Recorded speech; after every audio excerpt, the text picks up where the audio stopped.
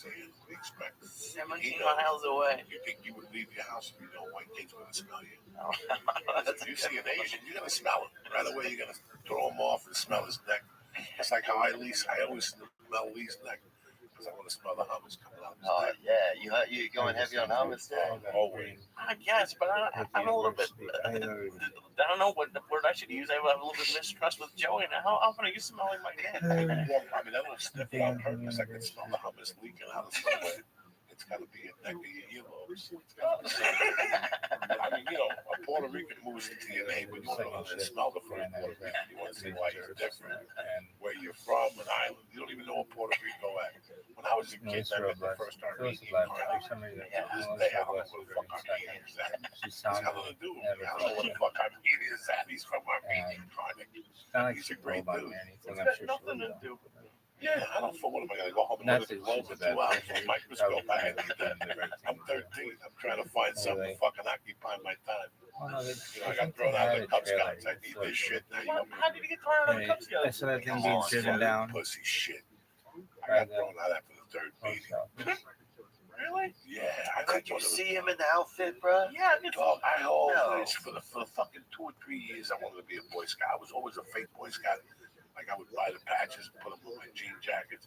You were like a fake. What is that called? Like stealing valor or something? Yeah, like I was a valor steal. Like when I was 8 or something, or 7, I fucking put a Boy Scout thing on. People harassed me for like years. Why do you have that on? That's how I bought the fucking jacket. You got that slanging rocks badge. Yeah, I was crazy. And then I finally got into the fucking Cub Scouts. And I thought it was the biggest bullshit. Like you had to go to the gym for a month to tie knots on a boat. What? Yeah. I thought we're going out in the jungle. Yeah. And building like a tent. No. What jungle do they have in New Jersey? I don't fucking know. I got something out there. The brochure told you a fucking adventure spot. So then they tried to.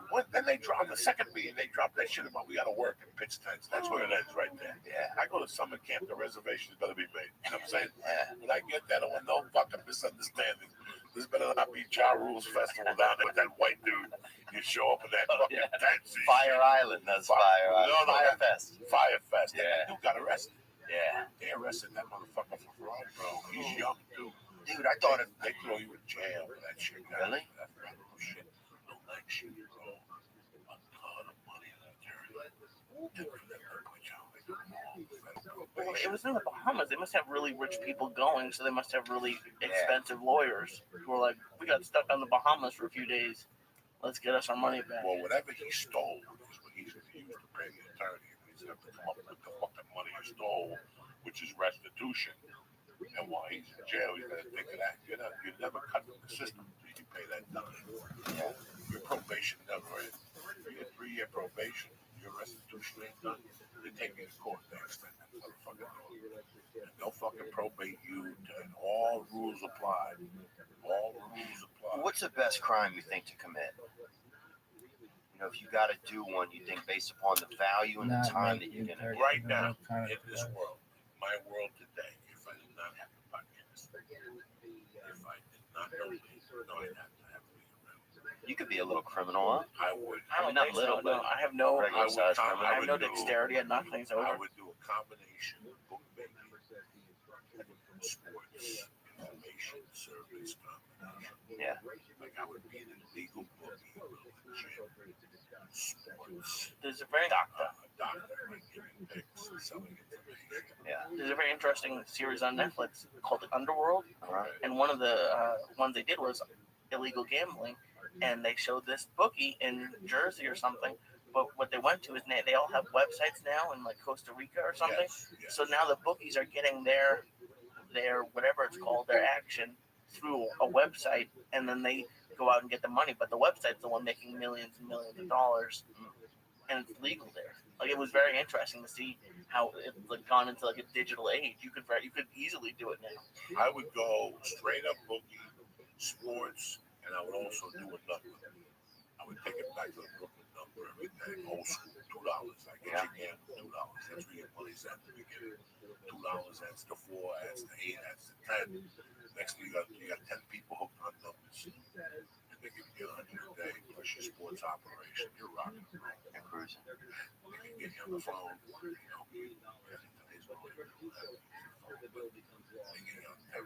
Now, how hard is it to keep up something like that? You think like of people paying and not paying and stuff like that? Very easy. Yeah. Very easy. In today's world, listen, you're not gonna fucking dump it. Squares will be If I call you 50-50 all up. the time, Joe D is your friend. Listen, I want to put 20 G's down, Joey. I love you to death, but my partner needs 10. I don't even want my 10. I trust you. You always got a store. You always got a partner. Yeah. In Connecticut, that puts that down. They need over 3,000. I need some that down. Yeah. So you come. They're real. They'll give you the 10. Yeah. They'll come bring you the 10 like nothing happened. And even if they don't pay you the other 10, you still make 10. Let me tell you what I was doing with Joshua. Last Joshua. When I moved to Seattle, I didn't know nothing about that. All I knew about the 2 years before that was I was working at a sports betting service. I was involved with them for 3 years. And I wasn't one of the best salesmen at all, but I was starting to get it. It was a shame. It's a great thing to do. A guy like you, you're pulling 10 grand a week. Damn. Just talking to people. Not baseball season. Yeah. So you're going to make the first year 40, the second year 80, the third year 120. But that's August 15th to February 1st. After that, you can stay in I would stay in until June. Basketball. Basketball's every day. Yeah. So you can call every day, which is what you put the string up Monday, Sunday, they pay on Thursday. It's an easy thing. Can you stay on top? Me and Lee can stay on top. Yeah. The third guy on the phone, and I would pay you 50% of what you pulled on the phone. Make your own hours. But you and I both know you got to be football season. You're with me from Thursday morning to Monday night until kickoff. That's the only way. I got it dialed the number a lot. I dialed that phone. Seriously. Thursday to Monday. Make 4,000. Wow. That's square business. Yeah. If you come in there on Wednesday, you really set it up. Because you start calling them on Wednesday. They hang up. They've been on there on Thursday. They lose. Now you call them again Thursday. They lose. You call them again Friday. Now they talk to them. And they don't fuck this up. They play Saturday early college football. College football late game. College late game. Now they need you. Damn. Now they'll put $250 on the credit card. Plus, we ain't having to open up another business. Doing shirts To sling the credit card, you got to pay another $10 just to run it. to run it. Yeah. So he runs 4 cards a day. That's $40. Yeah. That's a complete different entity. It's a scam. So what? Just from the why not just do like the sports information rather than take the risk of being a bookie? You know what I'm saying? Like, Because we're gonna make money with the bookmaker and wash it into the sports information. Otherwise, oh, so you're gonna do both? fuck yeah. Yeah, you can't have I mean, Why not? well, I guess if you have the information, you can sell them the information. What can you do beside that? Rob a bank? Can't rob a bank. Can't rob a fucking bank. Unless you're 25, you have weapon, extensive knowledge, and you know how to make sand go in there and do it real sly. People will get listen, you can make a living around the bank. Yeah. Going across the country, switching cars. You can do it for about 2 years and pick up 7, 8, 10 grand. Wow. That's it though. See, that's amazing. Let's say you pick up 16. Let's say That's not you're worth gonna get money that's gonna explode. Yeah. I mean, as soon as you pick up a partner, another partner, you go for the vault. That's where you need to know things. 1,000 cameras. We have satellites and we have those fucking things now floating around. So are the But movies? as soon as they call 911, those cameras turn on those streets. Oh, well, yeah, that And was. then the helicopter comes in. No, the cameras are always on. But I'm talking about the cameras that are floating above now. They watch everything.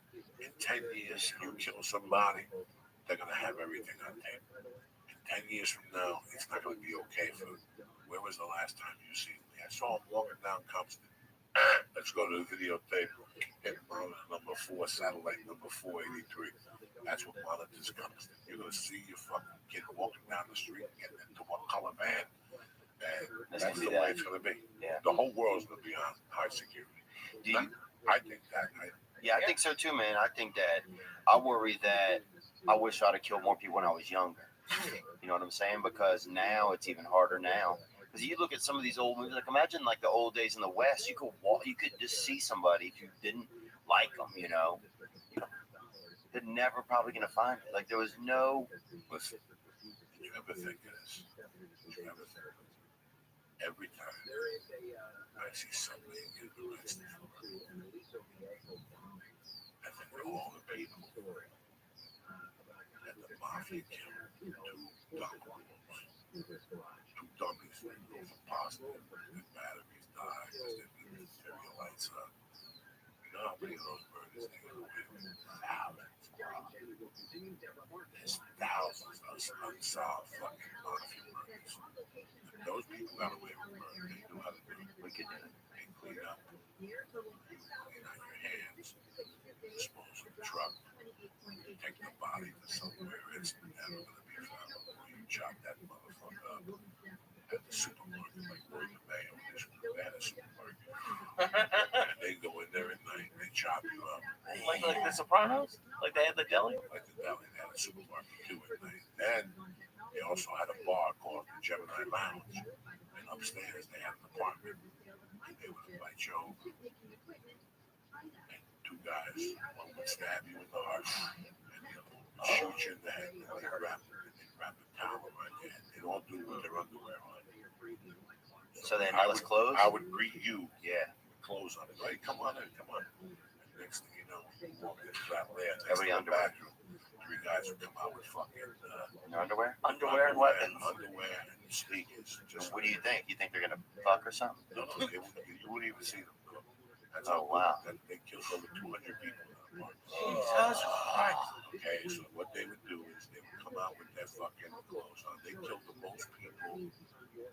Put up murder machine. With the other video, neighbors? just Yahoo it, put up murder machine. And just look at this excerpt. And once you read what they did, like if you ever read the book Murder Machine, you will call me up and go, Joey, I don't understand. Those people were fucking savages. I mean, you start the month at zero, Yeah. and you make 400,000 a month. You are a fucking animal. These guys were animals. They were robbing cars, sending them to Iran, and getting 5,000 a car. They were shipping over 100 cars a week. Shipping on a container. These guys were savages. These guys were street dummies. And when you read the type of shit these guys did, any of them, just pop it and see what it says. That guy was deleted. All right, that guy, the Gambinos fucking hated him. The fucking boss of the Gambinos knew what he was. He was paying so much money every fucking week that he bought himself a fucking mafia card, and then they just made him a captain. They said, don't even come around.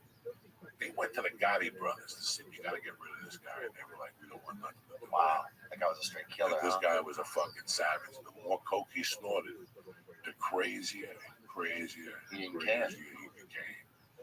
But the fucking envelope was so big. He had a drug ring, he had a car ring, he had a fucking, it was just, it never ended.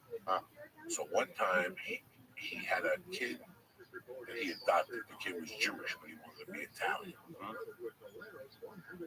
So that kid cut a deal with some Cubans. There it is right there, right in front of you. The Cuban had connections to the Cuban drug cartel, raising the possibility of violence through the Gambino family. The Cubans, unless Rosenberg was dead, dealt with. The mail was ordered to kill Rosenberg, but stalled for weeks. During the period the mail committed his most public murder, the victim was a college student with no criminal. He was outside selling vacuums, and the mail thought he was a fucking Cuban. He shot him and shit. Yeah, this was crazy, but how they would do it, Lee, you ready? Let's go to the apartment. Gotcha. They come out with underwear, they'd stab you in the heart, shoot you in the head, and put a towel around your head. Were there neighbors or no? Nobody knows nothing. Silences.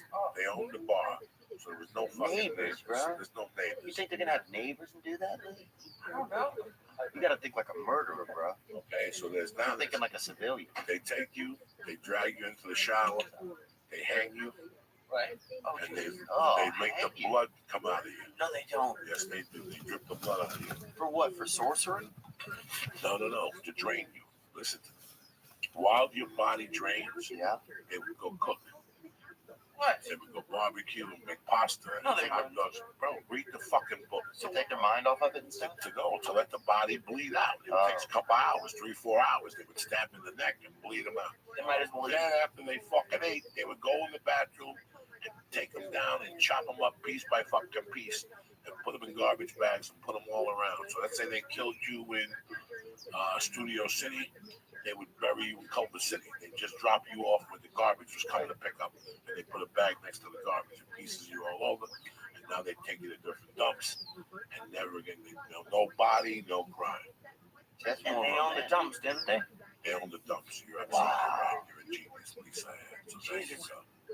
How many murders do you think were happening? They said these guys did 200. That's what they know. Oh, Dude, that's crazy. Because you know what's almost messed up? It's almost more, in a weird way, more romantic than the way you get killed today. Today, some mook just shoots you on the corner and runs off. There's nothing. There's no backstory. There's no side story. There's no. you want your death to be remembered? I want my death to be something romantic almost. Okay. If you die, you know what I'm saying? Like, wouldn't you rather be part of something than just somebody runs up and stabs you in the neck or something? Well, I mean, who was the guy who stood in front of the tank? That's really good. That's pretty good. You could do something like that, Yeah.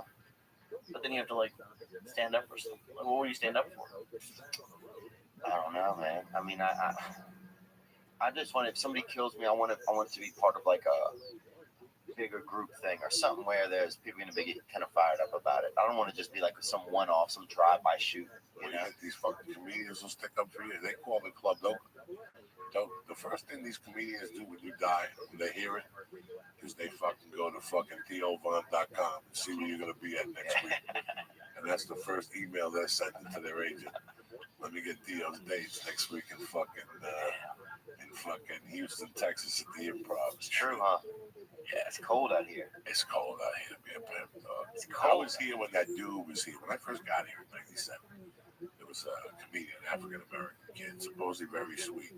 He was doing college. He was reading chicks in college. Did you ever hear about that shit? Oh, wait, I did hear about this. He was always at the Improv, Lee. At the Improv in Hollywood. He would do spots Dude, at every twice. weekend? Vince. Something. You're right. I don't remember. Champ. Vince Champion. You're right. I never met him. I heard about him. He's still doing 20 to life, no parole. No, he's probably getting ready to get out, or he's out. Because You should have him on. I don't know why you would open up a sore wounds. He doesn't want to talk about it. That's probably true. If he definitely did it, and it seemed like he did. Yeah, look up Vince Champion. See if he ever got out of jail. The story I heard goes, Joey, that the judge sentenced him to 20 years, and that he stood up and said, "Can you like me at 15?" That's what I heard. How great is that? It was cute. That's all great. That's a joke. He got That's the fucked joke in that the goes along ass. with him. You think he did? Well, he been get fucked in the ass. I don't. When you go into jail for rape, bro. I mean, I guess he did. People find out. What is it? VINCE champion? Champion. It's not even coming up. Comedian. There you go. Jesus Christ, he found. How many people are named Vince Champion? You never know. You never know till you You're look. being the chef at the murder house. Lee's being the chef. Yeah. You ain't doing the killing, Lee. No, he's not even on Google.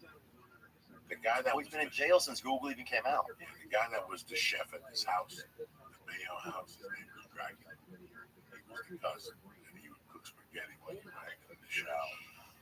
They got some horrible things they did, just to prove a point, not to fuck with them. But they don't. Do they have that anymore? His release date's 2033. Oh my God! How many years did he get? He was prosecuted in Kansas. It doesn't say. I guess. It just But he appealed in 01, so he's been there for a bit. Oh, God. Can you imagine like that? He was arrested in 97. Told you, as soon as I got here, maybe a couple months in, I never met him. They said, I remember the name. Yeah. And I don't know, listen, man, when I came out here, I was doing criminalities or shit. And once I got He here, was caught up, huh? the more that I got into comedy, the less I got away from it. Yeah, I stumbled. I always had a self some type of go. Put 20s together, go.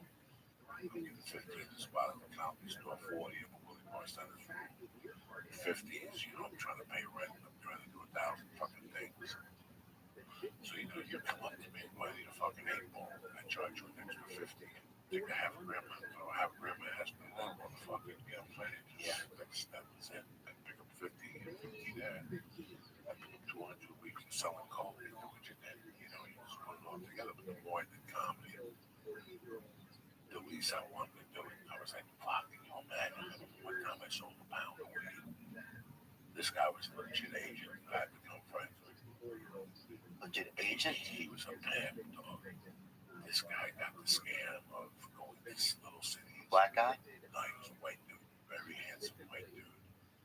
Very, I mean, fucking GQ type white. Yeah, fancy. The scam was he would contact, let's say, Des Moines, Iowa, and say I'm a talent agent in Los Angeles, or I come to Des Moines, Iowa, and see, look at all the talent. So he'd get 2 other agents from 2 other agencies. They charge each kid $250. They'd get there, bro. There'd be 90 fucking kids there, $250 pound guys. And they would read the kids and tell them they had potential. And then they go, what we're going to do tomorrow is have a seminar on acting for children. We suggest you come for the 3 hours. That's about $125. And there's also headshots tomorrow for $250. And they would rape a town. Plus, that dude would fuck young chicks. Oh, That was his bag. I did not know this. I did not associate with that. yeah. I would tell him, what do you need this weed for? I don't believe And it. he would tell me, I go to parties, look at this, man. We go to these fucking, he would go to Florida and Orlando. He would go to Tampa. He would go to Atlanta, Georgia. All these places. And these were a little small. He wouldn't even go to Atlanta. He'd go to like a small town in Georgia. Yeah. And he would just go, you get there Friday night, get to a local bar. Saturday morning, start scamming people, and then sell the acting class. And Sunday, they do 3 hours seminar. And they'd be on a 7 o'clock play with 10 grand a piece. And each of them would fuck some chick or a mom, and get their neck sucked by a mom. They had horrible stories. What happened to him? And he was my agent. He was one of the agents at this agency that I would go there and talk to. And one day he just started asking me, yeah, weed, and he came to our compadre, and I saw him in action. I saw him drinking. I saw he was the real deal. He was one of those crazy white dudes. And while he was up there, I'm sure he was doing coke. And I got him like that time. I got him like an ounce. And I saw him another ounce. And I saw this one out for about 6 months, 2 ounces. He was one of those dudes that always smoked weed. He just wanted really good weed. Yeah. And a couple of times it's like, oh, we're going down to Florida for the weekend. We don't want to fuck around. We're going to be half a pound. I would jack him $200 on a half a pound. Take a half ounce out and spray it with water to make the weed fucking swell up and shit. By the time we got to Florida, he realized I smoked 3 ounces of pot yesterday. Shit, no, you didn't. I will tell you with that weed like a motherfucker. Dude, I sold an ounce one time in my neighborhood and almost lost my mind. I couldn't handle the stress, man. This shit was just too stressful. Why? I thought everybody's gonna turn us in, man. And then I remember hiding in the trunk of my own car for like a couple of hours, dude. And thankfully I didn't die because I didn't know you could die in your own trunk. And I remember hiding in there. And thankfully the people I was living with came home, and I heard them park, and I banged on the trunk, and they let me out. I was fucked up, man. A lot of weird shit happened by us, man. They had a dude that committed a crime, right? And then ended up cutting off his own hands to try and not get caught for it. So he wouldn't have his own fucking Oh man, that makes fingerprints. sense. Like I can see where he was thinking with it, but he just didn't think it one step far enough. Yeah, because Like they can still catch you for it, man. yeah. Man, I cut my hands off. Yeah. But that dude was deviant anyway, dude. And some families, I noticed, Joey, over time, I noticed a lot of families have the devil in them, you know? Or you don't think so? Yeah, that's just a funny way of phrasing it, but yes. Well, some families have, the father, something's wrong with the father, something's wrong with the kid, something's wrong with it's just that gene, something's wrong with the gene. They got a bruised gene. You know what I'm talking about? I lived it. Yeah. I lived it. It's not as bad as you would think, but I saw it. I lived a little bit of it. I saw some shit growing up that some families really got it together to be part of that family. There were some families that walked in the house. He said, "What the fuck?" I thought my family was fucking crazy. This is absurd. Yeah. And that's what keeps you in balance. Let me ask you guys a question. Because Lee's already starting to get red. Okay. Are you Lee? Lee, come on the podcast. I'm always a little bit Come on red. the podcast ends. Okay. It's July. Right. Your options are to get a job running that way.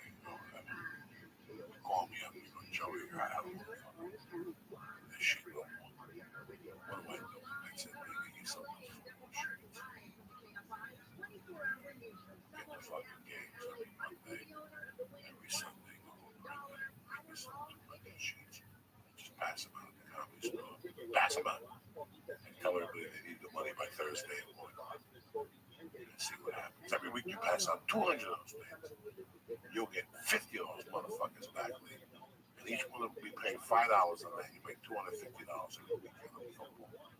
Fucking God forbid somebody go 4 for 4. That's where it starts. You gotta go 4 for 4. You go 8 for 8, you win like $10,000. You know how many times people are gonna go 8 for 8? They go 8 for 8, you move to Atlanta.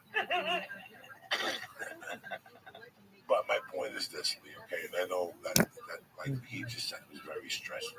Right, yeah, I can't even imagine. That's why I didn't even buy weed as a kid. When I sold drugs in North Bergen, per se, whether it was cold or mescaline those days or weed, it was with kids I had grown up with or knew about. Right. Like they went to Horace Mann, or they went to McKinley, or they went to fucking Robert Fulton, and I played ball against them in the 2nd grade, and now we're in high school and they want to buy 10 hits of mescaline. Right. You're not going to jail. Right. You're not going to fucking jail. That's what I did, Lee. I sold to kids in my high school. It's not like I was on the corner going, psst, come here. And you don't know who the fuck you're selling to. You don't know who the fuck you're selling to. Yeah, you sold to people you knew already, locals. When I moved to Boulder, I was fucking around, but I'd be working with people. Yeah, locals. And then I really heard that Boulder really had an anti-drug unit that was out there. And they would mingle and take down college kids. And you would read about these weird arrests. Lisa Ayer got arrested last night, like 22, selling undercover cop. And I heard a bunch of these. The cops were active in Boulder. But you also got to remember how they show up. If you know how a cop shows up, you know the system. A lot of people don't know how to sell drugs. They go to a concert and they see somebody goes, you want to get mad? What's that shit? MDMA. Molly. Let's say you want Molly. And you go, yeah, you go, what do you got? I got 22 hits. What do you want for each one? 20. I'll cut you a deal 400. Boom. You're under arrest. That's how it happens. Guess what? You're doing 15 fucking years for that type of drug. MDMA and Molly and all that shit. Yeah. You're doing time. No, and I know the answer is yes, but with like legal weed, are there still weed dealers in California? Like, it doesn't make sense. Probably. There's people that may not want a license. Yeah. For insurance purposes or for their job purposes. There's people who don't want to be off the radar. There's people who tell their son can't get a license and go buy weed. There's that still. Yeah, I get that. I still think there's weed dealers. Everybody wants weed. You can almost just mail weed to anybody in America, and they'll accept it usually. Like every time I see more family members, they just keep wanting weed. They're just like, mail me weed, I'm scared to mail weed. They always bust it open. Yeah, let's see what They pop it here. They pop you right here. They don't even get to where you're going. Wow. These motherfuckers at the LA down there, what's the Cherokee station? Behind 7-Eleven? Shit. Rob you at gunpoint. Those motherfuckers are rob you at gunpoint, Lee. Where's Tony Bennett? But jipping, dude, that was a big thing when I was young. Was a lot of the girls would put a hit of LSD in their vagina, and they called it the jipping. Yeah. Would it absorb through the vagina? Oh, I guess it would. We'll talk about this.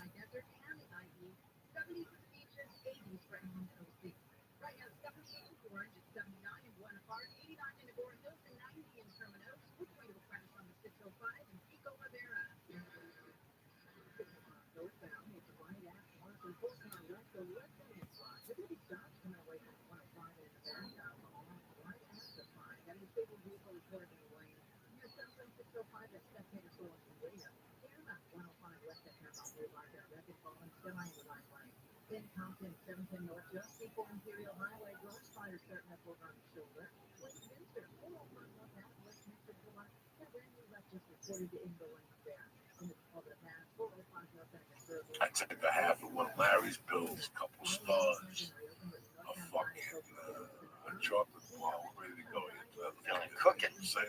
Because it's all about the Monday Night Loose, so I congratulate him. So back to this fucking acid, the chick's pussy. Yeah. Like, how old was she? High school, you know, this girl, they call her Big Shannon, and she was pretty, you know, she was, I would say, Rubenesque for that time period. This was also 1996, and she lost it, man. She just lost it on this LSD, you know, and so she wanted to stay in this small bedroom. We were all fucked up, and we were going in there and like pouring like warm water on her back and shit like that. Dude, we were fucked up. But that's back when some of the LSD would just make you do weird shit, you know. Like I remember we cooked a pizza in a dryer one time at my buddy's house, dude. Made a medium pizza, How did it turn out? pepperoni and mushroom pizza. We had to cycle it probably 15, 20 times. Not that good. Not that good overall. There's nothing I want more in this life. I'm 54. I got the girl in the house. Don't be ashamed. I would love to take the lead deep into the acid murky waters, old school. Yeah. You know, 2 hours of confusion. Yeah, that'd be 8 fun. hours of hell and 3 hours thinking about what the fuck just happened. Wait. Yeah. What about 8 hours of hell? It's 2 hours of confusion. So you pop it at 8. Right. It's 2 hours of what is this going to hit me? What's going to happen to me? Yeah. Is Joey going to watch me? And then it's 8. It should be old school would be 4 to 6 hours of hell. Yeah. Like music, sound, and things. You see purple streaks. The You dark can't look arts, at yourself in the mirror. free lasers, you know. Everything is everything. fleeting. You know, everything. Yeah. You go through 2 hours, Lee, that you are laughing, and you think you're gonna die. Me and you will laugh and Start shit. freaking out. We will fucking laugh and shit till we fucking keel over. And then we realize how high we are. We stop for 20, 30 minutes. Yeah. Then it starts all over again. Now you start tripping. Now you start telling me what you see. Look. Oh my God. The fucking face is moving. It's laughing. You're like, no, look at my face. He's blinking at it. It's fucking crazy. And Yeah. then you slow down for 2 hours. And then I say goodnight. Right? You say goodnight. Now you go home. You can't sleep. Your wife is leaving. Yeah. It's 7 in the morning. You go to work. And you're sitting there thinking, like, what the fuck happened last night? Like, it's a very Put a cold rag on your back. I can't go through that right now at this point in my life. Everything we've done has been very mild. Really? Oh, garbage Feels mild. very not I mild. don't know. No, because you've never done it before. I'm talking about shit that for 6 hours tomorrow morning you'd say to me, what happened last Yeah. night? Dog, we walked to 7-Eleven. Do you remember we see the chick in the wheelchair? It's every stop is laughter. Yeah. That was the good thing about That's what things happen. Like things happen everything's a part. that would never happen before. Yeah. While you're on acid, the universe knows you're on it. Yeah. So next thing you know, things that would never happen to you would happen to you. The squirrels Joe, show up. What does that mean? Okay. We would walk to 7-Eleven, you and I. Look at So this. high and so confused. We would actually convince each other that we're hungry. And we want one of the salads from the fucking Federal. Like it's that type of shit. Like we like the Federal. We ever talk about the Federal? No, I've never been to the Federal. So the Federal's on Lancashire, up the corner from Yeah, the theater yeah. there, where they shot the Sons of Anarchy. They got a good fucking blue cheese vinaigrette salad and that rocks. Yeah. With a little bacon. I don't know what they have, and I heard they canceled it. They changed it. It happened in a year and a half, 2 years. We would go in there, okay, go to the corner, water everything on the menu because the acid is telling you hungry. And once that food comes, Can we even sit down at the table? Or are we at the no, bar? we're laughing the whole time. When the waitress comes, we're giggling. Oh, yeah. You can We sit don't down. make eye contact. like iced tea. Yeah, you just hide behind the menu. And if she does a presentation, Like if she goes, let's say the specials of the day, like one of those things, we will die of heart attacks. Like, you pray for that not to happen. You just keep saying fish and chips and a salad, fish and chips. And she's like, but it's my job to tell you. We have a flounder with artichoke juice. And by that time, Lee, you're either fucking ready to explode from the laughter. You can't wait till she leaves. Oh, dude, I've laughed in people's faces on just edibles. On edibles. So I'm sure I would do it. And then something very weird will happen. Okay? Yeah. Something very weird will happen. Yeah. The hottest woman in the bar. Yeah, Would just be black. Yeah. Okay? And she'd sit down next to Lee and I know who you two are. And me and Lee would just stare at her for a minute and look at each other like shit in our pants. And she would go, you two guys are from that reality show on the baking show from Hoboken. And you and I would bust out the laughter. You know, that's the type of shit that happens. What about the that night at the old haha with the girl with the bandages on her head? That seems like an acid night. That's an acid night. Especially you haven't seen her ever again. She The chick that took you to the bar? you know, and ended up being a hooker. And Yeah. She took me to the bar and then asked me for $50 at the bar. How much you want? I don't. Yeah, we didn't even discuss. The freaks come out, Yeah, man. she said she'd make me feel like the sexiest man alive. She wanted to go to a hotel and watch a movie. It was a weird. I had just met you. We were sitting outside at the haha. He left. She'll hide your chin in her pussy, I bet, one of them gals, you know. You Yeah. think? She might have. She would have There's done. nothing She better. had a bandage on her head though, so it wasn't good. Oh, she's in it to win She it got hit. usually. She got hit in the head. She's committed. Dude, if she has a bandage on her head, she's still trying to fuck, dude. She's, you know, she's probably from Detroit or from like up in that area. There's nothing better than going out, blacking out for a little while, and waking up in the middle of the night and being somewhere fucked up. Like, Yeah. you're like, how the fuck did I get to this place? And you panic for like 10 minutes, but then your addiction, you're like, fucking, I got $60. I can get home. Yeah. Wait, are you waking up in the morning or just that night? Like just mid Like, party? You're Just just wake up when waking you up. want. dog, I was so fucking bad in 93. When I went back to New York to do comedy, guys, I was doing coke 6 nights a week and God. and I was in the city 6 nights a week. That's hard to do. But on Fridays, I wouldn't schedule anything. I could get a couple extra bucks and have a good time. I would go out with my roommate at the time, Chrissy Fish.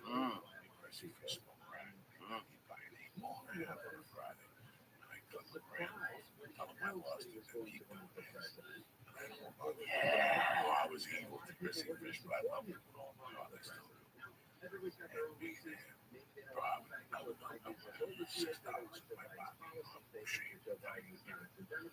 I can cut the deal with him years ago when I was dear friends. And I did a lot of stuff for him and his family. And he kind of like, one day I realized, like, that deal I cut, you got me on those, cocksucker. I heard you sold this for those instead of this. When we were young, we did some rings. Yeah. I heard they made a lot of money on those rings. Trust me, it was zero. I didn't lose a dime. Every dime I made was profit. I made good money at the age of 18. But once I found out I was helping against, I know what happened. You ever hear me tell that story on Joe Rogan about Bonehead? Okay, Bonehead was part of the Lorenzo crew that I grew up with. There were 3 brothers who they were like you, good looking. If I show you a picture of Kurt, you'll go, Jesus Christ. He looked a little like you, good looking dude. I still got a picture up on my wall, my office. And it was Kurt, Bonehead, and Chrissy. Chrissy and Kurt were the fucking Hoots. Yeah. Amy, the older one, had no problem. He liked going into the city and doing a little monument, but everybody knew, but you wouldn't know because he was a hard worker. He was a plumber. He owned his own company. And he's cruising. He just like to go hard. But some nights he would be light on money, and the 2 brothers were drug dealers. Now I was in that house at that time, at all times. Like that's how open the house was. I could walk in and they go, "Ma, it's me." And she'd go, "Oh, I don't know where the boys are. Are you hungry?" And I go, "Yeah." And I go in the refrigerator, make an egg cream, take a sausage sandwich, and I'd sit in the kitchen with them with my family. Yeah. They were very good to me growing up. I loved them dearly.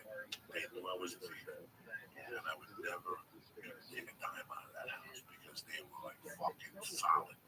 Yeah. Those latter years from 81, 85,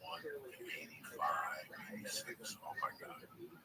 Solid up. So this is summer of 83, 82. I'm clipping up a storm. I'm robbing with fucking 480 I'm robbing refrigerators. I'm robbing air conditioners. I'm stealing jewelry. I'm going to Harlem, getting coconut at 35th Street at 18. I'm a machine. And most of the shit I dump that's hot is on Chrissy or his family in some way. They had a friend of the family that was also to this, and I would bring him shit. He would get me jobs, casing joints out for him.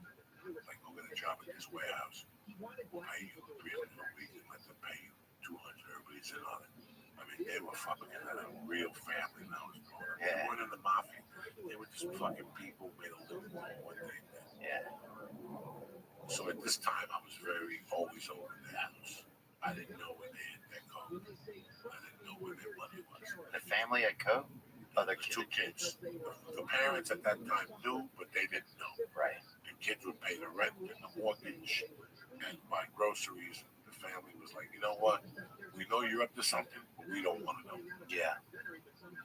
So this is after the Bonehead was the real deal. And if I could tell you my top 10 friends of all time, if I had to bracket them into a TV show, Bonehead being there. Bonehead would definitely be in there. Beautiful man, thin.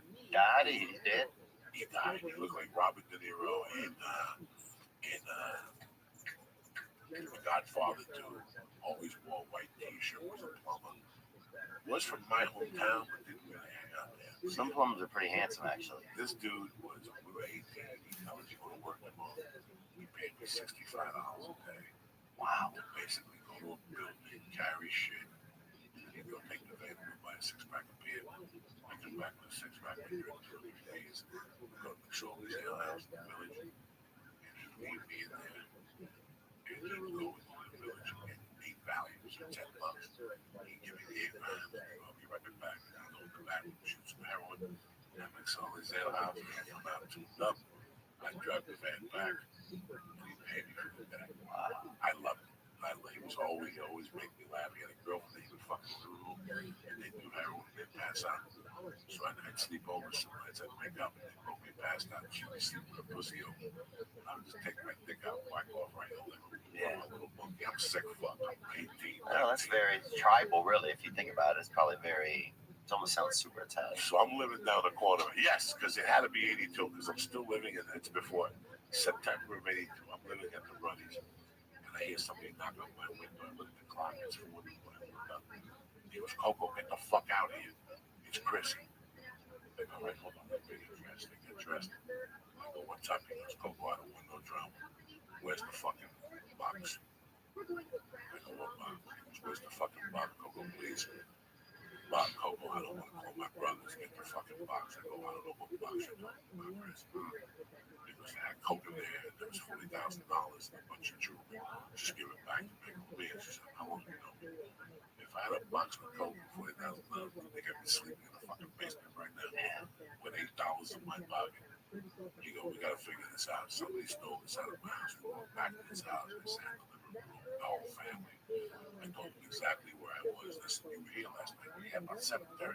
And they said, so you weren't here at 11 o'clock? I go, no, I was home. Yeah, I've been here for an hour with you guys. I said, I stayed in that night. They're like, we don't know. Please tell us the truth. I go, family, how many times do we come here a week to fucking eat and shit like that? They fucking grilled me, man. Wow. We know you did it. You were the only one that could have done it. We're here. I gotta go again. Do you think if I had 40 fucking G's, I would be in that fucking house sleeping on the floor? At that time, there was nothing I wanted was to get the fuck out of there. We sat there till about 6 in the fucking morning. I went home. I finally talked my way out of it. They believed me. I went home. Chris fucking cried. He called me every day. He said if he didn't get the money back every day, he was going to call people on that shit. He was sick and tired of it, that I was just a fucking thief. I should exactly 2 or 3 years that maybe I had no business. They make a lot of money. Motherfucking next day, again, I hit on one night. I go outside. And I go, dog, I'm telling you, if if I took 40 grand and forget it, don't even say nothing. If I get in the car, we go around the road, I apologize. I don't know what happened. Like I told you, Robbie. So I always had that. When the brother Bonehead came at 11, the parents said we heard somebody at 11. I go, no, I was home. They said, you sure? I'm telling you. They said, it sounded like you. I go, no. Bonehead went in there and said, Grace, when they went in there, he went in the room with the wife. Grace was sleeping during the sleep. They want to turn the light on. So he couldn't open up the tackle box and just take the cash out. So what he did was he took the fucking tackle box. He did it into the Bronx at 4 in the morning. He didn't want to leave the car in case the car got towed. So he took it out. He put it in the garbage can. Garbage on top. Went up to the heroin place. Shot some heroin. When he came back down the garbage man came. Yes. Yes.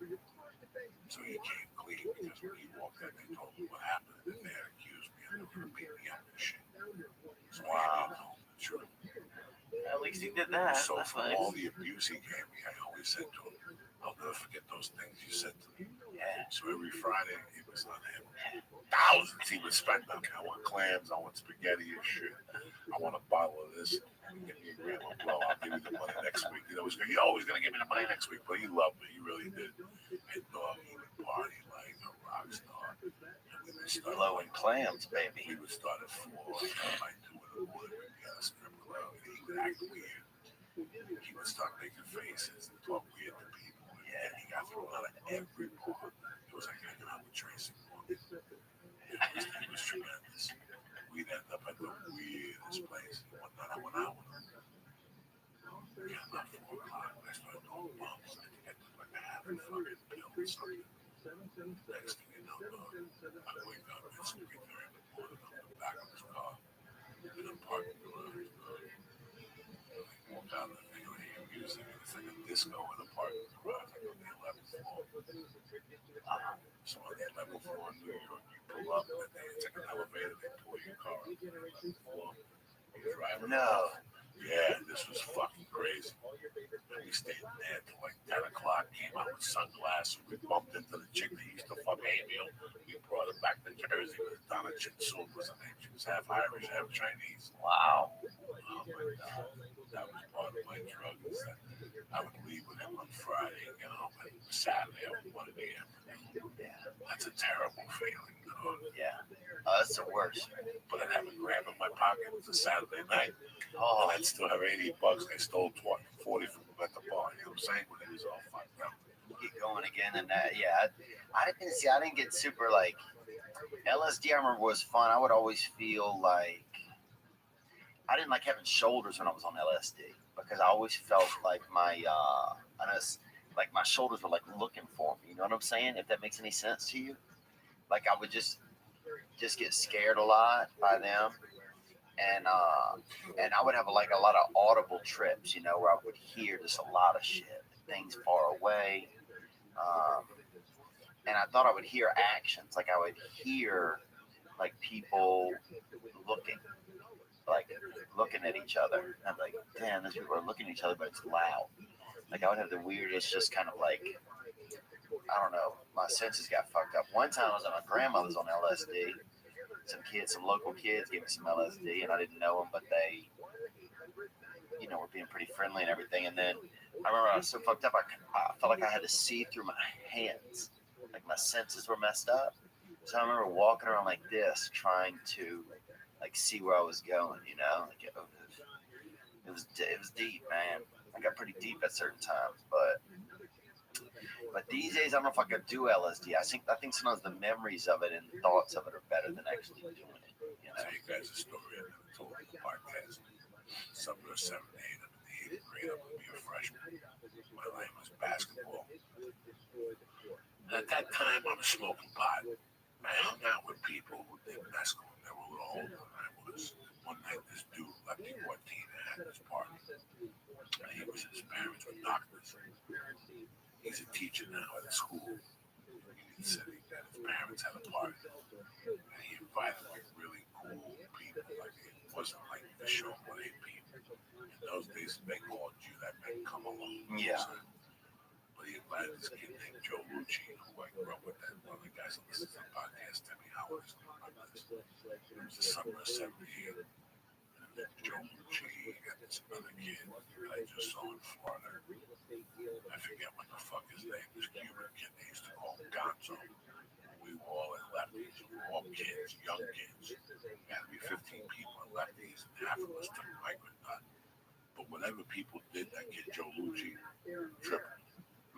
was a savage. I OD'd at one of his parties. Man. I was getting a bunch of weight. I'm a professional at this shit. I know about this shit because I failed. You're an adult. Thank God I didn't die. And I'll never forget. It was like 4 of us walking home. And there was Joe Lucci and Gonzo. And it was me and maybe 3 other people, 4 other people. Maybe 30 yards behind. I was a young kid. It was maybe 11:30 at night. And we were walking in front of our high school. To me, I don't hear the stories of this shit. Joe Lucci was like an anti-establishment guy, a great kid. His father had a bar in town. I always loved him. His birthday, we shared a birthday. He fucking ran up to the window, tripping balls on acid. Board of Education class window. He ran up to it, guys, and fucking punched it. And I pulled his arm up. He just ripped his fucking flesh. Jesus Christ. So this night I remember him giggling, blood pouring off his arm. And me, I just turned around and ran because I couldn't see blood at all. Yeah. I just ran and sat by a fucking pole with a light like for 20 minutes, and then they walked away. And while we walked past that path, you could see the drop of some blood again with the fucking sun. Those are the things I saw on acid at first. I was kind of turned off. Yeah. I was like, I'm gonna punch no fucking glass. But I Yeah. don't want to do that shit. But I never stopped. Bro, I could look you guys in the face and tell you, I was hooked on acid after my mother died. I did every night. I did it 4 or 5 nights a week. You see the way I eat edibles? Yeah. I was doing acid the way I eat Good edibles. Lord. I would need 3 hits of mescaline to Good get home Lord. because we were partying Saturday. For every time I every time I copped 300 hits, I'd find somebody to get high. Wow. What are you doing, bro? No, let's do it. Like, come on. I gotta test them on biology. Fuck biology. Cut it. Yeah. Fuck it. Let's go. Let's go. B biology. Me and Yeah. Dini could tell. We do it in a microdot. And then after about, how you feeling? Okay, you see, let's do another one. Come on, you think we should? Dude. Fuck yeah. We pop another one. Man, 2 hours later, we'd be sitting on a park bench, fucking 2 inches from each other, looking around at Martians and shit. Just fucking hunting wizards and shit with your face. Oh, Yeah. it's fucking hysterical. Dude, I remember this dude.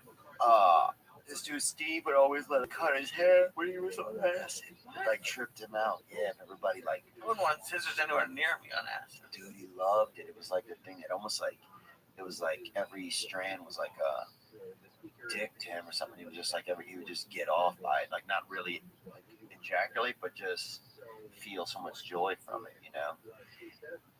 I've never been a big mushroom guy, I'm trying to think of something but I gotta tell you what I do miss. that happened on acid. I do miss sitting around with 5 guys that you love dearly and you trust with a sheet of acid.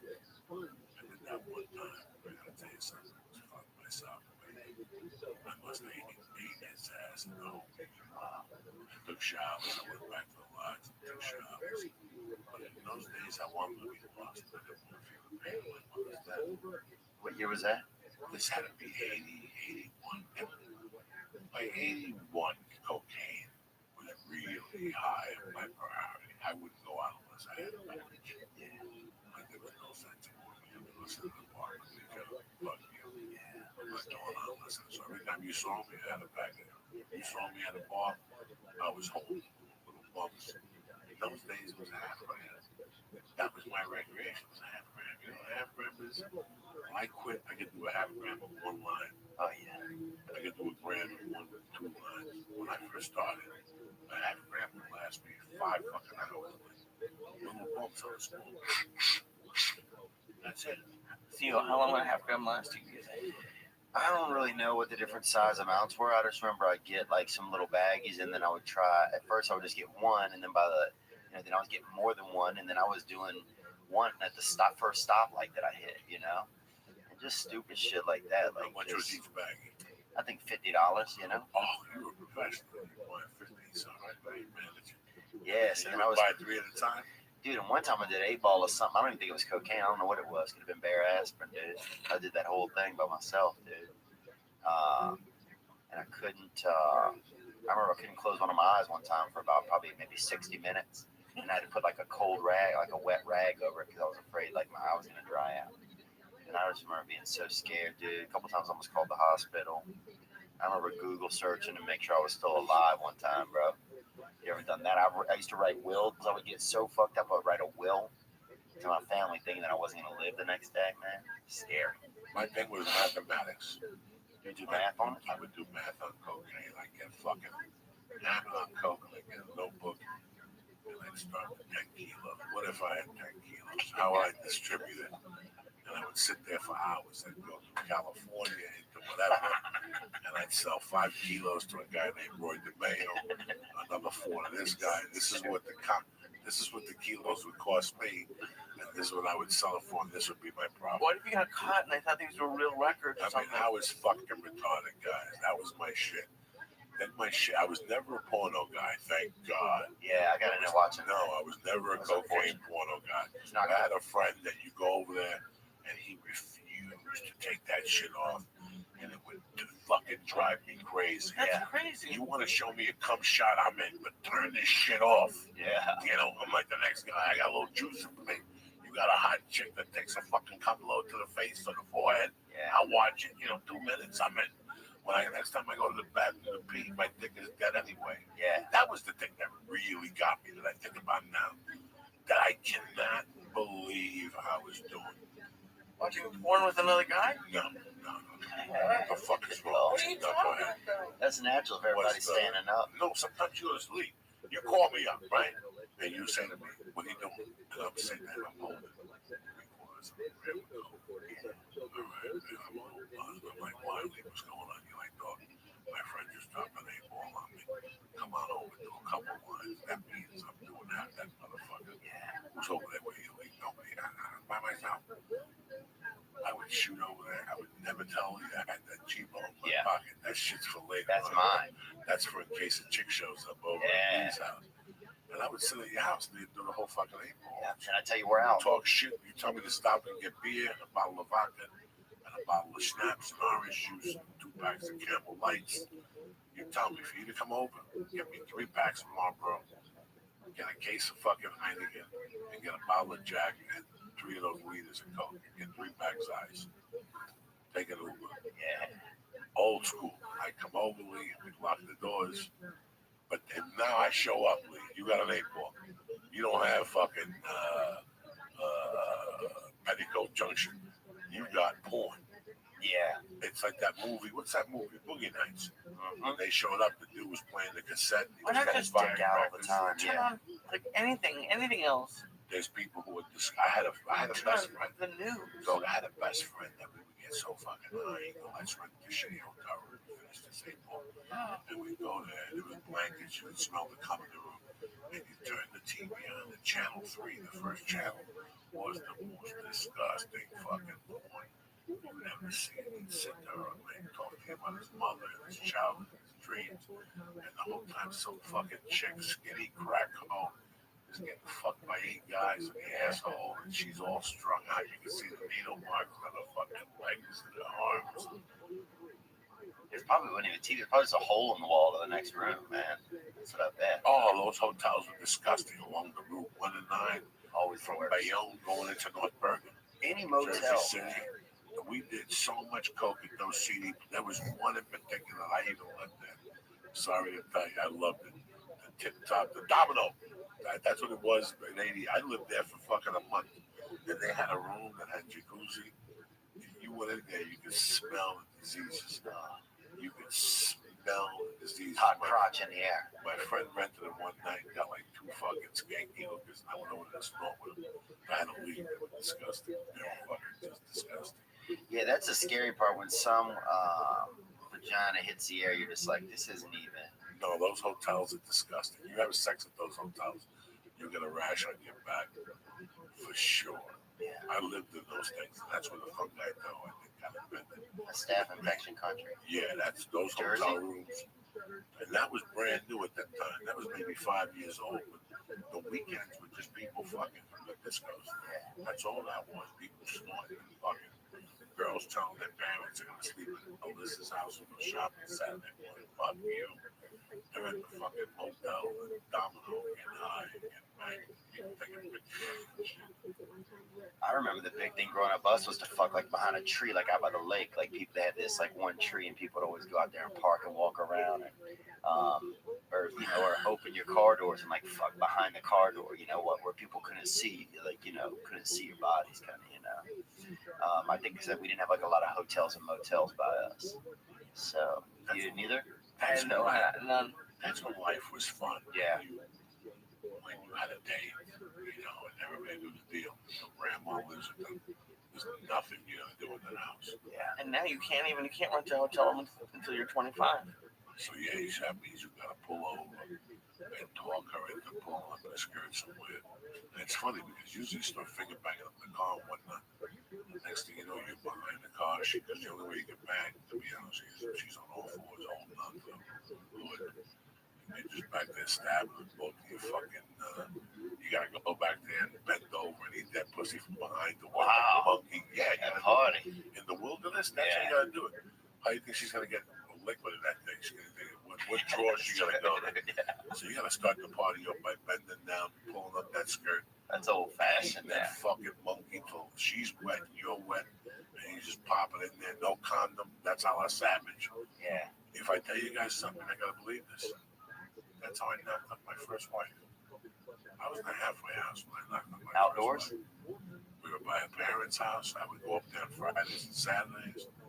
And I would stay over on Fridays and watch TV with them down in the bay, in the living room. Yeah. But I wasn't allowed to sleep in there, very Catholic. But one Friday night, That'll get you. We would go up there and pretense we would go hiking. And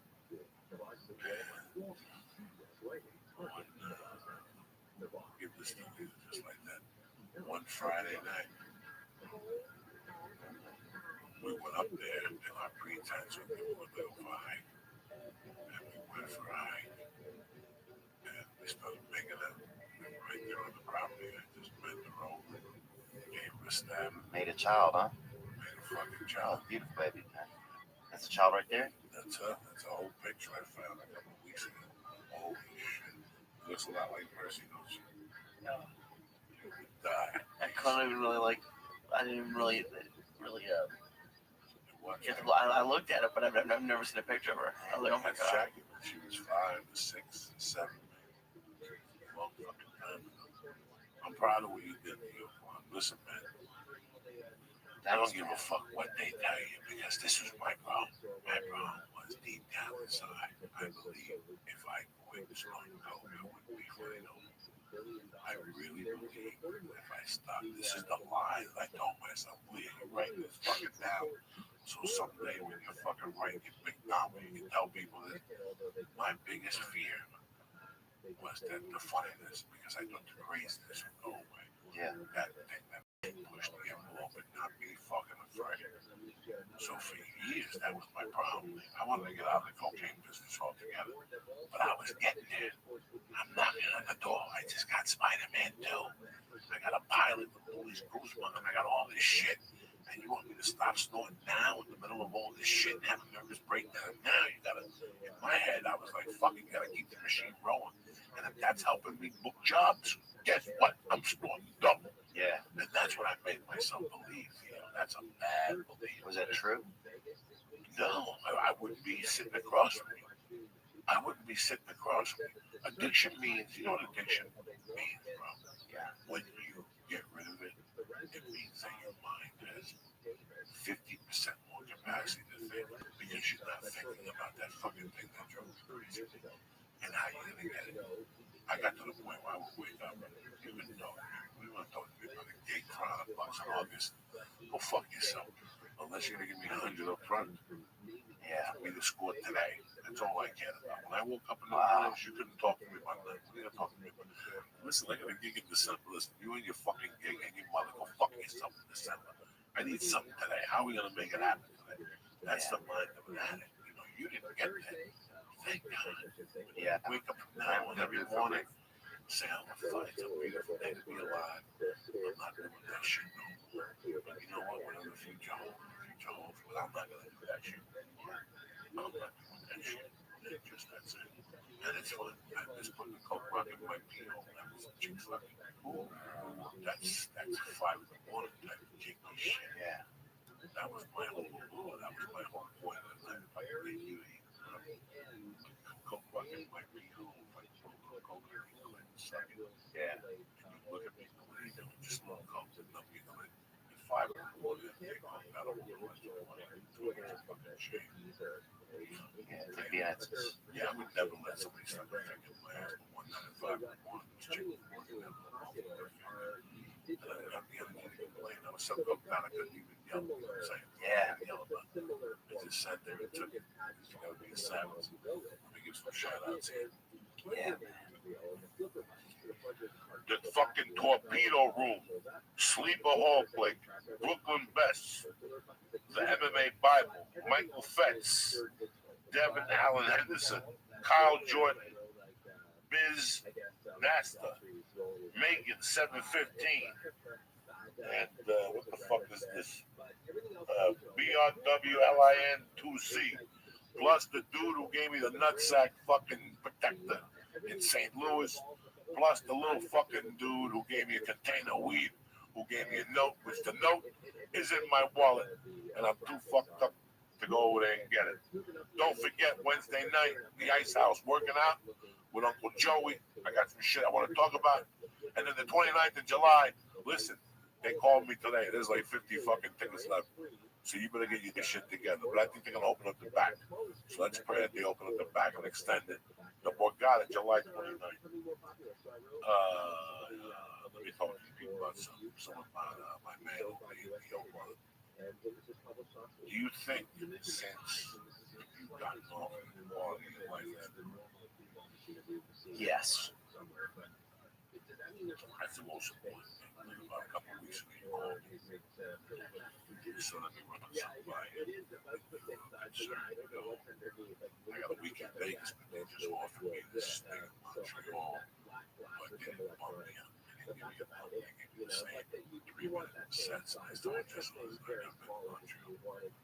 If I had paperwork, I could have probably have to go with it in California. Because right now, only good things can happen. The worst thing that can happen is one thing. The only thing that can happen is you don't think. Fuck them up again. That's all that can happen. Yeah. Your repercussions come back. You pick up a presentation. You pick up a production deal. A show with me. To go into that realm and to have cocaine like you fucking thing. Yeah. You don't want to carry it. Want to get it back. Trust me. It's all easy. You ain't got me rolling. I'm a fucking savage. I was always walking around bad. I got sick. I got overweight. Now I have never mind. I have reason to think. So you're not bad. I congratulate you. I hope you go to Montreal, show these bitches. Thanks, man. Yeah, I appreciate that, man. I always appreciate you checking in. I appreciate the guidance. I can't see a guy like you not having any videos. I can't see that. I can't see us even giving them a hosting name. Listen, fuck I said, don't care like pig. I don't care like pig. I don't want that shit. Yeah. Not anymore. You're too good looking. Too old. Right now, you gotta be the fifth guy on a sitcom. You should be the fifth guy on a sitcom. Whatever. Yeah. You're carrying 6 episodes per season. You know, you sit in this town, you go, listen, this is what I should be doing. This is what I will be content with. Remember, there's no part of me that wants to be a millionaire. I don't want to drink beer. I don't want to be that dude. Yeah. I just want to coexist. Support my family. I'm very happy. I know where I've been, though. Yeah. I know how dark it is on the other side. I'm very content with the little fucking thing that's going on right now. I'm not going to even don't see me doubling up on it. This is a journey. Why kill yourself? These clubs are going to give you this. Yeah. Write your material. Take care of your shit. LA has closed. Because the guy always tell me, my fucking. Yeah. Yeah.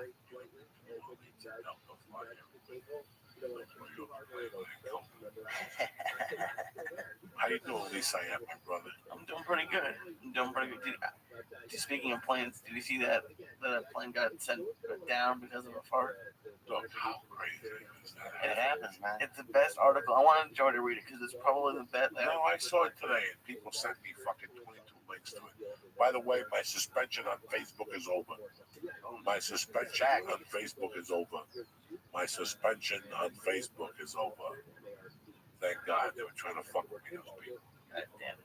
But no, man, I'm very proud of the year that you've done. This has probably been a tough year for you. I know you work on yourself, and I know you suffer from anxiety like I do. Yeah. And how many meetings you going to do a week? I'm probably going 4. Are you fucking them up at the meetings? You make them laugh. Sometimes, but sometimes I got to be careful not to get caught up in that kind of stuff because, you know, I want to make sure that I'm being a part of what's going on. No, you're just a fucking guy just talking, so I got you. Yeah, but sometimes, yeah, people start talking. You know, the other day, you know, there's a black guy in my building always calling me the N-word and stuff, and I'm telling them about that and how it's upsetting me, and people are laughing. And so sometimes you just don't even know what people are going to laugh at, you know, but I mean, yeah, I go, and it's good, man. It's a good sense of brotherhood. I mean, some of the reason I get in there is because I need some structure in my life, you know. That was the thing. Like, I never had anybody, like, my whole life, I've made every decision. No one's ever told me anything to do or any why to do something or not to. I mean, I feel like I've never had anybody, I've never listened to anybody or cared to, really. So, you know, a lot of that I'm just learning how to coexist with others and to listen to other people, to take direction. And you know, sometimes I feel like a kid again, but sometimes I feel like I'm more like a man, you know. And it's a journey, bro. And I'm happy to be on it. Like, I'm one of those people that kind of I feel like I want to experience everything a little bit, you know. Which maybe one of the reasons why I even used to do cocaine or party, you know. Like, I would put myself in crazy situations because I just wanted to have a story. I wanted to experience, you know. I want to be a part of the story. I just want something. I need something, you know. So it's nice to try and not need something, just be. But you checking in with me, man, makes me feel good, and you know, it seems like that make me feel supported and stuff like that. And I appreciate it, man. Even just getting to know, you know, I've met some neat people through you and getting to know you, and it's inspiring also to see some fucking hammers on the stage again, you know. No more of these joke writing mathematicians. Let's get some fucking slinging dick out there, and let's see some entertainers, bro. I'm sick of this. You need to support entertainers, man. Quit supporting all these fucking puppets. You know. Sometimes I'm learning from you tonight, man. It's good to see you, lady, bro. I always love seeing you. I'm disappointed. I'm happy for you that you're going to Montreal, but I'm going to Vegas next week. So disappointed. Next time. We're there together. Why you going to Vegas? Friday? It's Yeah. your birthday this Friday, correct? Thursday, yeah. Nice. You're going to be 29 years old. You know, Yes, sir. Wow. you know that people don't know that I do a mental with the other shit. I explained myself last week that if I didn't do these things, there's a whole part of me that looks at me. He knows I love me that. And I'm happy he has a girlfriend. It bothers me when he talks about marriage. Yeah. Because he's not ready at all by no means. That's So true. he'll be ready when he's 34, 35. He has to play this hand out. He has to even know what's going on. The part I would want to lead and do something. You know, he's not the type that's going to race across and come to Thailand like Ari should be. Yeah. He's not going to do that. So the last 5 years, I've been trying to get Lee to find something as an adventure. A little extra, yeah.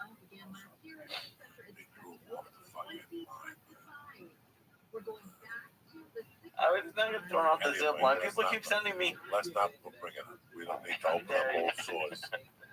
But it's weird how, Champion zip line. you know, I look at my life sometimes. It's pitiful. Last night I laid down. I thought of part of my life was so disturbing. I actually had to get up on my room and go in the fucking office and sit there for an hour. And actually fucking take a Valley and Xanax and my because I thought about something I don't know how I'm going to attack something like my past and I can avoid it. Over in front of the next year or so, I explain maybe who the fuck knows? I'm with this person. I feel fucking horrible. I bet they'll understand, man. I think anybody will understand coming from you. You know. No, it's not a fucking bad time. Yeah. I get it. I fucking get it. Big time. There's times in your life or shit like that. And I didn't know that. I found out years later that the horse fucked me up a little bit. I made me do Wow. a couple of fucking outlandish type things. So I'm gonna go straighten up with that. That's it, man.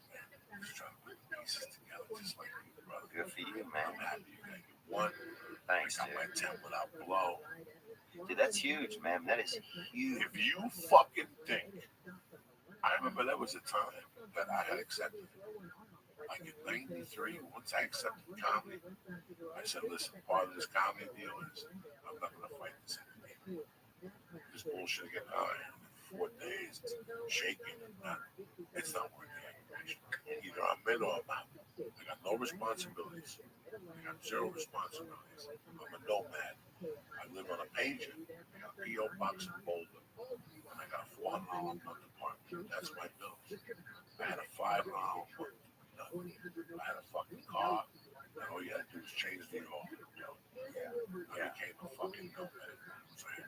And part of that nomad is that all those songs you hear about life on the road, Wanted Dead or Alive by Bon Jovi, or that's what it became. To become a fucking solid comic, you gotta go back to fundamentals. Sometimes you gotta go to hell and do comedy. And really, like I came out here and I thought I was Johnny Slick from Seattle, and I had enough to do spots at the store at 1 o'clock. I didn't really have. I got eaten alive at the improv. Between Doug Stanhope and Apollo, I felt and I saw the holes in my head, and I knew to get those holes cleared, you gotta go to hell, Buffalo. You gotta go to all those towns. And once you rock them, you come back to LA to the end and see what happens. That's a drinking again. Yeah. And I just took everything I could: Michigan, Ohio, Atlanta, Yeah, that's what I'm doing. Tampa. I would do whatever I could. Myrtle Beach, and I lived week to week. Every Monday I sent out faxes, 200, 100 faxes, and I get a week somewhere. By Tuesday, I get a week somewhere. Fucking deal. It was crazy. There was somewhere I got a week. In fact, I was just in St. Louis last week. And I went there the year before, and I went there the year before with Arby. But before that, I hadn't been to St. Louis since 2000. I was on the road. No man was this broad.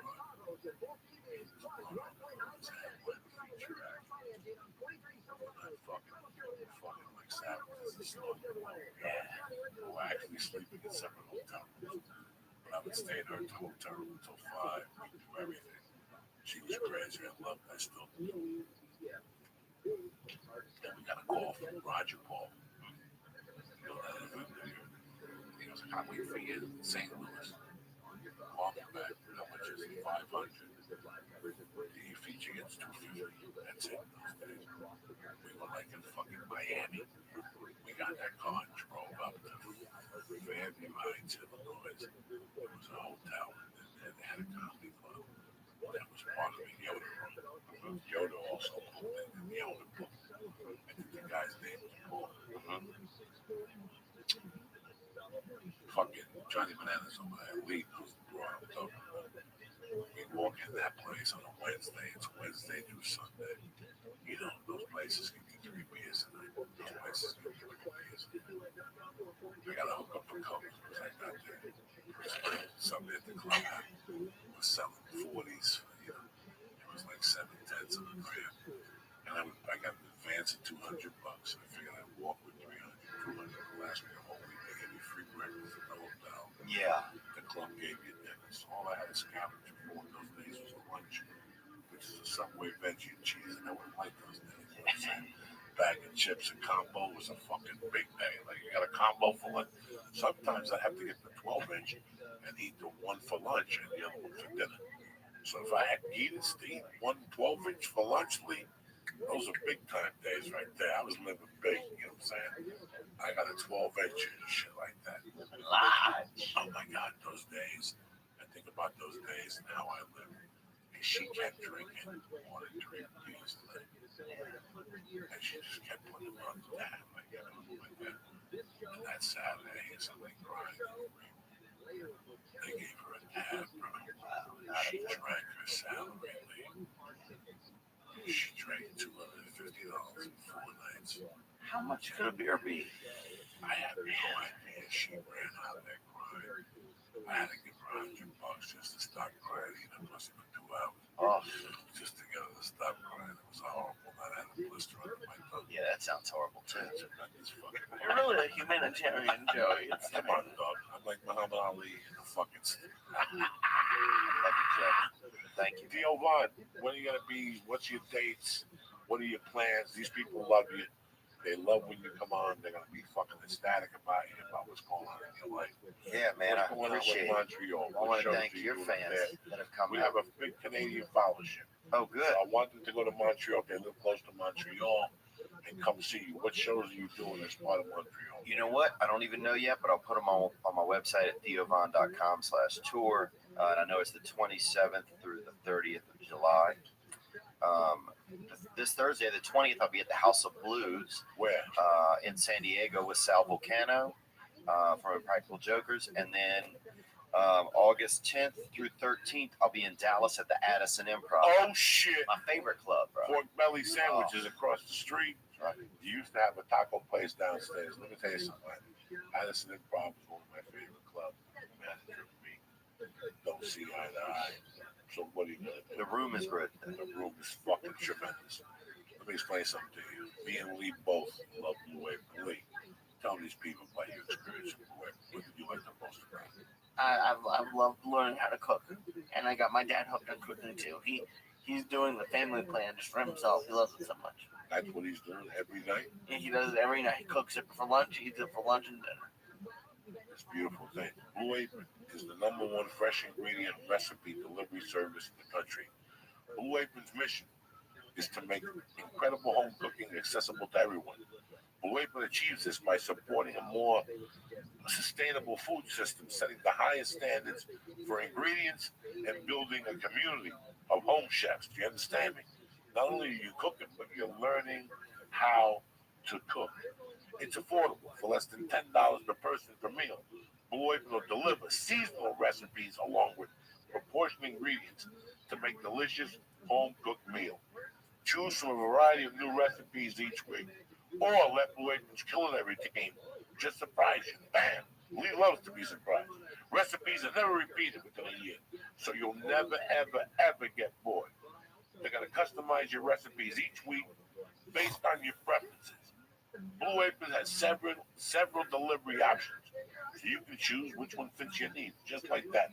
And there's no weekly commitment, so you only get deliveries when you want them. Big bang boom.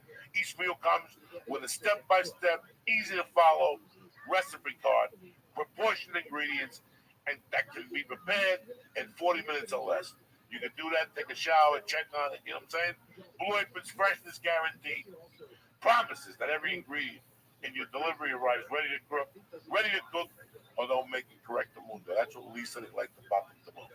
Check out this week's menu. Hit them, Lee.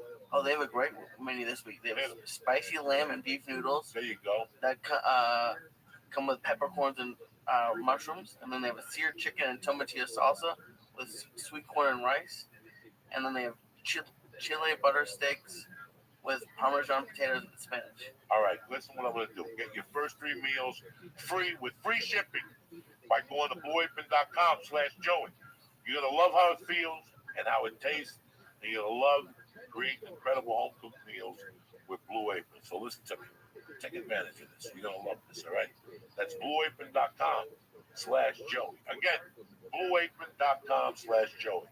Blue Apron is a better way to cook, especially if you're single. You know what I'm saying? Why have all that stuff? This is your budget. Blueapron.com/Joey. Listen, you know me, bro. but no muscle will move. When I take my protein, I take my headquarters protein seriously. The alpha brain is tremendous for you, especially when you think outside the box. And the shroom tech sport, if you need a little boost when you work out at the gym, this is what you do. You know what? But you got to go to Honda to get that. Not only do they have supplements, they got the bats, they got the kettlebells, they got all the great stuff. I can only throw you a little 10% discount on supplements. So do me a favor. Go to Honda.com and look at the great selections of supplements they got on there. They've been with me since day one. I get a shipment every month. I love what they send me. Give it a shot. Take a chance. Columbus did. You're at the gym. You're on your back. You can't breathe.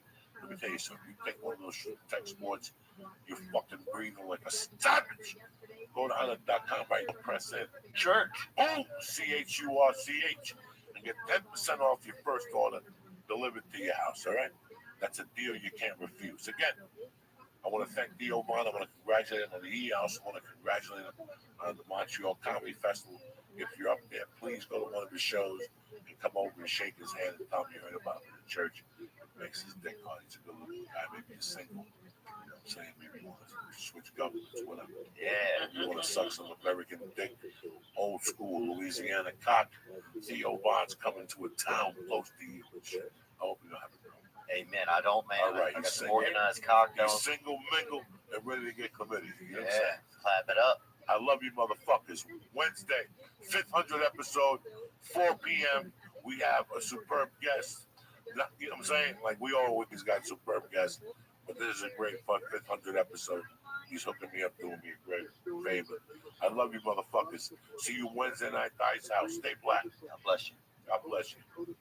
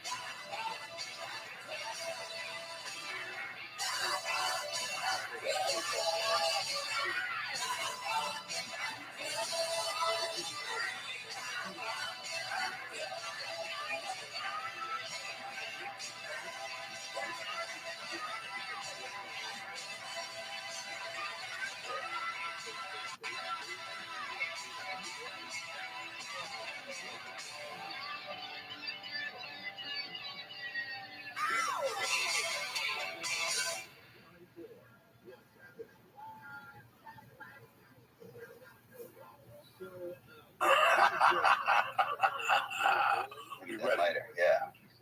Hey, welcome to Podcastville, cocksuckers. The church is brought to you by MeUndies. MeUndies makes you feel good. Undies your butt will be proud to wear. MeUndies, the best underwear you can get. Why? Because they're soft. They're made with Modal. And when you sweat and stuff, they keep everything nice and cool. What I'm going to do is this. I'm going to get you 20% off the best and softest underwear and socks you will ever own with free shipping and 100% money back guarantee. That's MeUndies.com/Joey. MeUndies.com/Joey. Listen, the holidays are coming. You want to look good. You want to go to grandma's with nice, clean underwear on. Go to MeUndies.com right now/Joey and get 20% off. This podcast is also brought to you by, you ready for this one? The best Blue Apron. Choose from a variety of new recipes each week, or let Blue Apron's culinary team surprise you. Recipes are not repeated within a year. Blue Apron is the #1 fresh ingredient and recipe delivery service in the country, period. You follow me? Period. Why? Because cooking together builds strong family bonds. Research shows that Blue Apron families cook nearly 3 times often. This month's menus, listen to this: a seared chicken, a beautiful shrimp pesto fettuccine, and black bean and cheese tortoise. Oh, fuck. You want to eat those? This is how you do it. Check out the menu. Go to Blue Apron. Go to blueapron.com/Joey. I'm going to get you $30 off your first meal with free shipping by going to blueapron.com/Joey. You're going to feel good because it tastes good. It's delicious. And the best thing is, you get to cook in front of your family like a chef of the future. Go to blueapron.com right now. Kick that mule, Lee. I'm taking you deep into murky waters with Sabbath because it's that time of the week. When it comes to Sabbath, it is one of my favorite fucking songs of all time. Off of the Sabotage album. The second album I bought from Black Sabbath on the walk home on Burger Line Avenue. Kick this mule, Lee. We ain't got time to fuck around. Leo Vaughn is here tonight.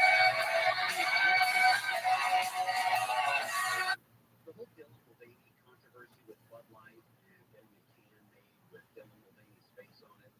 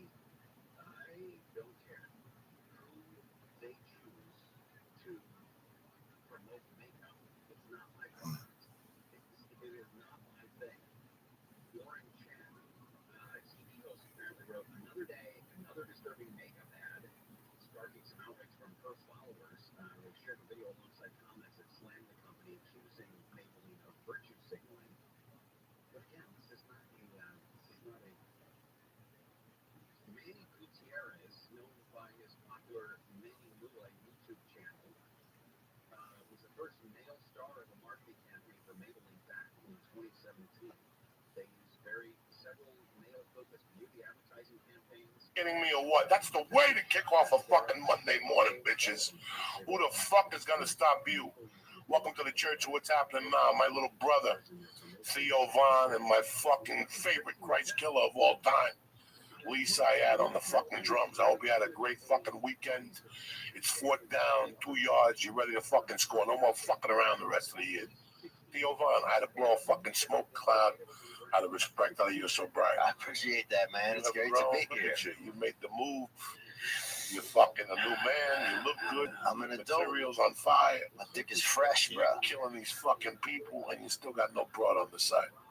You don't want no broad. You're on a fucking mission from Lucifer.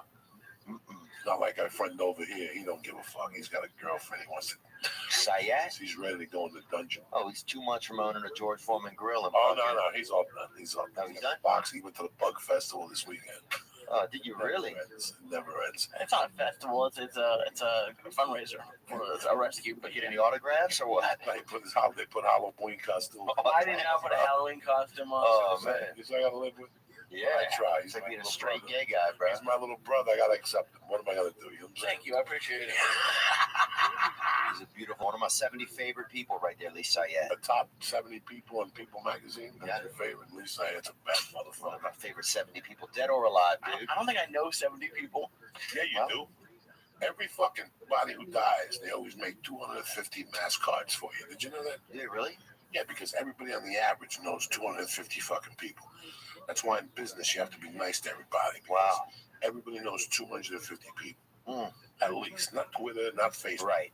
You've been in contact with 250 people. If you die by the age of 50, between classmates, high school mates, college mates, people at your job over 25, 30 fucking years, that's the average. Wow. A lot of people don't know that. You learn that when you buy telemarketing in the 70s. That will help you in more ways than one. Telemarketing in the 70s. If you want to sell, that's what you fucking sell. Yeah. You're selling generations. Let's say you sell fucking vacuums and you're serious about it. What you hope is that Lee becomes your Goomba, and Lee's son buys your vacuums, Lee's daughter buys your vacuums, Lee's wife, Oh, you want 5th generation on the fumes. That's Yeah. what you do. That's what a good fucking salesman does. Yeah. It's so weird. You're at the christening, you're doing everything. You're in the back. Yeah. You, Dude, I'll tell you this. My sister used to be a exotic dancer, right? She used to be in the fucking where? Louisiana, kind of certain areas, That's you a know. tough living. Yeah, it's a tough area, especially out there. And she actually learned to dance, and I remember this is wild, but she learned to dance in it was like a trailer, right? She was like a exotic place. It was a trailer, but the stage wasn't very high, and the stage was too high in the trailer. So the dancers had to crouch and strip and dance at the same time, dude. So if you were over like 5'4", you had to like duck and look sexy, and that's hard to do, man. Think about that. I've never had to think about that because I'd be fine in that trailer. Oh yeah, you'd be good, bro. Oh, you'd be the dessert dancer, bro. They'd bring you out with the creme brulee, man. The fucking Lee would take the stage like a fucking Thanksgiving treat. How many cream brulees do you think Lee would dance and sell? Because that motherfucker came out every hour on the hour. At least 8. At least 8 8? an hour. I would sell 8 every 15 minutes. But there's only so many people in the building, but it's a very small club. Now, let me ask you this. Yeah, but if they're coming to this club and get to see me, they like dessert. How long is your sister's holly dance for? She's probably out there for, I guess, about 8 years. Were you Probably. mad? Hey, wait, 8 years in the trailer? Oh no, she just started there. She went into buildings that were zoned correctly and everything. You know, Balls and shit. she could stretch out. You know. Did you get mad at how old she is? Were you upset with her? Let me think, man. We weren't really close growing up. I mean, actually, you know Older what? than you or younger than you? Younger than me. Okay, yeah, so you were upset. I mean, I was. Well, the crazy part was, honestly, we look alike. So I would see dudes sometimes looking at me like weirdly, like around when I was out at lunch and shit, you know? And they were like, "Do I know you?"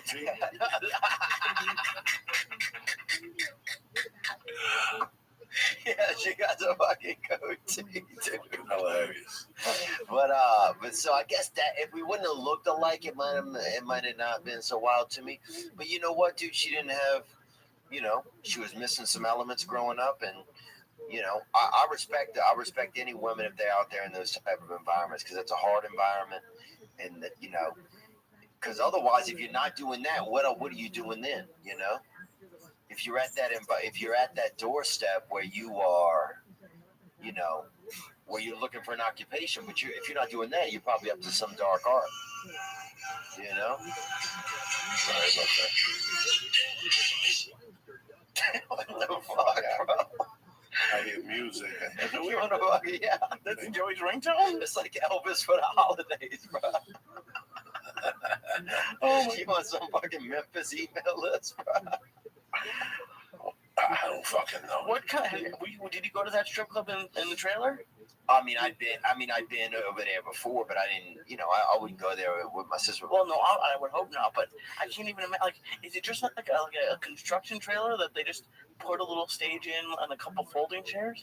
I mean, I don't think that they had, you know, I don't know what their long-term business model was. You know, I mean, I'll say that, but they, you know, it was good. It was a small town place, you know, and people were enjoying themselves, and but yeah, I mean, I love my sister. She's the best, you know. I mean, she's a fucking G, man. She's a fucking G. You know, she's real as they get. It's crazy because But what were we talking about? squatting in the trailer. But even got into this conversation. No, it's just weird that did she ever go to a big city and dance, or did she keep it like Shreveport? I mean, I think she, you know, nothing real crazy. I don't think. I mean, we weren't that close at a lot of that Is she time. married now? No, Still single. Still single. Ready to mingle. Ready to mingle. Cool chick though. Kids. No kids. She kept it together, man. Yeah, that's what I'm saying. That's hot. Listen, you're 22. Right, you're 22. You got nothing going on. I mean, what are your fucking options? You're gonna go work at a vet Yeah. or a daycare for $8 an hour or whatever. As a young girl, I mean, you know, and I have a daughter. How would it feel if she came to me and said, "Look, I want to go to fucking college, but I got an answer. I'm gonna go strip for 5 years, for 4 years. The 4 years I could have been in college, I'm gonna go strip.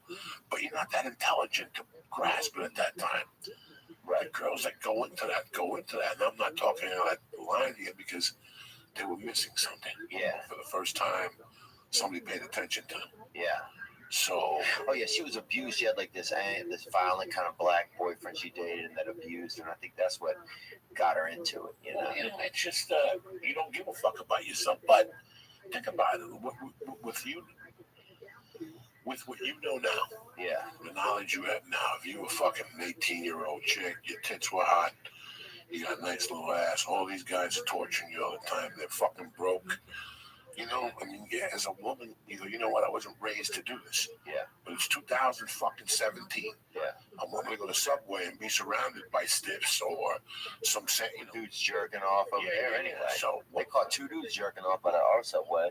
At least, yeah. There was something about it. I think it was just, I don't know, it could have been the air freshener or something. Literally, the Subway fucking made you feel erect, bro. I think they had one of those lavender air things in the and back. I'm not making fun of Subway employees.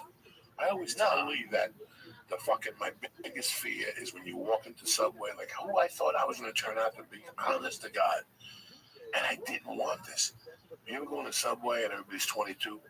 But then there's one guy that's 50 with a ponytail. That was you? And he's got an earring, and he's still cool. Mm-hmm. Like, he's still fighting the fucking cool. It don't matter that he lives in an apartment with 8 dudes, and Whatever. when he got home the other night, they were listening to Aqualung, and it doesn't matter. What matters is that he went to see Guns N' Roses, 2 weeks ago. Right. And this is what's going on. He's living his life. Yeah, he's living his life, but he didn't really look at the other part of your life. He didn't look at it ladder when life moves fucking fast, and you're still talking about some fucking band. Yeah. When everybody else your age He's growing up. is growing the fuck up. It's kind of a weird. I was always scared to be that guy. That petrified me. Well, I mean, don't you think it would take like a very specific kind of person to be a stripper and not get affected by it? Because you're talking like, oh, it'd be great. 2 out of fucking 10. Right. The percentages. 2 out of 10 if you make an educated guess. Yeah. I went to a strip club a year ago, 9 months ago. I get bored. I'm like any other fucking guy. Yeah. I'm home at night, it's 10:15, everybody's fucking sleeping. Yeah. Everybody's asleep in my house at 10:15. Like, out. Yeah, I can't even fucking punch somebody. And I tried to wake my wife up to give me the pin to iTunes so I could order the fucking phone. She told me to fuck myself. You know what I'm saying? Everybody's out in my fucking house at fucking 10:15. Yeah. So I go, let me go to Yum Yum Donuts. And then you're a fat fuck. You just sit there and stay and wait for the By world. yourself. Yeah, so fuck it. I got a lot of transvestites out If you stay on Colfax and go up to like Victory and make a left, there's a strip club. And I went in there and I made an observation. You're just sitting there looking at pussy and tits, and it's phenomenal. I'm not going to say that, I didn't like, it was dirty. Yeah. First off, the strip club is always empty. Yeah. I mean, you can't believe how empty it is. Like bone dry, like there's 4 fucking guys sitting there drinking water because it's nude. Yeah. Water. Like they're showing photos of people that were in there earlier in the day. Yeah. That's how fucking And empty you it missed is. it. There's 4 people in here. And you talk to different girls. There was one girl I talked to that her boyfriend comes to comedy shows. She comes to them all the time. Oh wow. And there was another girl that her boyfriend was a fucking fan of the podcast. And the whole, you have all these girls that are in there that talk to you. Yeah. And I looked at them and I'm like, look at that girl. She's 18. There was one girl, I was 20. I give her the whole bank account. Yeah. You look at her and go, you give her the whole bank account. Like, listen, just come home with me, go get your clothes. I'm going to throw my wife out. Yeah, I'm sure. And for some dudes, it would do that. And then you have the girls that are 42, man. Yeah. They're out there banging it. They're eating grapefruit juice and jumping and Yeah. fucking, and you got to give them heart. Like, you sit there and go, I know what she's going through. Yeah. I don't want to pick the 20-year-old because she's going to feel bad. But if I pick the 20-year-old, Right. the 20-year-old will glob all over you and suck your sperm. She doesn't know that there's HIV out there and chlamydia of the mouth and shit. Yeah, she's still thinking she could, Where the 40-year-old gives you hand wipes because she knows you're going to finger her and she don't want the leftover salt from the pretzel you had 2 hours earlier. It's just really weird, bro, when you deal with, when they become a professional. Yeah. Like, have you ever bumped into a professional stripper? Yeah. What's the Yeah, it's a difference? different game. Well, it's the same It's a thing. different game, brother. It's like staying at comedy for a certain period of time. It's like there's a certain there's day a certain day. when you realize, oh, I know what you're doing. all right, I'm This in is here. what I'm gonna do. Yeah. And when you deal with a professional stripper, you go in there, dog. She takes you into the first room first. She'll give you a couple whips and a monkey. Yeah, She make won't you let you fucking. touch it. Then she'll take you upstairs, bang you out for the small 4 bills, and that's when she becomes a nut. Yeah. And you're like, what the fuck happened? She sold you. Yeah. She ain't a stripper no more. She's a saleswoman now. Yeah. You want to fucking suck? That's $2,000 for this fucking piece of ass. Yeah. You $2,000? want to look at me? 2,000, motherfucker. $2,000. They look at you with They're a gonna straight squeeze face. you, You bro. know what? You want to smell my asshole and They're not fucking gonna eat a yogurt at They're the not same gonna fuck time? 11 guys no more. That's 3,000 or 5. They're gonna fuck fucking 6 guys for $1,000 Yeah. and make $12,000 a week, or fuck So wait. $2,000. I've thought about that. If you pay whatever that is, 2,500, that's not the whole night. That's like one round, I guess. Well, you can negotiate whatever the fuck you want. Okay, thank God. Dude, what about fucking just somebody regular and then tipping them after? Is that crazy, you think? Like if it's just a girl you met? They get insulted. Yeah. I can see you telling the girl, listen, man, I'm gonna go out of town on Thursday. I didn't know this was gonna happen. I had a great time. You get $200 there, and we'll leave it there for you to do your toes, Yeah. nails, and get yourself lunch with your girlfriend, you know? Yeah, that's the way to do it. It's how you fucking do it. You know, it's not making them feel like a fucking hooker. Yeah. But You can't fuck, yeah. you know, it's like right now, Harvey Weinstein's getting in trouble for all this shit. And yeah, he's a pig. But you gotta admit, there's 1,000 guys out there. I used to date a girl, bro, that was a stripper. Mm-hmm. And after a year or two, I accepted what she did. And I used to just talk to her sometimes. And by talking to her, it really showed me how pathetic men were.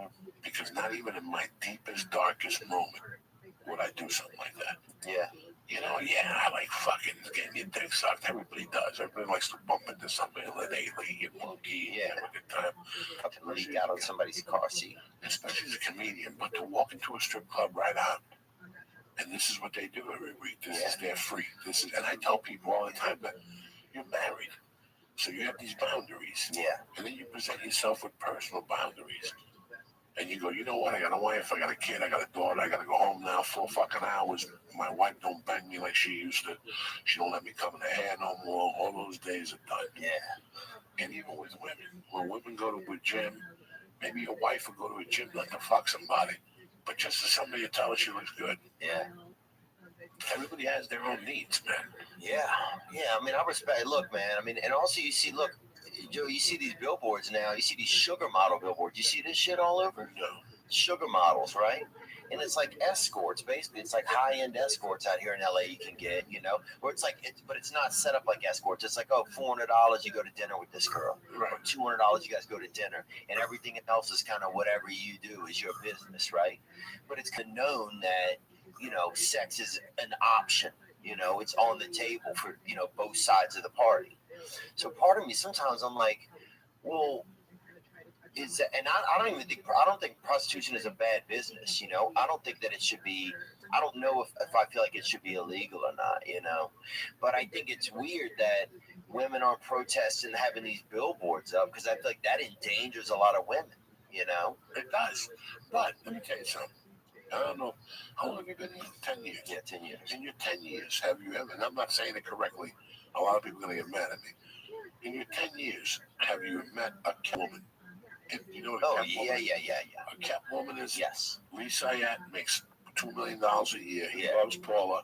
He's been with Paula. He doesn't want to fucking do nothing wrong. But Deandra, But what he does is he got an apartment across the street. he's got an apartment right across the street right here.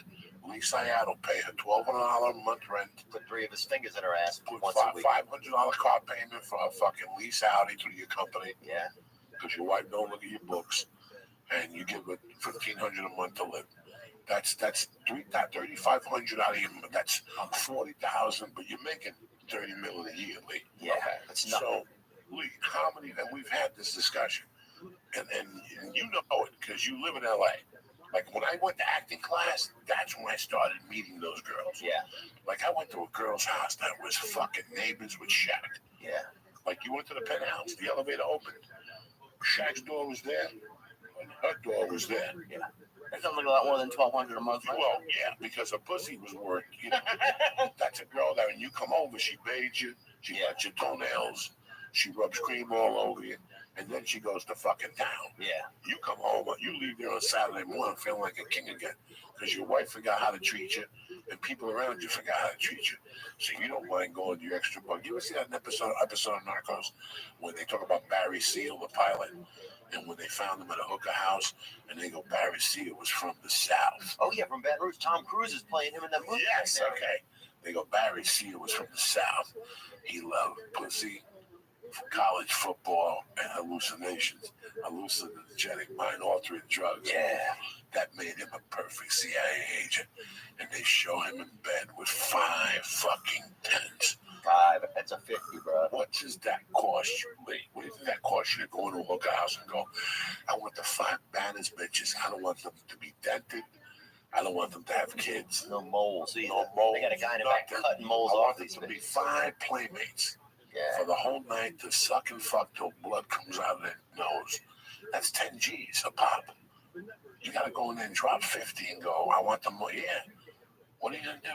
What are you gonna do? Well, when we had Dennis Hoff on, he told us what they got spent $6 million or something crazy between Thanksgiving and Christmas, New Year's or something. Yeah, Jesus. So there's a bunch of kept women in Hollywood, and I'll tell you why. They come out here, bro. They end up in a roommate situation up in the fucking valley. They gotta take a month after they get here, their car blows up. Yeah. They're taking buses all around, but they really like Hollywood, and they're starting to make. And one day they go into a fucking acting class, and they meet some 40-year-old. Yeah. Who wants to get into acting, but he don't want to get into acting. He knows exactly what he's doing. He's looking for fucking little guppies. Mm-hmm. How you doing? Well, I'm struggling. I'm a waitress 3 days a week, and I host this 6 nights a week, and I really have no time to audition. Let me take care of that. Yeah. You got a boyfriend? Yeah, but he's an asshole. He doesn't call me. Listen, I know you're fucking and sucking. Don't disrespect me, but what if I come over once a week? I get you a new fucking apartment, Beverly Hills, brand new fucking car. Some new shoes, some Just kids, new shoes, some some kids. fucking whatever. Listen, man, how many women will go, what? You know, Harvey, for all the women that turn Harvey Weinstein down and are fucking saying all this shit about him, there had to be 50 of them that he stocked up. Oh, and I bet there were. Yeah, I bet there were 300 of them 300. that also offered to him, and then he's probably said no. It's crazy. This works both ways, especially in a town like this, where you have high rents. People struggle here. The young actors, they have a dream. Listen, you can still have a dream. Yeah. Yeah, I used to go to the freaking parlor. I used to go to the parlor comedy show. Jay Davis had the show, right? At the parlor. It was really big for a long time. And Jay's a great guy. He puts on great shows. And we go over there.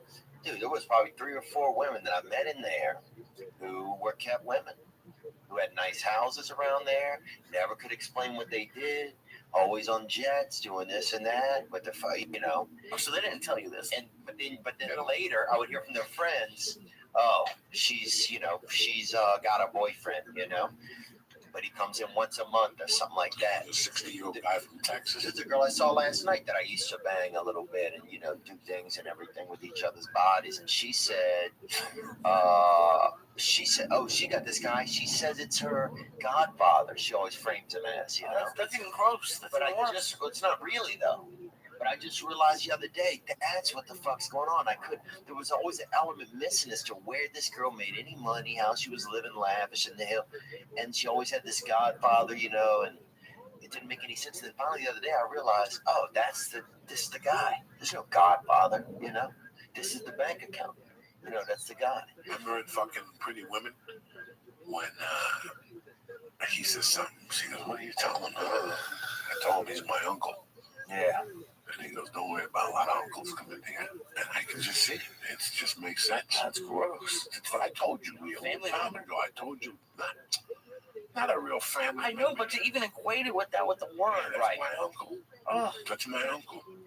You gotta say step uncle. yeah, just say like this is my boss or something. Yeah. Let me ask you this, man. When I was fucking 20, when I was 19, Oh, I'll never forget walking around in the summertime in Aspen.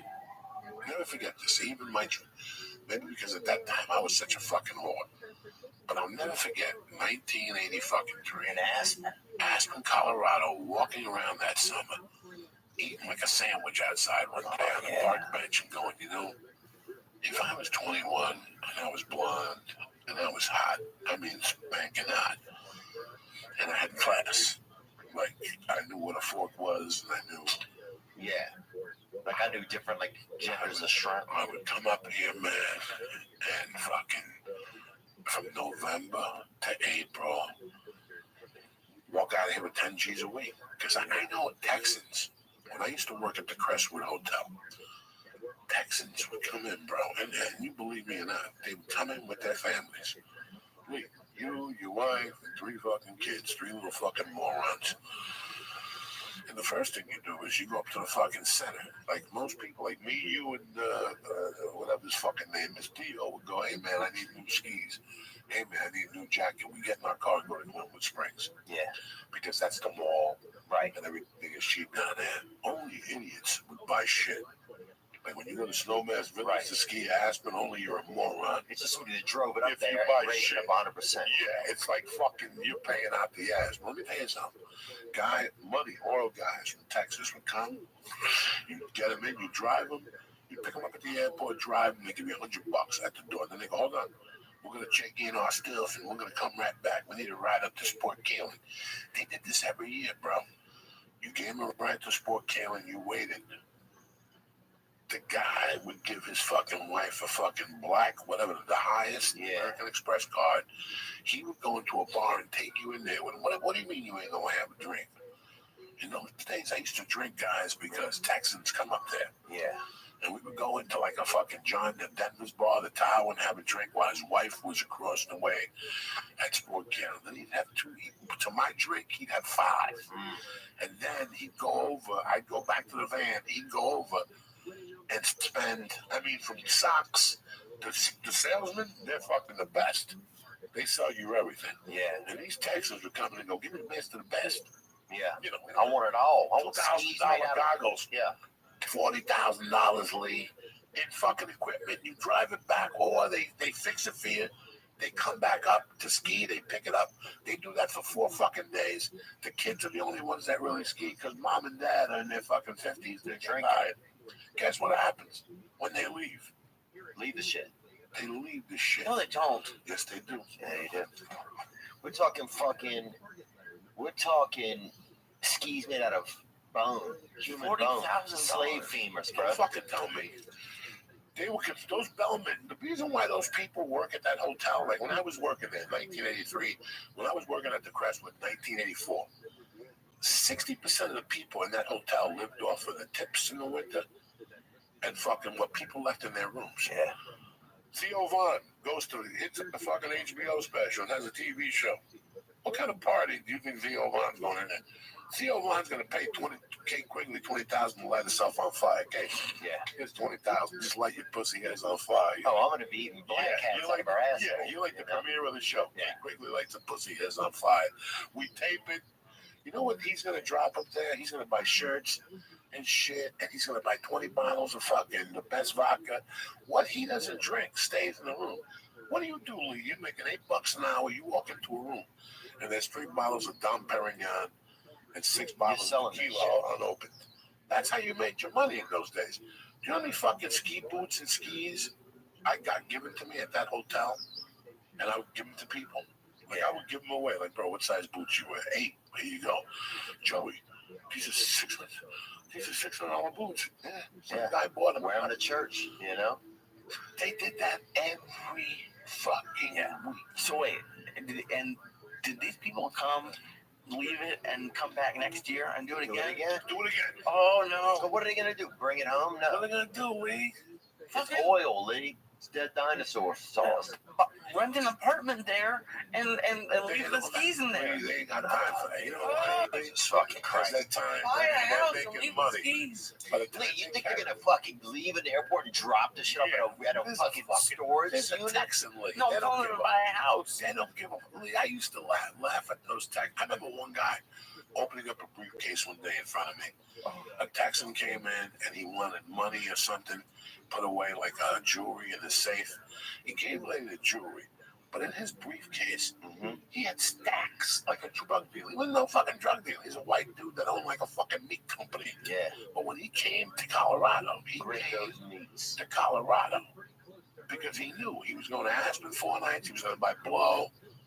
You know how many times people walked into rooms in Aspen and bumped into a quarter ounce of blow or an 8 ball? You know how many fucking maids used to come up to me and go, come here, look, give me like 1.5 grams of coke that they found in the room. People want to take that shit back. Especially in New York, you can usually hit up somebody that's cleaning the rooms or whatever and ask them. Tell them when you get there. We used to do that. Do we get there? Tell them we get there. You find anything good? You know, here's $40. Drop it off by my room. It really is. No questions asked. It really is crazy when you see the amount of money some people have. You never know. Even at that age, like when I lived up there, I was like, if I was a hot girl, 21, and nobody knew me, I came out here from Jersey, kept it light, bro. Yeah. Real light, you know. Put an ad where it mattered.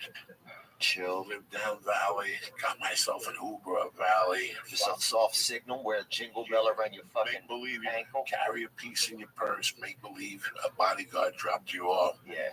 And after a while, asked me, listen to me, bro. As a young girl, if you're getting a nickel a fucking nut job and you're getting 2 nut jobs a night, 3 nights a week, Well, if you do 2 nut jobs a week, it's $1,000 and a some, week. and some of those texts will come up and say, you know what, little girl, how about I just give you $10,000 and you just stay and polish this knob? Yeah. 3 days. You get 10,000. Go fuck my son. Here's $2,500. Go fuck my son. You go home, you disconnect the fucking service, and then you come back 3 months later with different color hair. They're slick. Those chicks are slick, bro. And they're masters, because after a while, they're just employed. They're just businesswomen. They learn how to become a bit. At first, it's, look, when you go into a strip club and you see the girls with honchos, with the local drug dealer. Yeah. Like last night, there was a shooting at a club in, like, I don't know, some bum little fucking town we used to do kind of here in California. I mean, it was something about it. Yeah. But it's true. Those little fucking homie towns where they have that one club deluxe and the neighborhood drug dealer's VIP, and when he comes in, crazy. And they don't know that this guy's a scab off of fucking society's ass. And not even know him. I'm saying, like, at least if he was the real kingpin, he'd be in New York or he's just jet set and shit. He's got fucking 4 grams in his fucking glove box. Yeah, but he's fucking King Slade or Spunk whatever. or something. He's got Spunk tattooed across his fucking chest. Yeah, you don't even something know like that his gang name is also a name for semen or something. You He's know? just so fucking cool. He walks in those little clubs like that. It's so weird out. They love it.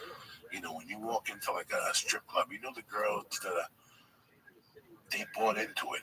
Like there's certain girls that bought into it, and then there's certain girls that are fucking professional. Yeah. Like even at that club where I went to, they got a bunch of knuckleheads. But there's a girl that when you see her walk in there, she usually strolls in. She's a G. She got a clipboard. She works you. It's a work job, and she'll let you fucking stick 4 fingers up her knuckle, her asshole. But I'll tell you what, you're gonna leave there with your pocket sucked out. Yeah. You don't leave there and go, man, she was hot. But I did what? For how much? What am I, a fucking idiot? That means they got a talent, Jack.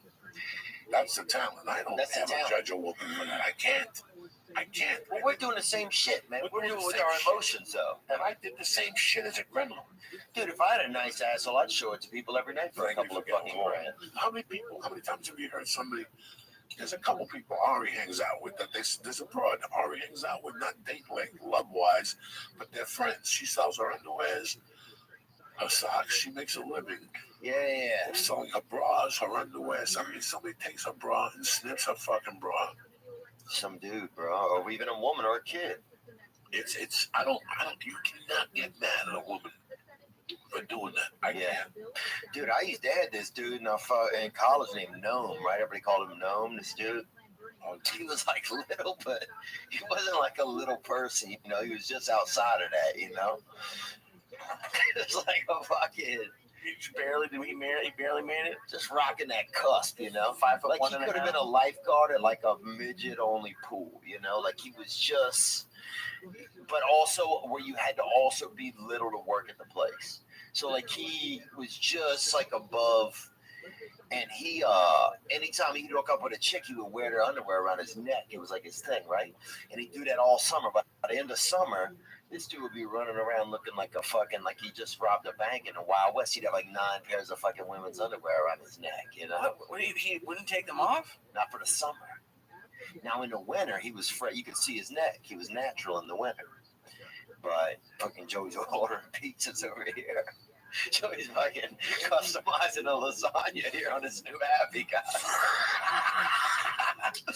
But dude, I didn't get to the story. So what happened was... Sorry, I'm very sorry to interrupt. Just a buddy of mine wanted to know when I was landing in Omaha. He's been bugging me. Yeah, not tonight, bro. No, I know. But you told me this week. Jesus Christ. Jesus Christ. You see how I live. And then I have friends that don't stop. About a week ago, I have this dear friend. I'm talking, when I'm in the 7th grade, we played basketball. I hung out with him and his brother. Yeah. Dear friend. He calls me and I go, hey man, you remind me, do me a favor. Your son does something with web pages, with YouTube pages. Like that's what he does. Yeah. Him and his partner will take your YouTube page, and next thing you know, you're making $3. Next thing you know, you're making $300,000 with these 2 kids. You can see it. That's what they do. Right. I said, tell you something, give me a call, and I'll come up with Lee. Maybe he can help us out. Yeah, no worries. This happened at 9 in the morning. at 12 o'clock, I go to jiu-jitsu, and that's when the phone starts ringing. I can sit there with 10 fingers in my ass waiting for people to call me. As soon as I get out of jiu-jitsu, I look when they call. Everybody starts calling at 11:57. I have 9 missed calls from 11:57 on. Sure enough, I get a call from the son. And then I look, and 30 minutes later, the father calls me. Yeah. Do you know that motherfucker called me? Every 45 minutes on the dot. The rest of the day, until about 7. I just wouldn't even fucking answer the phone because I knew if I answered the phone, I was going to go the fuck off. Oh, I see what you're saying. So then he stopped at some point. Maybe at 2 in the morning, he stopped LA time. Like at 2 in the morning, New Jersey time. I get up the next morning. And who the fuck do you think fucking calls me at 9:01? And I forgotten all about the day before. Yeah. Like I was involved in my day, and I looked at the phone, and I just swung, and I go, hey, do me a favor. You call me one fucking time. This is a business phone. Don't ever fucking call me once in one fucking day. And I just hung up on him, and I haven't heard from him since. Yeah. Because no, they don't get it. If you call me between 7:30 and 9 a.m., what the fuck do you think I'm doing to you? I may be on Twitter, but my 4.5-year-old is on the floor with that painting asking me fucking questions. Yeah. So if I pick up the phone, you're not gonna like the conversation you're about to fucking hear. Yeah. So I don't pick up the phone. Out of respect out of my peeps. Out of respect out of my peeps, I don't pick up the fucking phone. Yeah. Because she's right there. And if not, I'm with her on the couch watching fucking whatever. I dare you to come to my house and answer the phone on the couch when my daughter's sitting next to me. I dare you. Yeah. I dare you. You have no idea what decency is. She will look at you. You ever see the look De Niro gives Val Kilmer? The look that Val Kilmer gives that retard he's at the diner? You fuck around in my house, sit on the couch while she's watching cartoons. And I dare your phone to ring. And God forbid your ring is on, okay? If your ringer is on, she will give you a fucking look like, are you fucking retarded? Turn that shit off. The other day I was at Denny's sitting next to her, and she was playing with a fucking Barbie doll with 2 little shoes on, and the shoes kept falling off. Do me a favor, give me the fucking shoes. We walk into Denny's, and sure enough, Daddy, her shoe fell off. I knew the fucking shoe was gonna fall off. I fucking knew it. It's been falling off all fucking morning. So I go, sit off over here and don't move. So I go outside, there's the shoe in the middle of the fucking driveway. A car drove over it. Poor Barbie shoe's all fucked up. Now I gotta bring it in and sell it to her. I gotta put it back on the foot. The shoe was so fucked up, Barbie was limping. So we're sitting there minding our own business, and who walks in? Out of all the seats, now the fucking place is empty. They got me waiting there because my wife went back to the fucking car to the house because she forgot that she locked the door. CeeLo, who walked in? CeeLo? No CeeLo. I wouldn't. If CeeLo walked, if I walked in that fucking Denny's, I saw. Were you with me when we saw what's his name in there? I don't think so. Yeah, you were with me when we saw. Was it the guy with the braids? Home Improvement. Oh, Tim Allen? He goes there all the time. That's a swinging Denny's over there. Yeah. I just don't go in there at night because that's you're born to get shot. Yeah. When you go to Denny's, you might as well go to Vegas to a country concert. Bro, look. When you go to Denny's after 10 nowadays, you might as well sign up for the next country fucking concert. And fucking whatever, stand real close to the window and wave this time. Dude, this Bro, I used to do this bit about Denny's and how much I hated Denny's, right? It's special. It's almost special, right? So anyway, I was like, I wish somebody would shoot up a fucking Denny's, right? That's what I would say. Dude, some kid puts in the comments, he goes, man, he puts a link to a YouTube clip. He goes, man, my dad actually got shot up at a fucking Denny's. He goes, somebody walked in with a gun and shot everybody in the place. 1 star. He goes, but I still love this bit that you do. And that was beautiful, bro. Here I am joking about it. He said it really happened. He lost his father right next to a fucking grill, bro. Right next to a griddle. You know what? But you got, 2 brothers back there fucking sword fighting with spatulas, probably hopped up on fucking methamphetamines, not knowing they're gonna lose their job to the fucking Mexican guy sitting at the bar, Unbelievable, man. That's God, dude. That kid came and he was just positive, man. There's a couple places where I go late night, and I'm like one night, me, Lee, and Becky went to Denny's on a fucking Sunday night after a podcast, and we were having a good time. But the whole time I was like squatting under the bush by that window, because the window's on Burbank and Boulevard. I want to be a crip. All right, shoot up at Denny's. I'm sitting there having fucking a salad and something with my friend here, and all and Becky's sitting counterclockwise, so she gets it right there. And we got to bury Becky with a hat on, with a 10 platinum fucking. With a hat on! With a chef hat on.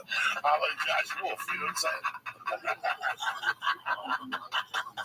Why do you think that shouldn't be in my brain? I'm scared of anything already. I'm scared of everything. But you would look good at a show. You don't think I'm fucking scared? You see me? How many nights we leave here dying of hunger, you and I? 1 a.m. sometimes, me and him, he's cross-eyed. Yeah. This guy, if I at 2 a.m, if I go, Lee, listen, I got a sandwich coming over here. Just jiggle my ball. I guarantee I'll confuse him for 10 minutes. He'll be sitting there confused. I don't know. All I got to do is jiggle his balls. I'll wash my hands. I've done worse. I got a hand job from a Chinese chick one time. Dude, I remember this dude. So who gives a fuck, really? Oh my god. Oh my god, this fart is tremendous. This is the Bro, they had a guy used to tell us, right? He'd give you $30 just to tell you he'd been jerking off. This older dude. What? I remember when I was young. He used to say that. I'd be like, look, I'm going to tell you something, all right? And I'd be like, all right. And he'd say, I've been jerking off. Give me $30. No, and then he would give us $30 to keep quiet. Because we were children, but he wasn't supposed to be saying it to us. Oh, he paid you? Yeah. Yeah, I'm not paying him for him to tell me that shit, dude. I don't give a fuck. I assumed that when I met him. oh my god. But here's the thing, though. I never even got to this, dude, was that, so my sister one time, we lived together for a while, right? And this is probably about 8 years ago. They had this other dancer that worked with her, came over to our place, right? Stole our vacuum. She was on these Klonopins and everything, and then she got all fucking, warm under the skin one night on them pills and fucking stole our vacuum, And as you do. I wasn't there when she stole it, but literally I could picture her probably trying to put it in her fucking purse, like the stick end in the purse of the fucking huge vacuum hanging out, right? Oh.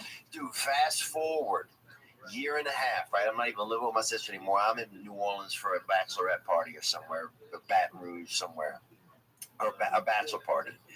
They got a big fucking money deal, right? They wheel in one of those cakes where the women pop out, like the fake cake, and they pop out and they dance, right? One of the chicks that pops out is the fucking bitch that stole my vacuum, bro, right? So everybody else, I have no idea. I totally forgot about this. Fuck you, bitch. Oh, everybody else is tipping these bitches and fucking, shaking both of their ass cheeks at the same time, with each hand, like they're, like doing it really fast. Vote for me. Yeah, like vote for me with both hands. Yeah, vote for me. And here I am in the background, and all I can think is that bitch stole my fucking vacuum, dude.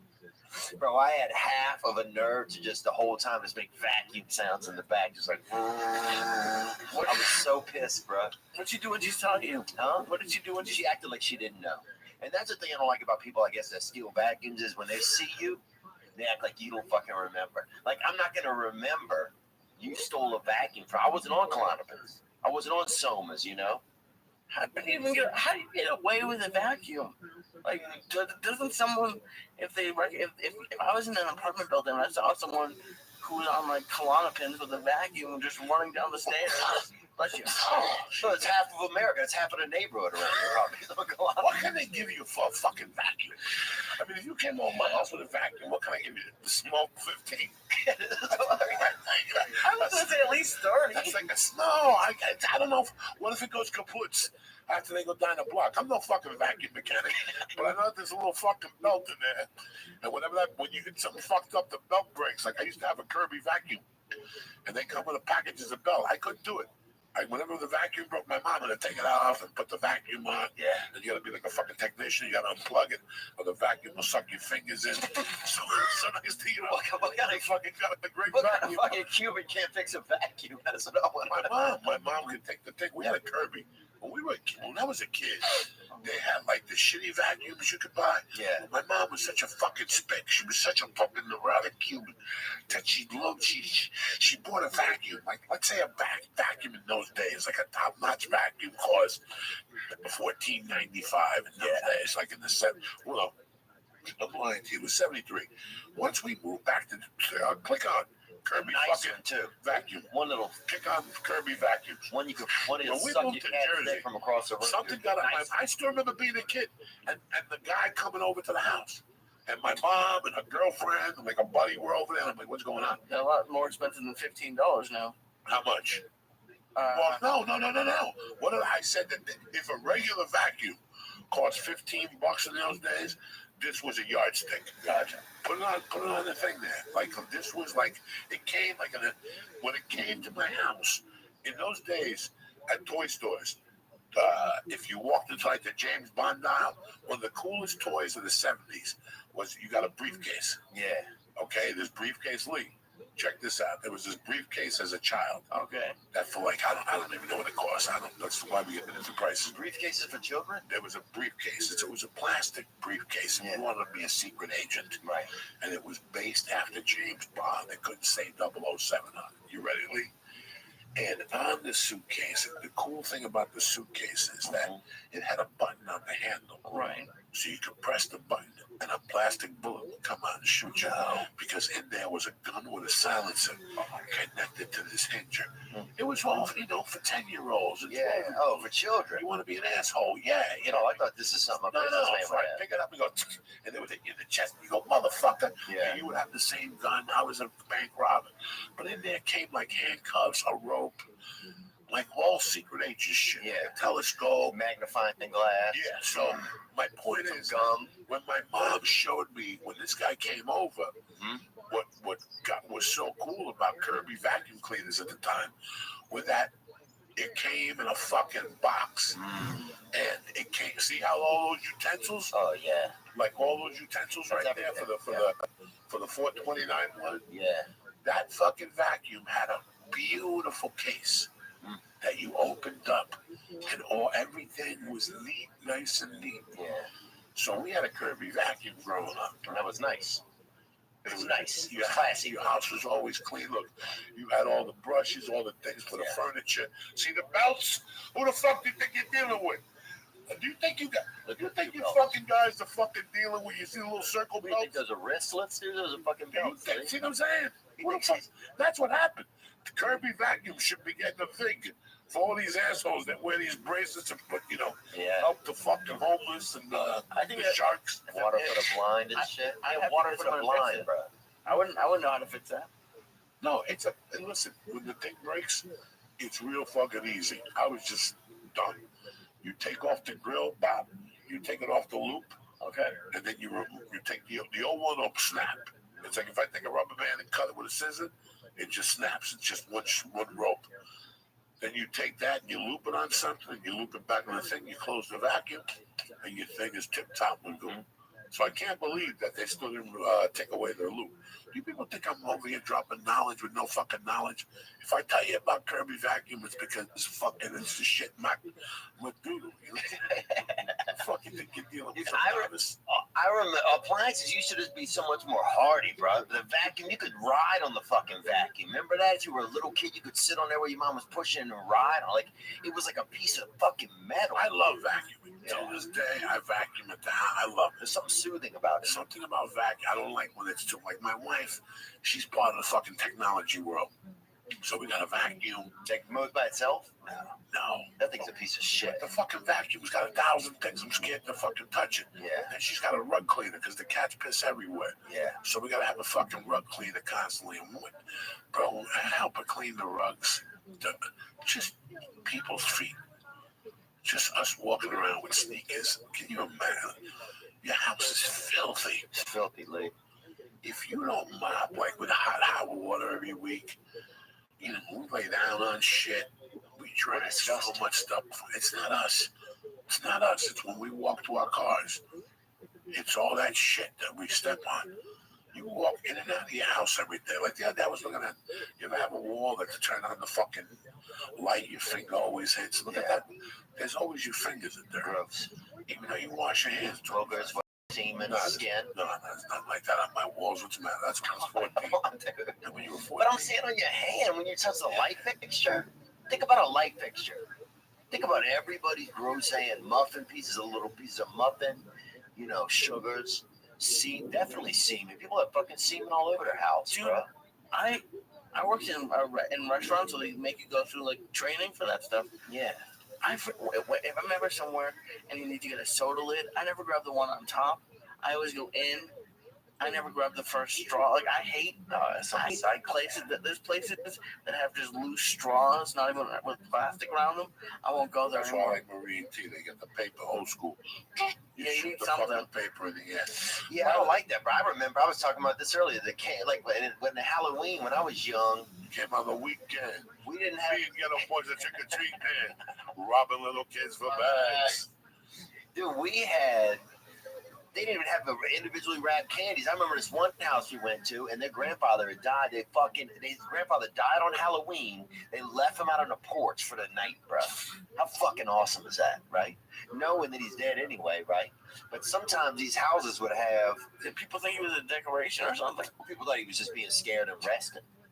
But this is when he died. And that's when he left the earth. It was on Halloween, right? But this is a time when you would get. I remember this one house, the candy was all jumped in the bowl. Like, they weren't all individually wrapped candies. You know what I'm saying? I remember going to a place, they just put the whole mints in there, and they would and one person would just get the whole fucking rock of mint, you know? So you're running around with like 300 mints on your arm in one chunk, you know? She came home with some candy. We did 2 or 3 things. She came home with some candy, but I gotta tell you something. Like 3 or 4 people gave her little bottles of water. I can't wait till she gets older, so she throws them back at the fucking people. You're gonna get your life together. Give her the fucking water. Water to a I child. want sugar, and I raided that thing the first night, Friday night when I got home. I got stoned by mistake, and I started eating my little licorices. She had like 3 of them in there. I ate them. The next day she was pissed. Well, I mean, She knew, huh? like, Oh yeah. did you look through it? Like when I was growing Yeah, up, no. my mom would look through it. But we didn't go to houses. First off, we went to the church, and we went to the school. Oh, gotcha. And they have a thing called trunk or treat, and people pull their cars up back there. People that are involved with the school, parents. So kids can't even go to the houses anymore? No, we're going to do that on Tuesday. Gotcha. Yeah, this is for little kids and whatever. What's going to happen is we hide her. Tuesday, she's got like fucking swimming. And she don't get out of there until 5:30. We're going to bring her home by the time we get home. In fact, I'm going to. Yeah, we were late. Yeah, we'll be running late because we're going to fucking bring her home for to eat. And then somebody will ring the doorbell once the kids come. Last year, she just closed. She goes, Mommy, Daddy, bye. We had to run an actor last year. Wow. Because she just took off with the other fucking kids. Like, she was like, see you later. We're like, what the fuck are you doing? There's candy out there to get. So we walked till it got dark. And she's like, Mom, Dad, let's get the fuck out of here. Last night she told my wife, let's get out of here. They went to trunk or treat at the church. My wife said, after a half hour, she came up to me. She goes, Mommy, let's go home. It's good to go. Yeah, at least she knows what's up. But yeah, they used to have. We went to houses. We knocked on people's doors. They gave you pennies, nickels. They gave you big pieces of chocolate and shit. Chunks of popcorn, fucking food. sugar. One lady used to just take a fucking 2 things of sugar and fucking just put it in your fucking bag. Just scoops. Shit. No candy, not even in sugar. Parents today are fucking half a fags. Oh, They dude. give your kids dick. The reason why I asked you earlier if it bothered you is because when I was growing up, I had a dear friend. That, I mean, Theo Von, he was a sweetheart, beautiful fucking young kid. And he had 3 sisters, all of them. Like each one were beauty queens. God. One of those families. Yeah. It was him and a brother and 6 sisters, but all of them. Like even the 10-year-old, you're like, Jesus. We fucked the whole family. What did your parents do? Yeah. Every one of these girls, boy, the second oldest one went to dance, but this was the fucked up thing.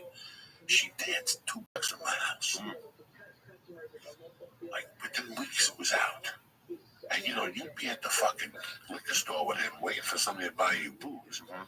And somebody would come up to you and go, what are you guys doing tonight? let's go down there. Tina's dancing. Tina was his fucking sister. Yeah. You know, that would feel like my heart would fucking stop. And there were nights that I heard that he actually went down and pulled her out of there by her fucking hair and shit. Yeah. There was a couple of incidents with him. He was a good kid. I mean, look, I don't think I was stoked about it, for sure. Right, you weren't jumping up and down and having a But look, I know the childhood that we had, you know, and I know I got very little connection, like with any, you know, I didn't have any guidance or connection. So I know she got even less than that. You know, she was, you know, the youngest kid in our family. So, and I didn't feel like I knew her well enough or had enough, you know, emotional connection with her to, she wasn't going to listen to me, you know. So, and what am I going to, you know, like, so all I could do was just be supportive, you know, tell her to make sure she wore a seatbelt when she drove, make sure she was, you know, walking with people in and out of these clubs. And also my sister was she wasn't a fucking putz, you know, she was a smart girl. She still is a smart girl. I wonder what you could make as a fucking. She bought a house. I mean, she bought a beautiful house out in Arizona. Like, that's it. That's the proof of the pudding. Because if you're fucking smart, and they get to be fucking slick. Like when I lived in Seattle, my girlfriend was a fucking half a stripper. She had the mind of, I mean, she's as dumb as a box of rocks. Yeah. She's a millionaire today. yeah, She ended up marrying a Hindu that was 80. He died. The whole fucking deal. the fucking dying Hindu trick. Nice guy, you know. But let me tell you something, man. And I'm man enough to admit it. From fucking 95 to 97, that girl supported me. Yeah. She was making it bank. Yeah. And I couldn't go up to her and go, hey, how did you make this extra 200 today? It's none of my fucking business. Yeah. You know, it's none of my fucking business. But you know, a lot of people make jokes about strippers, including me. I got the utmost respect for them because it's a deep game. Well, look, I mean, It's a deep fucking game, dog. dude, I hooked up with a stripper in Shreveport that looked like a half of a, what is a minotaur or centaur? What's one that have an animal for the half lower body? I think both of those. Yeah. I think This girl looked like a centaur, you know? But she still seemed cool. She was, I swear to God, she had the strongest fucking, she had thighs for calves. She had thighs up top and then also double thighs, no calves, you know? Like just built like a damn fucking, you know, like a squirrel squatch, just like fucking short, thick fucking legs, you know? All stomach, hardly any legs or arms. But I'll tell you this, dude. I notice, and here's what I notice. I find that comedians are often we fall in a lot of same circles as like porn stars, exotic dancers, because there's some similarities Yeah, here. no, we're broken. The similarities that somewhere we feel short somewhere along the Yeah. line. You know? We need some type of immediate acceptance. Like if I sit here sometimes at night or not here, but many nights I've sat there and said, why did I become a comedian? I mean, did I need attention when I was a kid? My mom was on my ass when I was a kid. Yeah, but on your ass and being and making you feel loved are two different things. No, you know? but it was the same thing. It's not like I sat there and, you know, fucking, no. She Yeah. was always, no, that's one thing. I lacked the love of a father, Right. you know, so maybe that sparked a guy, my brother. But I mean, do you think that maybe she was loving for the first? I think you were 13, 15? 15, 16. So maybe if she had lived, you wouldn't have been a comedian. So maybe from the love that you lost. I always loved performing. When I was a kid, I was kind of a musician. Mhm. And then as I got older, I did karate, but my specialty was the forms. And I was really good at doing forms and putting together stupid moves and shit. And then I heard stand-up comedy, and I just thought it was fucking superb. And then I became whatever the fuck I ended up becoming. Yeah. And now we're here. You know, so somewhere I took different elements of that childhood, Mhm. and I became a stand-up comic. Do I drive a fancy car? Do I fucking jump up and down and jiggle for love at this point in my life? You know me a long time, bro. I got my own views. I live my own fucking life. I don't give a fuck about what, you know, directors and producers think. Before you came here, you're a fucking man. And you gotta leave here a fucking man. Yeah. If you become what they want you to become, those are the fucking people that they should have never came here. They never should have came here. You know, with those stories I told last night at the Ice House on stage, they're true stories. I told the guy to go fuck himself on the set of this fucking Highline commercial. Like I shot this Arby's. What is it again? Are you sure you want me to say it? No, what's the name of the company? Hardee's. Hardee's. Oh, I love Hardee's, bro. What's the name of the cousin to Hardee's? Carl's Jr. Carl Jr. So Yeah. years ago, where I shot 3 national commercials, 3 weeks in a row. Like in my 20 years here, That's huge. I booked like 10 commercials. But in 2009 or 2000, one of those years, I booked a fucking 3 national sprint. Wow, something else, and this Arby's, which was fucking money. Yeah. Because they pay you from both companies, then they make the ads together. You have no fucking deal. Dude, I did a shitty internet commercial one time. I made 25 grand over 3 years. Bro, how many Crazy. How many people stand in front of a cup of 7-Eleven? 25 grand over 3 years is a gift. Oh, it was I couldn't imagine. I thought I was gonna make $600. You know, I could never imagine that I would have made that much money over that time. Oh yeah, and they give you. I told Lee for a year now, Lee, stop this shit. Go get your headshots. Go give that guy $1. Go to Aqua. Tell him you want to go out for commercials. Jesus Christ, man.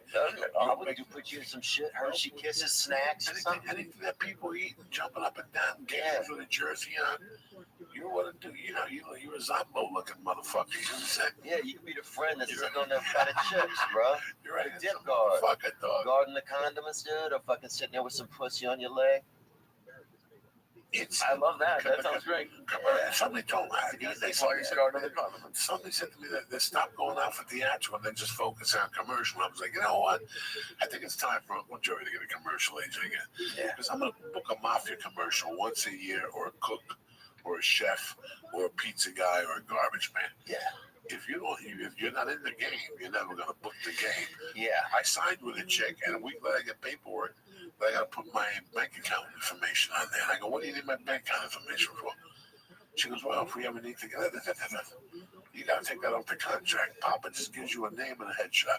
Go to work, bitch. Yeah. And then we'll worry about fucking bank information and social security number. Suck my dick. I got to give you a credit report. Who the fuck are you? Let me see your credit report, bitch. Fucking people. The audacity. The audacity of these people. Where's Tony Bennett, cocksucker? The fucking people. Let me see your fucking credit report. Animals, bro. Let me see your fucking credit report. Let me see you. Fucking balls on people. I wanna be around Oh, he sounds good, huh? to pick up the pieces. Somebody breaks your heart. I don't know why every time I fight, that candle's gonna save you. You use it like a shield to death. That candle can block like the whips Zelda. out of my asshole. It's like You Zelda. had 15 candles. Right. My asshole would sink the whole candle factory. Somebody who will swear This was chicken Florentine that my wife made for lunch. as you This song? used to do. Oh, that food.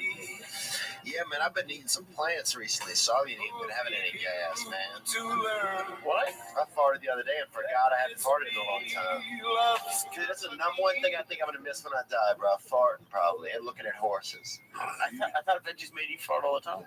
Not me, man. You're clean, you're sober, you look good. You're gonna shoot a special. What do you want to do? I think we're gonna do more Showtime. We'll see.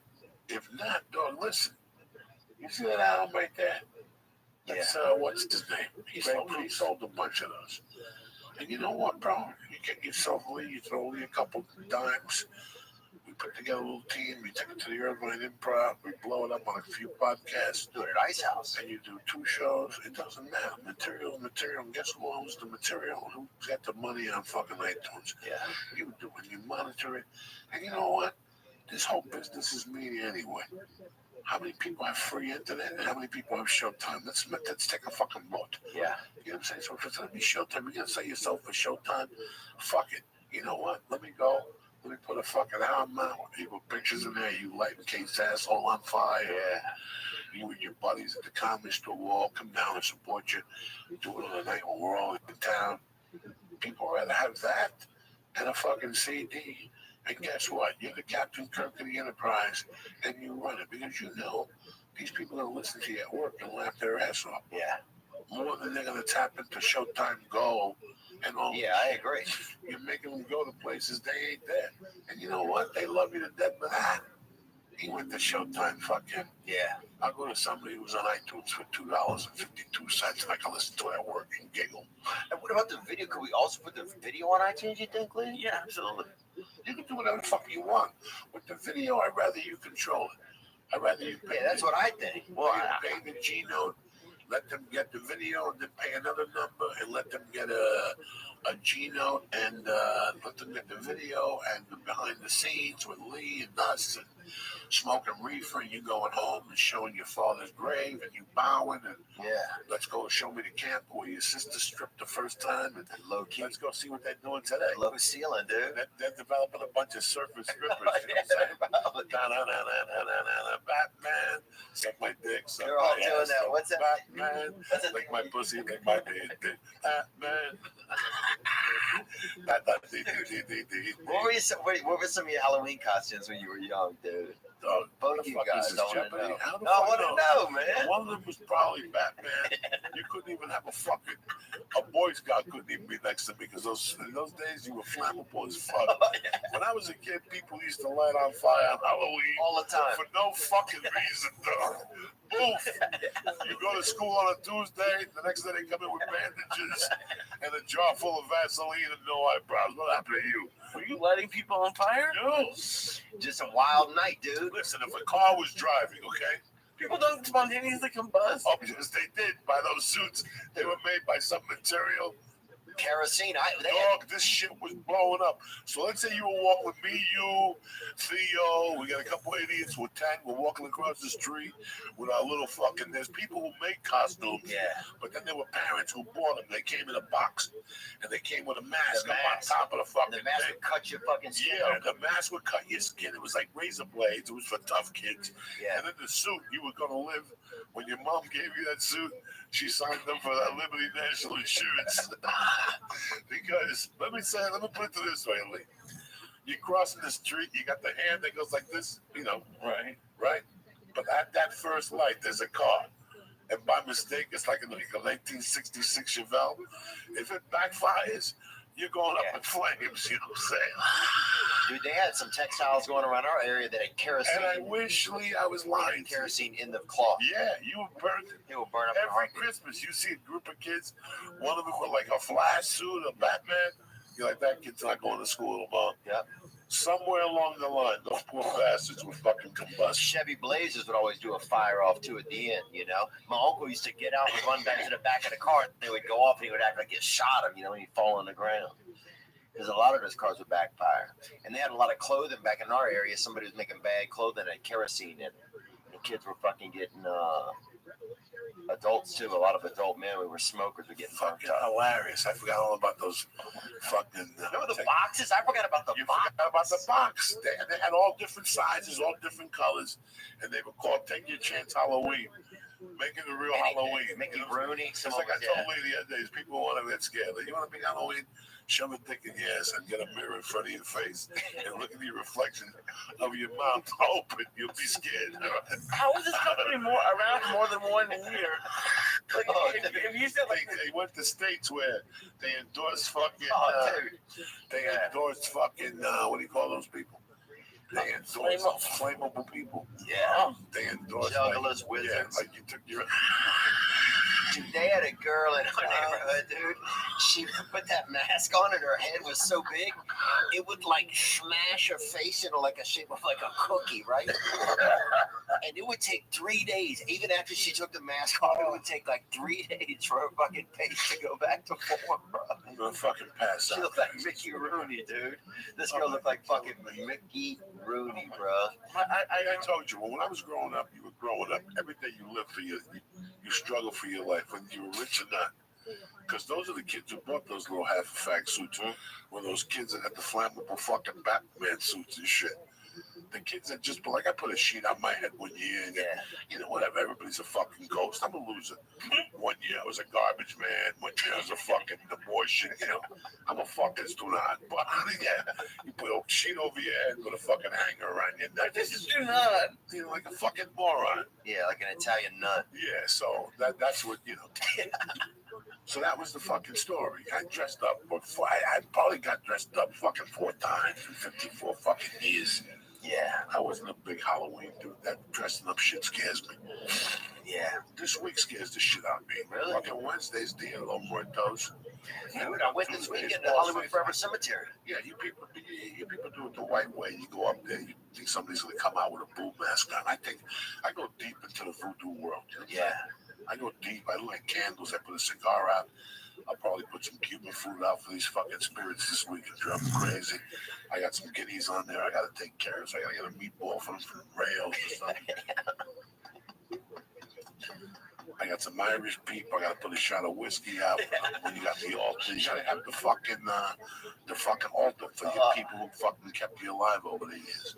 Dude, a lot of I got Balzano, Rego, Dominic Special. I got fucking Jesus, my mother, my father, my godmother. I got Zoraida, my stepfather. He could burn in hell. I don't give a fuck about that. Oh, come on, dude.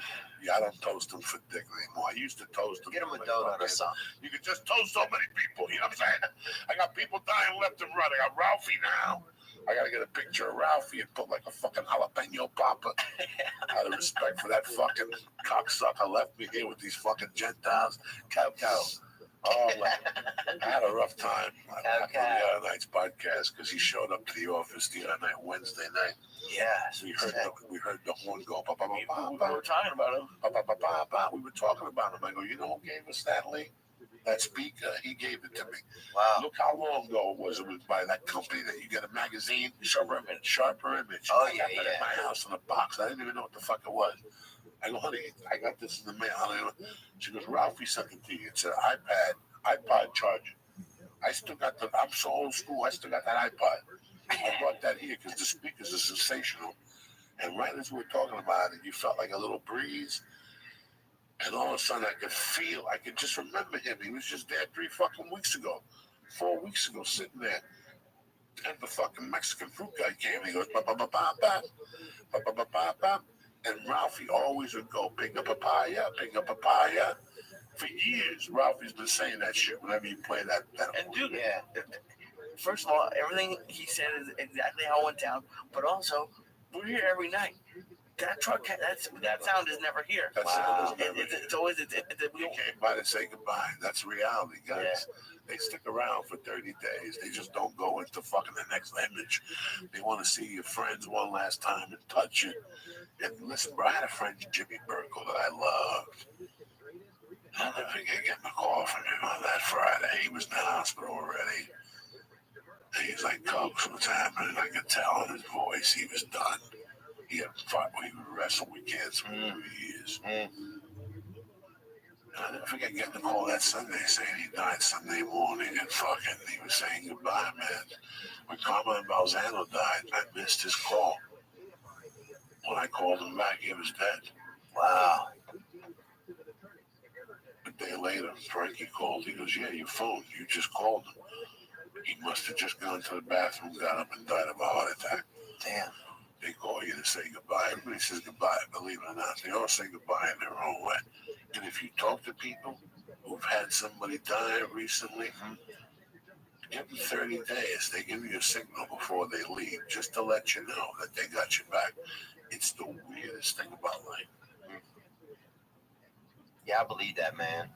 They'll give you, and I know it sounds crazy. I'm talking about flat earth and whatever. I'm talking about the spiritual world. I was raised in it, so I get it. I believe that my dad opened up a lot of doors for me and closed a lot of doors. I was there a lot of nights, man, when I had a lot of choices to run. And I always made the right choice. If not, I wouldn't be in this fucking chair. Something makes you make the right choice. Yeah. Something, everything in life, sometimes you ever watch that voice, the movie The Shining? Yeah. The Shining, when Scatman Brothers talks to a little boy and he explains to him that everybody hears that voice. That's called the. You don't remember that? I don't remember that part. I gotta go watch it again. I only seen it one time because I seen a lot of movies. Put on The Shining. Scatman Crothers talks to a little boy. Yeah. And you'll see you got 15 minutes. We gotta get you out of here. So we'll end you with a bang. You traveling, player? What am I doing? Me, in my world, brother, you're gonna be one of the next fucking top fucking comics in this country. And I tell you this as your older brother, and I got no jealousy. I wish you all. You stay on the right track. Tell your agent to push you out for more movies and TV. Yeah. Stop fucking around. If you want to be a host, go somewhere else. Go to Germany and host Nazi videos and make real money. You know I appreciate it, man. You always are so supportive, your man. fucking agent inspired. Said that you have to act in the bill. Your little acting resume. Yeah. You're gonna stay on the road to your 90s, so you might as well take a gamble. You know, look at the paycheck from the acting and go, "Why am I doing this, Uncle Joey?" Because they might like you, and they might use you 6 times this winter. It's not a lot of money, but now you're building credibility. And next year, NBC thinks of you for this new Fireman show. They're looking for a handsome guy from the South, and bang, there you go. Oh, Jed's a millionaire. So now, when you shoot 10 episodes, are you gonna get rich? Not really, but you got comedy and you're building, and you got your podcast, and you got Twitter. You're very funny, you know. It all comes at you. Yeah. I know you're on the road killing. I hear people fucking love you. You know what I'm saying? Staying busy, man. We gotta figure out how to get them in Thursday night to suck your little nutsack. That's what I'm saying, bro, because I'm bringing my I nuts see with you at the school. I see you at the store. Here, put that on the top. First one. You never saw this, did you, Lee? Yeah, I did. No, you didn't, I cocksucker. did. I did. How come you don't tell your Don't lie girlfriend to to watch me, I'm this here. scary shit? Is it Arsenio? It is. It is, Lee. No, it's not. Yeah, it is. It's just this haircut. Do you know how I knew your name was Doc?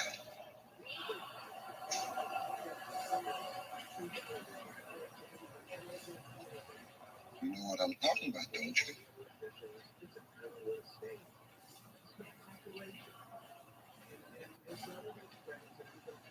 I can remember when I was a little boy, my grandmother and I could hold conversations entirely without ever opening our mouths.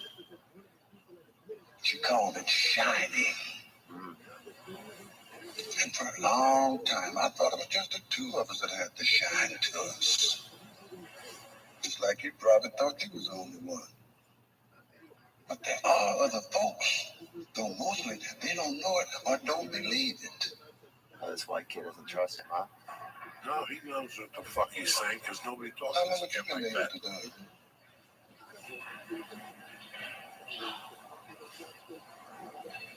Why don't you want to talk about it?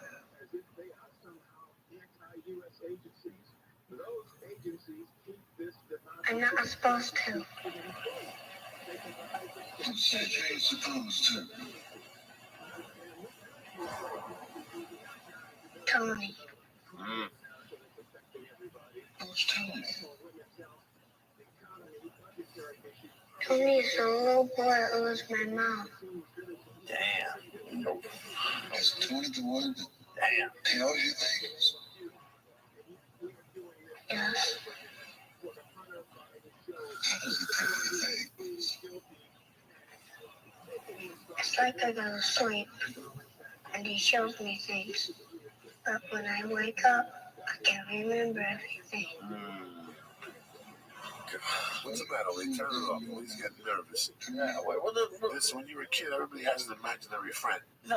That friend is an ancestor talking to you. You're talking to your ancestor. You never even know it. Yeah. You don't even need to go on Ancestry.com.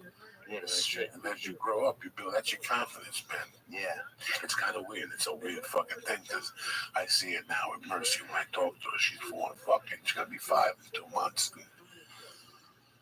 You see the whole thing. You know what I'm saying? What's the matter with you? Don't like those type of movies? No, I don't like this kind of type of That movie. makes you nervous. Yeah, when they play that fucking music to make you nervous, Yeah. and then it's talking about fucking craziness. Yeah, I don't like that at all. But even back then, race relations wasn't that good. Even if you watch that fucking video, you know what I'm That's saying? a great fucking movie.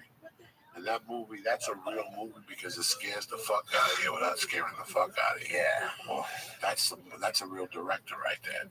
That's a film that, you know, they'll watch generations in film school and go, how did he scare you? without scaring you. He doesn't fuck with you till the end. Who's the director of that?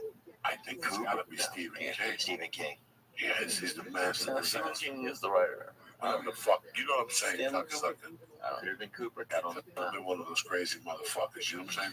We're gonna be New Year's Eve. Me nowhere, man. You still open? I got one set. Yeah, I got one. I'm going to be in Huntsville, Alabama in November 16th, 18th, and 19th. You And fly then into fucking. That's it. You have to fly into Nashville. I don't know yet. You have to fucking look. I think you have to fly into Nashville and connect. Get a rental car. I heard that. Yeah, that's right. If you have to get a rental car, I don't know if I'm going to Huntsville. I might just get one out. I got family down there, so Yeah, I don't like driving those fucking distances when I don't know where the fuck I'm going. yeah, it's probably about a 3-hour drive, I'm guessing, from one of the big airports. Yeah, that's fucked up. So, You gotta get so an airport. we'll see. Shit. You know, I But, landed in fucking Lexington. They got an airport. Oh, I like Lexington. I love That club's great, right? They still got the leak in the ceiling over there The now. club is great. The food is great. Yeah, Next door to it. The fucking town is beautiful. Yeah. Man. It's a cool town. People think it's not, man. No, It's man. diverse. It's cool. It's hip. Yes, man. Me and my wife been thinking about a lot of things, and that's. I love it. You get you some horses out there. I like the fucking South, man. I still want to raise my daughter in some place where it's fucking normal. My Yeah. mental state is. Nashville's good, man. I mean, I think Ralphie was onto something in Nashville. Nashville's a beautiful I know place. that Ralphie was definitely onto $1 something, million to get you a beautiful place up and you hit it out of there. there. Yeah. $1 million. For $1 million out there, that comes with two butlers. One of them is naked. Yeah. One of them rubs you down, sticks a finger in your ass, wipes your ass. You got a bell in your bathroom. Can you imagine having a bell in your bathroom and somebody comes in without a fucking mask on and just wipes your face like a soldier with a smile on their face? Without a fucking mask on. Have you seen the YouTube video of Lee in outer space? Have you seen it yet? Let me put it on for you, boy, just so you can take a look at this thing. When he first saw it, he said, "There goes my job career." Well, yeah, I have my whole full name in it. I'm gonna get some. Yeah, but I don't need. What do you mean? Who gives a fuck? Go about a muscle Listen. man, bro. Listen, you're 29. Snoop Dogg became a legend from smoking Snoop dope. Dogg never had a video like this come out. Yes, he did. Bro, you're the fucking human pectoral, bro. You are one of the funniest dudes around me. Not a good way. Listen, Yeah, you are, Lee. You're an angel, I bro. picked you from the fucking choir. From the Why? depths, bro. Because I knew it. I looked at you and I knew you were shy, the whole fucking deal. And I knew you just needed somebody to push you over the cliff. And you're changing. You're growing up. Fucking give some shout outs right here to my buddy, my brother Matt Holmeyer, having a hard time over there putting the pieces together. Dennis Hyde, my little brother and nephew Pablo Lingus, Nikki Campus Life, Mickey Chaps, Holla Z Alex, Nikki Shades, Fat Chris Blochair, and Kaylee. You know I love you motherfuckers. Don't forget the Funny Bone Omaha, Thursday, Friday, Saturday. And don't forget I told you this one. Don't forget I told you Gotham. 4 shows. Me and Dean Del Rey. Friday the 10th and Saturday 11th. Don't fuck around. Anyway, you got any dates to promote, my brother? I got Drop one on me. Drop one on these people. This is the church. I got it, They baby. want to see you, baby boy. Let's do this shit. Coming to Confess, baby. I got November 16th through the 19th at Stand Up Live in Huntsville, Alabama. There you go, right there. Come on, support this Sabbath. Let them know you're part of the church. Don't dose them, these family. Yeah, keep it low. And I'm in If you got- Calgary, if you December 1st. If you got an AA book, give it to them. Guy, underline the evils. What else? Hit me where it hurts. And then you're in And Calgary. and I'm in Calgary December 1st, and I got my podcast this past weekend that you can check out when you're done checking out Joey. For you comics that are struggling with any addiction, think about this young man. Hit me up. He took over, he banged the fucking stripper in a cab, and he changed his life. He went to church, he met a friend, they went together, and look at him, 18 months, he looks good, he's still funny. A lot of people think if I start getting drunk, my friends won't like me at the open mic, then you need new fucking friends. Yeah, You know what I'm saying? This is it right here. be yourself. And he did it in the major leagues. If you're in the minor leagues and you're having a hard time, just think of fucking this fucking savage. He did it and stuck to it. This is a handsome guy. If I looked like him, I'd be having threesomes every night. Oh man, One 8-ball every hour on the hour from 10 to 12. Oh, dude. Drop it off in the fucking mail slot. You know what I'm saying? I beat my own asshole. Hold on to the dog. I don't want to leave the 8 ball. Give me that type of party. What else, dog? Anything else you want to drop? Not much, man. I just Look love at you. Watch, look at Lee's. I love you and I appreciate you. I got a scoop too. Look at this fucking beauty right here. Look at this. Look at this Sally Molly. 89, no. 89? Look at the guy playing the air drums and Lee just panics. Look at him. That's Lee panicking right there. No, not yet. He can't handle it. Not yet. And he's moving around. He's fidgeting. Oh my God, Lee's out. He takes a breath of fresh air. He bumped him. He bumped him. Oh, dude, man. Look at poor Lee. Now he's coming to kind of. He looks at the eye. He's fucking Buzz Aldrin out there, brother. Oh, you made my day, Lee. Every time I see you, you make my day, Lee. Look at Leo. Oh my God. How we torment his Lee, son. I gotta go. I love you with all my heart, my brother. Love you too, man. You know the gate, how to get out, right? Yeah, thank you for everything. Lee, thank you so much, man. Love you, buddy. You too, man. You got it. You're doing a good job. You know I love you, motherfucker. Hold on. Gang, you know where that is? Yeah, it's 10:15 over. No, bro. Go do your thing. Send them my love. Thank you for coming by. You know I love you. Same here, bro. You're doing your fucking thing. Well, look, I appreciate the support. If you ever need anything from me, I'm here for you. Come on, dog. You know your fucking family here. This is how we do it on the fucking church on a beautiful Monday. That's how you start off a fucking Monday, people. Yeah. You people are gonna wake up today. You were feeling hoop-doop-de-doop. I had a long weekend. I took my kid. Listen, it's fucking hard work. We all know what we signed up for.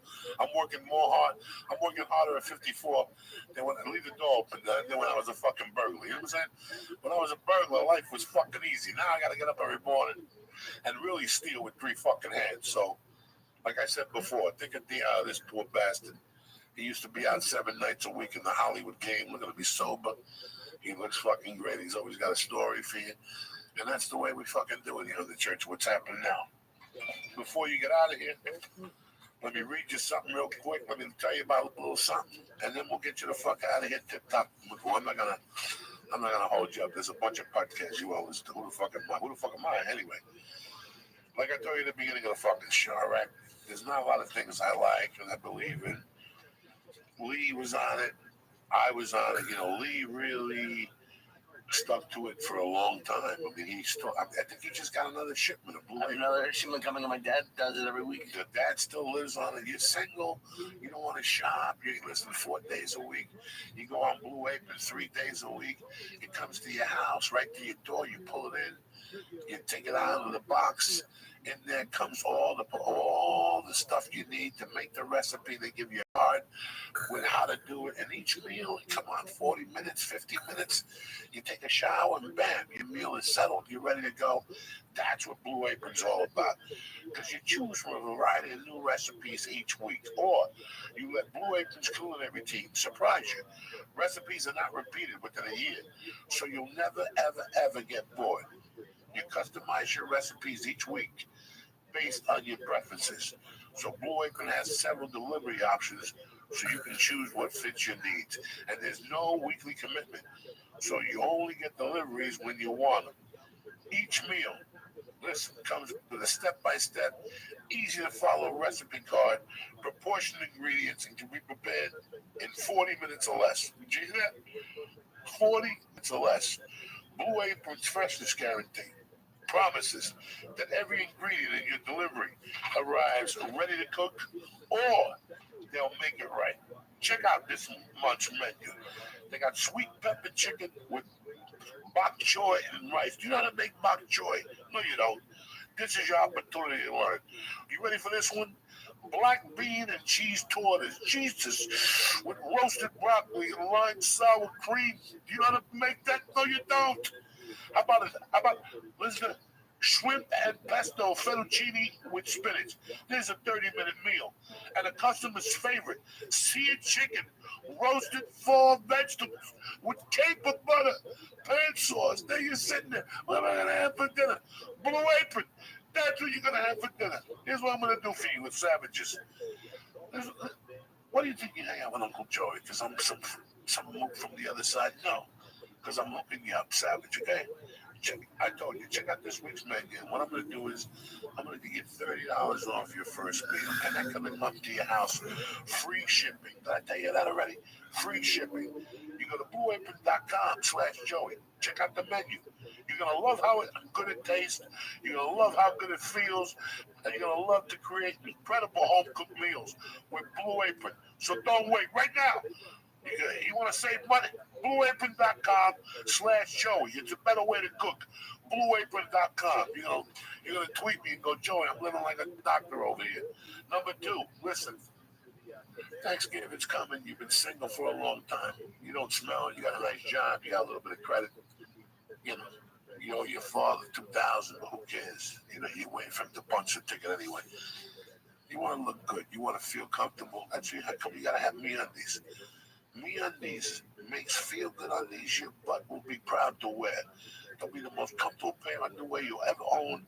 And to check it out yourself, go to MeUndies.com/Joey with tons of styles and patterns, from camouflages to polka dots. You choose from both men and women. MeUndies will have the perfect fit for you or your personality. You follow me? The MeUndies feeling is unmatched, because they're naturally soft fabric that is 3 times softer than cotton. Now, for a limited time only, check out MeUndies' first ever glow-in-the-dark print. Joey, what are you talking about? Glow-in-the-dark print. Joey, you must be kidding me. Glow-in-the-dark print. Lights out. Why not update your underwear drawer and glow at the same time? Can you imagine you meet a girl in your dreams, you meet her on that Tinder stuff, you come out of the bathroom, you got glow in the dark underwear, it's dark with a candle on. Who's talking about Halloween here? MeUndies, that old. And if underwear isn't your thing, MeUndies always makes the softest socks in the world. Listen, like I told you for years, I've been using MeUndies, especially when I go to jiu-jitsu, especially when I have short time. Why? Because it's hot out, and you want to have, nice and soft. Correct the mundo? Correct the mundo. So what happens is you don't have no moisture down there. You don't smell like a billy goat. It draws away from everybody, and everybody's happy. Go to MeUndies. Give them a try. What I'm going to do for you is this.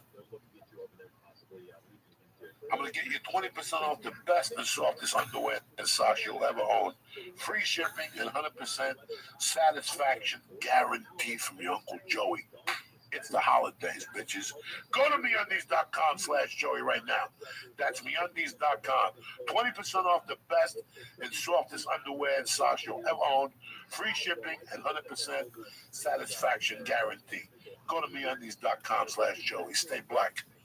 Thank you very much to my main man, Theo Vaughn, who had to do us at the Comedy Store. But thank you very much for you savages. We'll be back Tuesday or Wednesday. I haven't made up my mind. But if I don't talk to you, happy Halloween, you bad motherfuckers. And I want to thank my main man, the main Christ killer of life, my little brother, Lee Syed, for always showing up and dropping knowledge on his Uncle Joey. And that's it, and that's that. I want to thank Blue Apron one more time. I want to thank MeUndies. I want to thank you motherfuckers for listening. I'm going to drop a little something on you from Willie Colon, Hector Lavoe, off the album, not Cape, whatever. And Crime Pays. Blast this motherfucker, Lee. I love you, cocksuckers. See you guys in Omaha, Nebraska, or the following week at Gotham.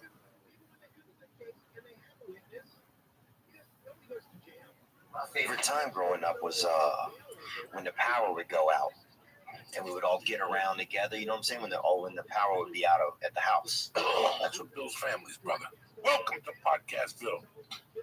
The Church of What's Happening Now is brought to you by ZipRecruiter.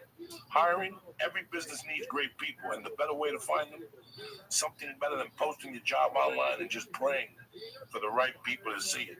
ZipRecruiter knew there was a smarter way, so they built a platform that finds the right candidates for you.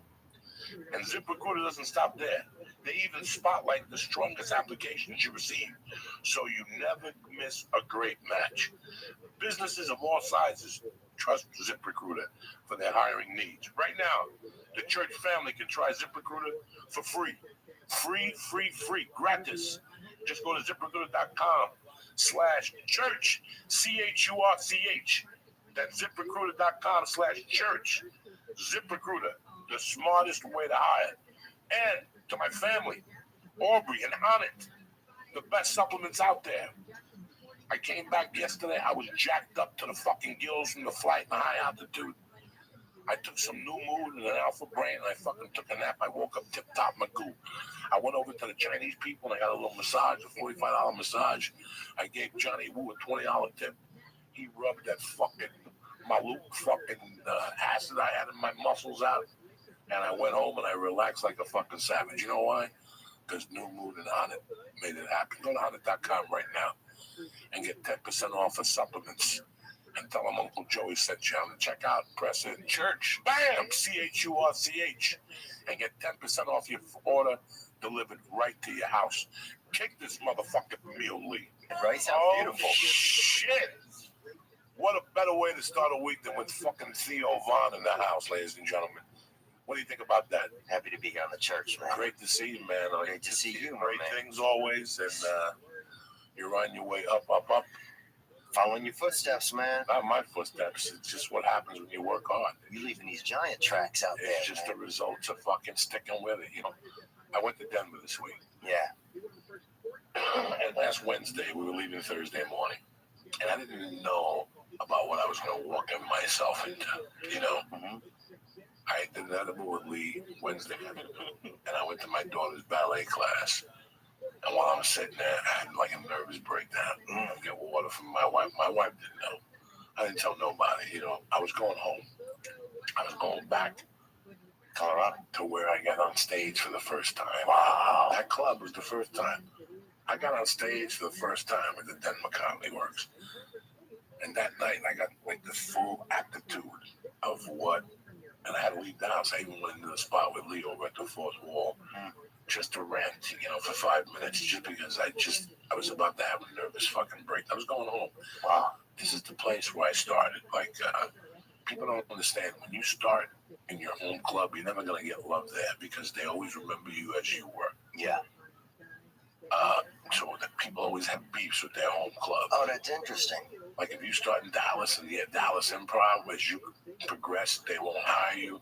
They'll hire you as a feature, and then they always remember you that way. So it's kind of weird to climb up a chain. And I was on my way on the chain at the Comedy Works. Yeah.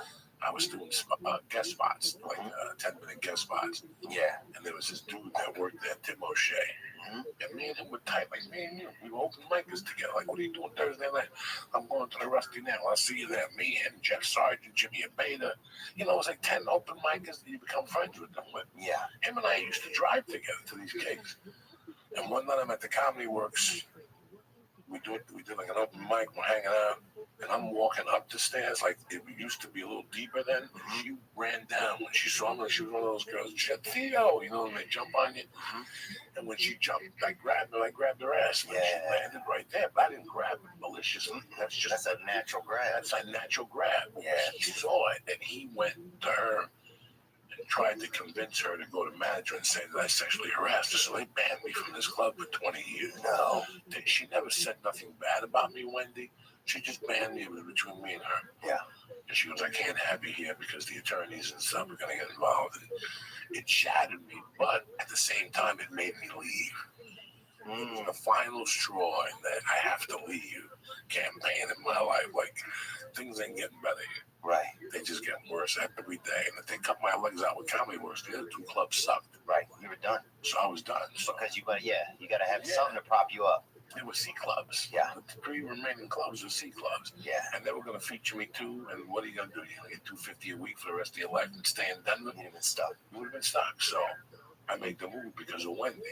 When I bumped into her on one of those tours, the Dave Chappelle tours, in the summertime, she asked me if I was mad, and I said no. We made up. I told her she saved my life. I would have been in prison if she didn't ban me. And I'm back to headlining. And it was just weird. 6 sold-out shows. Wow. In my backyard where I first fucking started. Where'd you start? I started. What was the first stage you got on? Yeah, I think I started actually down in Louisiana, but only just briefly. Is there a comedy scene in Louisiana? There's nothing, Brian. There's a lot of people, a lot of guys down there. They're just haters, really. When you get out of there, there's a lot of angry dudes there. Now, okay, what's the closest city to you? Baton Rouge? Yeah, Baton Rouge. Okay, Baton Rouge used to have a funny bone. That funny bone. Did you work it? Oh yeah, I worked that club. Okay. Yeah. When the girl was the manager. When the guy, this guy named Tommy, he was a DJ as well. And he was the manager, and you could get over there. It was like the first place for a feature for John Reed. And it was awesome. How long did it take you to start featuring there? Pretty quick, man. I was featuring at 3 years in. I was featured just because I had out of the gate. I had a pretty good, 15 minutes. You could stretch it at a bar. Drop some F-bombs, call somebody fat. Next thing you know, you're at 20 minutes. So like I was stretching it pretty good down there, and then I don't even remember. And then after a while, just stuck with me. But I can imagine, dude. I can really imagine that feeling of going home and feeling some appreciation. Because sometimes it's like you get out of there, you're the crab that got out of the pot for some people. Well, then that's the other side. The other side of that was that's also the place I went to prison. Yeah. That's also a place where my daughter was born. That's also a place where I have an ex-wife. It's just a lot of mixture all going in. And then I get there, and I'm asking about the comics that I came up with. And one of them is around. They all got out of the business. They all did this. And that gave me a different feeling. It gave me like a little, I don't know, kind of feeling like guilty in a way that I stuck with it. Like I felt guilty that I stuck with it instead of quitting and coming out here. It was just a weird feeling, bro. What did you feel like? Oh, they're gonna look at me like I think I'm special because I'm still doing it. That's what I would think a little bit. I know. It was just weird that. Listen, man, I stuck with comedy because I had no. I mean, this is it. I wasn't gonna go back to. I was gonna go back to slinging drugs and robbing people. Yeah. There was no other job. I was not equipped to have a day job anymore. Oh yeah. There was one point where I just was not going to have a day job. I never wanted a fucking job. I never wanted a fucking day job. Dude, I don't picture you having that. I picture you doing comedy or fucking stabbing somebody. Honestly, no offense. I swear to God, like I didn't. Yeah. I had tried everything. I cook, you name it, bricklayer, electrician, carpenter. I was a fucking bar back. I don't know how many bartending jobs I had. I don't know how many factory fucking jobs I had. I can't even imagine how many warehouse jobs I had pulling like fucking those things and stocking shelves. Yeah. I can't even tell you. If that's what I wanted to do, I would have stuck with it. I can't tell you how many driving jobs I had at a hardware store. I can't begin to fucking tell you guys. That ain't your calling, man. That this was it. No, This chooses you after a certain point. yeah, it just chooses. It really does. You just, like, I had no other options. I was 30. I was 28 years old. I had a felony. Who's going to fucking hire me in the stock market or to be a lawyer? Ain't nobody going to hire me in the fucking stock market. I was done. That was it. Yeah. So I figured that least case scenario, you could be a road comic and make $600 to $800 a week, live in your car, and live like Charles Bronson. Have 4 nights a week, have a hotel, and 3 nights a week, sleep in your car, and learn how to camp. I mean, I'm dead serious about this. Yeah. This is how disheveled I was inside at that time with the world. I just wanted to drive in a car. That's it. I just wanted to be alone for a couple of years in a fucking car. And guess what? That's exactly what I did. Yeah. I was in a car for 5 fucking years in a car. Some nights I slept in a car. some nights in a hotel, some nights in people's couches. Damn. And do I regret it at all? Fuck no. Fuck no. It prepares you for the rejection. It makes this shit seem like nothing. Right. You know what I'm saying? Yeah, it makes you start to own, like, whatever. Like, you, no matter what you put me through or say to me, I've created enough shit in my own life that you don't even know about. You know, I got arrested at 6 o'clock for assault, and the show started at 9, and I bailed out at 5 to 9 in Idaho. I still got warrant up in Idaho. You know? I mean, I went through the fucking mill as a road comic. I was doing C.W. Kendall work, David Trimble work. You know, anybody who had one-nighters, I did them. I took this Doug Stanhope format. You know, all triple. That's all Stanhope did. Stanhope wasn't busting his ass in New York, bringing 5 people to a fucking show. Yeah. Stanhope started in Vegas. He got Evening at the Improv as a feature act, and he was unstoppable after that. You know why? He got a Buick. He put a fucking stick in the back. I mean, I didn't invent this. I just mimicked somebody else. Yeah. I just mimicked somebody else. When I saw him in '96, I had never seen anything like that. Wow. I met him in '91 as a feature act. Then he came back to the Boulder Comedy Club, and I was the house MC. And now he was a headliner because he had done a spot at Evening at the Improv. It was different. He was a headliner now. Right. And then I didn't see him again. From '92, I didn't see him again. But there were bickerings about this fucking kid that's ripping up fucking rooms. I mean, there was amongst chitter-chat, and they kept saying, his name is Doug Stan. I'm like, I know that motherfucker. He slept at my house one night. Wow. He was so cool. I was the house MC at the Boulder Broker. And it was part of a Trimble. You know who David Trimble is? Yeah. He's a booker in the Pacific Northwest. Yeah. So he used to book Tuesdays was the broker. Wednesdays you had off. That sucks for a comic.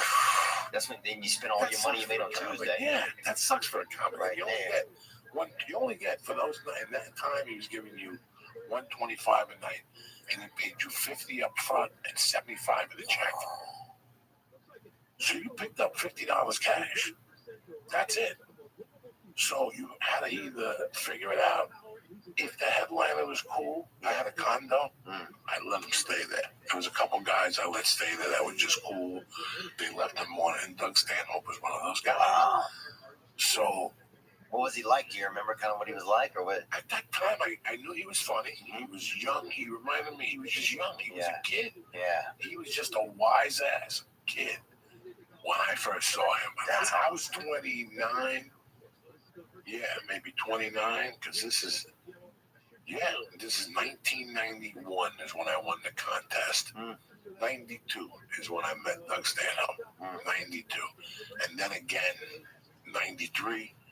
And then I lost a job, and I never saw him again. Wow. And like I said, I heard bickerings of him, and then he won the San Francisco comedy competition. Dang. Now, he was not working the punchlines. He wasn't working. Nobody was hiring that motherfucker. And he popped out of nowhere. His act was so fucking blue. And he was killing it. Like Triple, you know, when you get the paperwork from Triple, there's certain hotels that are Mormons. Red Lion Inns. You can't go to those fucking places. They have Mormon hotels? No, if you do Provo, Utah, and it's a Red Lion Inn, they'll tell you that they'll tell you on the fucking paperwork, this is a Mormon room, watch your language. People get offended. Then the next night they put you in a room that says, this is an active room. Yeah. If you get something thrown at you, get off the stage immediately and contact the management or go to the hospital. And you're like, what? What? Do not stop. Do not antagonize. Yeah. No. It's the beat. You know, but you know, like I did those in the winter. You know, that's that volatile room. They're all volatile rooms. And then the fucking show's end and they turn it into a disco.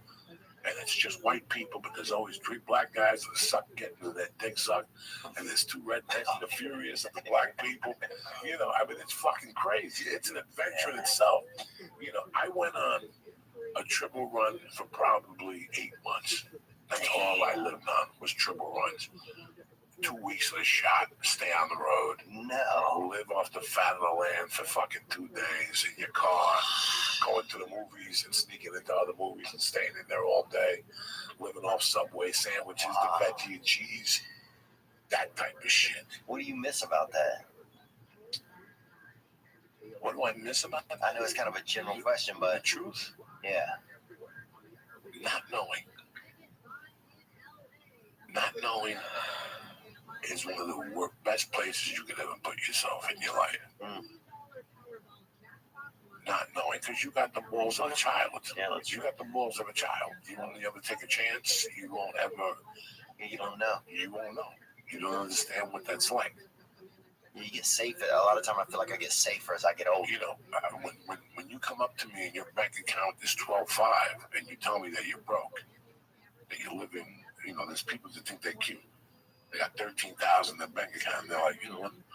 I'm living day to day, bitch. Yeah, I'm talking about $50 is what I own. This car is what I own.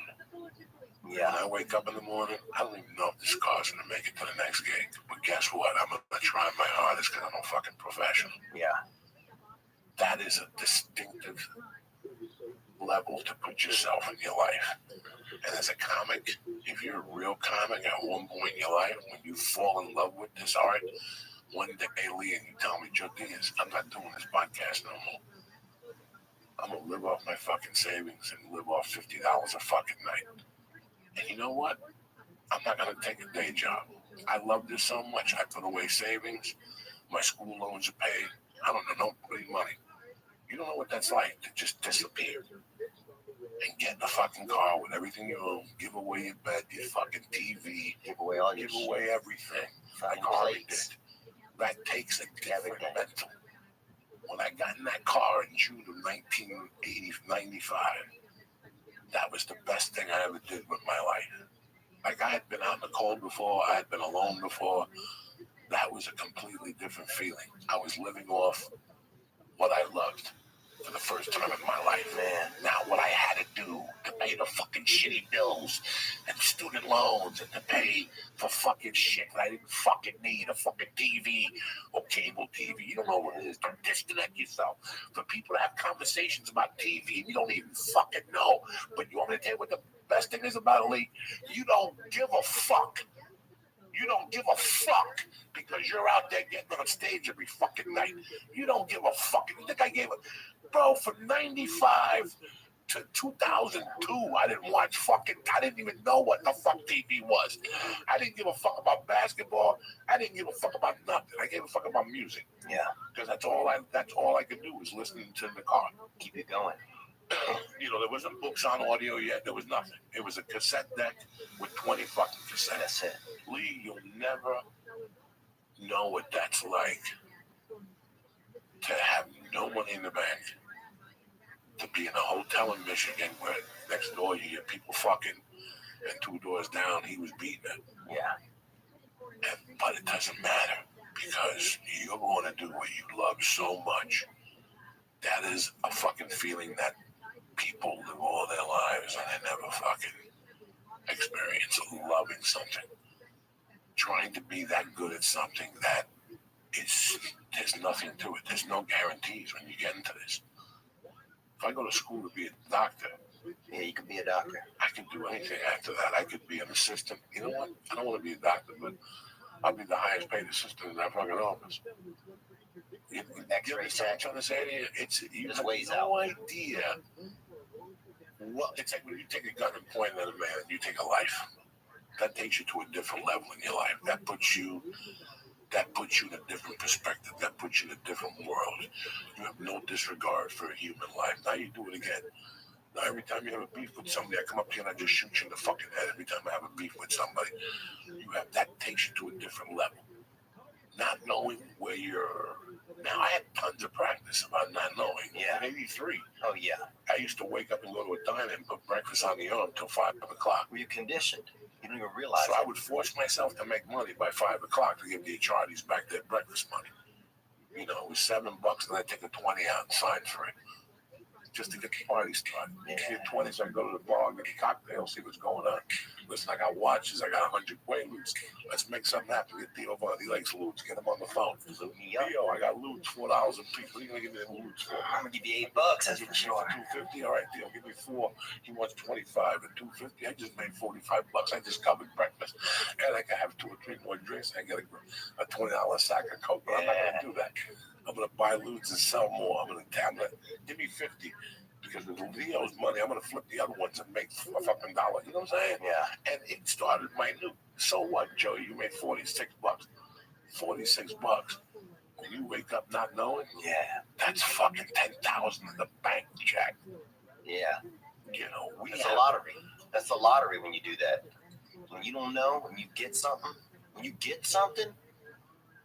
yeah. You have no idea what I endured from 95 to 2000. People like Josh Rupert, I lived in my car in front of his house. Some nights I went to his couch. Some nights I went to Ralphie May's fucking house and slept there. And yeah, I was an addict, but I was working every fucking night. Right. I was working. I was on stage 3 times a fucking night at the store following Paul Mooney, doing 2 Mexican rooms in a car that had no brakes, with no insurance and no registration. You understand me? And every time the fucking black lady with the donut hairdo saw it in Hollywood, I got a ticket. I had 2,000 tickets for that fucking car. And it wasn't even my name. It was the casting director's name. Dude, that's the best, man. That's one thing I do remember about, like, just being a little younger and a little more carefree was having shit in other people's name, doing shit, not caring. You don't give a fuck. I was just telling these guys, I had a car that blew up in New York. I took a loan on that car. Like, I took a loan on that fucking car when I was a kid. I had the car for 10 days. Yeah. And it lit on fire in Harlem. I was getting no winter. The electrical circuitry went. Oh, dude. And I left it there. The next 2-3 days later, I went back and the car was gone. It was just a wishbone. And dog, I took a bank loan out of it, like a $2,000 bank loan, co-signed. I didn't give a fuck. Even the co-signer never said nothing to me about it. I'm like, damn, what is he gonna hate on me? I forgot all about it. Dude, we had this guy named Andy. Speaking of fire, he ran into a house fire to get some coke and got all fucking burnt up. And not even a bunch, like a couple grams, dude. And nobody ever kind of brings it up with him, because it's kind of embarrassing, I guess, thinking you ran back in to get a little bit of coke and just got burnt up pretty good. But yeah, man, I miss being younger, dude. I miss just feeling like I had more time to just waste if I wanted to, or just experience. I just miss that freedom of being like, the next 5 years, anything can happen. Like right now, if I didn't have Mercy and my wife, we would get off the fucking podcast Wednesday afternoon, me and Lee. We'd be on the plane Wednesday night in the red eye. Playing Thursday, sleep all day, do 2 shows Thursday, got on another plane, do 2 shows Friday, get on another plane, do 2 shows Saturday, and come back. I do that 3 times a fucking month. Yeah. And some weeks, we ain't even coming back on fucking Sunday. We're gonna go into the city and hang out. Go to Costa Rica? No, I'm not going to Costa Rica. I'm going to fucking Costa Rica. What I'm saying is, I could see you guys in Costa Rica. Let's say I'm in Miami for a few days. Fuck it, I'll book West Palm. I'll book like Tampa. Yeah. Stay in Miami, eat fucking good food, get some sun, and then Wednesday take Lee up to Tampa. Yeah. And you're out of town for 2 weeks, and you come in 2 weeks, and you don't have to come home. We can do the podcast on the road. That would be the ideal life right now. Yeah. I would love to be able to do that. I wouldn't do anything. I mean, I wouldn't give up my family right now at all for anything in the world. But if I didn't have Mercy and my wife, get the fuck. I go on the road, old school, Scatal. 3 weeks a shot. 3 weeks, fucking stay out there. Lee, you're coming for 3 weeks. We're doing podcasts in Miami, Tampa, and Atlanta, Georgia, or fucking DC. And then come home after 3 weeks. Stay out. Unless you have an audition or something, there ain't no reason I really come home. Just get out there and get it done. There really isn't. There really isn't. There really isn't a reason. I get up every time I get back. I'm like, what am I here for? Just clean clothes, just to see some friends, to go to the Comedy Store. Those are the only things that keep me really, enjoying the atmosphere, man. Yeah, I miss doing good drug. I miss doing some LSD, man. LSD was always, if I could go back in time, that's something I would do more of as a child, Dude, I miss doing drugs when you were young, bro, because you didn't know what the fuck. How long have you been clean? You didn't know 2 anything. years? Year and a half, a little over a year and a half. How you feel? I feel good. You know, I feel better. I think I feel a little bit more emotionally okay. My biggest thing wasn't I wasn't addicted to drugs or alcohol, but I was addicted to feeling bad about myself. And when I would get to certain places in those feelings, I would then use drugs. You know, I just ended up doing drugs by myself because I could be by myself where I felt the only place I still felt comfortable, and I could do drugs, which made me feel good. So You have antisocial issues like I have from time to time. yeah, it would just get bad. Yeah. And yeah, there wasn't anything good because I didn't have any, you know, resources built up that made me feel okay. When you go to the comedy store, is there an anchor at the comedy store that soothes you? Yeah, Adam Eggett. Okay. There's always Adam is the booker. Yeah, Booker. But is there, like, when I see you, you get genuine. Oh yeah, I feel you. Yeah.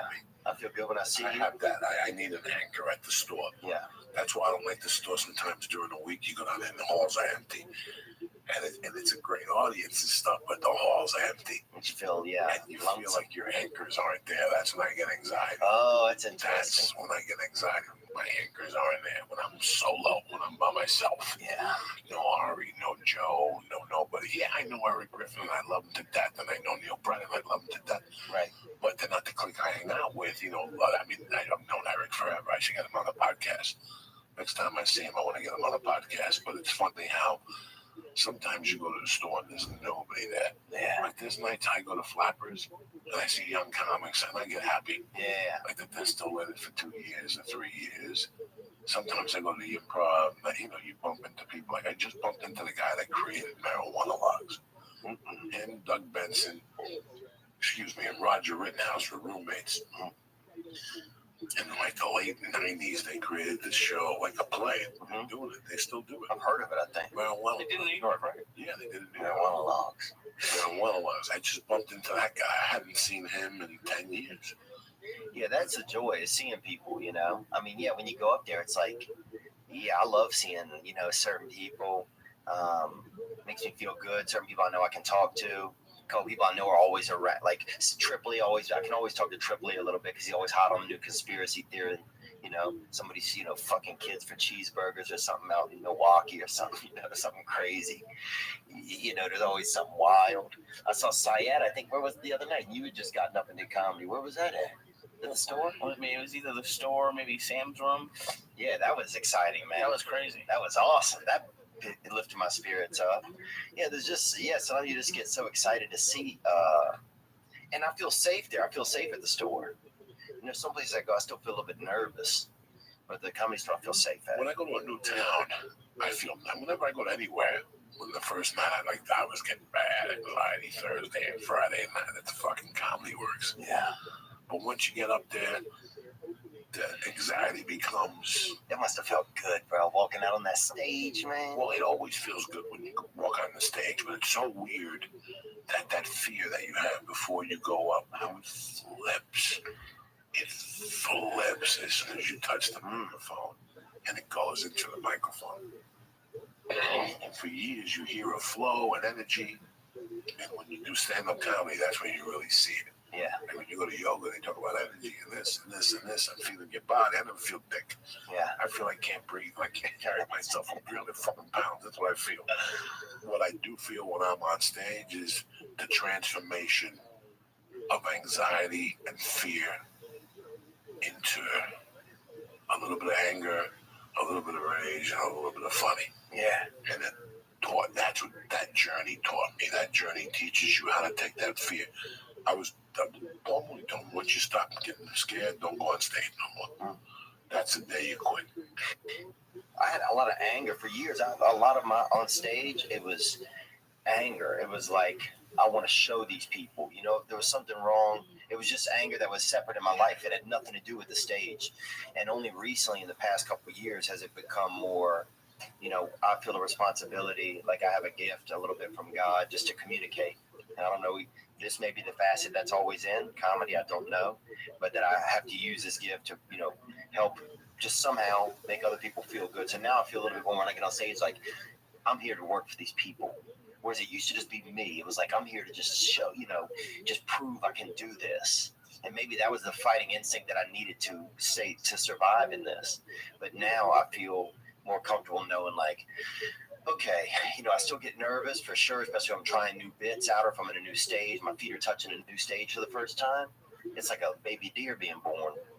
But I do feel more now like, okay, this is a team effort. These people, they want to have fun. They're not judging me as much as I just always thought everybody was in my head. And I'm here to help them have a good time, and we're going to work together. I feel that vibe more now. When you first started, were you frustrated at one point? I was fucking angry, You were dude. frustrated with the system, your life, yourself? I was frustrated with my life, dude. I was just angry. I had that kind of like, I think I had a little bit of that poor white anger. The same type of just, nobody gives a fuck about poor white people in America, it seems like, except for poor white people. So, I had a little bit of that angst. I knew, dude, I grew up around some fucking real crazy poor white people. The dude, no arm, they had a dude in our town, no arms, used to fucking fight everybody. That dude, what I'm saying? He could get you in that lurch. He would catch you with between his chin and his chest. He would fucking snack you like a snake. We were talking about this dude. His boy Gert was his name. And he would just get you like that, bro. And he'd choke you down. He had no arm. No arms at all. And he'd fight anybody, dude. And he would choke you. So if you went to punch him, how would he block? Oh, bro. He'd spin out of it. He'd spin, he'd duck, he'd dodge. The dude had, he just... And would he catch your hand with his neck? Huh? Would he catch your he would just lurch at you. And, bro, the thing is, Oh, you know what? If he hits you with that shoulder, you're going down. Yeah, part of it, the big thing was that choke. He would catch you like this. Where would he catch you? Your In hand? your neck. He would catch you neck to neck. That's fucking crazy. Once he got you neck to neck, Gert you, but the whole family was fucking Choke you out. psychos, bro. Brother had sharpened half of his teeth on one side of his mouth, dude. These people would fuck you up. One of the kids was in a wheelchair, they never taught him to walk, I think. I don't even think he was crippled. They just never taught him to walk. And so the other brother would carry him on his back everywhere, like a backpack, dude. And didn't even give a fuck. Maybe it's good these people are away from society. An entire family? No shirts, bro. Oh Whole my God. family, zero shirts. Nobody, those people don't wear shirts. Not the girl didn't have shirts either. They had one girl in the family. What was her name? Jessica. She was normal. She was, she was pretty nice. I thought she was a sweet girl for as tough as, with everything that gone on down there. And they used to put a board over the sink at night, and one of them would sleep over the sinks. They had 11 children. The house, no joke, was just two of these studios. And they had 11 kids in there. But yeah, it's like I grew up in that type of environment where it's just like, I don't know, you don't feel like anybody gives a fuck about you. So I think it took a long time for some of that to get out of my system. I still feel it when I go around like really rich people who think that they know everything. Man, that stuff makes me mad. It was funny. I was telling Lee that this morning I woke up.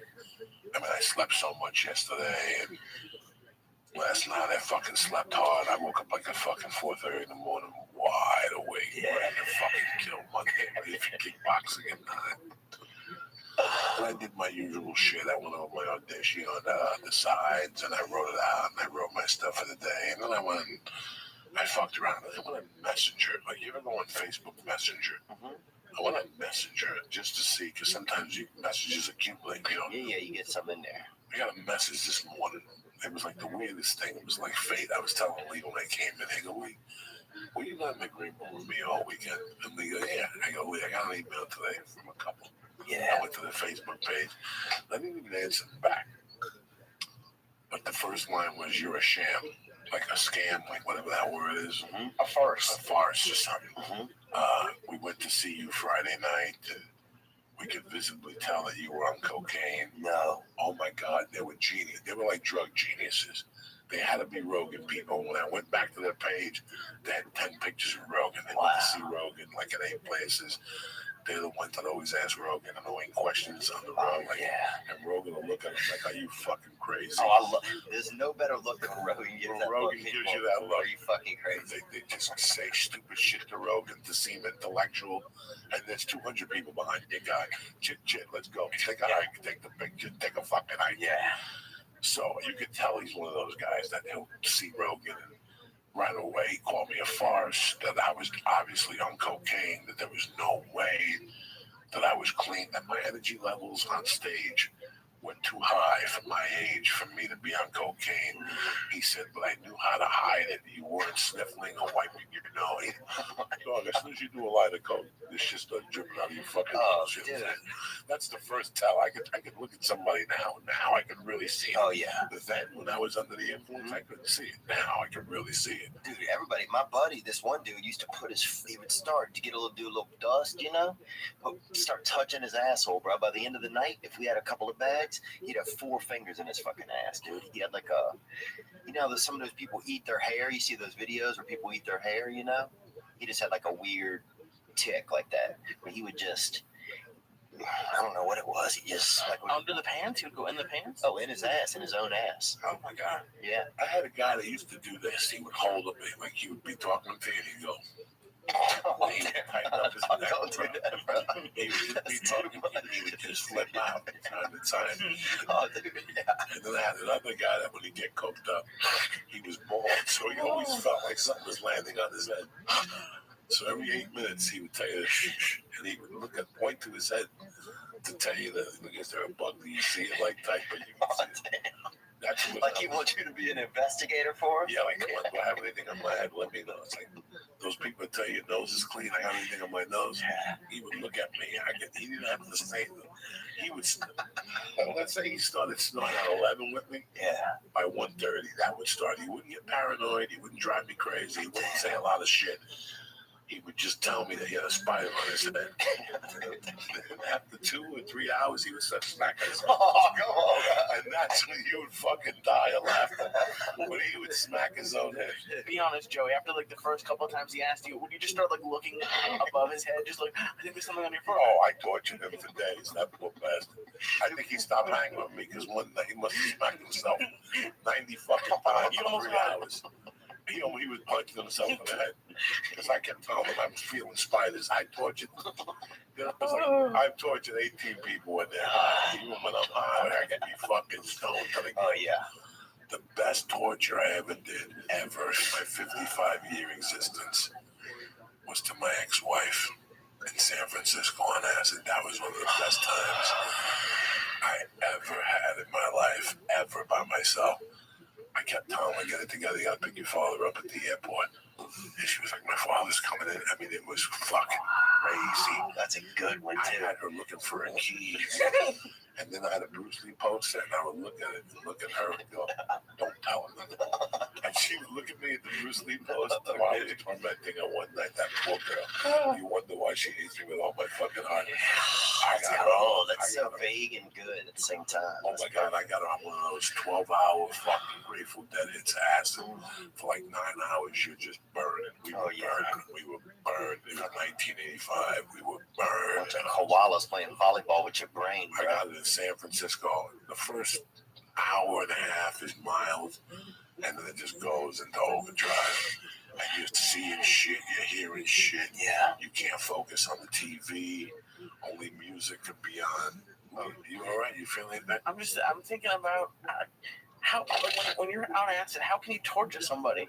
Like, that's like, Well, you just think of something that's casual enough just to catch a little bit of just a couple of their senses at the same time, and people will squirrel out, dude. My buddy put him out in the yard on a mattress one time. It's the only way he could function, dude. Another buddy of mine took all his clothes off and started driving. Drove for like 5 hours. Dude, we have no clue where he went, and he came back in the morning, and he was still, he was out of gas, but he was butt ass naked. He was still butt ass naked. Yeah, some people just have to, they get in a lane when they're on the dust, man. Let me tell you something, bro. I miss that. There was a time in this country where if a movie came out, there was an undercurrent, and there wasn't Twitter, and there wasn't Facebook, and there wasn't social media, but there was an understanding that if you went to see that movie, you were going to see that movie on ass. Wow.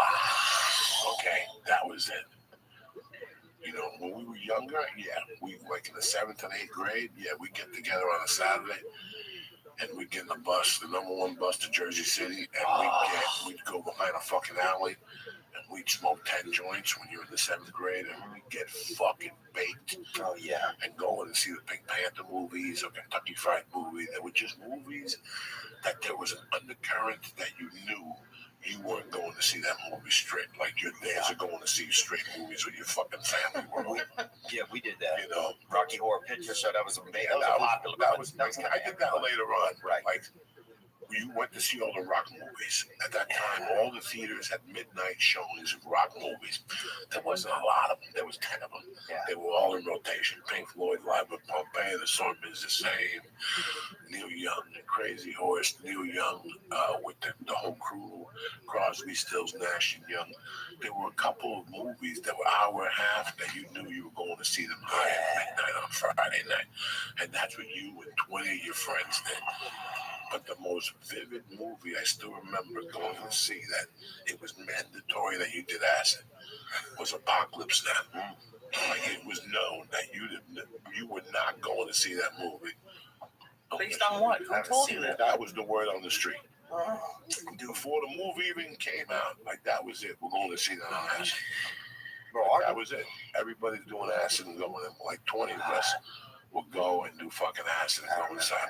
You would hear people, it was 3D glasses without the 3D glasses. When they were doing the fucking scenes with the strippers and shit, that scene blew my mind because they did the Redux and they had all the Dutch scenes and shit. This is before all that. Fuck the Dutch. So when they were bombing them with the things, you tripping your fucking balls off in the movie theater. We ate this acid that was double barrel sunshine. And we all went to see. I still remember vividly who I went to see that movie with. Mm-hmm. And what one of the guys did, this guy, John Crowley, there was a Carvel in that mall. This was the Fairview Cinema. The Carvel cakes with ice cream? Yeah, but there was a fresh store that gave you the cone. And somebody went into the movie theater and threw the cone down. And it was melting, and there were a few ants around it. And there was a long line. And he goes, watch, I'll cut in front of the line. They picked up the fucking ice cream and started. We were all on acid. Oh, yeah. His name was John Crowley. Started eating the ice cream. And everybody in that line fucking froze. And we just walked in like we owned the joint. People on acid were fucking eating. No, people on acid were watching my friend eat a cone of ice cream that was melting with ants on it. He picked it up and ate it. You think people were going to fuck with him after that? And then, before the movie started, he went up on stage. You dared him go up there on stage and tell the people. He was so fucked up on acid. He went up there. He's like, can I have your attention, please, ladies and gentlemen? And then people were fucking howling because they had just seen him eat a fucking ice cream cone outside with ants on it and shit. You know, like, I went to all those. Another time, I went to a movie. I went to see AC/DC with a friend of mine, Kurt DiLorenzo, God bless his soul. And we did coke that night and said booze. Oh, yeah. Drank like blackberry brandy. And me and him were tight. And one night he pulled the lead on him. Me, him, and this kid, Louis Castellino, went to a movie. I can't remember what movie it was. But on the way home, we were on fucking fire. Yeah. Like, the acid was beaming. We were tripping. We were seeing shit. That's crazy, bro. And I think it was Louis Castellino kept saying, guys, I keep hearing sirens. And there were sirens. But I kept telling him, I'm like, no sirens. And now the dude played along with me. He's like, I don't hear no sirens. We kept walking. There must have been a fire somewhere. There's sirens everywhere. This guy's like, what? I wonder what's going on. Why are there sirens? And we're like, we don't hear no fucking sirens. Knock it off. And it had just rained. Like, we're in the movie theater here. It rained like... It rained a ton. And there was a pothole with water on it. Now we're fucking with him for at least 15 minutes about the fucking sirens. He's hitting his ears and shit. He's like, I gotta make it stop. I gotta make it go away. We're fucking howling, me and Kurt. And there's a pothole filled with water. And I'll never forget, he bent over and took the water and started coming on his face. That's He started splashing the water on his face. And he kept saying, I still hear the sirens. And we're like, listen, knock it off. There's no fucking sirens. And after about another block again, George, he just took off. Yeah, The next day we saw him, he's like, that was fucked up last night. He goes, I went home, I can hear it silence. Oh my God. That is the best when you take somebody when he knelt down on Kennedy Boulevard, dog, and splashed water on his face. From the pothole, I nearly fight. It was right across from Fairview fucking Diner. Me and George, and there was a little hill, so all the water ran into that pothole. Oh, nice. There was a couple inches of water when he bent. The street was still wet, but dog, when he bent over and splashed water on his face, that was the killer right there. I wonder if there's like an increase in like mental institution, like in that from acid from just Joey. Oh, Just from like the days of Joey, yeah. Yeah, I mean, acid was like a $6. People were always like, acid was more popular when I was young. You know, for $6, you might fucking die, bro. You know what I'm saying? You don't know what was gonna happen with acid. That's the beauty of it. Yeah, that was the thing. That's the beauty of it. That's what I loved about it. It was like, and people would always complain like this acid's no good. Like it was $6 fucking, bro. You know what I'm saying? It was $3 when I was growing Yeah, you're lucky you're not dead. You're lucky you're not dead. Dude, we had this boy in Barry shirts, and he would this dude, he took a hit too hard, or had a bunch. He might have taken like 10 or 20 hits one time, and he would start to keep an extra shirt with him, right? And change his shirt when he was tripping. And then eventually it was like 2 shirts and in a bag, 2 shirts, 3 shirts. He was just sweating. Oh, not even sweating, just switching shirts, bro. So you'd be hanging out with him, he'd leave the room and he would come back in a different shirt. And so then if you were on acid with him and you didn't know he did that shit, you didn't know he just had this kind of little psychosis thing he was going through. He's just switching shirts, just fucking. So then every 40 minutes, he'd have on a different colored shirt. So if you were a new person, you didn't know. You'd be like, what the fuck, man? You'd think you were tripping even harder. Dude, we had time. And I remember bad acid would come through town, and like everybody would start acting a certain way. People would start, I remember one time people wore like a bunch of like kind of, Grateful Dead type of stuff. People wore vests. They'd have like a bad batch of acid would come through next. Half the town's wearing fucking vests. Women are gelling their hair down. I remember one time. Dude, they had this one dude at this party, and he'd apparently had taken a bunch of acid. He put it in his mouth, and for $4, whatever, he would like spit into your mouth like a hit of acid. Why would you do something like that? That's disgusting. But there wasn't anything else to do. So I'm gonna let some fucking stranger spit acid in my mouth.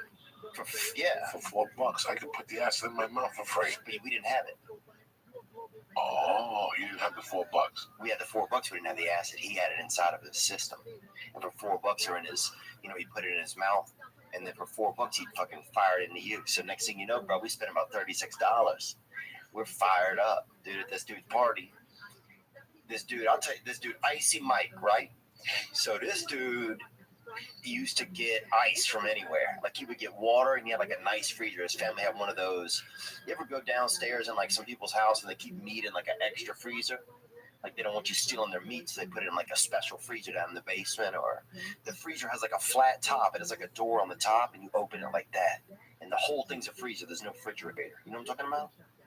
Like a big freezer? Yeah, the old school. Yeah, so these people had, this dude, Icy Mike, would get water from different places, fucking local water, fancy Lake Mead, Lake Pontchartrain, Mississippi River, and freeze it. And then people come over and eat the ice. In the summer, we'd go over there and eat ice. He had water from everywhere. He had water from Ireland, France, Lake Powell. You know what I'm saying? So we'd go by Icy Mike's and fucking have a piece of ice. He'd break you off a fucking chunk of ice. Everybody's sitting having ice from other places. It's kind of. Are you sure he just didn't write it on the bottle? Like it was all from his faucet? Oh, no, you could taste it was from different places, man. Some of it was brackish. Some of the shit was fucking, Iceland. Some of the Icy Mike get the fucking water from different places, man. He went himself? Oh, maybe his family went. I think his dad did some kind of traveling work. You thought he brought back gallons of fucking water? Have you lost your goddamn mind? Bro, I'm telling you, there's no other way. I got tricked. Nuh-uh, there's no way he could have got these flavors in this water. What fucking flavors? They did this. Remember when Penn and Teller did the show called Bullshit? Yeah. 10 years ago in this fucking town in Beverly Hills, there was a water bar. with these idiot twins. They would drink fresh water, different rated waters. Sounds good. So one day, fucking Penn and Teller went in there, and they took the hose from the back, and they gave people that hose water, and they asked them what they thought. And you should have seen my people making assholes of themselves. Wow. This water is nutty, it's tasty. And they would give us 3 glasses of the same water. And these fucking morons. Dude, this guy wasn't smart enough to do that, though. Yes, he did. He tricked you, motherfuckers. But you could. He had no proof. You could ice from around the world. Yeah, what did he do? Send me a gallon of water? Call. Who the fuck are you going to call? All right. We loved it. It was good, man. It was water from the fucking neighborhood, like the thing put on his face. I'm telling you. But look, let me tell you what happened. Are you fucking crazy? Bro, yeah, it was exotic shit, man. If you could see the bottles and stuff, and he had it like in the, we get the trays of it and break everybody off a fucking cube. We'd all be sitting there having something, What he did was he sold you a dream, which was cool that he did that. He was a great guy for doing that. It was brilliant. Yeah. He took your mind away from the fucking whole day. He bullshitted you. He said, I got this from Antarctica, and there you are. Someday I'll go to Antarctica. That's what happens. Okay. It happens. Trust me. Listen, when I lived in Jersey, I dreamt of fucking getting out of Jersey. Yeah. When you hear Bon Jovi, I love Bon Jovi because Bon Jovi is really from New Jersey. Yeah. When he did Slippery When Wet, the one after that, there's some songs in his lyrics are in that one, Never Say Goodbye, like that Slippery When Wet song, like we were trying to break loose. Like when I was a kid, that's all I always knew there was something out there. Right. Like I love New Jersey, and I love North Bergen, I love my friends, but I gotta tell you something, I always knew there was something out there. I wasn't going to stay there. I knew that was not going to be my calling. I knew I was not, and I lived 8 minutes from New York City. Wow. The place where everybody wants to be. And I loved it. And I was telling my wife, my most favorite neighborhood in the world is the Bronx. If I could go back into a city that was the way it was in the 80s and the 70s, I loved the Bronx in the 70s. It was a murder zone. But the food was out of this fucking world. Yeah. The people were out of this world.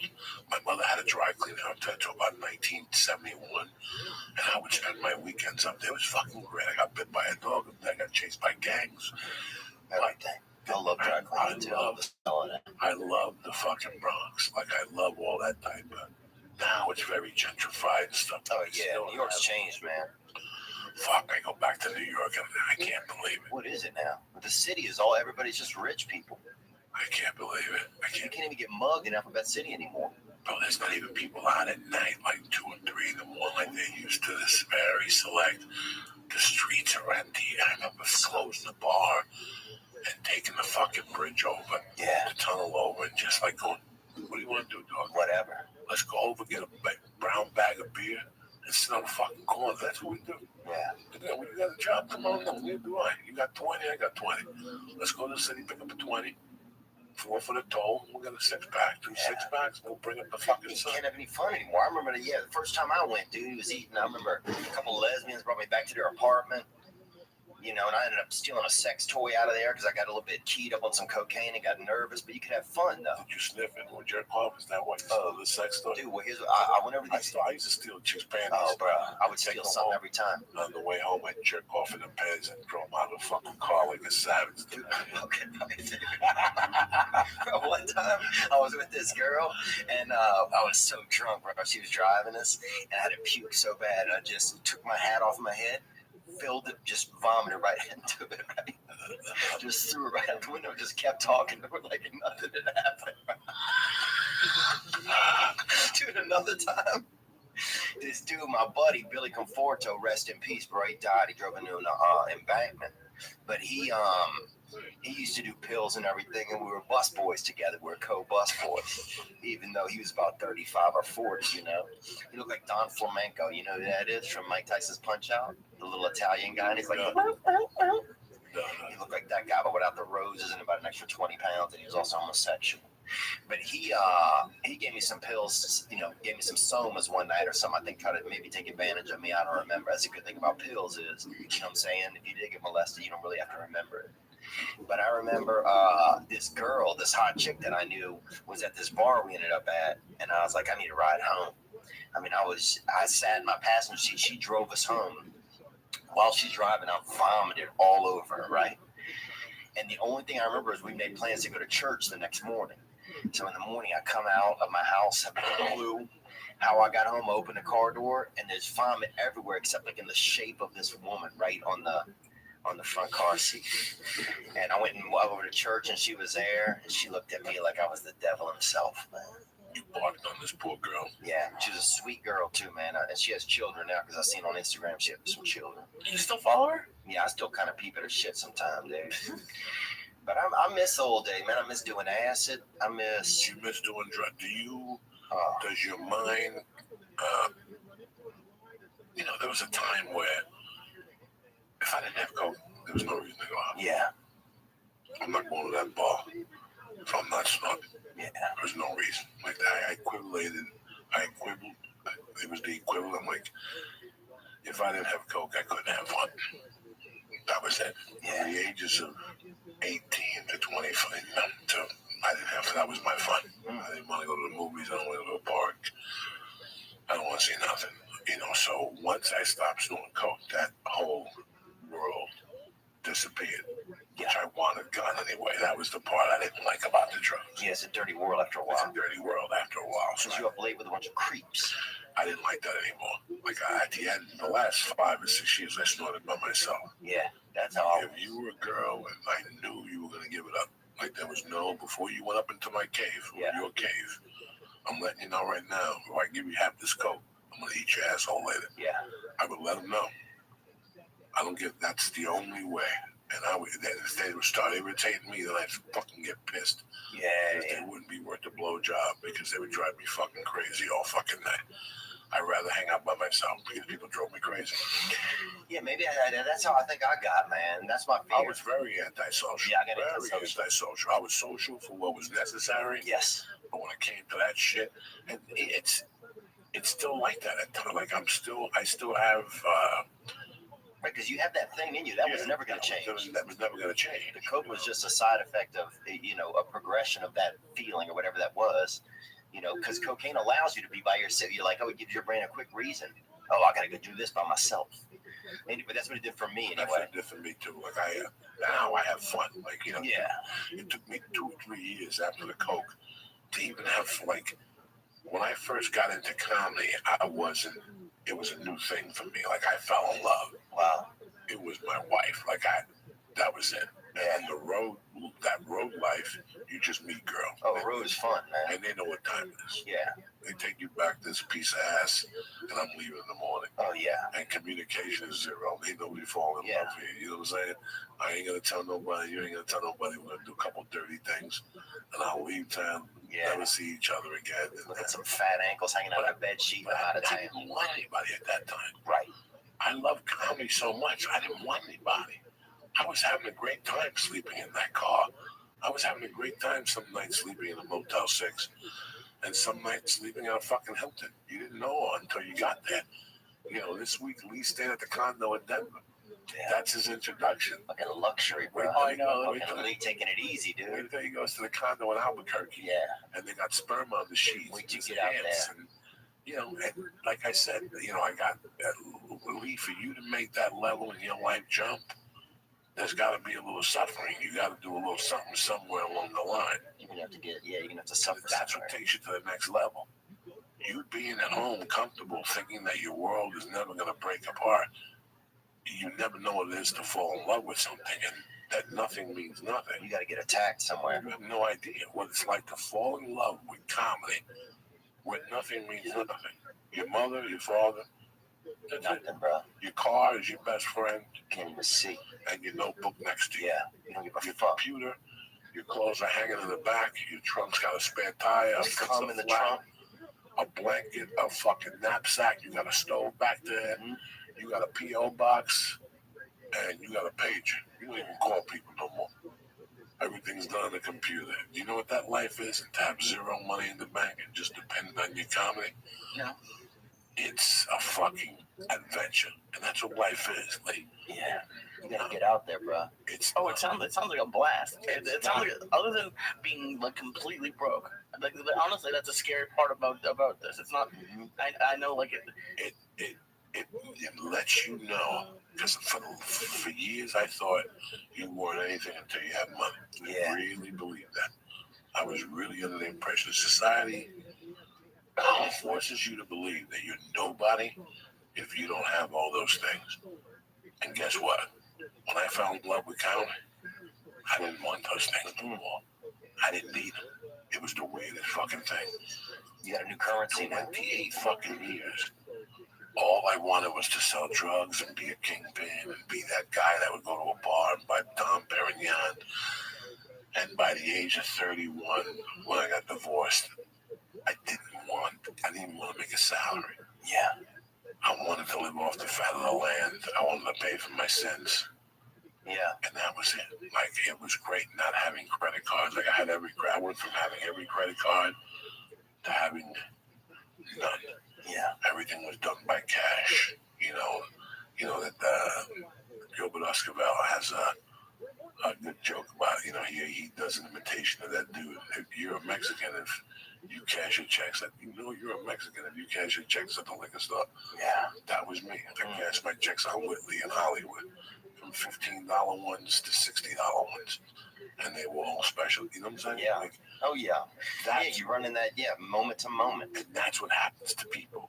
They don't know that side of the coin. So when they come here and there's a little disappointment, I'm gonna become a director or a producer. Yeah. But you know what? I'm gonna shoot commercials. Go fuck yourself. Shoot yourself. That's what I say. You never understood. You never forced yourself Yeah. into that next level of your life. You never did Life's it. not gonna force yourself into that. You have to force yourself. I accepted it. I was like, you know what? I don't give a fuck. Yeah, I worry now that sometimes I feel like one of my biggest fears is getting too comfortable. Sometimes one of my biggest fears is getting comfortable. No, you never get comfortable. Like that's what else this whole life taught me. That is 7 days a week.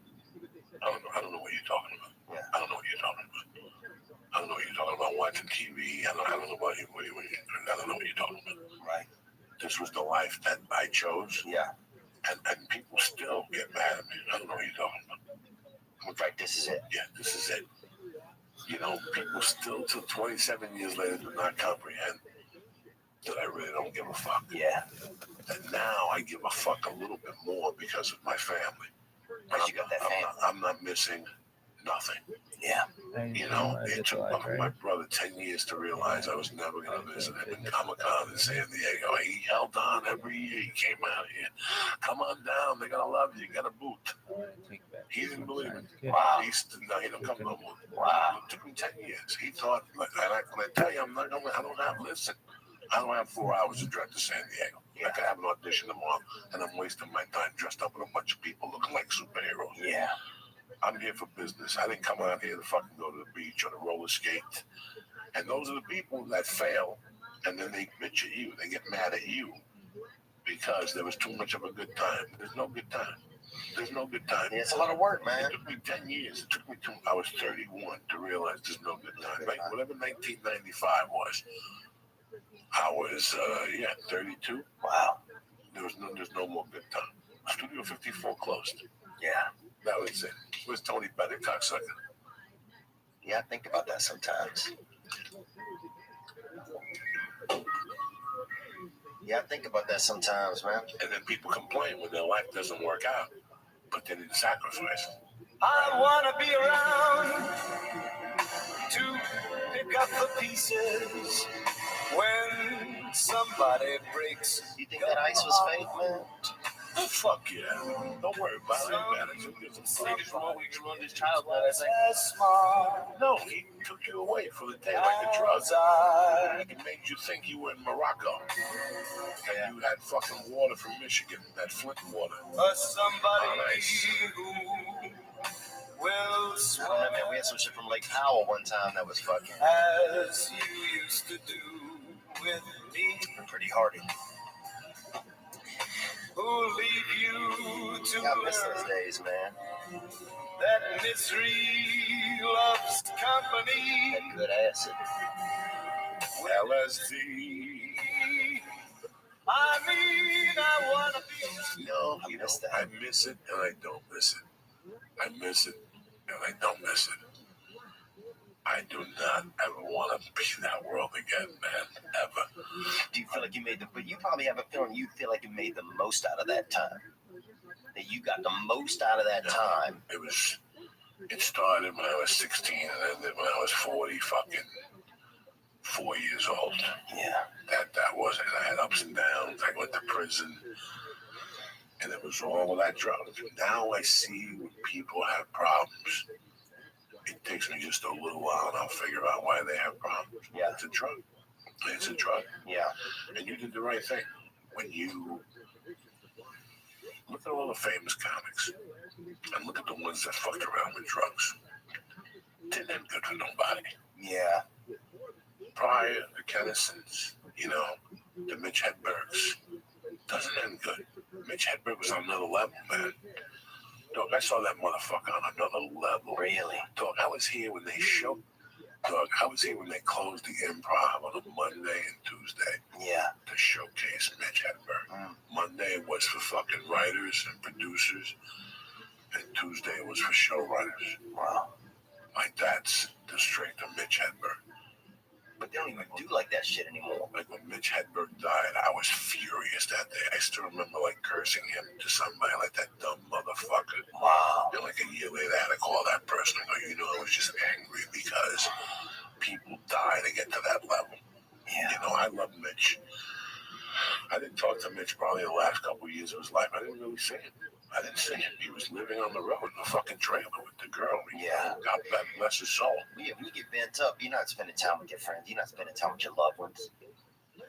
You know what I'm saying? Whenever you're fucked up, whenever you're really getting fucked up like him, I'm sure, you're not hanging out with your buddies or your sister. You know what I'm saying? You're hanging out with other people that are partying. It's funny. There was a time where I thought maybe someday, with the grace of God, I can get Eddie Murphy to, and I'd be doing coke and have like an entourage. That's not what I ever wanted. Yeah. It's never.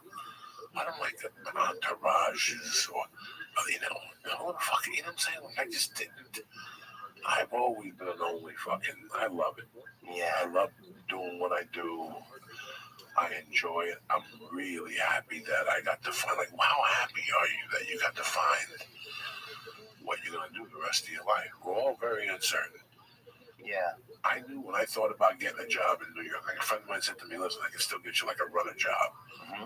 We'll have to cover up the felony and everything. I thought about it for a while. I'm like, I don't want to do that. Yeah. I thought I wanted to do it.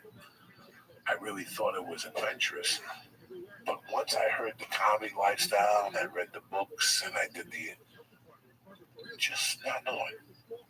Just that gift of not knowing. Just knowing I'm going to pick up $50 today. Right. And I Yeah. have to cover my hotel, but guess what? Today I'm doing what I love doing. What the fuck? What the fuck? You're going to get a job that you hate and then meet a girl. You're going to marry her. You're both going to get fucking fat. And Yeah. you're going to start owing money and now your job owns you. You got to work 6 days a week to make that fucking nut. And then guess what happens? One day you just die from the fucking stress. One day you just die from the fucking stress. We were talking about studios before. I'm an econ major.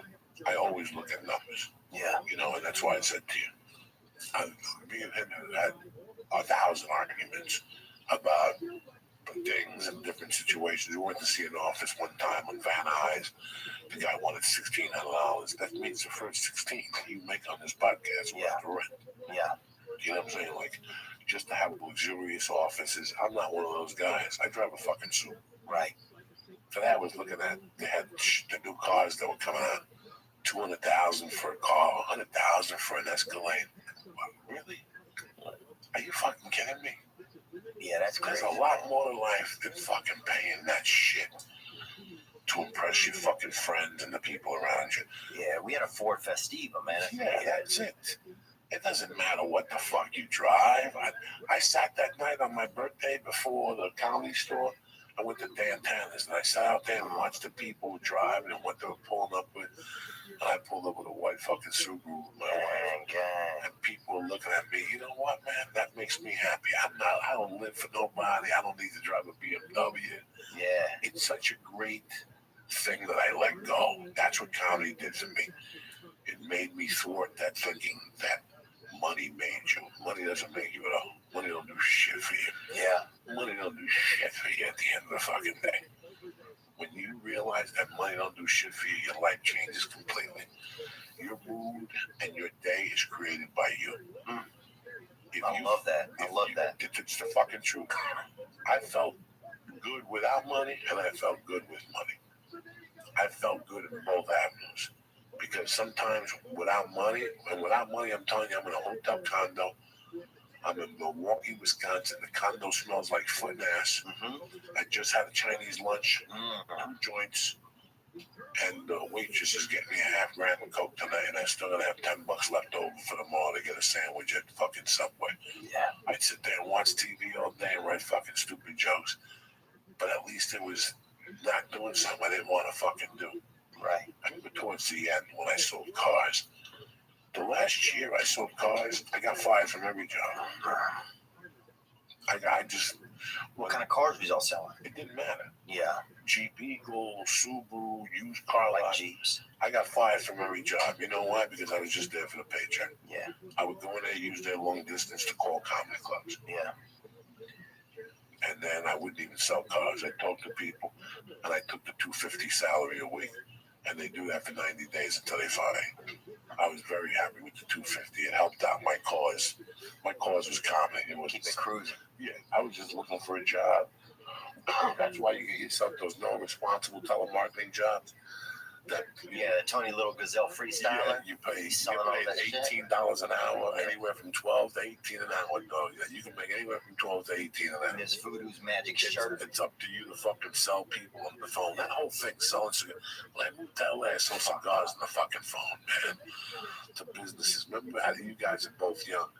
20 years ago, the cigar business got hot in this country because Demi Moore took a cigar and smoked it on Vanity magazine or some fucking magazine cover. So you would go to bars and women would be smoking cigars. Oh, That's hilarious. It was dude. terrible in Hollywood. Women smoking cigars. I'd love to see some big tits with a fucking cigar ash on them, bro. Oh, they all had them. All of them were smoking cigars. So the hot Man, thing good was days. when you went to a bodega in like Harlem, Yeah. you could buy a cigar. They would have a humidor, like a fake humidor. So I would sell you the whole package for $300 Yeah. on the phone, and my commission was like 1.25. I could negotiate. I could do it for $275 if I wanted to, and still make a yardstick. I would sell 3 of those a fucking day, and go home. And you're not knowing. That's the side of comedy that you have to understand. Is not knowing sometimes. Yeah, I guess there were times like that for sure, you know, where it's like, I guess there were times where I felt like, fuck, is this the thing for me? And those are the moments I think when this continues to choose you, you know? Yeah, but the first 7 years of this shit, it's like anything else. You're doubting yourself the whole time. Yes. It's that little sign you get for trying. You get a little sign for trying. Every 90 days, you get a little like a reward for sticking with it. Yeah. And next thing you know, you've been doing it for 3 years. And next thing you know, you've been doing it for 4 years. And next thing you know, you're doing it for 7 years. Now, guess what? Now you're at a crossroads in your life. And that's what anything you're doing at 7 years. Yeah. Either you're going to continue to do it or you're going to dive into it. And at the 7-year mark, you're pretty much co-headlining or featuring, Yeah. you know, and now you have to make a move for it. Yeah, that's the crazy That's the part. craziest part. Leaving Boston, leaving Chicago, leaving Indiana, leaving those other cities to go to New York, to showcase cities and do, you know. Do you watch Crashing? This week was an interesting show. Like, I watched Crashing. I watch every episode. And I can't tell you that I don't like every episode. Like, not every episode is my favorite. But this season, it's really picked up. Last week, it was about Artie, about him confronting Artie about his drug problem, trying to help Artie out. And this week, it was about when a comic dates a girl. But it was very interesting. That's how you know it was written by a comic. A comic dates another female comic. They start dating, they start fucking. You both go to the same open mics, you write together. It's like a faggy fucking dumb shit that's stupid. Don't date a female fucking comic. You want to fuck them in the ass and move on. But do not date a comic because at one point somebody gets successful. And that's where the tension starts. So they both go to NACA. There's a very good episode. This is something that if you're a young comic, listen to this. This is a very good episode, and you're going to know exactly what I'm talking about. Mhm. So they get the NACA. For those who don't know what NACA is, it's a convention that you go to, and there's a bunch of colleges there. It's the And worst, you bro. get on stage, and a bunch of colleges bid for you. I bombed at that. And sometimes you bond because you were yourself. Yes. So what happened is they get the NACA, him and her go downstairs, and they get an orientation. By the way, you can't talk about rape, this, that, the Hair loss, anything. anything. Diabetes. So she went up the first night and did her fucking act. And she said that she went to college and got roofied and raped, and they call it roofing. Like, how can you give something that cute something that bad a cute name, like Right. roofie? She sold, you know what I'm saying? Like, she did her act. Right. And then they show her standing out there by herself. Nobody's talking to her. And then Maria Villasenor from Saturday Night Live was there, and she went up there and did impersonations, and she was getting people, and she was giving away buttons. So, what's his name? Pete Holmes. Pete Holmes was sitting there. He's watching all this. And he goes, wait a second. So he ran across the street to a gas station to look for something to give away after the show so people would stop by him. Mhm. And the shirt said, gas it up.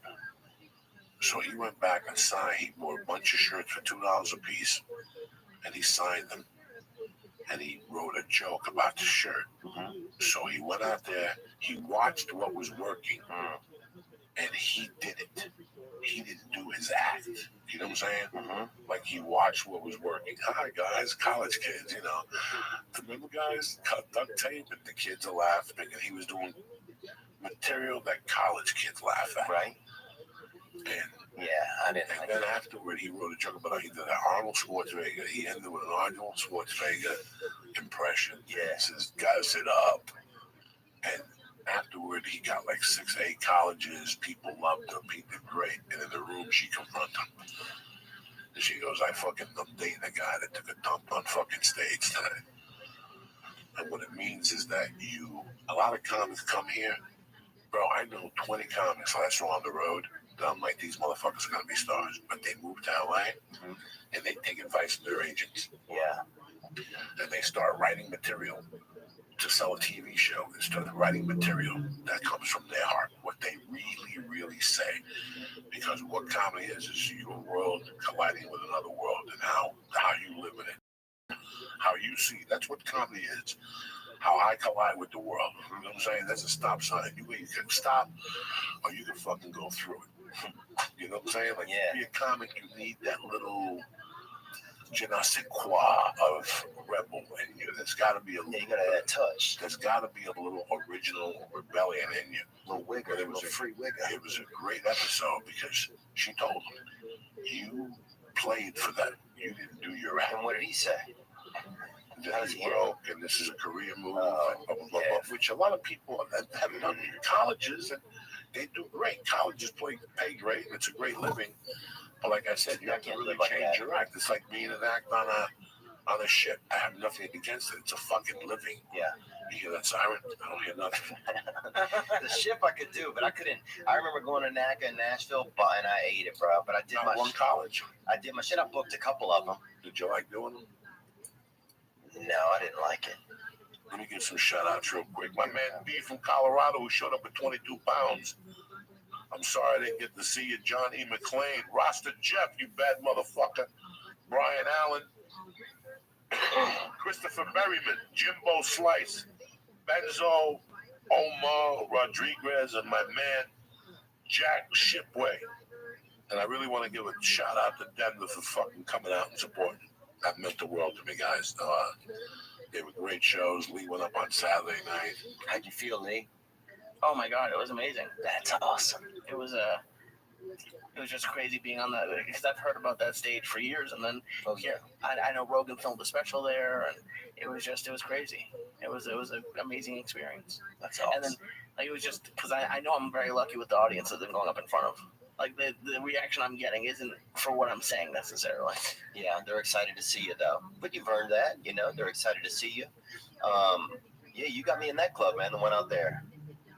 Thank you. Yeah, she's a nice lady. Yeah, they're cool. It's a great club. Yeah.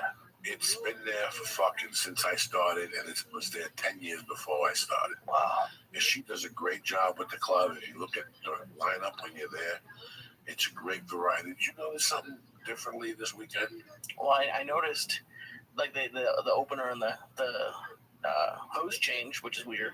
I've never seen that before. What else did you notice about the feature and the host? They were all very good. And Diverse. They were from the area.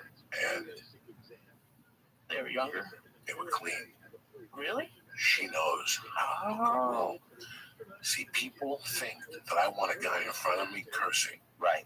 She knows that already. She understands that. Wendy is a fucking genius. Where other people, that's why you have to bring a feature or something.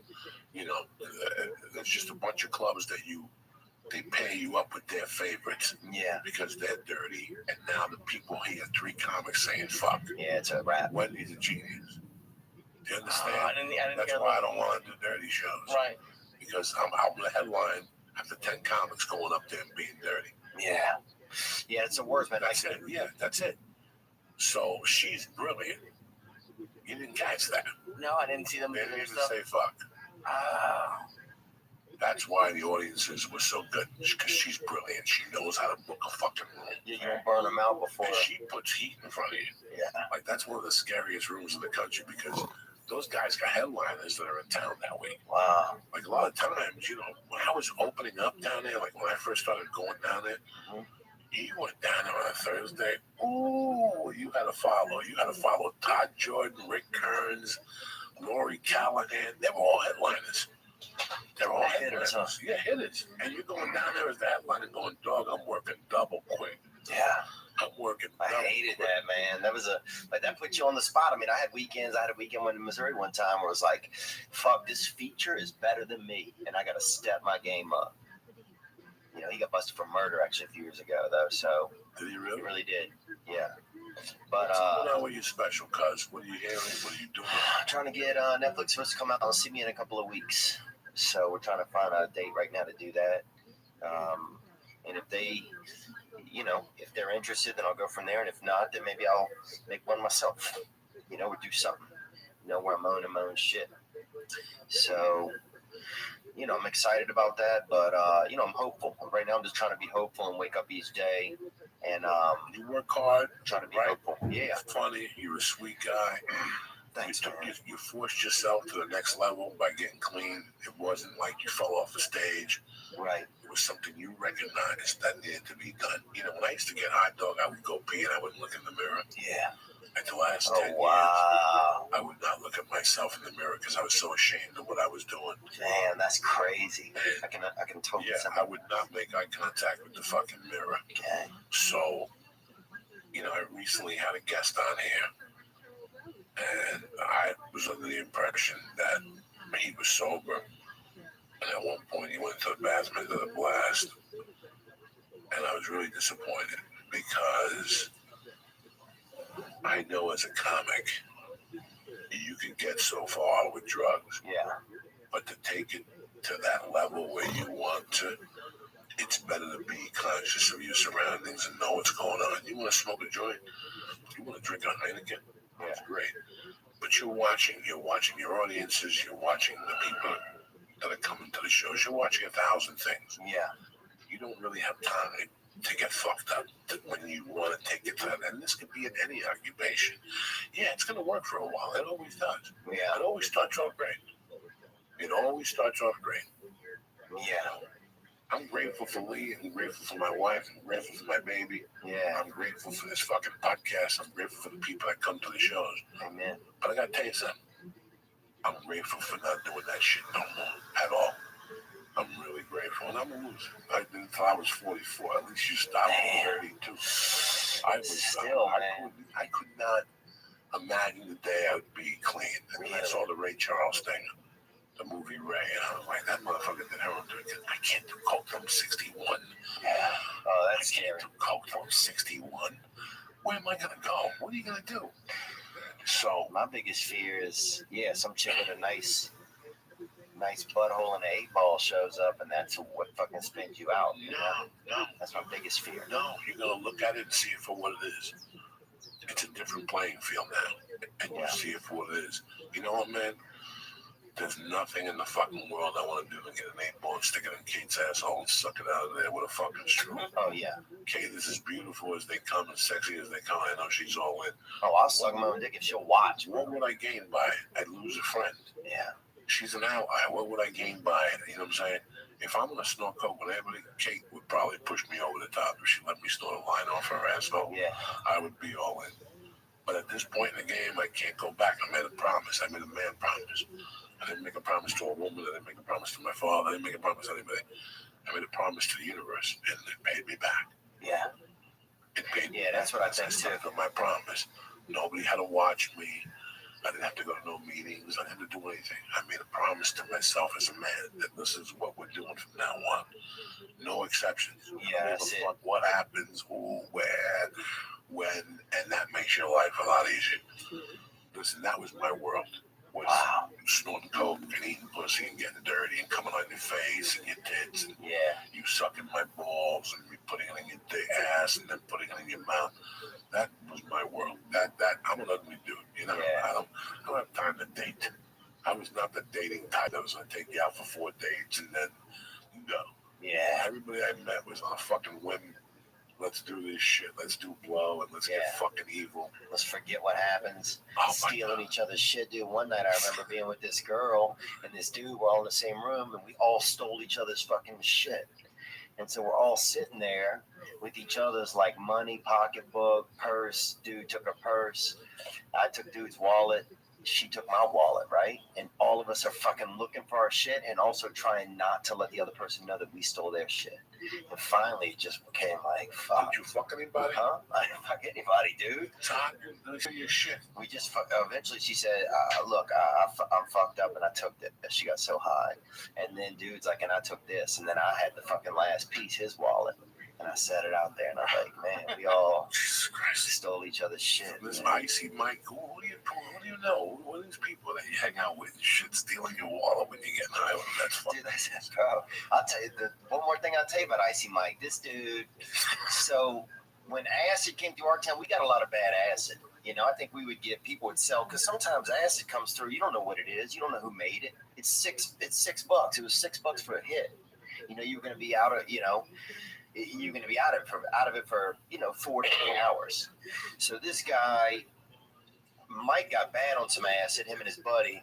And then one time his family ended up getting into like livestock, dealing big animals, nothing small, horses, heifers, stuff like that.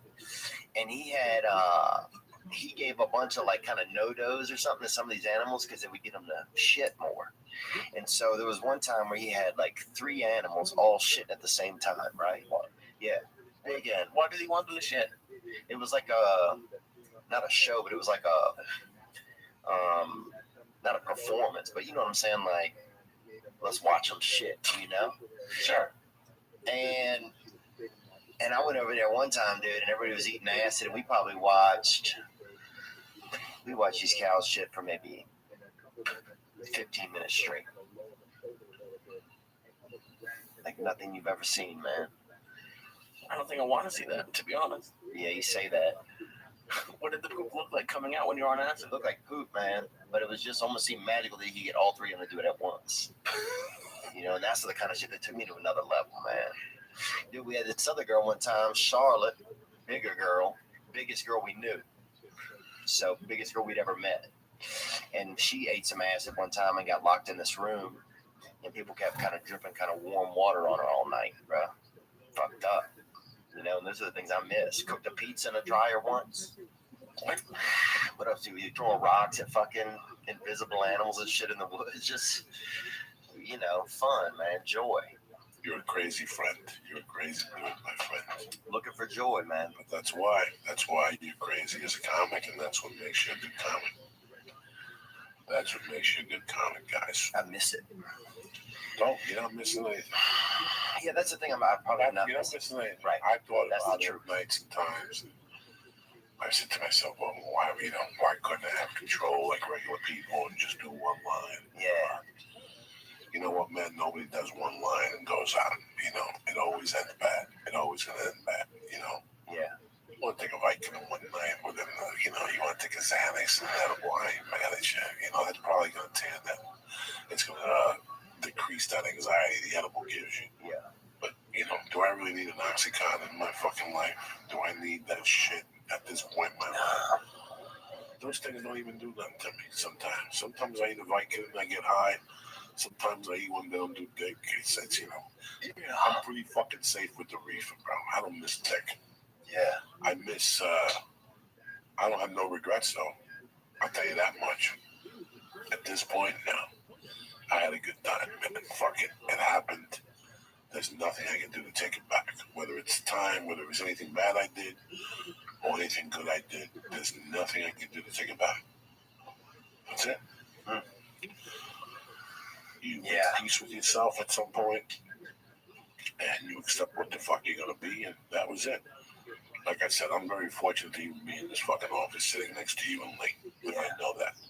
I never even considered Los Angeles when I started doing comedy. Wow. It wasn't even on my map. New York only. No. I didn't even do comedy in New York. I did comedy in New York for 9 months as an open mic, and I knew it wasn't for me. That was a torture chamber. Colorado, people just called you and put you on stage. Yeah. You'd have to show up with 10 people and sell tickets outside. And no. That's animals.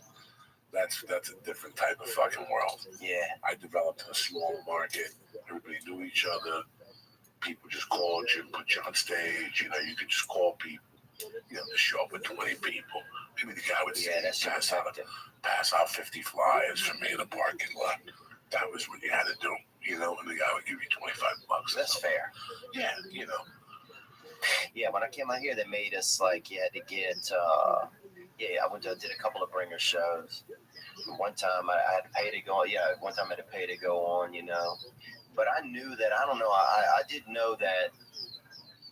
I don't know. I knew that I came from a place where I had something to say that other people didn't have to say. Like, that's the thing that gets me the most about comedy. I look around and I'm like, half these motherfuckers don't even have a story.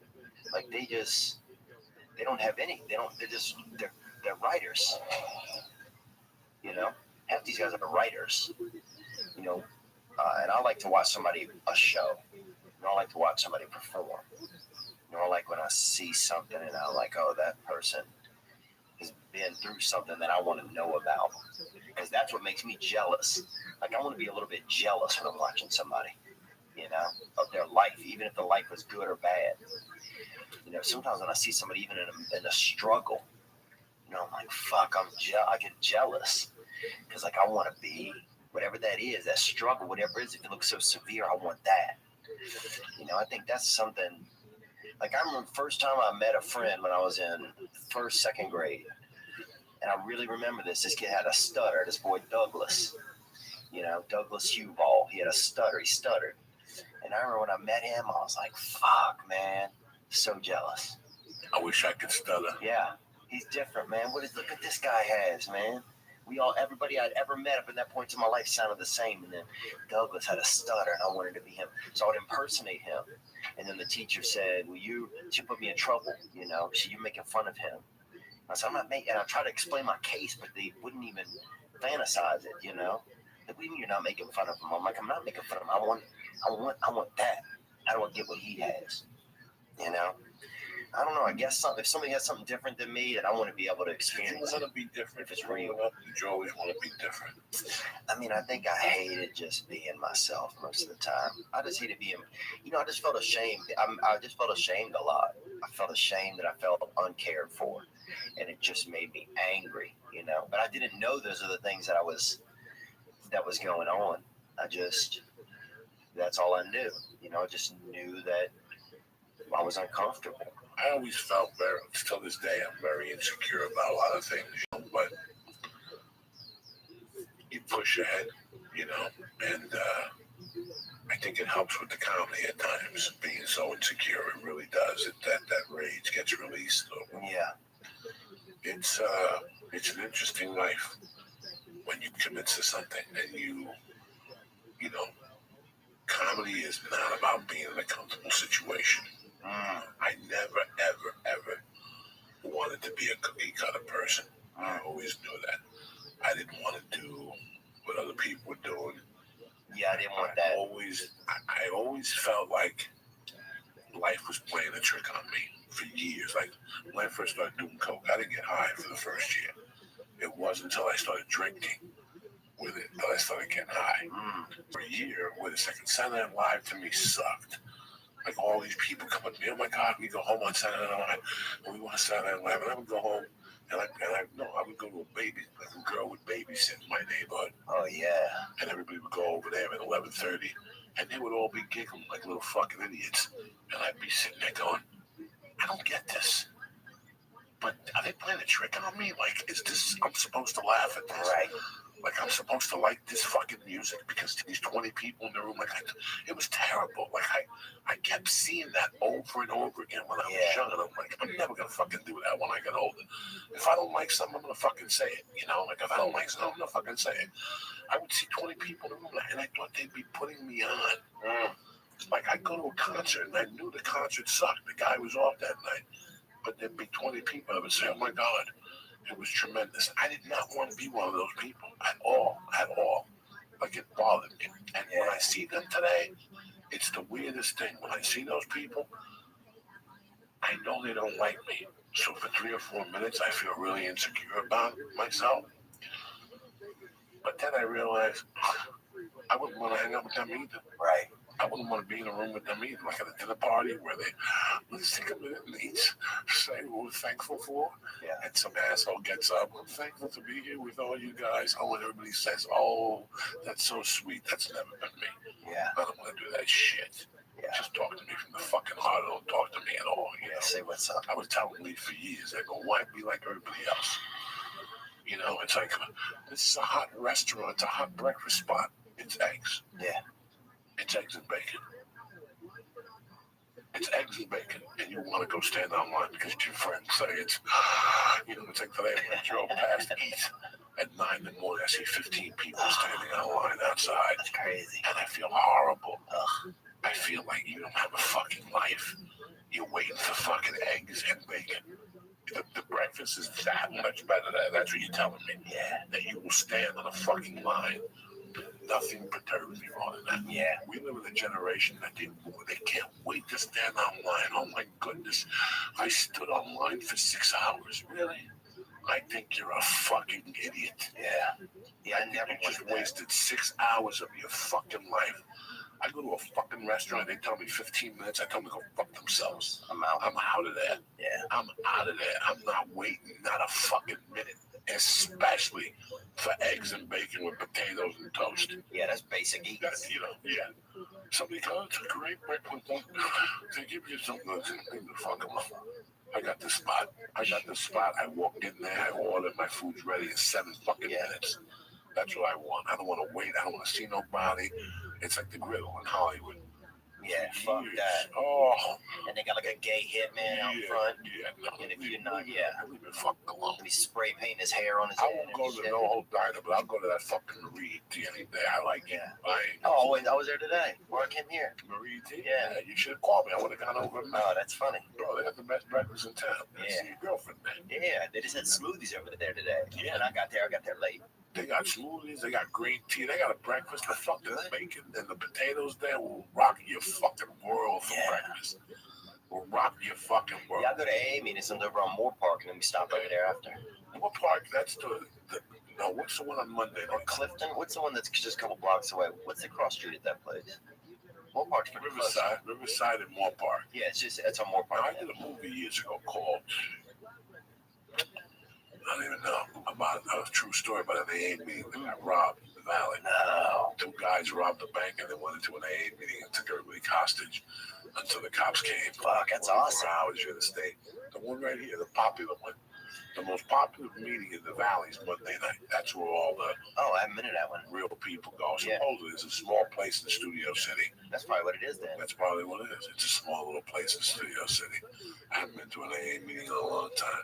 I like them. I just like listening to the stories, man, because it's real. When you hear somebody's story in there and they're up It there. depends. It depends. Yeah, Some that's AA true. meetings, if you go to AA in Hollywood, it's a fucking nightmare. Yeah, and if guys have been in it for 20 years, sometimes it's not. Where they have the tattoos of AA and the diamond and they're hugging each other. That's not for me. Leave me the fuck alone. I went to a meeting in Boulder one time. I was in the halfway house. I had to go to a meeting. And I remember one day this fat fucking girl fucking cross-eyed, got up. And she's like, my name is Marianne, I'm an addict. And I just want to say that last week I was here and one of the men hugged me in a different way. And I just looked and I go, bullshit. Nobody wants to hug you or grab your ass. Not at all. You know, people just go there. Some of those meetings, like, really help, but there's people who go there for the wrong reasons. Yeah. You know, like I would call. Oh, there's some networking. Yeah. There's people who go to AA, especially here in LA. Yeah. They go to AA for all the wrong reasons. And there's some, like, if you go to LA, like, if you go to LA, like, if you go to an AA meeting, let's say in Hoboken, Yeah. and you go to an AA meeting in Newark, big fucking difference. You know what I'm saying? Like, the quality of people you're going to see. Like, when I first got clean in 85, my teacher, Mr. T, took me to an AA meeting. Oh, my God. I had never seen nothing like that before in my life. Fucking the worst coffee in the world. Worst coffee. Fucking, you walked out of there and your clothes, you took them off, and in the morning you could smell your clothes from the cigarettes.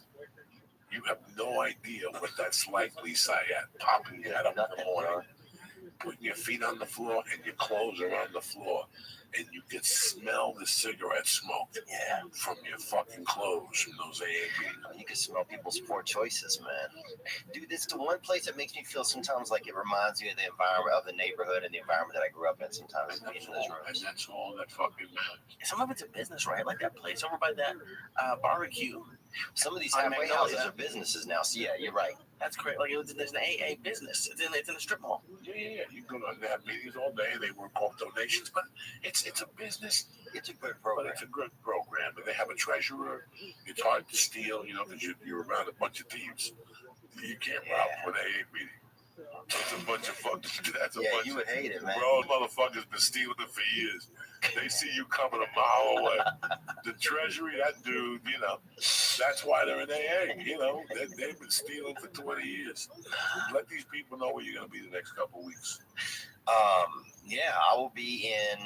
in Tacoma coming up, March 15th and 16th. I'm in Tacoma at the Tacoma Comedy Club. And then March 17th, I'm in Spokane at the Spokane Comedy Club. And then April 6th and 7th, I'm in Tampa at the Attic at Rock Brothers Brewing. And you can get those tickets at theovon.com/tour, TOUR. You're doing your thing, Theo, man. I'm proud of you. Man, I appreciate it, man. I always hear good things. That's all that matters. You're on the path. I mean, I've seen it 1,000 times. They're just going to make you work a little harder. Yeah. That's it. Because you're you. Yeah. They're just going to make you work a little harder because you're you. Just to test you.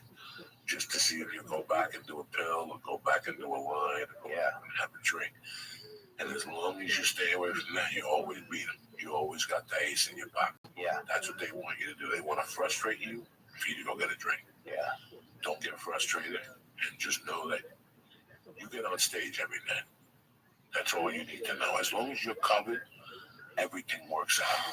You know what I'm saying? Like as long as you're covered, everything works out. You know, Lee knows. He did 12 spots 2 weeks ago. Lee, you've had a look on your face all night like you've had a shit. You did 2 buckets. You okay? I'm fine. You're all spotty and shit. Yeah, And listen, the only reason why we didn't go deep tonight is because I'm dying here. Wednesday, Danny Brown's in town.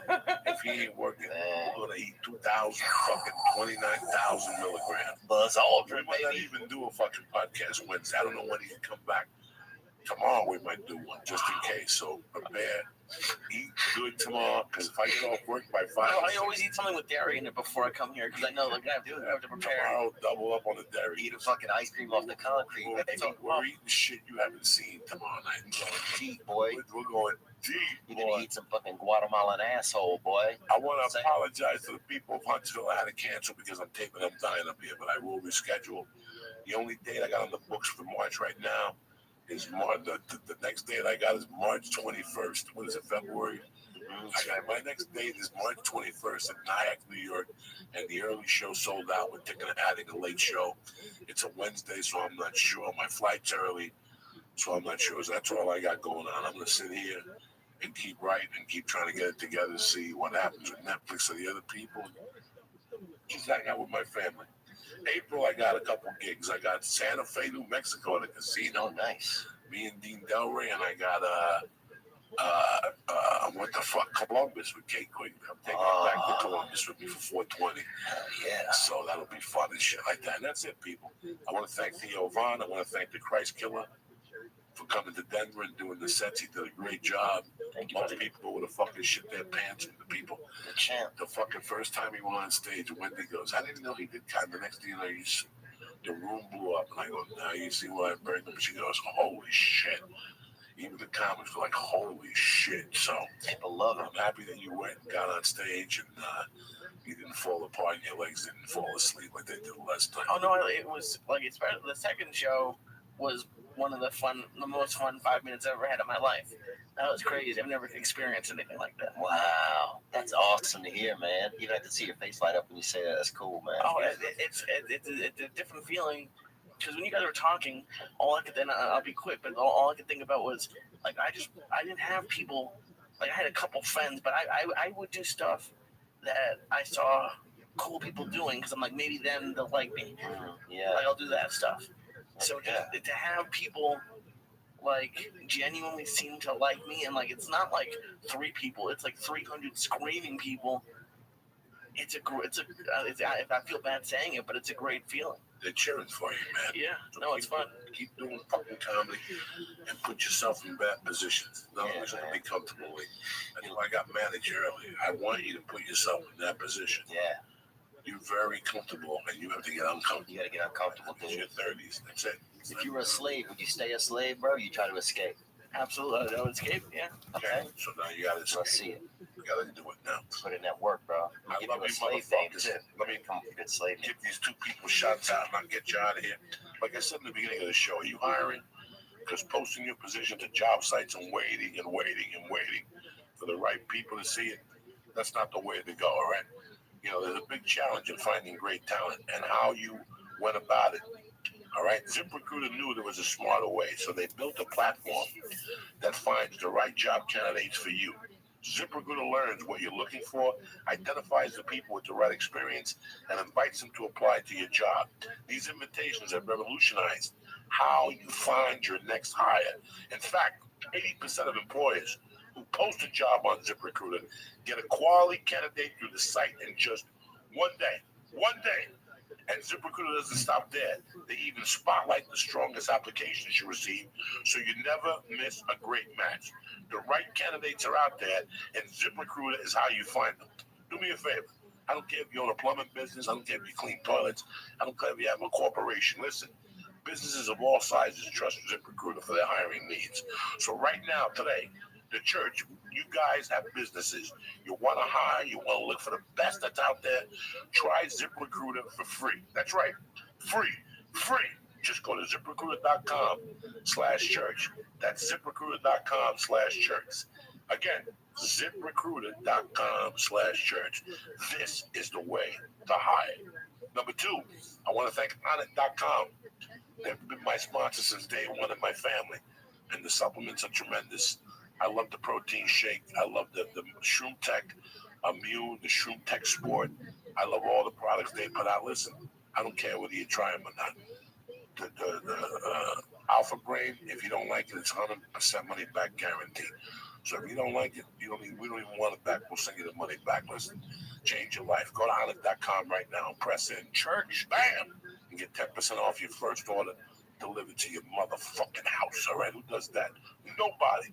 I want to thank my brother Theo Von. What is it, TheoVon.com? Praise God, man. Yeah, I'll be at TheoVon.com. Go to TheoVon.com. See what this kid's a real fucking deal. If you don't go see him now, you're going to pay $1,000 to see this kid 8 fucking years. So I go see him now. So in 5 years, you go see him and go, listen, I saw you on the Joe D. I heard you on Joe Diaz. And then I went to see you 5 years ago. Oh, my God, look what, this is the guy you want to go see. Gang, baby. I'll eat your cousin's dick, son. Son, I love you, motherfucker. Stay black. Have a great day. And don't forget, they all got to suck your dick at the end of the day. Amen. Do your thing, Lee. Kick that fucking mule.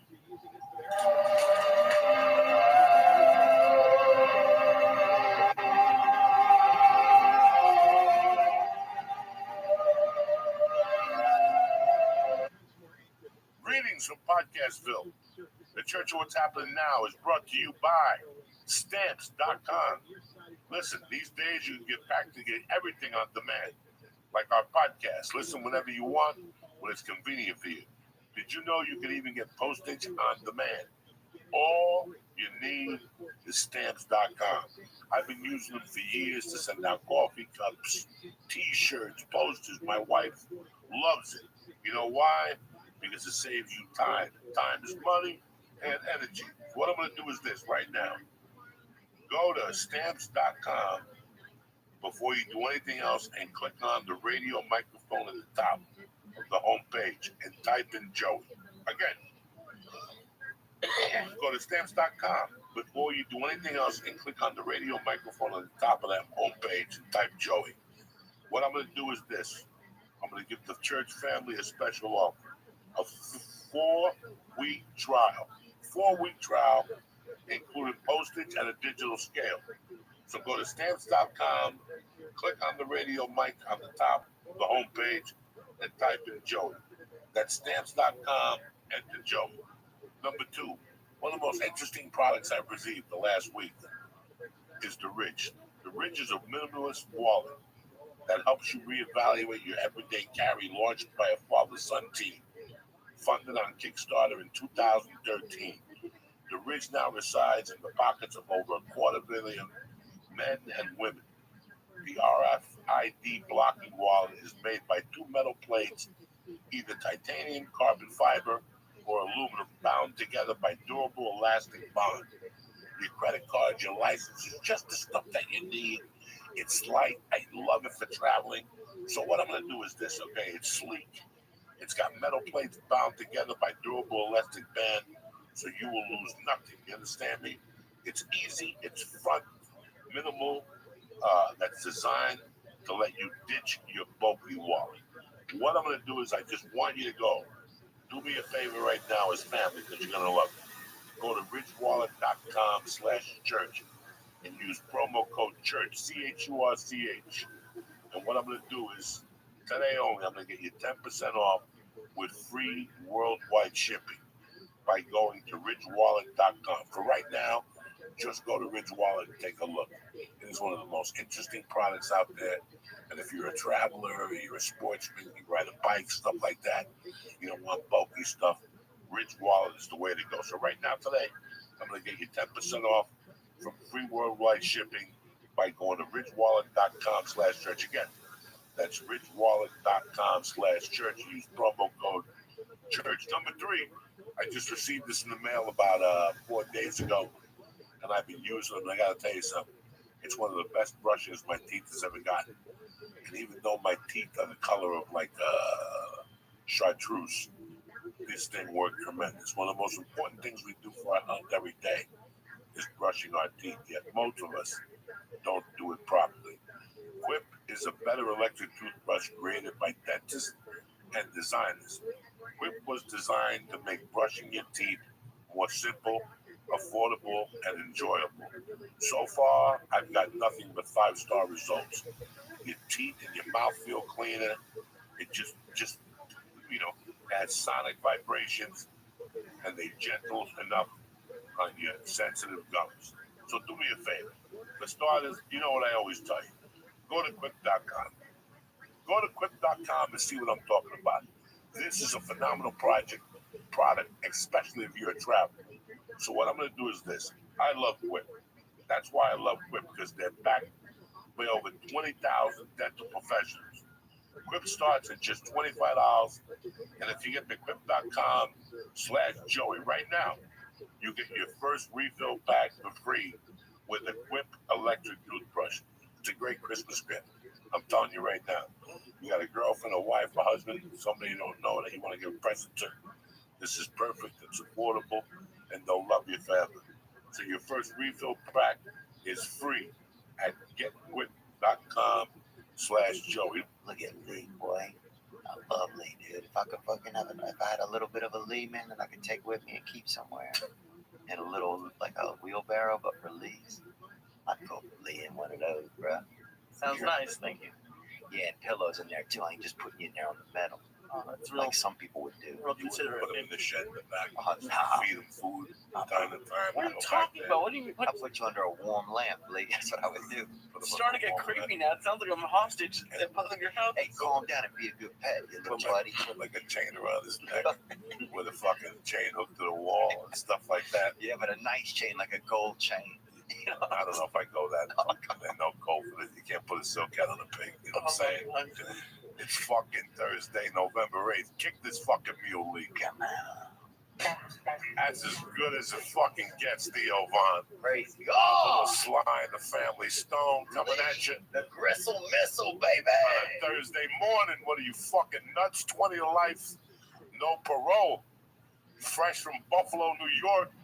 You didn't have a fucking beef on wick. I didn't have any. Up. Dude, I did it. Somebody threw a piece of meat at me on one of those street corners. I don't know if that was wick or not. Did you eat it? Nuh-uh. No, wick is the roll. The roll is called wick. Oh, no. Nobody told me that. I should come in here We first. found wick. No, You should be a travel agent, too. No.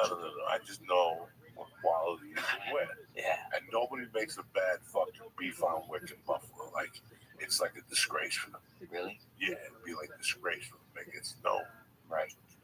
Yeah, I feel bad. I feel disappointed. I didn't get that Shit. vibe. Some fucking pierogies from the Polish neighbors. Oh, Some yeah. sauerkraut pierogies fried. Like dumplings, only you know it's not cat. Yeah. People like Lee and shit. I don't mind a little bit of cat, but you ever had fox meat, Lee? I don't think so. Have you? Yeah, I've had fox. When was this? It's not it's more ligament than muscle, but it's good, you know? Fox, and dude, the crazy thing about fox, I was talking about this yesterday to somebody, but Did you ever hunt? we caught a lot of shit though, and we used to bury animals. We lived by like a road where a lot of animals would get hit and killed, so we buried them. You know, the first animals I spent the most time with were animals that had been hit by vehicles, and so we would bury mostly dogs. What else? I think something else. One time, this thing looked like a damn fucking small bear, bro, and it could have been because they have Louisiana black bears. A lot of things, you know. And I'm not saying they're black or anything like that. I'm just saying they happen to be black when people see them, and they're just, you know, but we would bury all kind of animals that would get hit by those. But What are you, a fucking undertaker? I see a dead animal. I leave it the fuck alone. It's bad luck. yeah, but it was. I don't If think they were alive and they were suffering, then you shoot them in the leg Yeah. or whatever the fuck you do. But if they're dead, this Department of Public Works that's in charge of cleaning up dead animals. Yeah, but the Department of Public Works, I think, comes for people that are paying taxes. People that got, you know, they didn't come bust. Dude, they had a veterinarian or something, or like somebody used to throw dead animal carcasses in a ditch outside of our house, right? For like 7 years. My mother would call every week. What Come kind of dead animals? big animals too. You grew up in Africa? No, Did you grow up? Carcasses. I Louisiana. had a couple cats, some possums in my neighborhood. You go up time to time and walk around. I wish I would have had that, man. But we had somebody. They had I guess this person was a veterinarian. That's somebody that deals with animals, helps animals out. And so this person would come, and whoever they were at night, they're throwing dead animals. You know, instead of paying to get rid of them, it probably cost maybe $7 to get rid of them. You know, whatever. I'm sure there's legitimate thoroughfares how you get rid of animals. But this dude's out there, you know, chucking them in the ditch, I guess, on his way home, because our neighborhood was kind of a cut through between like a nice area and town. So. You never did like a stakeout to see who was throwing animal carcasses? Dude, we're not. No, I mean, we were out there a lot, but we never saw the guy unless he drove by and didn't throw one out because we were out there. But then what creep kind of sits next to an animal car? I mean, he'd probably throw it out elsewhere. But anyway, so yeah, we go out there all the time. My mother would call every week, come get these, you know, the kids are out there beating each other with, people chasing each other with fucking, you know, fucking horse skulls and shit, bro. It was wow. Wow. Joey fucking had that Christmas tea kettle and he fucking serving Lee a couple cups right there, boy. Big Lee the fart sponge, baby. Welcome to Africa, Lee.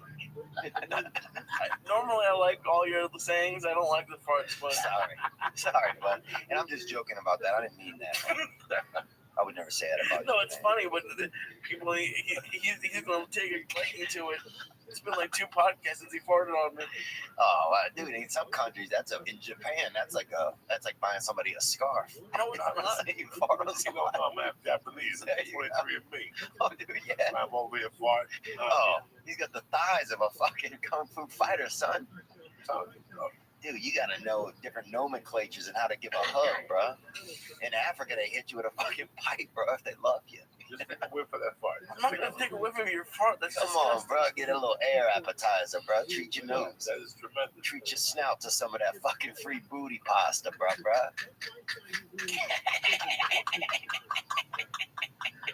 Oh my God. Poor fucking Lee, man, dude, it's so funny, you know. Sometimes when I'm not even joking about when I would need to think about something good, dude, I think about Lee, man. Thank you. That means a lot. Yeah, I think about you, man. I think you I just think about you to laugh. I mean, just the stuff you say randomly. Like, I just want to hang out and like listen to what you say during the day to yourself. I feel like it's hysterical. This conversation getting creepy right here already. Well, you just Lee- farted on me. How? I think Lee might be a little cascaron. Oh yeah, I know what you're talking about. Shopping Shopping for peppermint, they call it, dude. Yeah, Where I I'm think from. he's coming out of the closet pretty soon. They say, hey, you know the boy over there, little I don't give a Lawrence. fuck. I don't care either, bro. I'll let you hang off my dick like a fucking mountain No, cat. I would never let Lisa. Not you guys, but I don't have the same relationship with him. You're still friends. You can't. I'm friends with him. I wouldn't fuck him. I would let him touch my dick a little. You know what I'm saying? Around the holidays, bro. Just to make his day. Oh, he's a prison ham, this guy, bro. I fucking love that boy. You know how much money I told him we walk and leave one day. How much money we can make with Lee on the inside. Oh my god. Just sitting on people's laps, Dealing cards. rubbing their dick. Yeah. I'm glad we're bringing this back. You can't just sit on someone's lap, but they're not going to let it end at just lap sitting. Bro. So They're not in prison because they don't have to Gary, hold back. Indiana, you're an 8, bro. One female. In Gary, Indiana, dog, you're a female 8, baby. yeah, I got a guy that'll pay 10 G's for you to put a wig on. Oh, yeah. Special type of podcast. And just mug his dick with your fucking neck. He's over your letter. What does that even mean? Lee, you gotta get out more, get off the internet, bro. You gotta go hitchhiking, man. I really don't want. I don't want to now. You should go and check it away one day as a school project. Yeah. I'm gonna end up dead. What school are you in? Are you doing classes online? No, I need to be classes here. This is the only. How old are you, Lee? 30 now. Are you really? Yeah. I thought you were like 19, dude. I wish. Are you like 30 years old? 30 years old. Oh my God, bro! My whole perception of you, I thought you were like a you know, He was in college an when intern. he first came in here. Oh wow, No, he's 7 a fucking young man. that's awesome. Now you don't like me as much. You're like, man, no, I don't want. No, it's just different. You ever notice you learn something about somebody you didn't know? You know, like you see somebody and they're like a lawyer or something, but then you realize they're like a sorcerer or something, or they do shady shit. Or you see them like ballroom dancing, and you're like, this fucking guy ballroom dances. That always takes my brain a minute. Or if you see a big person and they got their stomach stapled, and now, dude, I was at a pool one time, and I used to work on this farm in the summer times outside in Natchez, Mississippi, and they had and this dude Don Blankenstein was the pool guy every year, right? And he'd come out there, and I keep an eye on him because the dude weighed probably 700 or 800 pounds, bro. You know what I'm saying? He broke the gate every time he come in. He But fucking he was the lifeguard. he was out even out. He's a lifeguard, 800 pounds. Bro, he gets in the pool. Trust me, nobody's drowning, bro. All the water's out, and the fucking kid who's sick is laying right He there was at his the feet. boss at the pool. No, he was the guy who came to put the cleaner in the pool. And so, but he'd open the gate, bro, and every time he'd walk through it and bring both sides of the gate down. Like he was just he was gonna die soon, you know, when you saw him. You know, so you treated him well. And that's one thing I like sometimes about seeing huge people. It reminds you how to treat other people. Because you're like, oh, this person isn't gonna be alive very long, so you would be extra nice to him. And so, but then Don, one summer I'm out there laying by the pool, and this skinny guy comes in. You know, he could have fit through the gate with 90 of his fucking, you know, quintuplets or whatever. And he comes through the gate, and I'm like, cool. And he keeps talking to me. And I'm thinking the guy's kind of a, you know, peppermint hunter, bro. You know what I'm saying? A little tender. And it turns out it's Don Blankenstein. He got the stomach thing, and he lost all the weight. And he was a different person now. He wasn't the same I don't know. It wasn't the same, and our relationship was never the same as when he lost the weight. Think of when they take I don't know away what we're your talking passion. about. Think about when somebody takes away your passion. If you're an eater, Yeah, you know, it's like when you first get sober. yeah, You know, I was telling Brogan the other day, the worst two words in a person's life is sober and diet. I don't want to be involved with drugs. yeah, But I don't want to be sober. yeah, I never want to be sober because it would make my inner battle, too rough. yeah, I know my limits with cocaine. I know my limits with pills. I know my limits with alcohol. I've known my limits when I was 25. Anything I did after 25, I did because I wanted to, but I knew my limits. right. You know, when I got locked up, I couldn't imagine a world where I couldn't smoke pot. Wow, you couldn't imagine that. I couldn't imagine, okay, cocaine. I understand not having a girlfriend. I understand being broke. But I never understood a world where I did not smoke weed. When I was 25 years old, weed controlled my mood. What did it do for you, you think? I was in so much pain when I woke up. And I didn't know that then. You never know what you're going through. Yeah, you don't know. Especially Yeah, that age. it takes 20 years to look back. Yeah. You know, I was thinking about it tonight how I was taking a shower. That if I quit comedy tomorrow, it would be to sign back up in college and take a psychology class to become a psychiatrist and do whatever I had to take. I'd probably be 65. But at 65, I would help so many people so deeper. Yeah. Because I went through it. Yeah. This is not somebody who studied it. I went through it, wrote about it, looked at it. I think about it. I think about what made you. I broke it down from the macro to the micro. You could put yourself in there. You could put them in your shoes and vice versa. When you become a comedian, yeah, if you're not brutally honest with yourself, it's not going to end well. Wow. And in life in general, forget about comedy, life in general, if you're not brutally honest with yourself, it's not going to pan out. Yeah. You have to be brutally honest. And a lot of people can't be honest. Brutally honest with yourself. Like, this is not going to work. You know, it's like I went at 27, 29. Like, in what fact? Like, at the age of 30, yeah, I had made a decision to do comedy. Yeah. But I also had to make a decision about this hell I was living in. I was living in this party hell. Okay? The drugs and this where stuff. I would be clean for 3 days. Oh, yeah. And then snap one night and then tell myself how this was the last time. Yeah. I wasn't one of those pussies at a party. I was talking about it. And by this time, I was partying by myself. And this went on for maybe a year and a half. Yeah. And I think by 1995 and a half, I came to a conclusion, like they say in the program, that you're a fucking junkie. Yeah. And I had two decisions to make. I go, I can either be a junkie and keep fighting this, but the reason why I became a comic was to be a junkie. I read that Lenny Bruce book, and that's the reason why I got into comedy. So if I'm gonna get into comedy, let's make a deal. I'll do cocaine 3 times a week. Mm-hmm. And that's how it started. I just came to terms with it. Wow. So you're thinking I'm gonna get into comedy so I can do cocaine? I was thinking I was going to get into comedy to have a life. I read that book. We slept with strippers. And we opened up with jazz musicians. And I was content with that. And none of that book, we talk about being rich. Yeah. Okay? No part of that book, they talk about being rich. They talk about money. He looked at the Chelsea Hotel. He just talked a life about being what was happy for him. Yeah.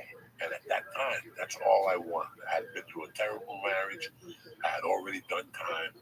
So I was just seeking to be happy.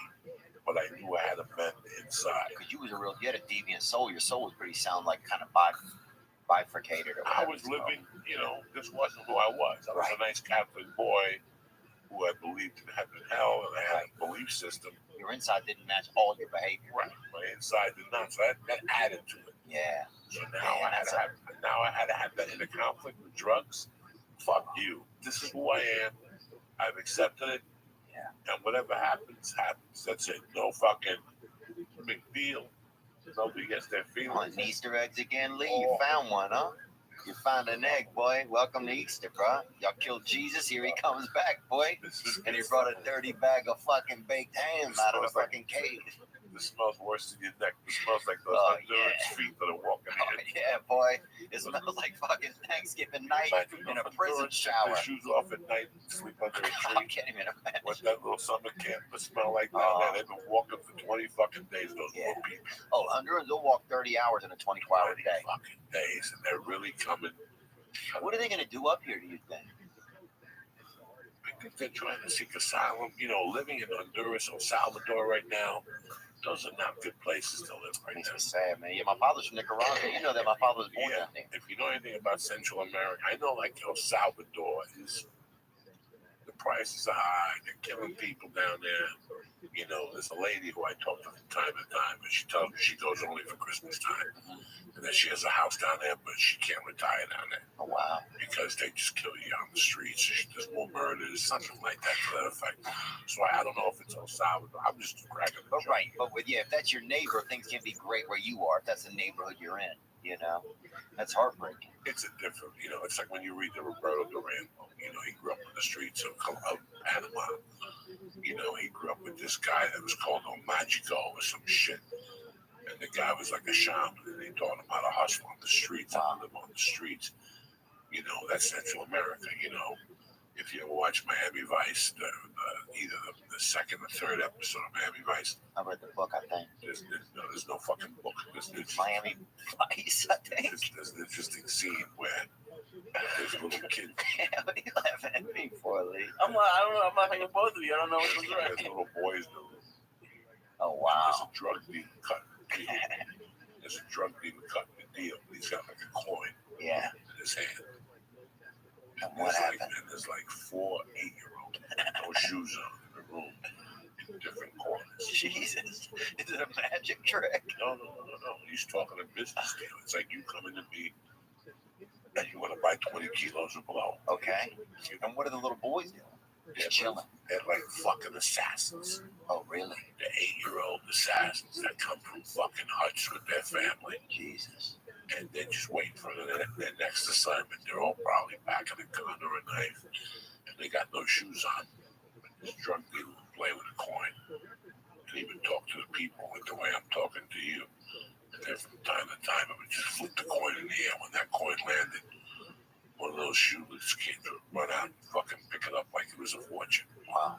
You know, and I remember thinking years later about that scene, how that's how, you know, Pablo Escobar got those kids to love him in Colombia. Yeah.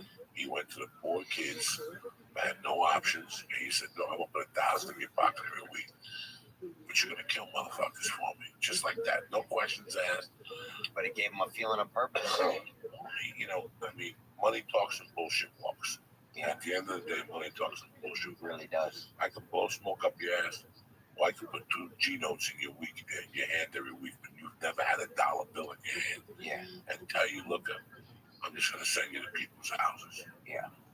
I want you to slit their throats, kill their kids, their mothers, the dogs. Jesus. If they got goldfish, I want you to poison them too. Jesus. You know, that's how do you think? Rat poison or something? Well, whatever. It's just a point. Fucking It's just a fucking point I'm trying to make. That's how you get, God. you know, take an American ghetto here. You know, that's why they call it social Sad. social color economic. They call it a crisis, not a crisis. It's coming from somewhere more. Yeah. And what you need to do to get out of that situation. Yeah, you don't know anything better, man. And yeah, you just, dude, they had this guy when I was growing up named Eddie, right? And he could have been fucking 13. He could have been about 16 or fucking 50, right? I don't know what he was. But he always drove, he had a 5.0 Mustang, you know? Or he drew 5.0 on the side of it or whatever. I don't even remember. It could have been a Pontiac Renault or whatever. I don't know what it was. But he always had these 2 girls, bro, sitting on the back of it. And that dude was the king, you know? Whatever he said when I was a kid, we would have done it. Because to him, he was the king. He had a piece of shit Mustang, but he had the Mustang, you know? And he was a champ. And he would buy, you know, the chicks would have like daiquiri drinks, bro. And every now and then he'd floor it, and one of them would go rolling out the fucking back right on the concrete, bro. What do they do for a living? I don't know. and I didn't care. But if he would have said something to do, like, come do this, like when I was a kid, I would have done anything he said because he hung out with us and he spent time with us. You know, he threw the football around with us, and he was a good guy, I think, you know. I mean, I still think he is a good guy. How older than you was? He probably maybe 7, 8, 10, 12 years. But he, like, could drive. He had, like, the ability, you know, he had a car. He had women. He had, you know, he had things that when you're, you know, an adolescent, 12 years old, 11 years old, you see that, you're like, oh, this guy has mobility. You know, this guy has ability. This guy has women. He has everything. So anyway, I'm just saying I can see how, yeah. You're not thinking about anything else when you're that age, and you have nothing. When you're young, you get influenced. Oh, I wouldn't get influenced, but I'd look at guys. There was this guy that I hung out with that was always in the bar at the daytime. He was really good looking. Not Samuel, huh? If I was 17, he was probably 22. Nah, I think Samuel. And it was guys that hung out, but I'm thinking about him in particular. And he drove a Corvette. He didn't have a job. And what the scam was, he worked half the year, and the other half in those days, you would collect unemployment. Oh, yeah. You'd get a boss that would tell you, I'm going to lay you off for 6 months. You collect unemployment. Party cripples, they used to call them by us. And then you either take book or sell coke, and that's a great living because you clear $1,600 a month already. You sell coke, you know, and this guy would drive a Corvette. He was a piece of shit. Or he wasn't a piece of shit. He probably was. He wasn't a piece of shit. He was. He didn't have no career. Right. To say. He wasn't a role model. But his girlfriend owned the business, and she had money. And I remember how that appealed to me for about a month, and I was like, "There's no appeal in that. I want my own money." Right. Like, you know what I'm saying? Like you learn through life. Like for a month, he impressed me. That he had a girlfriend that paid the bills. But even at that early age, I was like, he didn't impress me. Right. Because he ain't paying the fucking bills. Not that I could pay the bills at that time either. I couldn't pay no bills. I was 40. But it's just crazy the people that you look at and you're impressed with. You know, it's like when you watch those fucking movies, like I was watching the other night, Empire was up. You ever watch Empire? It's the worst drug movie in the world.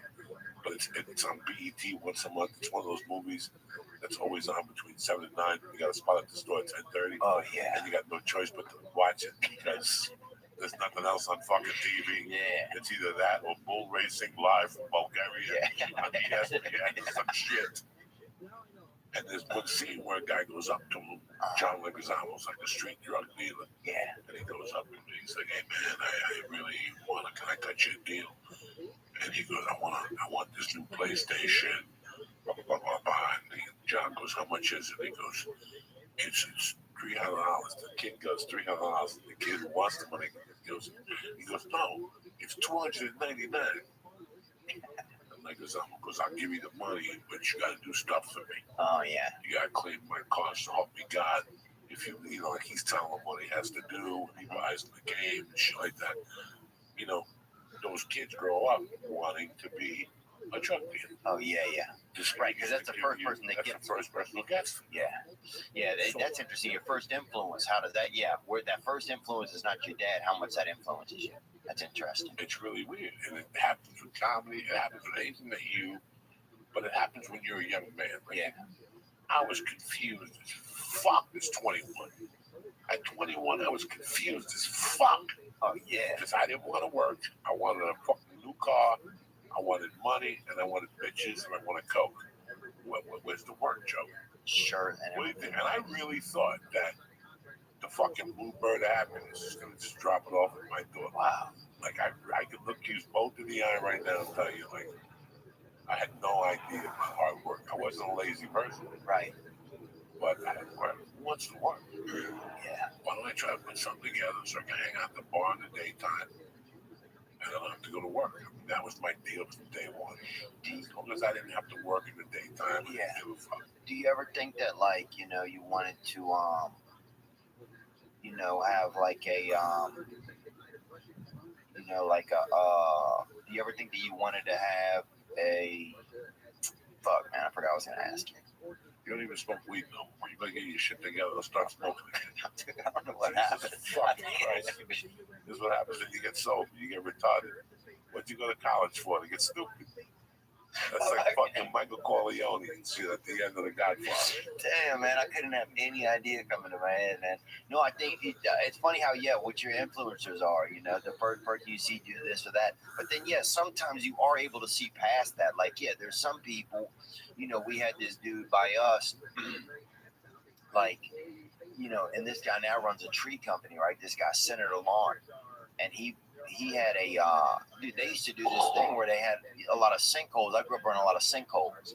You know, I mean, you'd have somebody you play hide and go seek, and somebody fucking you never find. You know, you go knock like you know you go knock on somebody's door, and the next day their whole fucking house was gone. You know, it's like I grew up in a lot of Louisiana. Like half of it's sinking. You know, it's like a sinking environment. So where are you from in Louisiana exactly? Covington, Louisiana. Where am I? Covington. Covington is about 50 miles north of New Orleans. That's it. Yeah. Did they get affected by Katrina? Yeah. Everybody lost their roofs. That's a big, like over there, the houses didn't fall down. People lost their roofs. So when you were growing up, what was Covington like? Was it a fucking deathbed? Was it a projects? Was it middle range? No, it was Your parents have a little bit of money, enough to sustain. No, my dad was fucking old as fuck, dude. I think he was always sleeping on the couch. He used to go drink at this bar called Tony Padoni's, and he would take me over there during the day. And the lady would see how many chocolates I could put in my mouth. One of the bartenders back there, Big Janet, this fucking nice big girl. Did you have nice clothes? My mother dressed us poorly, man. I don't know where she learned to dress, like out of an Indian shop in like a Native American catalog. Did you need for shoes? Did you need shirts? No.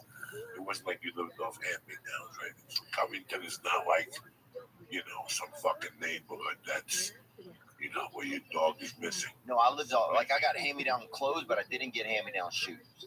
Like every year, my mother got us a pair of shoes. You know, my mom did the holidays. What'd your mom do for a living? Delivered. Delivery. What? Newspapers, cookies, magazines. What about your dad? They used to have a magazine called News on Wheels. You remember that magazine? You could go to the dime store or whatever, or the gas station. My dad didn't do anything. Boy, oh, you know what my dad used to do actually? This is funny. He used to go to colleges. Remember when they had the dude at the colleges that would sign people up for credit cards, you know? Some fucking old dude barking over there throwing frisbees at kids and shit, you know? So that my dad had that job. This towards the end of his life. My parents weren't together anymore. But my dad had that job, and he would take me there with him. He'd let me drive him. I'm 12 years old, right? I had a little growth spurt. I was that 5'10", that fucking lean bad boy, you know, ligaments only, son. Dude, sometimes it wasn't even bone. Part of me was just ligaments reaching out and hoping that the marrow caught up. You know, that's the kind of guy I was. What did your dad do for a living? I don't know. He used to be like a travel agent. You know, he did a lot of cruise, like he would sign people up for cruises and stuff between Puerto Vallarta. Where's that at? Mexico. Yeah, between Mexico and America and the geography. Yeah, Central America. Yeah. Christ, I gotta deal with it. Bro, I walk in this room, dude. I fucking can't think of nothing. I don't know what Puerto Vallarta is. Even I know that. I'm a dumb fuck. Yeah. So there in Central America, and he was like a travel agent, I guess. What did he do when he was young? He wrote for the newspaper. You know, he had a family. You know, he was kind of European in a lot of ways. He liked to be, you know, he worked with the church. He liked to do a lot of, he liked to just sit at like the coffee place and talk, you know. I think he drank a good bit. How do you feel about religion at this point in your life? I need a higher power, you know. And you know, for me, what were you raised? I was raised probably Christian, you know, for definitely. I mean, but nothing heavily. I just always wanted there to be a higher power, you know. I pray at night, that sort of thing. But you know, now I just need there to be a higher power because I want to have faith. You know, otherwise I feel like you feel alone a lot. There you go. Hit him with that fucking Christmas hitter, bro. That fucking throw water on you. That fucking right there. That fucking booty star of David, bro. Fucking damn. This stuff is tremendous. That air calamari, bro. You hit him with it. God damn, I can't even imagine. Can't wait till you leave from New York. Fucking hit. Oh, Oh, protein bro. powder. That's right. The Yeah, protein sure powder. it is, So dude. this is straight So up. you've been drinking Aqua Velva, son. That Yeah. shit is fucking damn. This is straight. I got the vanilla on. I switched it up. I switched them. I'm switching Worse. for- You ever I'm accidentally switching buy flavors and strawberry? shit. You ever accidentally buy strawberry? No, fucking- no. Oh, that's the worst you get I home. got Mexican chocolate in the vanilla. Oh, dude. And the Mexican chocolate's off the hook, and the vanilla's not bad either, but I switched to vanilla today. The Mexican chocolate, you reach in for the scoop and a knife fucking pops out of the fucking Like Carrie at the Carrie when she grabs that edge with the rocks. What's the matter? Dude, with this guy, What do you mean, what's the matter? You fucking farted on me 3 times in 30 minutes. You're inhaling it in your mouth. yeah, make a wish. Yeah, I want to go. You don't want to smell it. Calm down, dude. What am I supposed to bring? You might just, No. Come on, bro. Yeah. For this. Dude, that's enough, bro. All about 3 farts, you're out. You fucking blowing this dude out. His eyes are starting to fucking heat up. Look at him, dude. I'm sorry, Lee, man. I feel like I'm being rude. no, you're fine. He loves all this shit. If there's an opening in that wheelbarrow, go get that wheelbarrow. And it's got pillars in it, too. That'd be nice. And I put you out there under a lamp. Like So how old were you when you were driving your dad to campus? Dude, I was 12 years old. So that put him at 80. Yeah, and he was 82. So he was driving. He'd sleep on the way there. I'd stop at my buddy's house, dude, as long as he was resting.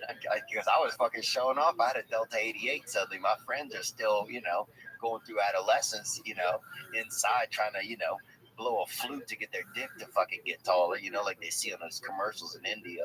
And fucking here I am pulling up, in a Cutlass and a Delta 88. I go in, I'm like, bro, shh, come out, get in the back seat, let's go for a ride, right? So my buddy Scott get back there, and we would just fucking cruise around, dude. My dad's sleeping, bro. And here was the thing, my dad's neck was real bad, so even if he woke up, I would just tell Scott, keep it quiet back there for a minute, I'll just tell him we're lost or getting gas or something. And then my dad would go back to sleep, and I'd cruise around a little more. Take my buddy back. I mean, dude, at 12, 13 years old, a friend picking you up, we pulled up with a sleeping senior citizen, dude. People thought that we were fucking, kidnappers, bro. Senior citizen kidnappers. Now you blow pots out of while you sleep and shit. I think maybe we smoked a cigarette, but then one time, bro. Dude, one time I do remember this. I'm driving back from Hammond, Louisiana. And, so this is how I kind of got into, I don't know if it's how I got into comedy, but this is the first time I ever really spoke in front of people.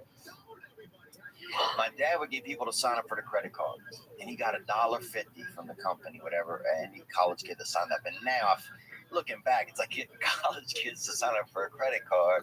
He probably started half of the fucking, he probably ruined a lot of people's young lives. That's what they do. Credit card companies. Yeah, That's what they do. That's what they want to do. They want to tangle you up at 19. Right.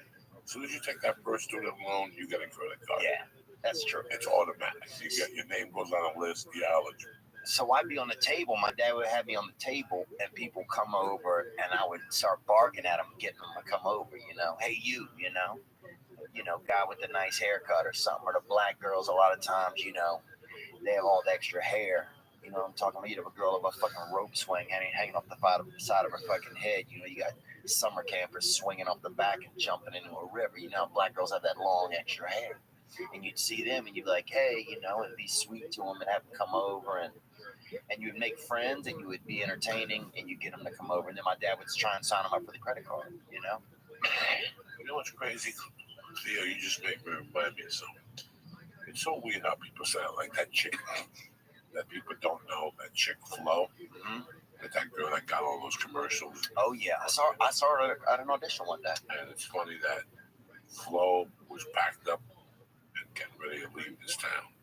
And she booked that campaign. Now she's a gazillionaire. Oh, yeah. And it's so weird that Josh Wolf left Seattle in September He's a funny guy. of 96. What a nice guy, too, huh? And my plan was for him to come down. At that time, we were very tight. And my plan was for him to come down, check out the waters, and then I would come down in 8 or 9 months. And once I made that decision, like all these opportunities started opening up for me. The first one being I got this job. So he went first. He came first, Wow. September 96. He left his girlfriend up there, and I lived in the back house. She was pregnant. So he came down here first to get them set up. So Wow. I lived in the back guest house. With just you and the lady there? Was that scary? And they had kids. No, they had Oh, they had kids. So I children. watched the kids. I was tight with her. She was a great lady. She Right. still- Okay. I just haven't seen her. And we were dear friends. Yeah, because he's married to a different woman out there. Yeah, completely different. I never met her. So he came down first. Right away, I got this job. Yeah. This company that I know people and I know shit. This was Like a shit. cigarette company? No, this was shit. This was a shit idea. And they paid me $15 an hour plus bonuses. This is 1996, Jesus. which is 20 years Pretty ago, good money. 21 years ago. That's great money. And what it was calling pizza parlors across the country and getting them to sign up for a service. Then at halftime, it was a chain. That's what it was.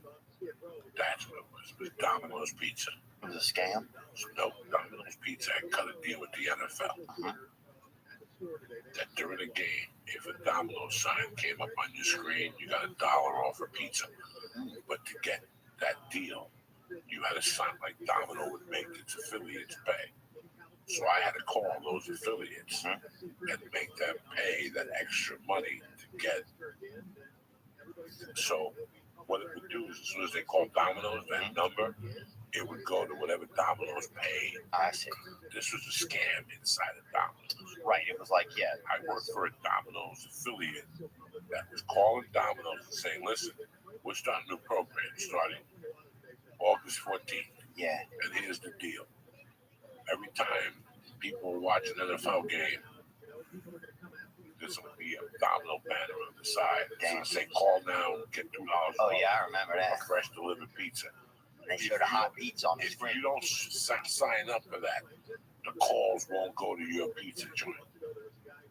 Right. The calls will go to the pizza joint in fucking North Hollywood, Van Nuys, instead of North Hollywood. Oh, It I was really see. shitty to see what the corporation was doing from within, but I didn't give a fuck. Right. You can't fight that battle. I could sell like a motherfucker, so I was pulling down. I was pulling down $1,200 a week, bro. Bringing home $9. Bro, why do you ever quit that? 35 hours a week, like 10 to fucking 4, like something easy. This is what I'm saying. I quit that job A step because dad. one night at the fucking underground, a guy approached me and he goes, "Hey man, John's Club? have you ever been the old Cali underground at John Fox's home?" Yeah, John Fox's old man. It's a great room. This is 95. This is a complete different room. It was different. This was on the Swannies, yeah. And some guy came up to me and he goes, "Hey man, did you ever sell before?" I go, "Yeah, I sell whatever." And he gave me a job selling phones. That was just too good to be Like true. payphones? Payphones. So I would sell phones and advertising for newspapers at the same time. You know me, dog. I'm a scam. I don't do I'll buy a phone from you right now. anything not to fucking have a day job. Yeah. So I would hang out by the train station and I would either sell you a subscription for the Seattle Times or I would ask you, do you have a cell phone? I would take the cell phone. Oh, cell phones. Cell phone. And he gave me a cell phone with unlimited minutes. No. In 1997, yeah. You were a That was king. part of it. And if you call, Like an athlete. if the guy was giving me, like for every line that I opened, the guy would give me like $400, and he was getting like $1,600 at this time. Gee, He told me the truth. He was way how out are of they making it that much money? because if somebody bought a phone and got a line, the company. This is '97 before people were having a lot of This phones. right, yeah, this, yeah. So Cell phones. cell phones. Yeah. The cell phones were a little bigger. Yeah, I didn't get a cell phone until 2000. So if you signed up, there was a kickback, and the guy would give me a kickback. It's a huge. I was going over there every day, giving him 7, 8 numbers, and he would close 3 or 4 of them. And I would stand at the mall. I can't believe I just remembered that. I would stand at the mall at either What, buy stuff? Everett Mall. No, I would buy dick. I would be that guy, that annoying guy. Oh, at the Everett no Mall. way. When it was raining, I would go to the Everett Body Mall. scrub? No, and I would sell fucking subscriptions to either the Washington Post, the Seattle Times, Oh, yeah. or a fucking cell phone. And the cell phone was paying me fucking, it was just amazing. Yeah. The guy would show up every Saturday at the fucking underground and give me $1,500. Jeez. It was like Jesus fucking intervened. I can't even imagine. So the whole month of December, I was making money. So Right. did you even want to come and do comedy then? Once you got that money, I would have kept that. No, I needed that money. I was paying child support. I was paying an attorney. I was fucking so much debt. It was coming out of my eyes. Plus, I was snorting blow. But now I'm making $6,000-7,000 a month selling fucking cell phones in the mall every fucking day. And now Doug Stanhope comes for New Year's, and I open up for him, and he talks me into moving to LA. Really? So my point is that it's really weird how places trick you. Right when you say to the universe, I'm going to leave, you get the best job in the fucking Oh world. yeah. When I lived in Seattle, I was pulling down $1,600 a week just selling cell phones. Never mind fucking blow, subscriptions to the Seattle Times. If I had nothing to do, I just go to You the had all train your station. pussy lined up. All your I lived with a stripper. I lived with a girl that made money, and I paid for the rent with her. We lived in a fucking we were y'all fucking or not? No, she stripped. She was Christian, so I slept in different beds like fucking the Dick Van Dyke Show. We lived in a fucking RV. We lived in an RV at a place where you back your RV up. Yeah. They connected. Oh You yeah. had cable TV. You had a shower in your RV. Well, they had an athletic center. This place was tremendous. Jesus Christ. Oh my God, it was there for 20 years. It was like a lodge. KOA or something? It was like it was a little bigger. It had a bigger name, a better reputation. Yeah. Bro, they had restaurants. KOA was crazy, bro. You walk in, they had 3 or 4 restaurants. Real restaurants. They had a gym, a pool, showers. What was it? A movie theater in Kent, Washington. Where fucking, you know who was living in Kent, Washington at the time? Henry Hill. No way. Henry Hill was living probably. I was gonna guess Jeffrey Dahmer. Wasn't he from there? Kent, no, he's from Milwaukee, Wisconsin. Fucking, I'm thinking. I'm living in Kent, Washington, at a fucking RV park. Yeah. With the stripper and an RV and a dog. What a lucky guy. And Midway Mobile Villas? Mobile man. This guy trying to sell you the neighborhood over here. Unbelievable. We wake up in the morning, we walk into the building, we brush our teeth. I'd give her a stab and we'd walk into the building. We eat 2 eggs, sunny side up eggs, like nothing at the diner. They had a diner in there. Then we'd go back to the thing, watch TV for a while. I'd write comedy. And then we'd both go into the gym. I would swim. Yeah, I would swim. Because that's how you had to take a shower. You took a shower because you had to work out. In those days, I was homeless. So for me to take a shower, I'd have to work out. Oh, yeah, yeah. So I'd work out twice a day. I was tip-top fucking good. Oh, I love that. When I moved to LA, I was in great shape. It's what happened to me. I fell apart. But once I got here, I stopped doing everything. But dude, so now, and I'm thinking about this while you're telling me that. So I'm like, you know, that when you say, so when you start to tell the world, or you know, you tell like the powers in the world that you're gonna move, the universe. When you tell the universe that you're gonna move, that's when the universe like starts to give you things to keep you They there. throw curveballs at you. Right. They throw curveballs at So you. then you got to be somebody that then you. I mean, that's like that's kind of, is that the difference between some people and other people? You think that you're willing to just say, okay, look, these are great things, but I'm going to still move away from this and take my chance? Because some people would just stay. Do you think like there's something inherent in certain types of people that are then like, okay, I'm going to put this on the line and still move? There are people that will come to me and say to me, Joey, I'm a comic. I'm putting away money and moving to LA in 2 years. Mm-hmm. That guy's dead. That guy's dead. Yeah. That's never going to happen. You got to build it somewhere else. No. Is that what you're saying? You have the urge to make a move. You have to make a move. Oh, I see what you're saying. The people who procrastinate that move will give you a reason why. They're looking for something to fall in their lap so they don't have to move. Oh, I see. They're going to give themselves a 2-year span. So they give themselves a 2-year span, and what happens? You meet some fat chick, you knock her up. Yeah. Now your dream is quashed because you got married, so you gave yourself an out. Yeah. Sometimes in life we give ourselves our own out. Yeah. But sometimes the universe gives you an out, and you have to take advantage of it. You know, the universe will give you signals. Yeah. They'll tell you signs. You know, if I come up to you, if a bouncer has to come up to you and tap you on the shoulder and tell you it's time to leave, Yeah. you fucked up. Yeah. You know when to put the drink down and get out and walk out of there. Yeah. You know this because you're an adult and because you've seen how people have acted. Once a town, like, I've overstayed my welcome. Yeah. And because I've overstayed my welcome, I realize when it's time to go. Right. It's time to go. It's time It's to time go. to go. It's time. I know when it's time to go. I'm the king of knowing when it's time to go. There was a place I used to rob constantly. I used to work there and rob constantly. Yeah. I knew I couldn't do it anymore because I was going to get caught and my reputation and my life was going to be shit again. I forced myself to quit. I took a 50% pay cut. Yeah, because you were stealing, right? Because I was stealing. But I knew eventually I would get caught. There was because that's the way life is. You drinking water and you're going to have Oh. Smell that fart. This is tremendous fucking. You guys are like a married couple, dude. No one would This say is sex married in your unless- 60s. This is what sex in your 60s is like, dude. Huffing somebody's fucking booty. Huffing that little booty fountain, bro. Look at poor Lee. He's been sniffing farts. He doesn't know that fart's sinking into his t-shirt. That even Dude, when I didn't even tell you, Joey. I forgot to tell you. So the man, we in our area, they had a lot of sinkholes, right? Because Louisiana's 8 feet underwater, brother. If you look at New Orleans, that city is 8 feet under. It's below sea level. So here's the ocean, right? Then there's naturally a bottom, and that's where they built New Orleans.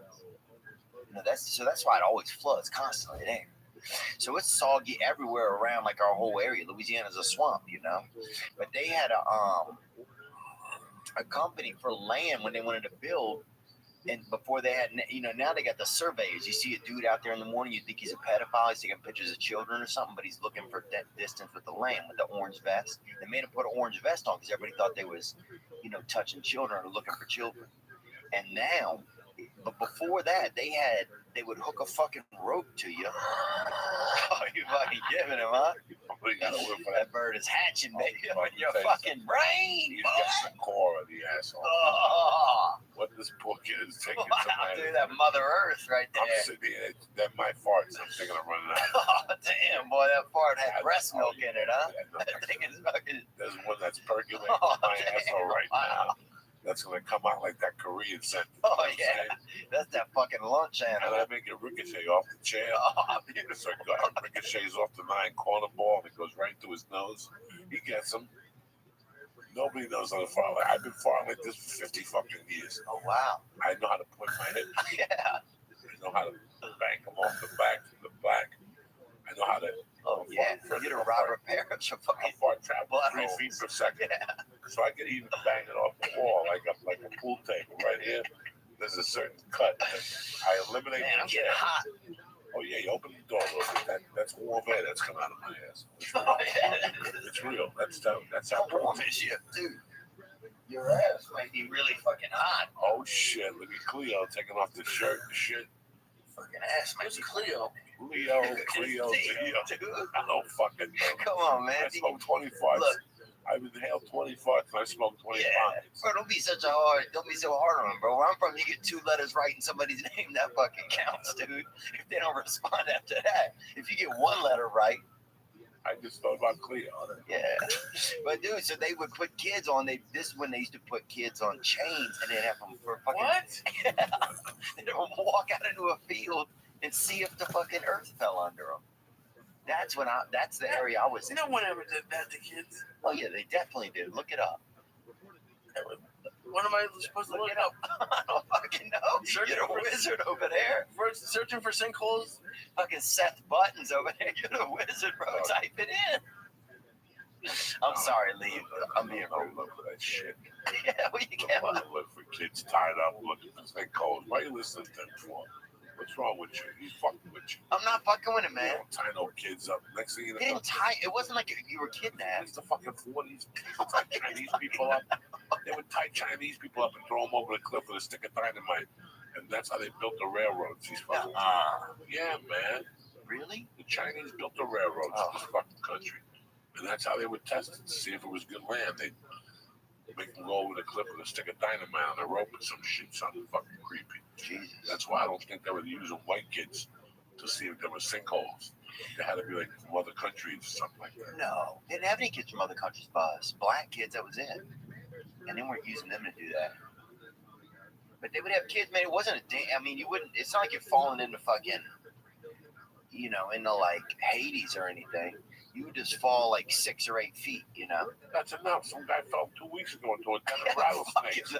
He had to kill 3 rattlesnakes. Did you see the eyewitness news? The kid came out with blood, rattlesnake bites. There's all this Sounds like a halfway house in Albuquerque. This whole fucking town. I'm sure right here up in the valley somewhere. This whole fucking town. You could be walking and fall into a sinkhole.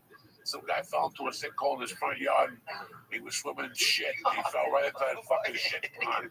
That tank of shit in front of your house. Dude, I can feel it in my legs if I'm near a sinkhole, dude. No joke. I can feel it in my legs. And that's from growing up in that area, man. I swear to God, how senior citizens know, like in their spine will rattle if it's going to rain. Like, you can feel that in your legs, man. Growing up where I grew up, you can feel if the ground is, going to be solid or going to, start to give way. I mean, you got to understand how soggy it is in Louisiana, man. You guys it's soggy, man. You know? The whole state. The whole state. You fucking build a doghouse in the morning, it's fucking 30 feet away. You know? So what I see in the news all the time is really like, it rains a lot in Louisiana as a whole, Baton Rouge, Monroe, all those towns. And the water just, it's so right there on the sea level. You know, we're probably above sea level right here, I bet. See, we check and see what we are, Lee. Do you mind looking where we are above sea level in, just even if you put like Los Angeles. Studio City. We're up a little bit, not, Colorado up, but we're up. Yeah.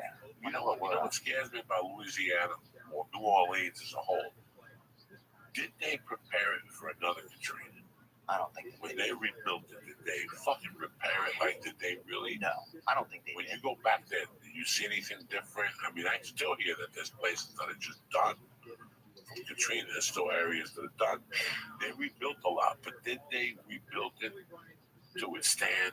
Because Katrina storms are just going to get stronger. Right. And every year we're going to get killed in one location, whether it be Galveston, Houston, Tampa, Florida. It could be one certain location. Yeah. It's going to eventually go back to New Orleans. It's going to be worse than Katrina. It's usually off Claiborne in New Orleans, most people.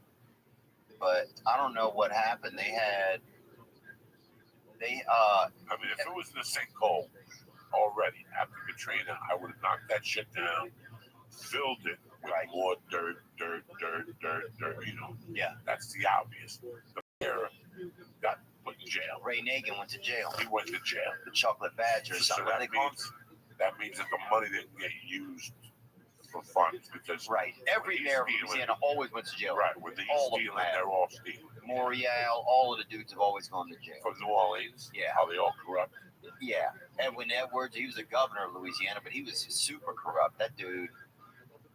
It's just a corrupt place, man. It's just like kind of, it's like pirates and shit. It's a little bit. It's like Tampa, but they built a whole state out of it. Now, is gambling around Louisiana? Yeah. You got gambling right there in New Orleans. You got all the boats, and you got Harris has a land casino, the only one allowed. And they showed that New Orleans when they got hammered. That they showed that Harris. Oh yeah. And they showed the comic that was there. They did? No, that the comic that was there during Katrina. The billboard was sideways. He was a comedy store guy. Oh wow. His name was James Stevens III. Wow. And he was at that casino that week. That'd be interesting to get his take on it. Showed Katrina, when they showed New Orleans, they showed Harris sign sideways with his name on it. That's wild. So it was just really interesting. I haven't been to New Orleans since I've been to New Orleans 2 times. And the second time was a lot better than the first time. Yeah. The first time was one of the most uncomfortable situations I've ever been in this comedy. Wow, really? I took my grandma below and I got in the car and drove back to Houston that night. Yeah, that's everybody's story. The hotel was kind of a little weird. The people were a little weird. When I went back to shoot a grudge match, since I didn't have to go to those weird spots, it was more comfortable. It was more comfortable. They put me in a hotel that was, it was a home. They served 3 meals a day. Oh wow, the B&B. B&B. And the food was delicious. Oh, yeah. The food was out of this fucking world, man. Wow. I don't know what the name of the hotel was. You had your own floor. Wow. Tremendous. I still remember sitting in the living room, like in the dining room. Like it was like the last supper table. And here I am all by myself. They gave me the whole floor. Yeah. So you got to use a card to press the thing. Jeepers. And maybe 3 or 4 floors, 5 floors. I think was it almost downtown, a little bit off the city? Kind of? It was a little bit off the city. And you had to be downstairs from 7 to 9, To eat. 12 to 2, or 5 to 7 to eat dinner. And they had 2 or 3 things on the menu. There was no choice. If you picked one thing, it came with a soup, salad. Yeah. It was fucking superb. Wow. And I know that the one night we had a party and I went to the club and it was superb. It wasn't as dirty as I had been the first time. Yeah. When I went to New Orleans the first time, it had to be 99 or 98. New Orleans is out of its fucking mind. What was Katrina? 2000. No, 2006. When I went to New Orleans in 98 to do comedy, that time I took a fallout. It was either 98 or 99. And dog, I gotta tell you something. From the minute I parked the car to the minute I walked to the hotel to walking to the gate, I thought I was gonna get jacked. Yeah. I'm fucking I've jacked people. Right. So I felt like I was gonna get jacked. You get the feeling. Even the street lights are fucking telling There you was where you're about to get people- fucked There up. was people at every corner. It was lookouts. Yeah. People bumping into you. And years later, they made that movie Focus about pickpockets. And then when they go to the Super Bowl in New Orleans, Wow. and I thought about that movie, how that day I saw pickpockets. Yeah. Too many people bumping into you. A lot of brothers, A lot Bulgarians. of brothers with bad intentions, you know. Yeah, the black on black crime there, especially at late at night, it's crazy, man. The drug situation Yeah. reminded me, like, I'm walking and some guy comes up to me, like, listen, you go to New Orleans, you got to go downtown and Yeah. see it. You know what I'm saying? I'm not. Yeah, you got to go to the French Quarter. You got to go You gotta take a walk down there. So we got into town, maybe 2, checked into the hotel, and went right down there. Yeah. And, I mean, I wasn't on that block a minute, and I got a flash out back to 42nd Street Yeah. in the 70s, where people are, yeah, come in, yeah. Come here. I got coke. I'm not drinking. Yeah. So I'm looking and I'm like making believe like I'm having a good time. And there's tons of people on the street. And right away, some guy came up to me. Oh, yeah. So, what are you looking for, player? They'll have a baby carriage And full of I was cocaine. like, I don't know what you got. Yeah. And he goes, I got this, I got this, I got this. I go, let's get some cocaine. Let's see what you got. He goes, man, I got cocaine. I'll make you dance and shit. Yeah. He goes, stand right here. My player will come over and talk to you, give him the money, then I'll come back. And it's all of that shit. And I was like, And you game get out. murdered at the end. Game out. Yeah. That's how it always is. And that happens a lot. And I saw it. I mean, I saw it within 4 minutes. Yeah. Like, But a lot of that's it. idiots won't see it. Well, they're tourists. They're looking for drugs. And they want it fast. Nasty. And they're just going to Yeah. get robbed. They do that shit, man. I went back to the hotel room. When I got to the club, the doorman asked me, Yeah. you need anything while you're here? What are you talking about? Like, I got powder. Give me a gram of powder. Everything. It was beautiful. Yeah. I took it to the hotel room. I did a line. And even the front desk people, I thought were going to rob me. Like, everybody there just seemed so fucking fucked up. It seems like a movie. I mean, there's a I tell you what fucked me up. They knocked on my door. As soon as I got to the hotel room, Oh, I that's went to the bathroom, I shady. took a piss. I washed my hands. I took the coke out. I chopped it up. I opened up a beer. I took like 2 sips out of the beer. I had a 6-pack with me. I did a line of coke, dog. One little line. I put the coke away, and the door knocked. And when I opened it, the guy was like, "Oh man, I'm just checking up on you, making sure you're okay." And I was like, What the fuck are you doing? Okay. Man? We're I adults. What are you closed the checking door, up on? bro. The coke hit me a little bit, but not enough to make me paranoid or fuck me up. Yeah. I called the other comic. I said, "Dog, what are you doing?" He goes, "Nothing. Do you feel like driving home?" He goes, "I don't want to spend the night here either." Wow. We both got in the car and I left, and that was mine. And I never forget walking back to the car. It was 11:30, and all I could smell was fucking vomit. Yeah. Oh, if you're talking about the French Quarter, it's Like, gross. it smelled like. But they're redoing it now. They're redoing the streets down there. When I called you last week, you were in New I was Orleans. in Baton Rouge. Oh, you were in Baton Rouge. I thought you were in New Orleans.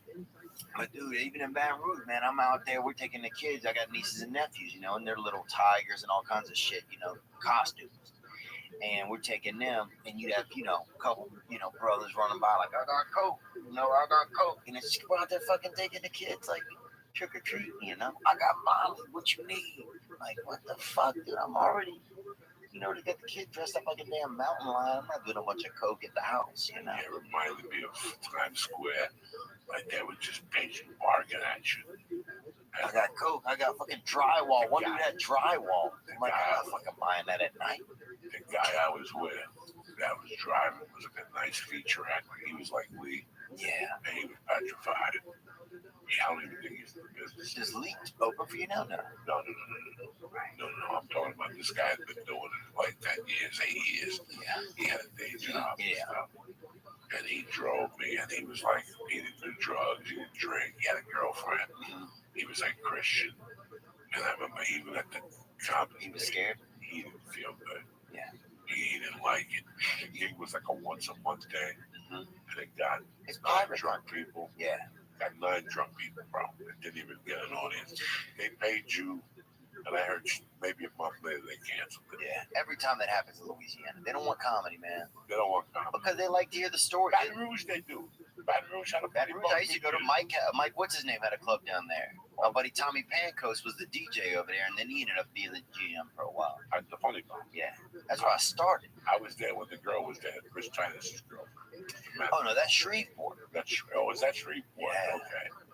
Does Baton Rouge still have a club? Baton Rouge doesn't. How about Shreveport? It moved over to Bossier, across the river over to Bossier City. I opened up for David Tell there one time. And Tommy, fucking Andy Dick tried to blow me at the casino there, right? Then how about this? 3 years later, I'm back there again. Andy Dick's there shooting something again. Offered to blow me at the casino. He forgot he'd offered me 3 years earlier, and I told him no. What a small world, you know? What did he say to you? How did somebody offer something? He had a girl, he had a little hitman, so he bait you with that pussy and then switch it out for his own wiener. Well, how And that was like his move, you know? send the girl over? Yeah, you want to come do something wild or something, and then you come over, you know, and you like be thinking about her pussy or thinking about her tits or something. And while you're doing that, suddenly he's there, and then they're talking about like a threesome or something. And then she goes to get, you know, get something, get drinks or get a salad or something. And then you're fucking sitting there, and it's just you and him, you know, and you're like, fuck this shit, man. You know, I'm not doing this. I'm not fucking out here looking for sinkholes for fucking $2 an hour, you know.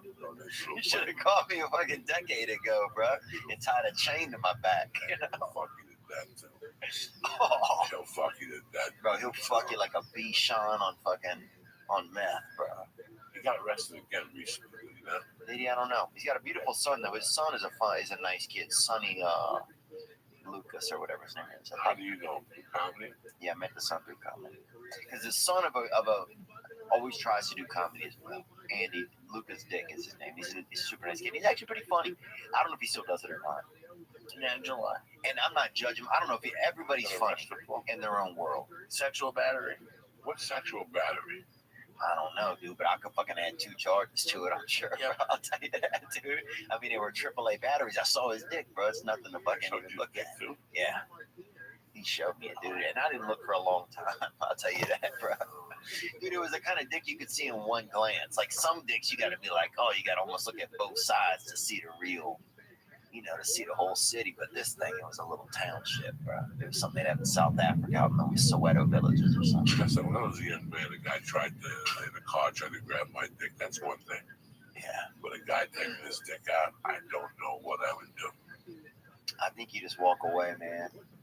Or you say something crazy, you know. I'm not like if somebody wants to be wild and they're on drugs, I'm not a violent, you know. Here's what works for me. No. I'm out, bro. You know, I don't do all the party meat and all of that. So. There's a certain element of your manhood. There's a certain element of your manhood, you know, that one day you decide what you are and what you're not going to do. Yeah. I have nothing, again, nothing, whether you want to be a transgender, if you want to be gay, I have nothing about your sexual orientation. If you want to play for the fucking Tampa Bay Buccaneers, I don't give a fuck. But, okay, even Boogie Nights, you've seen Boogie Nights. Yeah. You've seen, I only saw it once, though. okay, there's a scene where the heroin boy buys a new car and he calls Marky Wahlberg to to see it. And the guy makes out with him. And Marky Wahlberg goes, "What the fuck happened?" And he doesn't really know. And It's tricky. that shit to me, like, I wouldn't know what I do. Like if somebody went to make out with me, Yeah.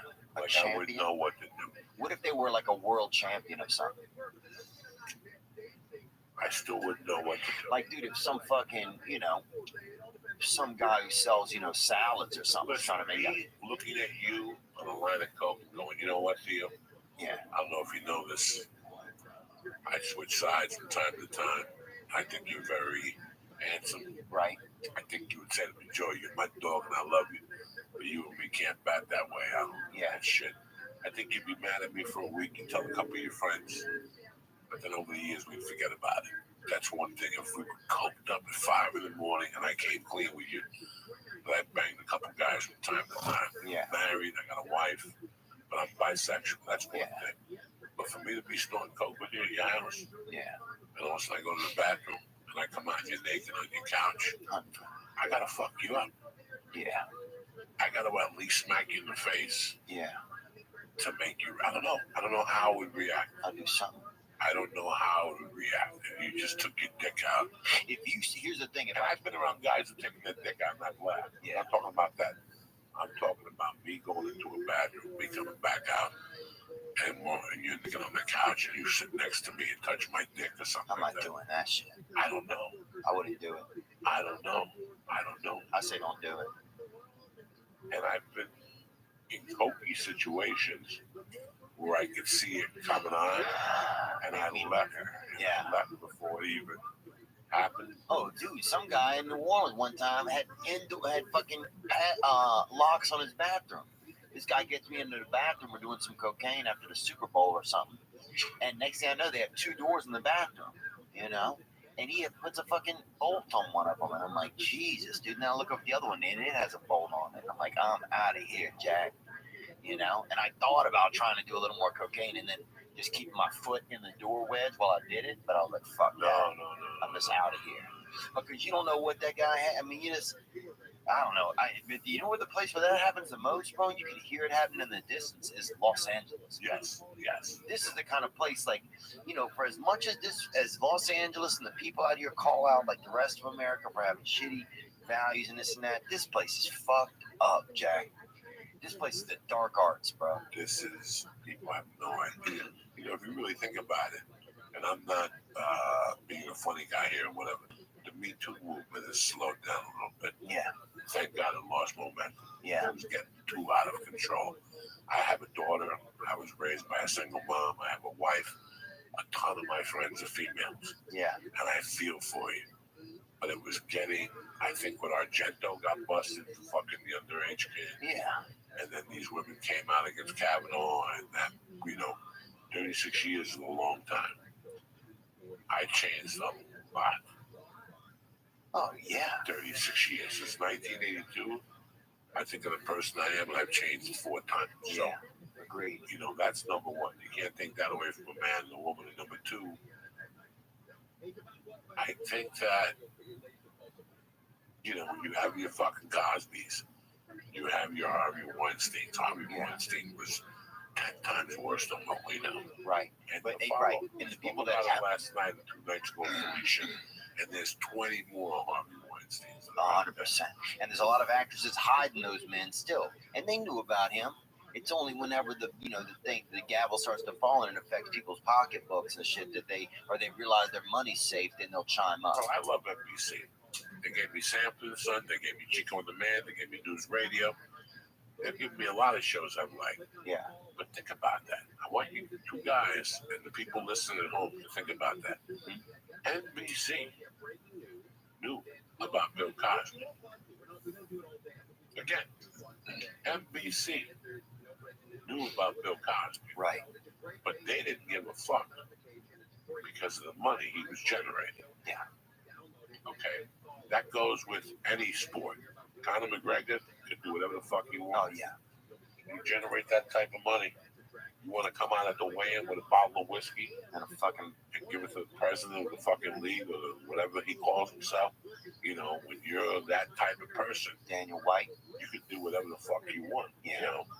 So Yeah. there's 20 Harvey Weinsteins Yeah. that we have not been exposed yet, or nobody really. Sean Weinstein, Dixon Weinstein. Yeah, there's a bunch of Weinsteins that have not been exposed that are hiding now. That went away quietly into the night and said, you know what, we got away with this for a long time. Nobody came out. Yeah, you know, one thing that I started to notice when it was, you know, I think there's a lot of comedians out there that start to use it as and not even comedians. I mean, I guess there's this, it's uncomfortable when you start to feel like, and I just try to trust my instincts. I know a lot of women are, you know, taken advantage of. I know, dude, a lot of men get objectified by women as well these days, and people don't want to talk about that, you know?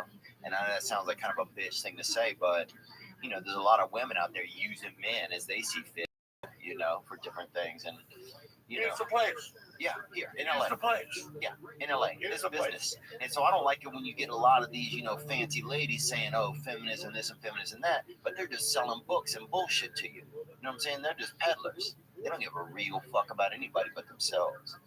And, you know, that's one thing I hope technology at one point can, like, tell people's hearts, you know? Like, I hope at one point, like a Fitbit, you can wear a Fitbit that tells you, like, if that person actually has any genuine care in themselves for you.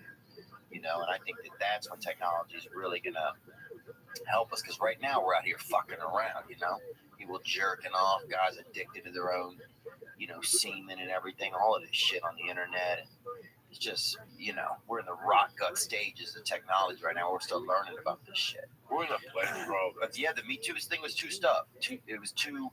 Well, I just wanted to get this point out. Sorry to interrupt you, Joe. No. Girls started asking me, can I come on the road with you to open for them, right?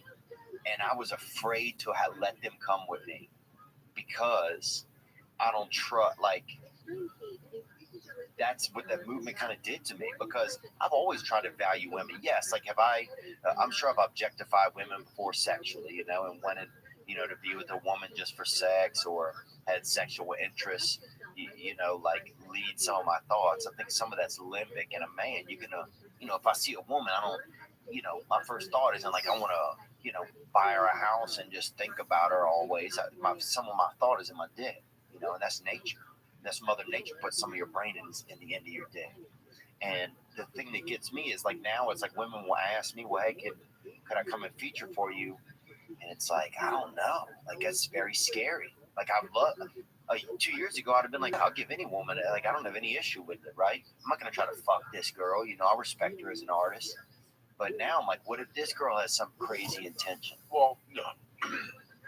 You know what you're taking on the road. I think, right, but it makes me second guess that. Quickly and Felicia Michaels, I've known them both for years. Yeah, Kate, I have no, it would not turn me on to fuck Kate. I love her to death. She's beautiful. She's like a little sister. Yeah. You know, Felicia's like a sister to me. Yeah. So if I went on the road with a woman that came up to me, like I've had women ask me, and they don't stay at the hotel, they stay at their own home, they live in a hospital, right? Like that. I have no problem, bro. I don't play that shit at all. I know what it's like to be a young girl. I have a daughter, and I remember what it was like 20 years ago. One day, who can't stand me? Right. Well, I'll do that. I was thinking about this the other day. You know who cannot stand me? You know you can't mention my name around? Chelsea Handler. Oh, she's the worst. The first time I met Chelsea Handler, I went off on her in a sexual way.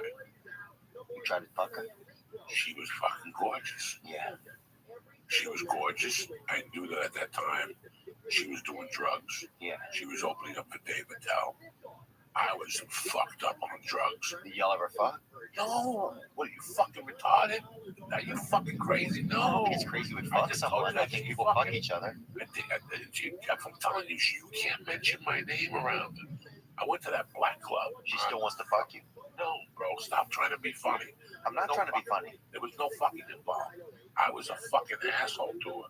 We were doing that dumb black club on fucking J-Spot. No, the other one. Union Station. Beverly Boulevard. Up down the block, the chicken place. There used to be a club there one night. It was Comedy Union. Comedy Union. This had to be 1998, bro. And I was out there every night with a package. You know, and I'm at the Oh, you were store, geeked up. I'm geeked up, luring bitches with coke and shit. Yeah. And I go to She's there. And I go to the reunion to do a spot. And I see Chelsea Handler looking finer than a motherfucker. Did she have big breasts then? Or Oh, 1998. Chelsea Handler was fucking banging. So we start talking. She tells me what her, she's very sweet to me. yeah. She tells me what her credentials were. And not 6 minutes into the conversation, I'm like, let's get a rock of coke. And let me eat your pussy and shit. Her face turned pale. Yeah, she's crazy as it is, but I knew that I had done something wrong.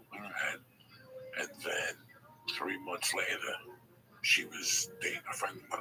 And I went A black guy? no, white guy. And I went to a party and saw her. And the look she gave me was just horrid.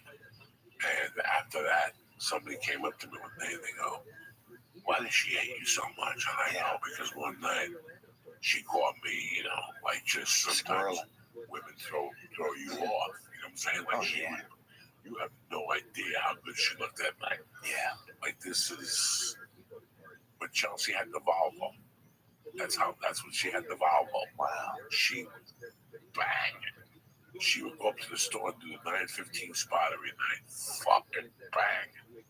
But I'd never met her before. Yeah. I'd never met her before. I saw her and we started talking. Next minute we were talking about cocaine and shit. And next thing you know, I'm like, Chelsea, I gotta tell you something. You look fine in a motherfucker. Wow. Yeah. Let's go somewhere and do some blow. And she was like, what the fuck are you talking about? Get the fuck out of you, disgusting fat slob. Really? Were you fatter? No, I was just, you know, a gross person. And I didn't know I was doing coke. And Yeah. until this day, you can't mention my name. It's fucking hysterical. But at least I'm honest about it. Yeah. I didn't grope her or argue it. I just asked her the truth. I'm gonna suck you, you know. I was. Oh yeah. When you're on cocaine, man. From 98 to 2000 till I met Terry, 97, 96. That was all I had. I wasn't a handsome guy. Yeah. So I would just tell you, I got an 8-ball of coke and you got a pussy. What do you want to do? Yeah. You want to sit here and talk to Lee all night about fucking computers and podcasts? Or you want to come up to the room and get your little monkey with a coke? Yeah. If you said it to 10 women, 2 of them are going to go home with Oh, dude, I'm about to go home with you, bro. If you say it 10 times, right now. if you go up to 10 women and say that, one of you is going to take you up on your fucking own. Yeah. You want me to So fucking it was crazy. hunt that fox with this Yeah, it rocks, was baby. fucking crazy. Oh, dude, that was crazy. So I remember, yeah, man. And she, yeah, I remember she came into I was working at some club over there. They used to have that. When I moved to town, man, I really started doing comedy in Los Angeles.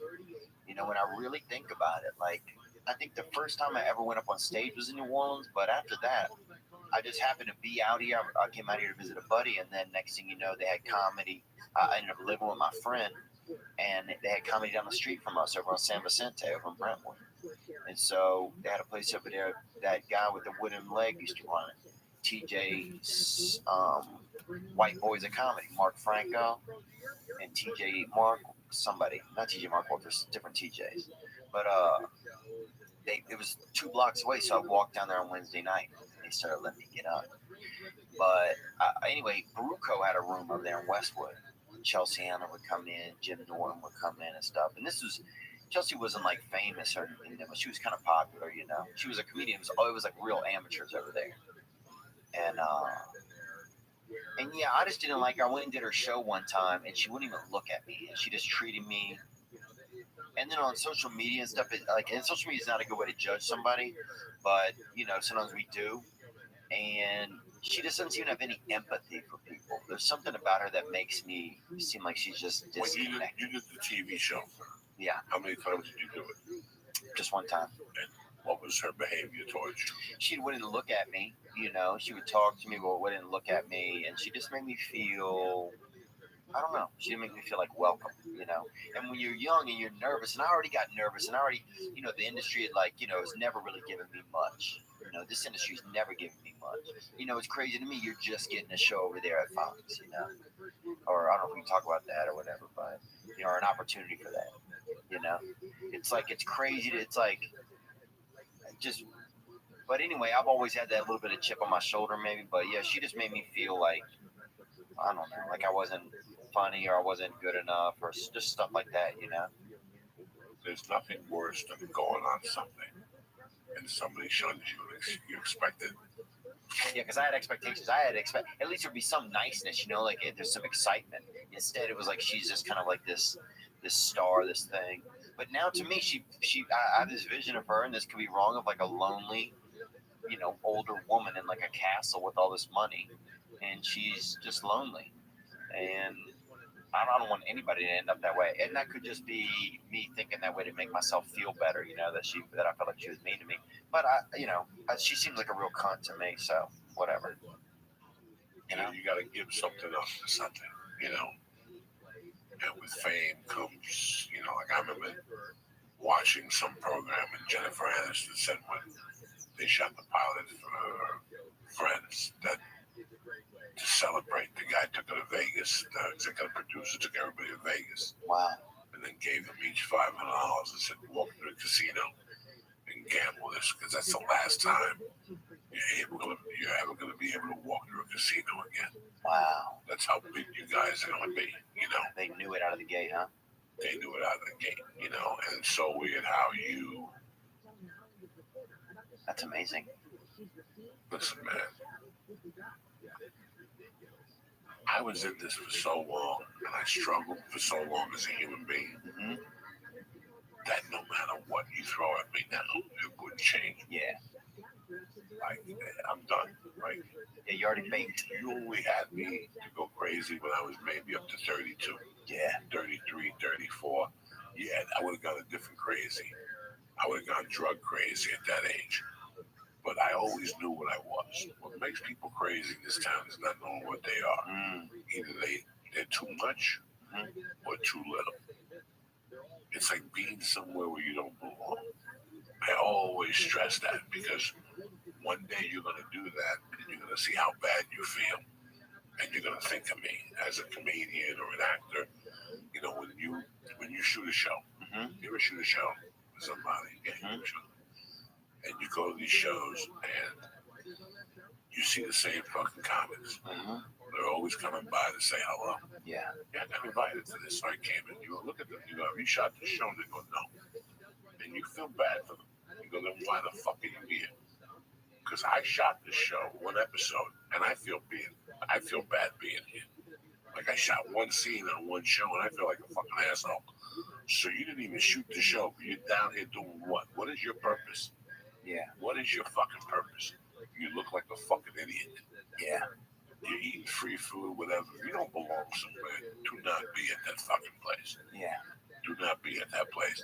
You asked me this other question before. You take Lee on the road. He's been doing comedy less than a year. Yeah.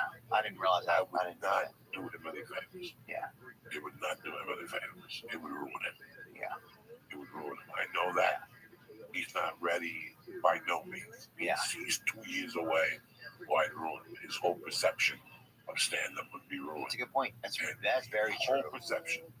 I took him to the Wolverine. He saw what it's like. Now the rest is up to him. Yeah. He's 2 years away from even stepping on the stage or being on a plane.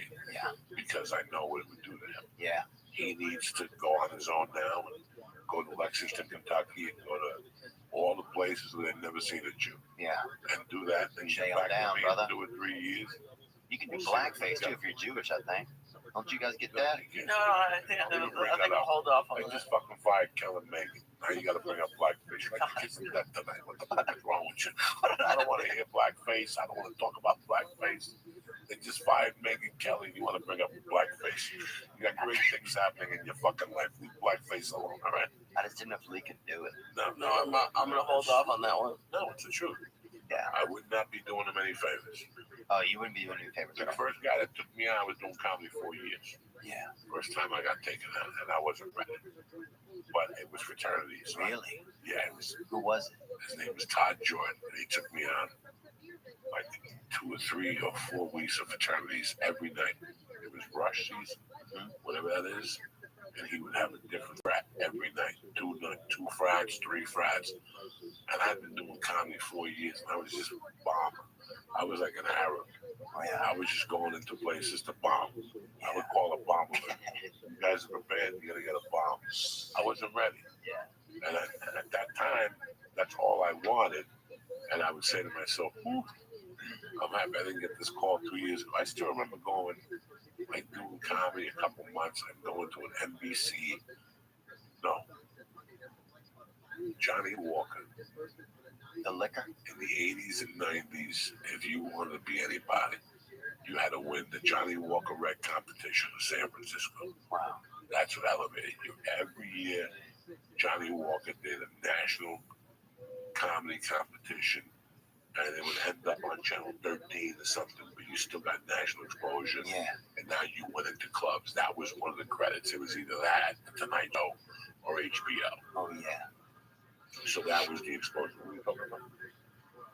The first time Todd Jordan taking on the road. So Todd Jordan. Johnny, you were ready, you said. I was almost ready. You were bombing. Sorry, you were, yeah, I was you were bombing. not saying that. He took me on a 3-week camp. Wow. What that is, it's 3 weeks of doing comedy every night. 3 weeks, 5 nights a week. And you get to adjust. And that really helped me right away. That was a big push. When I finished those 3 weeks, I was a better comic. And then I was doing triple. Then I started doing triple runs. Yeah. And I did triple runs for 4 years. Wow. And that's a complete different adjustment. That's every night. You got to adjust, plus drive 8 hours, plus fucking do radio. Oh yeah, that's fucking navigational comedy. You know, sometimes you finish the gig and drive that night because you got an 8-hour drive. I might as well get to the hotel and sleep all day. You know, it teaches you how to deal with this. Yeah, that's what I struggle with now. Yes, Is a lot of not people. taking care of myself and not timing things. A lot of people don't know. You know, there was a comic. His name was Doug Williams. Great guy. Great guy. He created a show. He got Martin to sign off on it. Wow. And it was one of the first comedy shows to go to Stars. Stars was a black network at the time, and they had a comedy series. And it did like 3 years. That guy today, a friend of mine called me and said he went on the cruise ship and he saw Doug Williams on the cruise ship. Wow. What happened was Doug Williams he went to a roast. Oh, yeah. Jamie Foxx made Jamie fun of him. Foxx tore him up. It was kind of mean of Jamie Foxx. Did you It think was that? very mean to Jamie Foxx, but the problem was he didn't belong there. He did not belong there. Who Doug Williams did? No, he was nobody to belong. He was too young to be up there. Not too young. He just didn't belong there. Just did not belong in that room. He knew it, but he was a gabon. His eyes were bigger than his stomach. Yeah. And he went there anyway. They got burnt. Yeah. And that ended everything. You cannot go somewhere where you do not belong in comedy or in life. Right. If you don't belong there, don't go down there because you're going to get in trouble. Yeah. That's a good man. That's a really With great. stand up, I hate that shit. People say I'm out there. What do they call it? Running the light? No. What do they call it? When they go out and mingle, there's a name for that. Networking. Networking. Oh, yeah. Thinking Fuck networking. that. Rub my balls on your network. I've never been to network. You network on stage. Yeah. You network on stage. Every I've always been stage you go nervous to talk to people. I used to be nervous when I would come in here. I used to be nervous when there's some comedians that still make me kind of nervous sometimes when I see them, to be around. It's just because you don't know them well, you always look up to them, and then you see them, and it makes you nervous. Well, the worst thing about a comic that you look up to is when you go to the store and you meet them. And this happens to comics or me probably. You don't get the reception that you're looking for. Yeah, that's what I worry about. Some of my idols, I didn't get the reception I was looking for, so I didn't talk to them. I didn't talk to Andrew Dice Clay for the first year I was at the store, and I'd see him up there 5 nights a week. Why? Because You weren't in your place. No. Yeah, he had nothing to say to him. He had no circles that was No. saying, yeah. no. And then you get emails from people, well, it's terrible to meet your heroes because you approach me the wrong way. And at the wrong time, yeah. There's a dude that comes up to me a lot. He's always kind of coked up, I can tell, at the Comedy Store. And now I hate that guy coming around. He knows it's uncomfortable too. I'm like, why does he keep doing this, I don't judge people on the drug aspect. I don't care if somebody does drugs. He's always trying to get me in Ponzi schemes and shit. Yeah, no, those people, I just didn't leave. I told them to get the fuck out of my face. I don't want to hear about it. Well, I'm doing comedy, bro. Yeah. And like this week, I have a rough week. like tonight I'll be in New York, you know, because I have to deal with family. Yeah. Talk to people. 200 people waiting to take a picture. Yeah. And you pay $20 and I gotta talk to you for a half hour. I gotta find a way to say, listen, bro, can you step aside and let these people wait. Remember the time we went, no, let these people take the pictures and then you can talk to me all you want. It's very tough for people to understand that. Yeah. It's very weird. tough. That's where I'm getting like, it's getting like, you know, I've been struggling a lot with this because it's like, you know, I love, you know, it's like you work so hard to get people to come out and then people start coming out. And, you know, it's a lot of like my audience is dudes like me, you know, that struggle with stuff or just regular people, you know, good people. You know, I feel like a lot of our audiences are probably similar, like good people that come out to enjoy themselves, you know. And I want to be able to spend time with each one of them afterwards, like you as sell t-shirts afterwards? a regular person. Yeah. See, I don't. Right. Because I want them to be able to come to me and talk to me. And not have to do that. Yeah. Yeah, I sell it to you. Want a t-shirt, go online. Yeah. I'm not carrying t-shirts across the country. No, if I want to I don't sell carry all this shit. I'll mail it there and sell it. It's still the same fucking point. Yeah. Because then again, you have a different complication.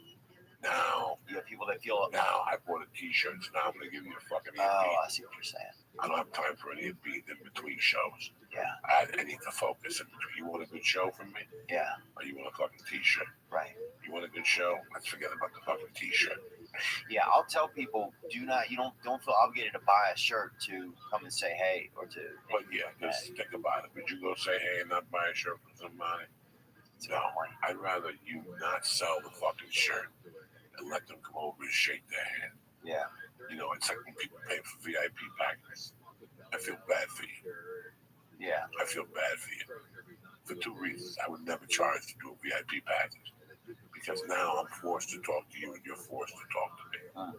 That's not a relationship. Right. That's bullshit. I would never sell a VIP package. I want you to come up to me after the show, take a picture, tell me what you got to tell me, get the fuck out of here. Yeah.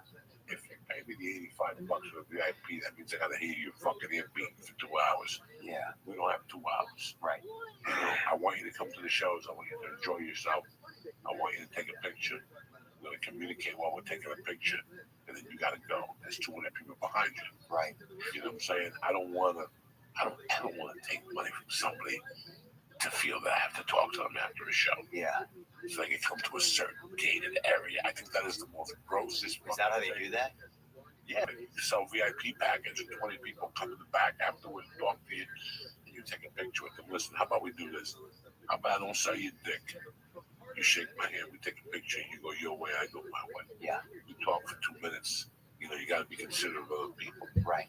And that's it. And most people are, but here's the thing that I'm running into, right? And so this is a good thing that I can ask you actually because you have experience.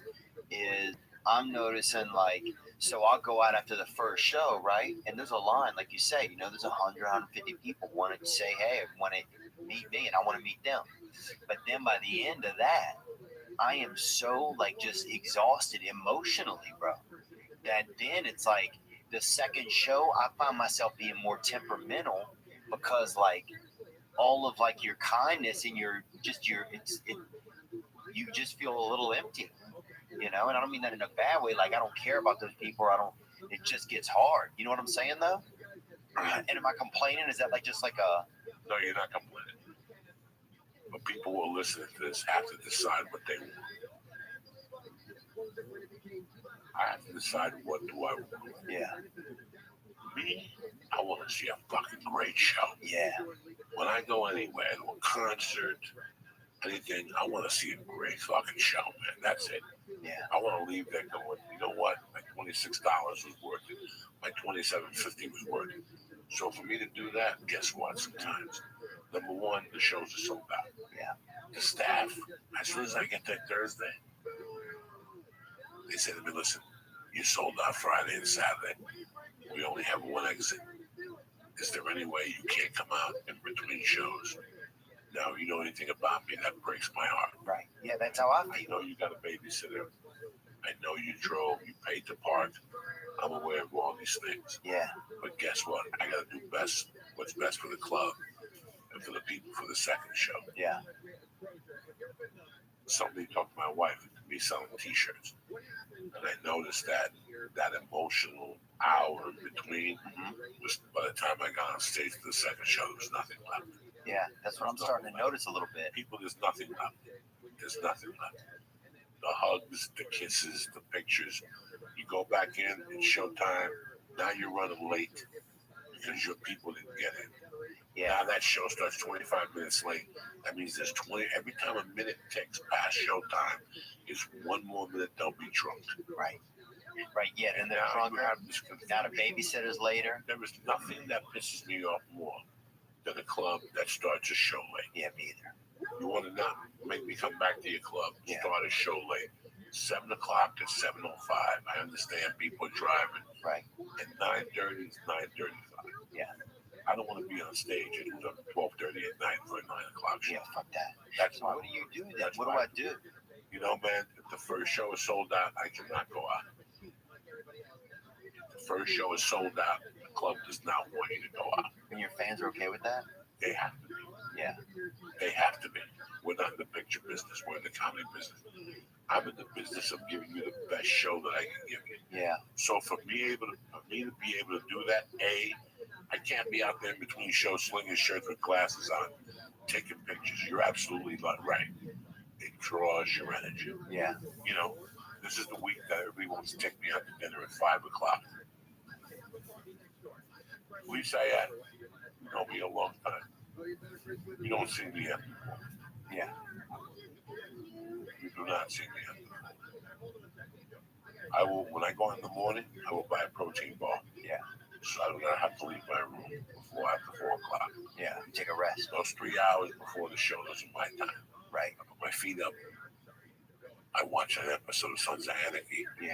I hit the vapor pen, and my notebook is wide open. There's a pen close by.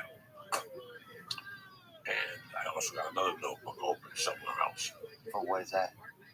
Whatever comes to my mind. Comedy over here, and a story over here. Sons of Anarchy over here. A glass, 2 things of water, a pack of nicotine gum, Yeah. and a vapor pen. And that's what I do from 4 to 7. That's Okay. cool, huh? Show starts at 7:30. About 6:15, I start stretching. I throw some punches. I turn the shower on. I let the shower get nice and hot. I start stretching a little bit just to get my body yeah, out man. to work. Yeah. That's what you do. No, I I'm don't feeling wanna you. talk to- I don't want to talk to anybody. Yeah. Hey, how you doing? My agents, they're great. You sit here all week. Yeah. But on Friday at 6:30, They want to call you. Listen, call your mother on a Friday at 6:30. I'm only concerned with the 2 shows. Yeah. That's all I'm concerned about. And this is what works best for you. This is what works best for me. A great headliner once told me that if you headline, rest is the most important thing. For me to give the audience the show I want, Yeah. there's no dinners at 4. I'm not meeting you to smoke out.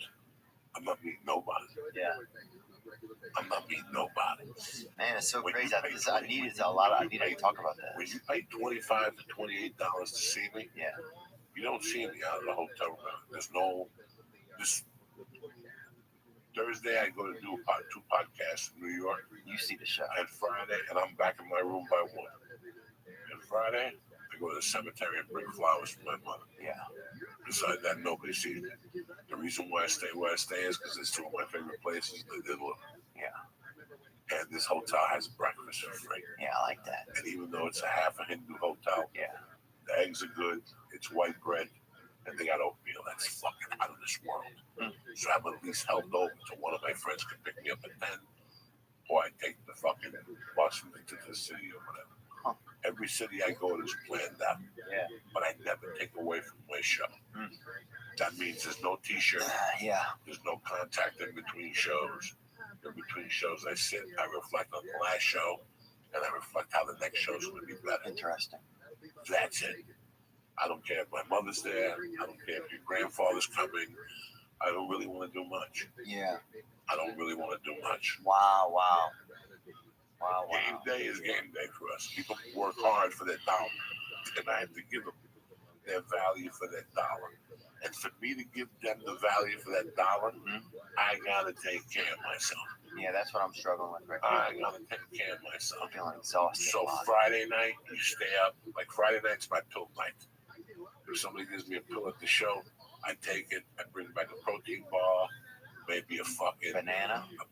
Yeah. Maybe I have an apple from the lounge. I go upstairs, I drink soda, and I watch 2 or 3 episodes of something. I have no curfew on Friday night. Yeah. That means Saturday morning I wake up nice and early. I eat breakfast, a nice breakfast. I smoke a joint. I go for a nice walk at 8:30. I go for a half a mile walk just to let my body normalize. I go back to the room. I watch a little Netflix. I pass out for another 3 hours. Now I get up, take a shower, and I go for a nice lunch, a nice cut of salmon, Yeah. a nice salad, water. You take good care of yourself. Yeah. Then you go back to the hotel room and you write for an hour. Yeah. And while that hour, you're writing, you're digesting your meal. Uh-huh. So now at 4:30, you go down to the hotel gym.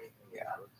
And you stretch out, you do 25 minutes on the elliptical, 10 minutes on the bicycle, and you throw some weights around for 45 minutes. You get that funk out of your system. Now that energy's up, because now you're building your own energy.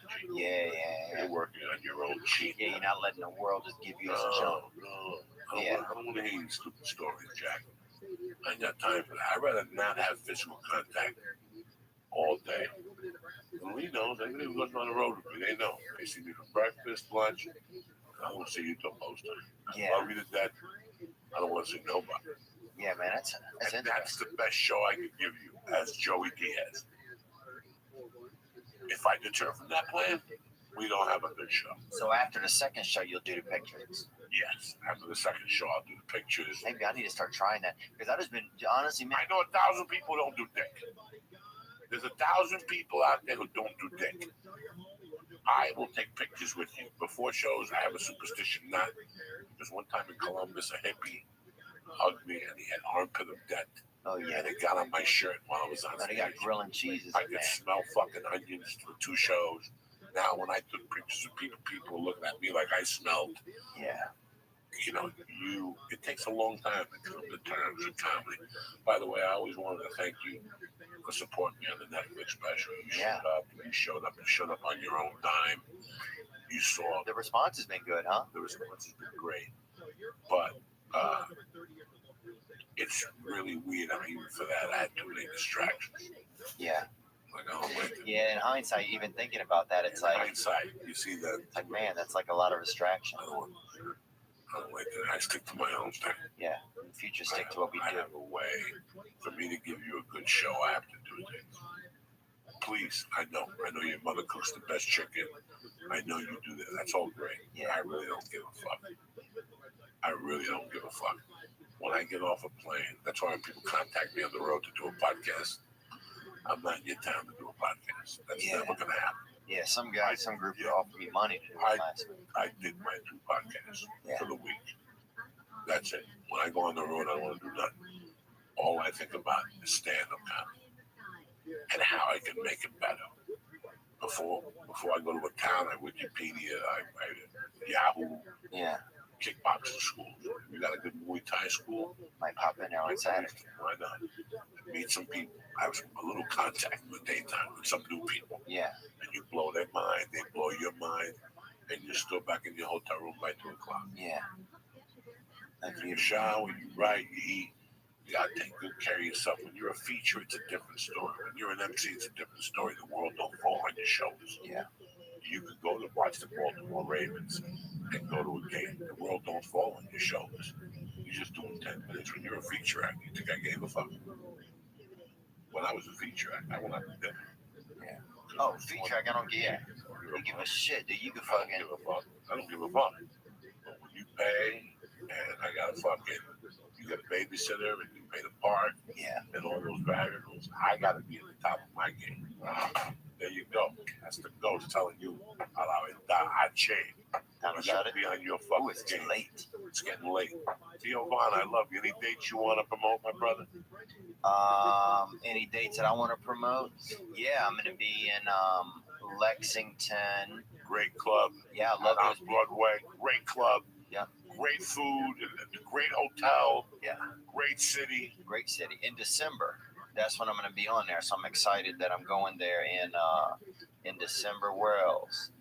January. Don't worry about January. Yeah. Just give them one. Yeah, Why confuse you? You got to assume they can't remember their fucking phone number. And then what else? Oh, I got Uriah Faber was on this past weekend, so you can check that out as well. And I just want to say thanks so much, Joey. You're always such a you're just a nice man, and you always make me feel welcome. And you call me a lot, and I know that you care, and I really feel that. And I want to thank you so much. I care about my blood. I care about my blood. But I can feel it. Some people say that kind of shit, and whatever. But I'm just telling you, I appreciate it, man. No, I know you do. Thank That's you. why. And I love you, Lee. And I'm sorry that if I made funny when I got in here. Bro, leave it alone. Don't worry about it. This is tough as damn. Oh yeah, the dude took fucking 9 farts, bro. It's fucking like Iwo Jima over here on his neck. No, that's a death sentence. The judge will tell you either 4 farts or 90 days. And most people take the 90 days. Yeah. This poor Jewish tank sat there and took 5 of the worst farts you've ever smelled in your fucking life. Even I have to sit here going, Jesus Christ, my intestines are about to pop out of my ass. Anyway, I love you guys with all my fucking heart, man. I want to thank Theo Vaughn. I want to thank my main man, the Christ Killer, who I love with all my heart. I hope I didn't offend you with the comedy line tonight. I just wouldn't be doing you any favors. I would take you somewhere, and then you'd still have to go back and do the work, and then you'd be more mad at me. So you always got to understand I got your back in more ways than one. Thank you very much for always being a great fucking sidekick and a friend and a dear supporter of what we do. And I'm very proud of you for doing comedy. And when the time comes, you're going to be right there with me. So good luck to you in your venture. I love you to death and I support you. I break your balls, but I break your balls out of love. Oh no, I understood, A but lot I'm of not. people don't break your balls. They break your balls to be evil. I love you with all my heart. But anyway, forget the love I got for this fucking Jew. I love him with all my heart. That's my problem. I got a soft spot for Jews. I don't know why. Jews and black people, I'll do anything for you. But listen, this podcast is brought to you by Rich. Like I said in the beginning, Rich is a minimalized front pocket wallet that helps you reevaluate your everyday carry, launched by a father-son team and funded by Kickstarter in 2013. The Ridge now resides in the pockets of over 250,000 men and women. Listen, my old wallet was stacked with shit, the kind of bullshit where you're carrying around for months and years. Say whatever you want to hear, you got to get rid of that shit. Talk about all the pointless stuff that we carry in our wallets. Receipts, hotel room keys, hookers' addresses, spent gift cards. Get rid of all that shit. The leather blindfolds men use resemble suitcases more than wallets. The Ridge helps you carry less, but always what you need, right? Listen, I love the Ridge personally. When I travel, that's what I got. I got the Ridge, 2 credit cards, a PBA card, and my ID, and I'm ready to go. So do me a favor. Like I said, it's minimal. It's front pocket wallets that's designed to help you ditch your bulky wallet. The Ridge wallet is slim, RFID blocking, and has a lifetime guarantee. And it's going to be the last wallet you'll ever own. So do me a favor. What I'm going to do for the church family today. First off, go to ridge.com. Check out what I'm talking about. You're going to be blown away. Number 2, if you get something, I'm going to give you 10% off with free worldwide shipping by using richwallet.com/church. Again, that's richwallet.com/church and use promo code church to link in the description. All right, listen, Rich Wallet will make a great present. You're going to love it with all your heart, okay? Number 3, I love you guys. These guys are tremendous. My wife has been using them for years. And again, I got nothing against nobody, but time is time. And if you're saving time, you get postage on demand. All you need is stamps.com. With stamps.com, you got all the services you got at the post office right up from your desk. You can buy and print real U.S. postage for any letter or any package. All available 24 hours a day, 7 days a week. Just click, print, and mail. Ba-boom! You're done. Stamps.com will even send you a digital scale. You can weigh your letters and packages and print the exact amount of postage every time. I love it. My wife uses to sell out the cups. The T-shirts, we've been using them for years, and I'll tell you, I give them 100% recommendation, whether you have a small business or a large business. I'm telling you right now, whatever you're doing, if you're mailing out stuff, stamps.com is what you need. So right now, your Uncle Joey is going to give you a special offer. You ready? Grab a pen. I'm going to give you a 4-week trial. Includes postage and a digital scale. But don't wait. Go to stamps.com before you do anything else right now. Right now, while we're sitting there, click on the microphone at the top of the homepage and type in Joey, Joey. Again, that's Joey, Joey on the top of the homepage. Again, that's stamps.com and Joey. I want to thank Rich. I want to thank stamps.com. And I want to thank Quip, okay? Because Quip, again, the best toothbrush I've had in years. Quip was designed to make brushing your teeth more simple and affordable, but most importantly, enjoyable. Like I said, I've used it the last 4 days. My mouth feels cleaner. My teeth are still chartreuse, because God knows what I put in my mouth. But everything feels fresh and clean. My breath smells like dog shit. There's nothing you can do about that as long as your teeth are clean. Why do you use Quip?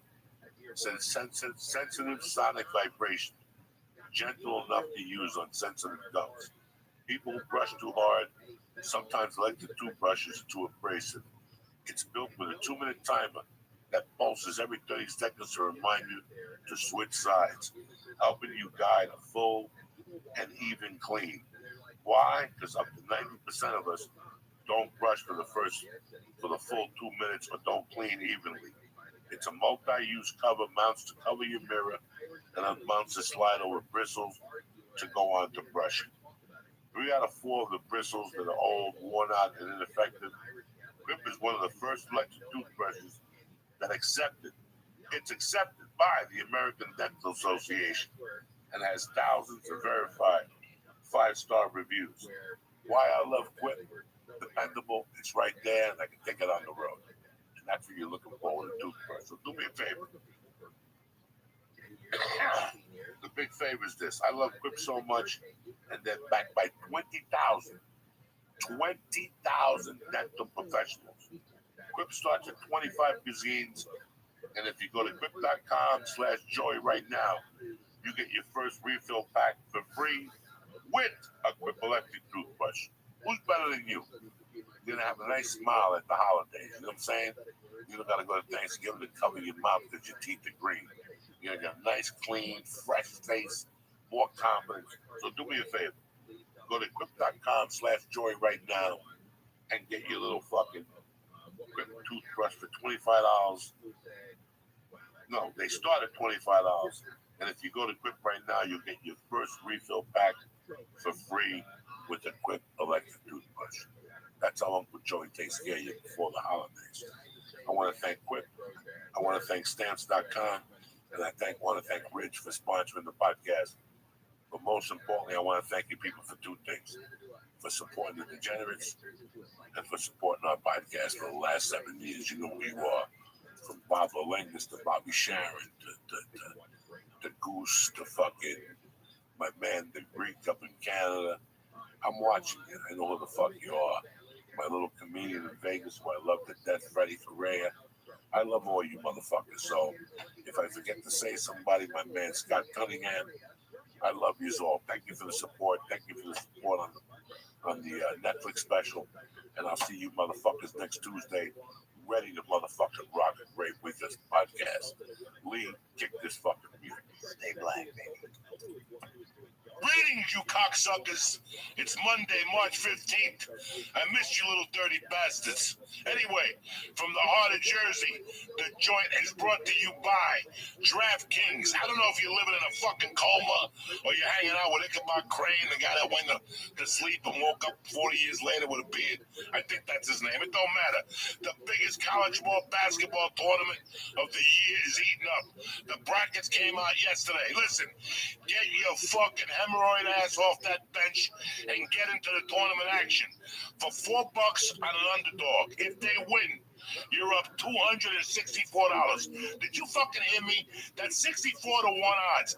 That's fucking crazy. Who's gonna win? I don't fucking know. You think you do?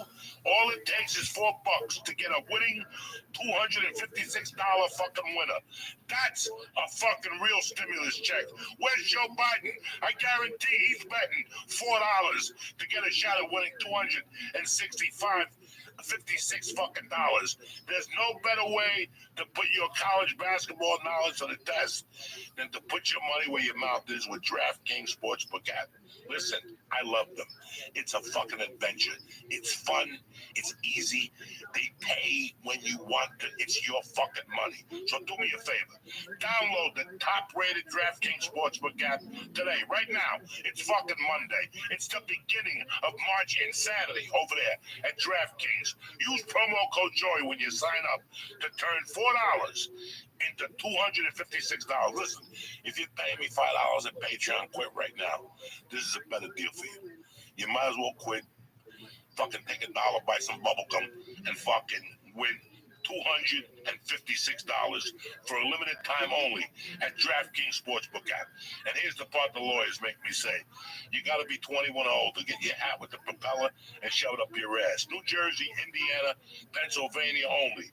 New customers only. Restrictions apply. See DraftKings.com/sportsbook for details. Now, do you have a gambling problem? I'm sympathetic to you. Call 1-800-GAMBLER.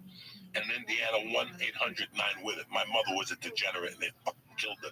So if you got problems, take care of it. But if you don't, bitch, it's fucking March insanity over at DraftKings. And for $4, you can make $256. Are you fucking, is there something wrong with you? Go bang your head off the fucking wall 15 times and download the DraftKings Sportsbook app and press code Joey. You understand me? DraftKings Sportsbook app now. And tell them I sent you. The joint is also brought to you by CBD Lion, the fucking masters. They have put me through this fucking surgery. I am off the fucking pain pills. I'm tip-top Magoo. I'm ready to stab 3 fucking anybody's. I don't care who the fuck they are. CBD, whether it's a kinesiology tape, the chocolate, the extra strength CBD, unscented lion oil, and capsules, and the body. Listen, however you want CBD, it's given to you by CBD Lion. Vapor pens, gummy bears. I mean, listen, they have helped me dramatically. I'm on the tincture now. That thing works wonders. And for pain, let me tell you something. I'm off the fucking pain pills. That's all that matters. CBD Lion is battle tested through Uncle Joey for fucking surgery. So put that in your fucking pipe and smoke it. The joint is also brought to you by one of my fucking favorites of all time, Manscaped. You gotta take care of your balls. You gotta take care of your balls. It's tournament season. It's gonna be balls to the walls everywhere you look. Avoid the upset and trim that fucking nutsack with Manscaped. That trimmer is the real champ. Listen to this. You hear that? That's the Lawnmower 3.0, the best trimmer known to mankind. I would shave an eyebrow off to show you how effective it is, but I needed the fucking browbeat cocksuckers. The only ball trimmer with advanced skin technology that won't snick or snag your nutsack. Protect your little basketballs of life. When you get Manscaped, you're also helping give back to Testosterone Cancer Society, and they're supporting their families and the survivors. Manscaped wants to save all the balls, particularly balls of guys between the ages of 35 and between 15 and 35 who are most at risk. So work with me here, guys. This ain't a fucking joke. Take care of yourself. Take care of yourself inside and take care of yourself outside. Shave that fucking Eddie Munster looking dick of yours. Get some fucking Manscaped to the fucking nutsack. No fucking anxiety. Fondle your balls, cocksucker. It's for science. And buy some Manscaped. They got everything. They got the crop preserver, the crop reviver, the crop ball wipes. They're little ones. You put them in your fucking wallet. You bump into some cocksucker that needs a fix. You turn around, you take the little ball wipe out, you wash your balls real quick. You don't want somebody sucking a bad taste in your dick. You get a bad Yelp review. Anyway, clean out that stinky nose hair with the weed whacker, and now your balls can smell as good as you with their cologne, name Refined. I fucking love it. It's tremendous. I spray it on my neck and spray it on my ball sack so they match. You understand me? So the balls are connected with the soul. It's a beautiful thing. Nobody treats your balls as good as Manscaped. So do me a favor right now. Get 20% off and free shipping at manscaped.com/Joey. Again, that's manscaped.com/Joey. It's March. Check your fucking balls, cocksucker. Do me a favor. Now, without further ado, let's get this motherfucking party started. Welcome to the joint.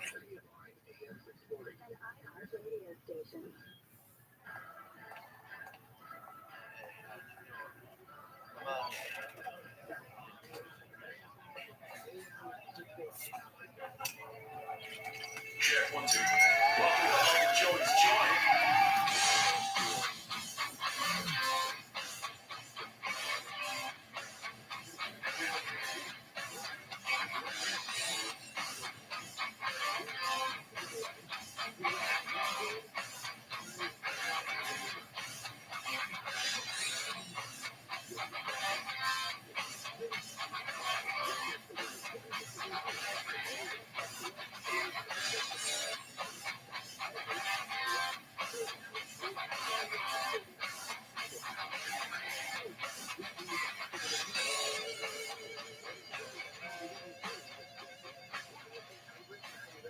What's happening, you bad motherfuckers? It's Monday the 15th of fucking March. We're halfway through the goddamn month already. Can you fucking believe that shit? And I gotta tell you something. I'm wearing my little blue shirt and my fucking little light blue to bring happiness into your life. But I can't. I gotta be honest with you people today. I'm a little low on a Monday. I'm here for you guys always. You know I'm a fucking animal. I'm always ready to rock, but I'm a little low today. I'm very upset over the Jennifer Lopez. J-Lo broke up with the back Alex Rodriguez. I just can't fucking believe they broke up. I was cheering for them.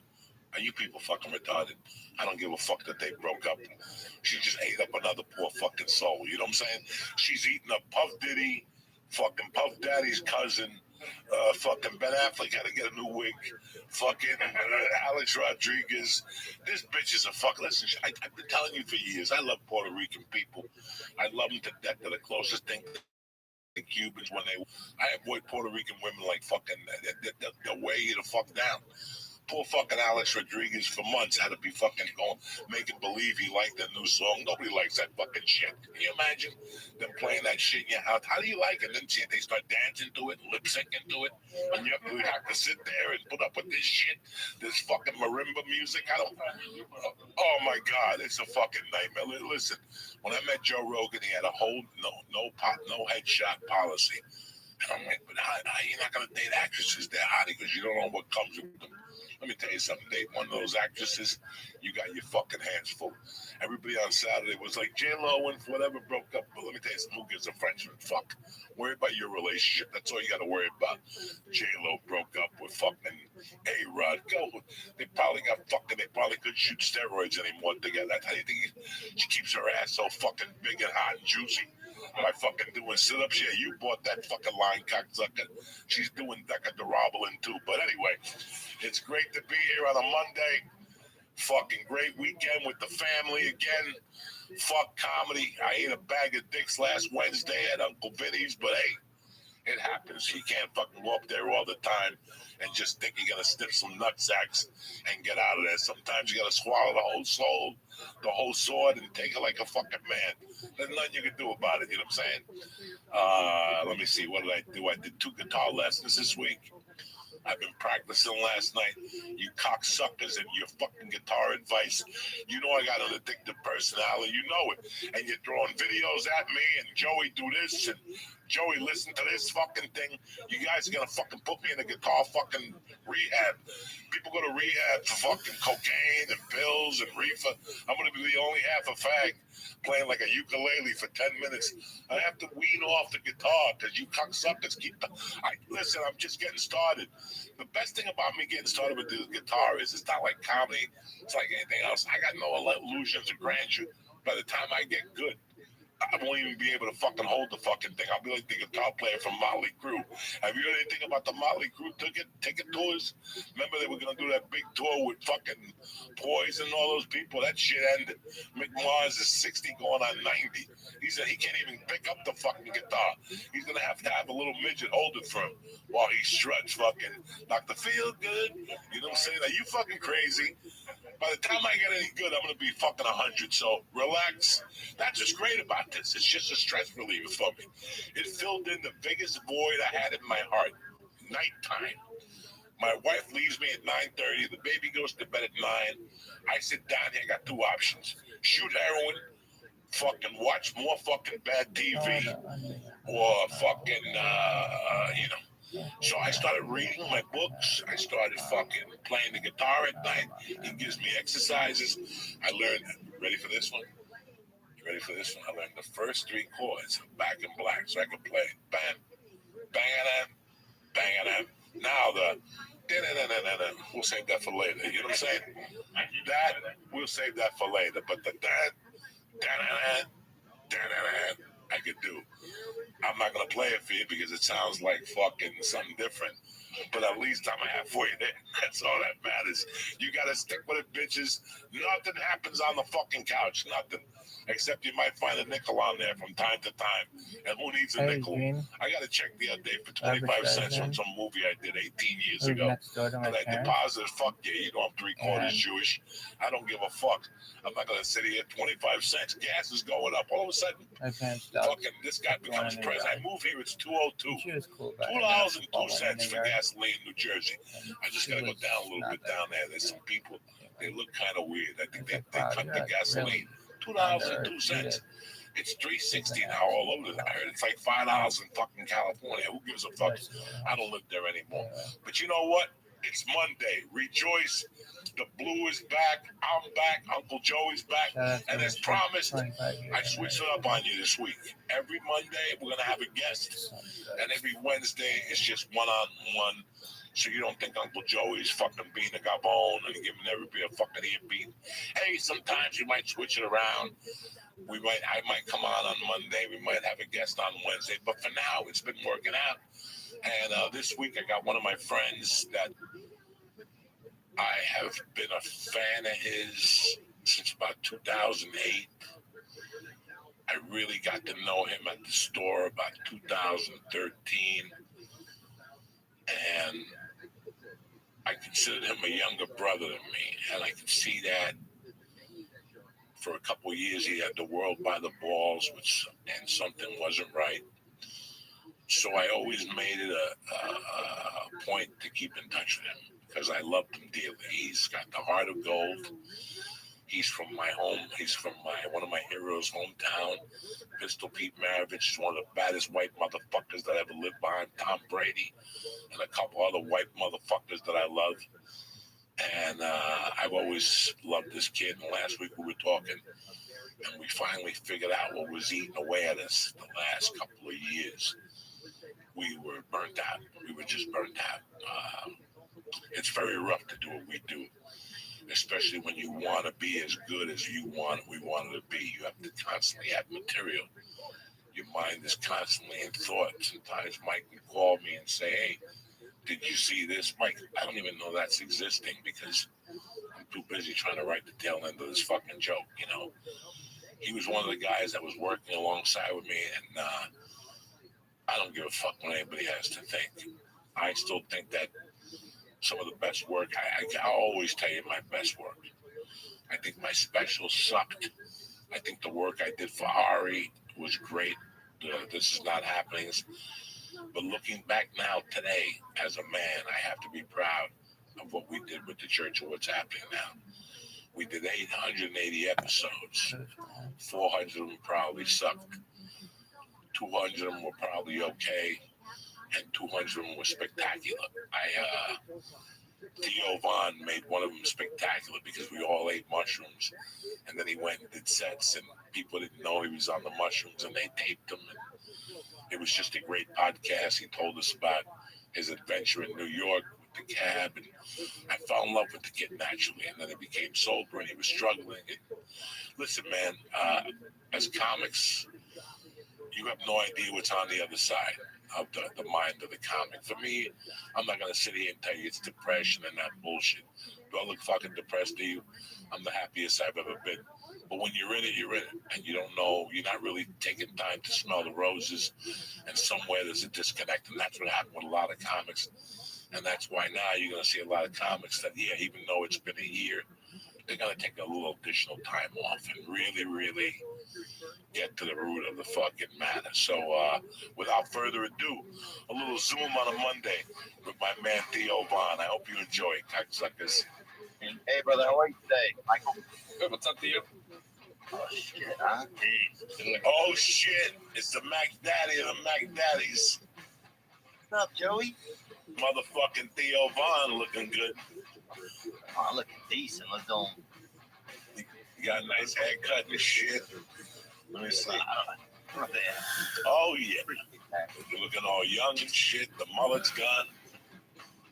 Yeah, it is, baby. There we go. I'm gone. Let's do it, huh? Where's Lee, man? Where'd you guys bury Lee? He's tough to bury. You got to pick him up and throw him in the hole. You know what I'm saying? You just got to burn that body. That's it. Throw leaves, some fucking gasoline, and fucking ignite. Oh, I got a buddy that does in-ground pools. We'll fucking find a spot for him, baby boy. He's in Florida. He's doing great. Listen, the best thing that happened out of this podcast was that Lee got to find himself. Part of me doing what I did was moving, and I could have brought Lee. Listen, 78% of the people who live in this town have children under 18. Oh my God, man. Like pedophiles, you mean? No, they just have kids under 18 in the house. Oh, Kids. my bad. Their own So, kid. this ain't a fucking kid town. If Lee was sitting in his room on Studio City in Laurel Canyon, and there was no action, can you imagine out here with trees and deers and shit? No. So he went to Boston, he went to Milwaukee, got a job, helped the guy put together an app. He went to Boston for a month and helped his mom. Now he's in Florida doing a great Patreon. He lost 51 pounds. Yeah. Yeah, I watch him on his walks. Sometimes he'll do these walks, you know, and I'll watch him on there and I'll chime in and 2.5 fucking miles, 3 miles a day. And listen, when I was 21, I had a really good job. I was running numbers in the city. yeah. And I was making 140 a day. But I also knew that was going to come to an end one day. I was smart enough even then, when I was all fucked up and coked up, I knew that what happens when I'm 28 one day and I go for a job and they're like, what have you done the last 10 years? Well, I've been running numbers. So when you run numbers, it's either you're running numbers to open up a bank eventually, or you're just going to be a numbers runner all your fucking life. And I had no money to open up a bank. So one day I picked up and left because I knew I needed to fucking stretch my wings. You know what I'm saying? Like I needed to find myself and prove it to myself that I could make it on my own. Oh yeah. When I started the podcast with Lee, I thought he'd come to me 5 years later and go, look, I started this podcast. I started a business consulting. I'm out of here. I felt that Lee he got soft, like I got soft. We both got soft. We were caught in a fucking carousel and blah, blah, blah. And look at him now. He's living his life now, Theo. He's making it happen. He realizes he's 32. He's got to get a piece of pussy pretty soon or he's going to bust. Oh yeah. He needs a woman in his life. These are all the things that I couldn't help him with, that he needed to just find on his own. That's what a man does. They go on a journey. They go, fuck this shit, I could sit here in Medford, fucking Louisiana, where you're from, with Icy Mike, tasting different waters from all over the world. Yeah. Go out there and venture and find out who the fuck Theo Von really is. And that's what people need to do every once in a while. Oh yeah, sometimes you got to set down kind of where you've been at and go. No, I love, like I remember. I mean, like because look, for me, man, Joey, it was like you guys and Fighter and the kids it was only 2 podcasts and Rogan, you know, and then outside of that, on YouTube, it was just Kimbo Slices just beating people up. You know what I'm saying? There was nobody else out there. I remember, you know. Except for funerals. I remember I used to be able to watch funerals online. Dude, they got these like not Nairobian, but like Arabic funerals or something. Dude, like 6 hours of fucking funeral footage on there. There's no audio, but it's still, you know. But anyway, it's like yes, I remember then it was like you guys were the only shows in town, man. Dude, the church, bro, going in there, man, you guys were, dude, you remember the time, so I come in there one time, bro, I gotta tell you this. And good to see you today, man. I didn't realize how much seeing your face was gonna make me so happy. That's what I said to you. I go, been doing this the last 3 Saturdays with different comics. It's Saturday. Right now, we would have been in a fucking hotel room, thinking about our lives, thinking about the 2 shows tonight. Who's gonna drawing pictures of cocaine? I used to draw pictures of cocaine on the fucking little pad by the bed with the pen. Jesus Christ. You know how hard it is to draw cocaine, bro? You know what I'm saying? It doesn't even make any sense. But dude, I remember I came in one time to the church. And in the beginning, I said, "Hey, Lee, there's like a squeal or something. Or there's like a high-pitched sound in the headphones. Can you you just check and figure out what it is?" And so he's over there tinkering. We get into the episode. I think we got into a bag of mushrooms or something. About 3 hours later, I hear the sound again, but I look over this time, and it's literally Lee is unconscious like this. He's like, now he's making the sound in the headphones. In the beginning, it was like an actual electronic audio deficiency, and by the end, man, he was just like a possum just playing fucking high, you know? The fucking drug abuse. I almost took Lee to the vet. One time I was leaving there, I said, I got to take this guy to the fucking vet. I said, damn, the hospital can't help this guy, bro. You have no idea that we grew as the edible era grew. Like, we got into the podcast as edibles were fucking like, for years, it was the lollipop and the bread strip. And then we got on board, and all these fucking places started coming up with little edibles. And I'll never forget, it started with a black and white cookie. There was a company that made a black and white cookie that was 200 milligrams. I would break it with Lee and tell him it was 15 milligrams. And he would tell me, this has to be stronger than 15 milligrams. I'm building his tolerance. I'm taking cheaper chews out of the 170s. And putting 70 milligrams in there, right? I'm taking the 70 milligrams and taking them out and putting the 180s in there. And it was like stealing. I would wrap it a certain way so he would know that I actually fucked with it. Yeah. And he would go, I don't want that one because you messed around with it. Well, he actually was taking the one with the 180 in it. Because I folded it perfectly and crazy glued it and did the whole fucking thing. I mean, it was just months and months that he thought he was taking 10 milligrams, and he was taking 2,000 milligrams. And we were leaving there just fucking lit. People have no idea how many people walked out of that room at the end. I saw Ron White, Sarah Tiara, Theo Von, poor Owen Benjamin is walking and is still fucking walking. You know, it was just a fucking, Gabriel came up the first time. For years, Gabriel wouldn't come back on. For years. He said he left there and he couldn't stop eating turkey sandwiches. He said he went home and he must have ate 15 turkey sandwiches. It was just, and it was fun while we did it. Because listen, Theo, I felt this. Rogan was always very intelligent. Bill Burr was witty. I couldn't beat Mark Maron's interviewing styles. So for me to get up there, I had to do something from the outrageous. So I figured We'll go out there with my strength, which is fucking my tolerance. And we'll smoke dope, and we'll fucking eat edibles, and we'll do ketamine, and whatever a guest shows up with, except fucking blow, I'll do in that fucking studio, you know, and heroin. We never did heroin on the podcast.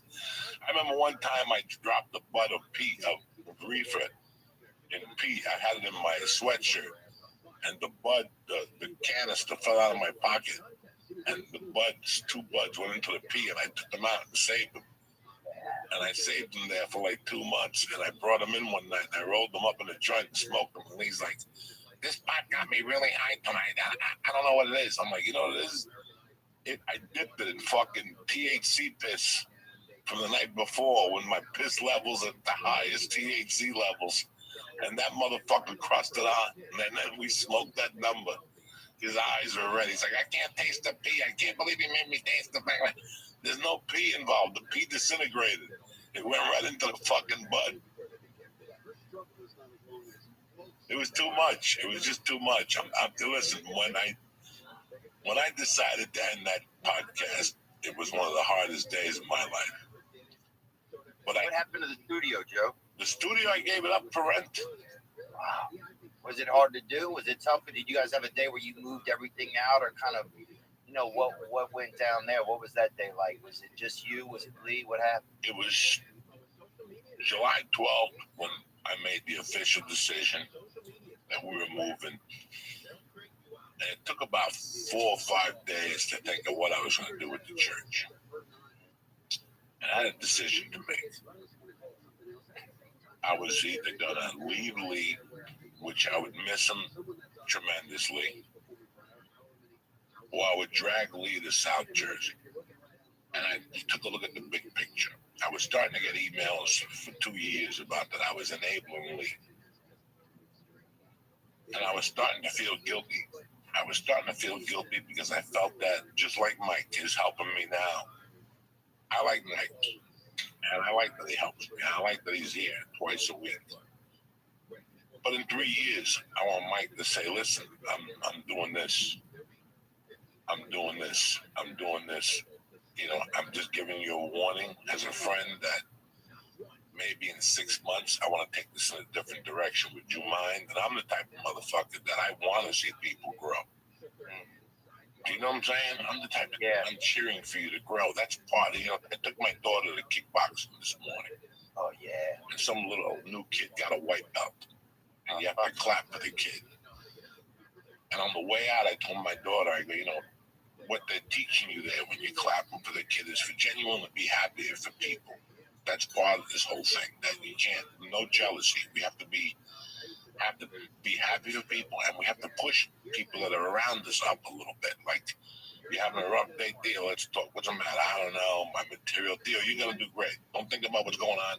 Just go up on stage. Next thing you know, Jeff Scott, RIP's calling Theo up, and you go up there and kill, and you fucking destroy. I just lifted you. I just told you it's going to be okay.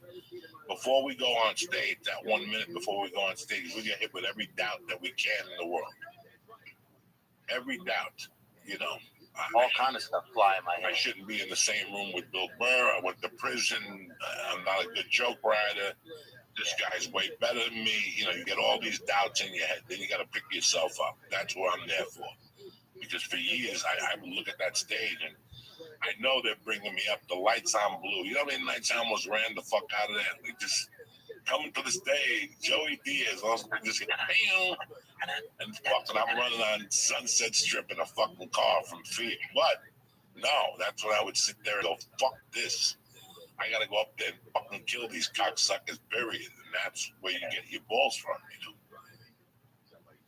Yeah, I think I gotta remember that sometimes too, just to lift people up and be a part of this. Like, you get into this space sometimes where you get in fear, where it's like you don't even realize you're in fear. You're just trying to hold on to everything you got going on. You know, it's hard. I mean, it's all a little bit tricky sometimes. You know, when your career changes, when you know the landscape changes.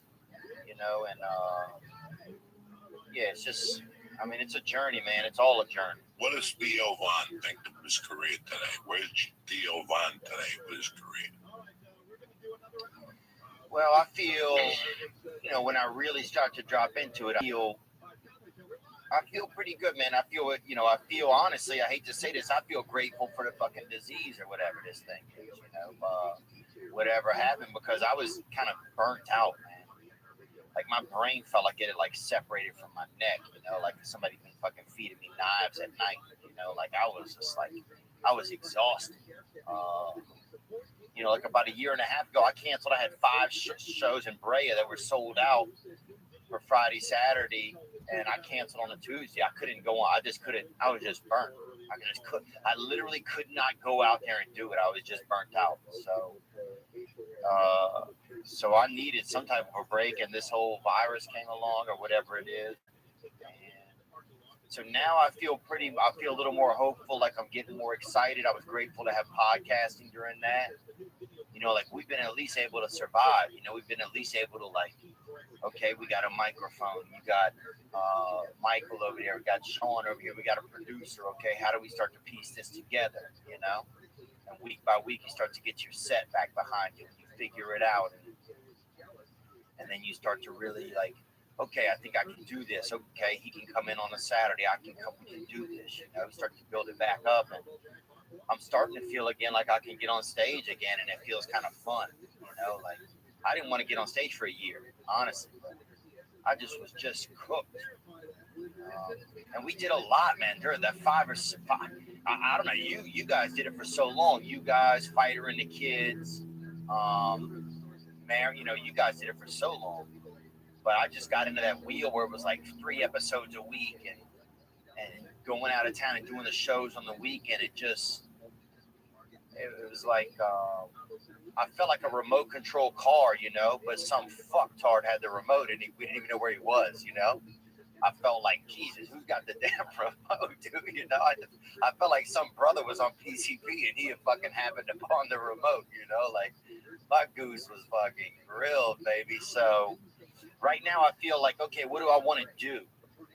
Like it took me a long time to feel like, okay, this audience is going to stick around. Like I felt like, man, like I think in my whole life, everything I always felt like when I was a kid, like I didn't know if things were going to stick around. Like I didn't know if the next second was guaranteed, or if the next, if when my mom came home, if she was going to feel okay, or if she was going to be happy. There was never any guarantees, So I think it took me a while to feel like, okay, if you go sell a show in a year, put your name on a bill in a year, people are still going to come. So that's where I'm just kind of getting to. I feel like personally, like having some confidence that I don't have to fight every single second for somebody to be there. That, okay, you've done enough work where people are going to come. You can start to be a little bit more like come from a place of like planning instead of a place of like desperation or reactiveness. I feel like now I can kind of take action. So yeah, I want to maybe do some touring later in the year, and then the next year, I got a cartoon I'm thinking about trying to work on. I think about putting together a book or something. But man, I didn't realize how happy till just this moment, how happy I am to be here with you today, bro. Thank you, dog. Theo, let's go back to 2006. I'm playing Beaumont. You're doing some casino in New Orleans. I heard of your name. You had done something for MTV or whatever. When did this hit you in the face, that your little fucking dream that we both had, this little thing we started living in? What year did it start going into motion for you? I guess that it started going into motion, I would say,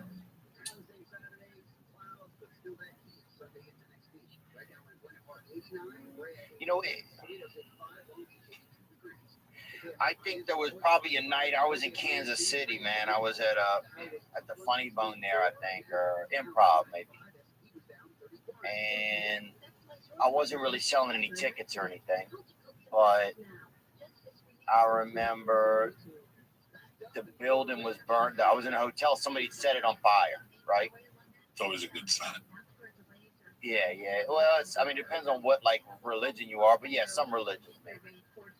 But So I'm there, and the firemen are coming up, bro. And I just, look, I just got into my room from the show. It's cold outside. I got a fucking big sandwich, bro. I'm sitting there on the bed. If I die, I die. You know what I'm saying? I'm not fucking leaving the hotel room, And there's literally police officers beating, or, whatever it is, fire police or whatever, people with the axe, I think it was a black guy, honestly, Bryce sounded black. I'm not saying that, but, and look, I would rather a black fireman. I believe a black guy could beat fire. I don't know what your paper, rock, scissors chart is, but I believe if you go brother fire, bro, I'll fucking put a brother over fire, Bro, man. brothers don't like fires. You know what I'm saying? It's in their DNA. They don't like it for years on fire. They just don't like it. A black fireman shows up, that fire is going down.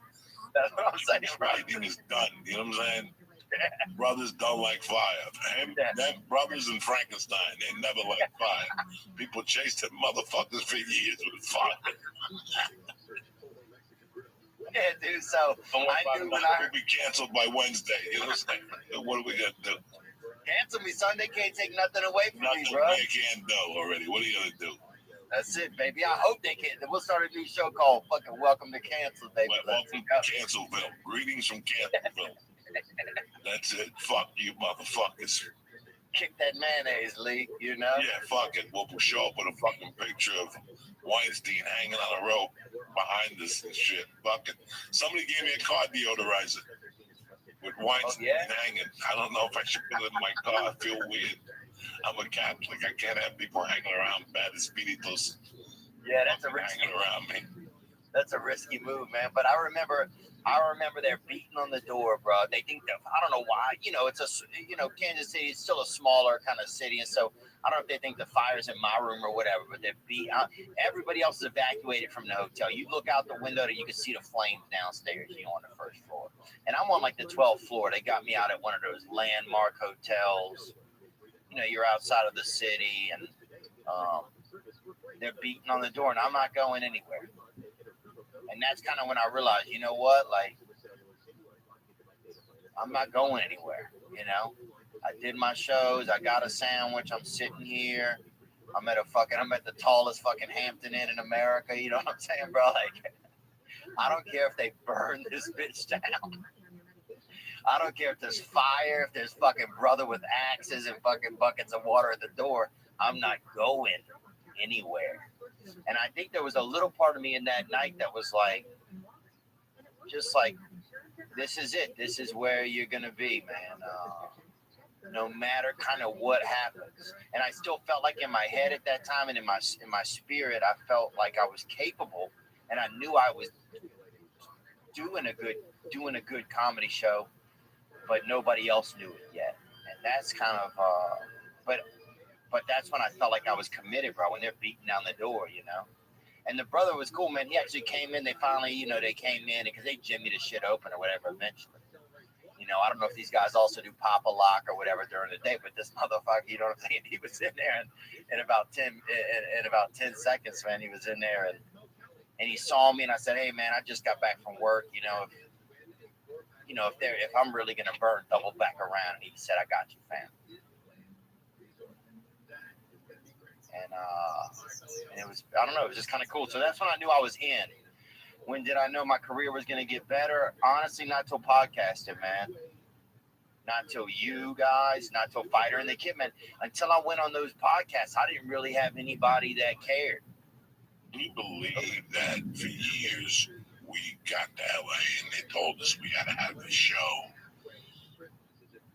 And you have to do this and you have to do that. And next thing you know, you go on somebody's podcast and you tell a story about I see Mike, or how you got to drive your father to the liquor store when you were a kid. And next thing you know, there's 80 people at your fucking show that said they really like what you do. It was mind blowing. The growth of the podcast was a connection. When I got to LA, it was get on a TV show, return on it, and get people guaranteed to come out.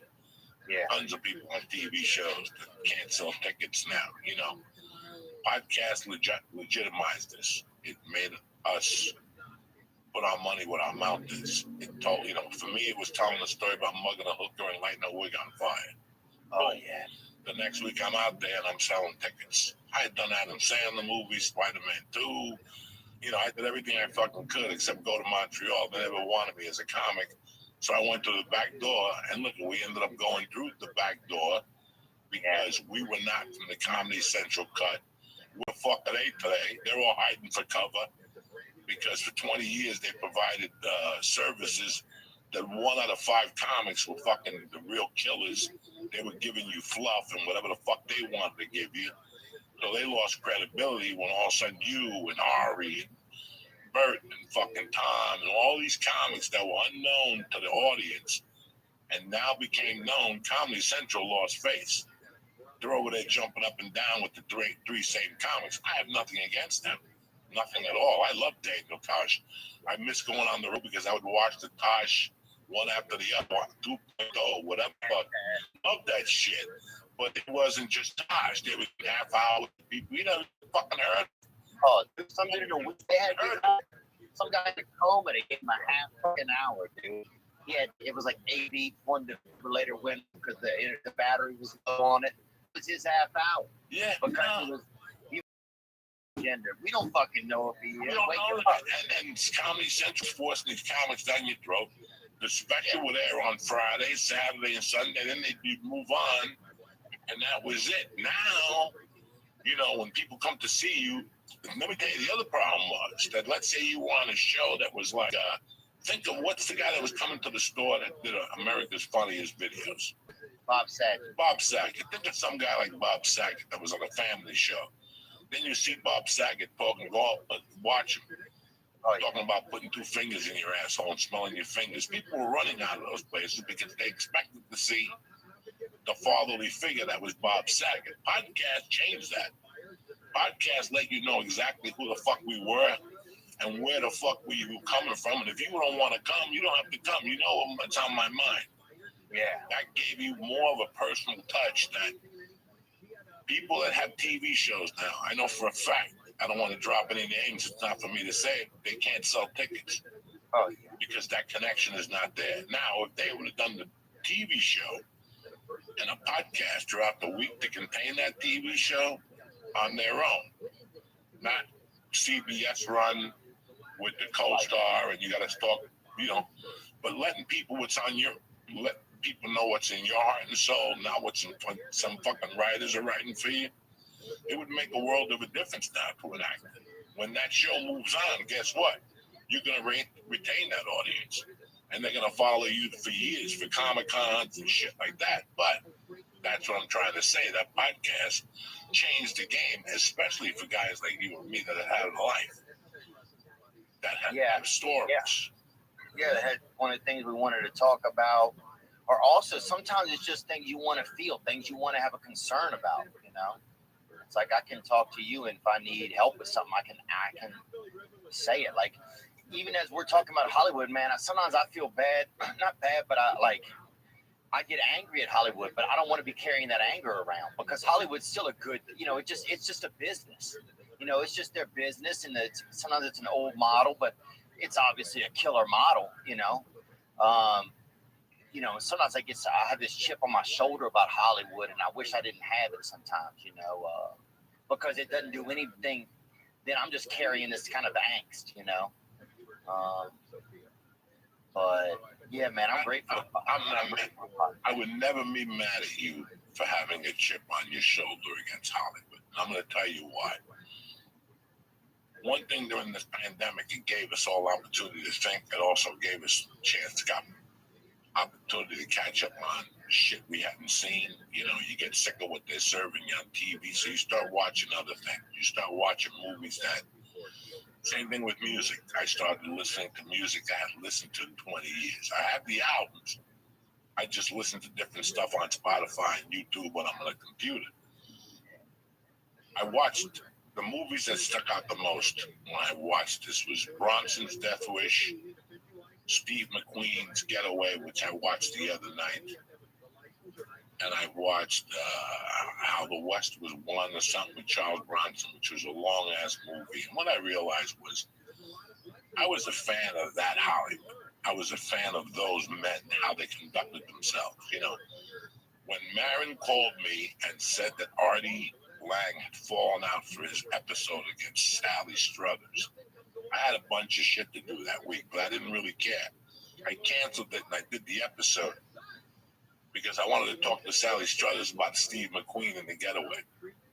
And I remember asking her at the third day, not the first or second day, I had to keep, you can't be a comedian, act like a jerk off.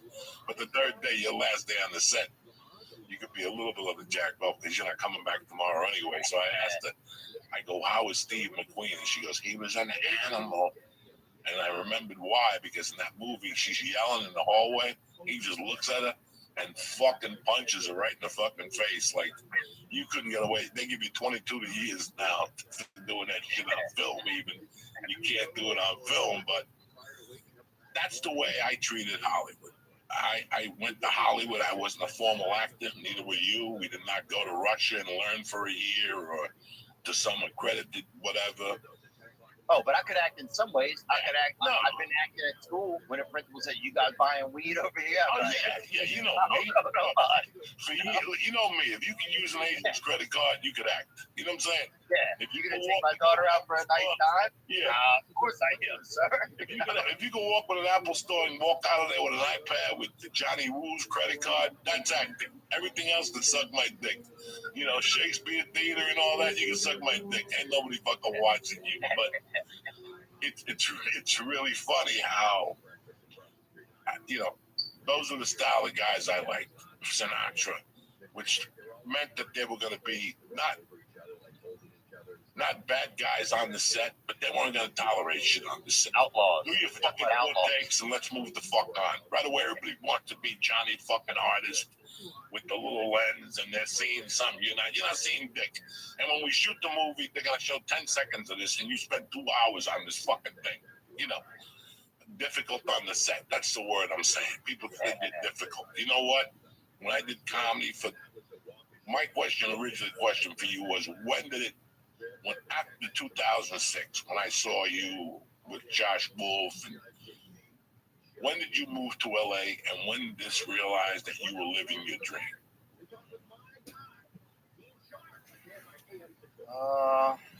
Man, I don't know if I... 2012, let's just give it a shot.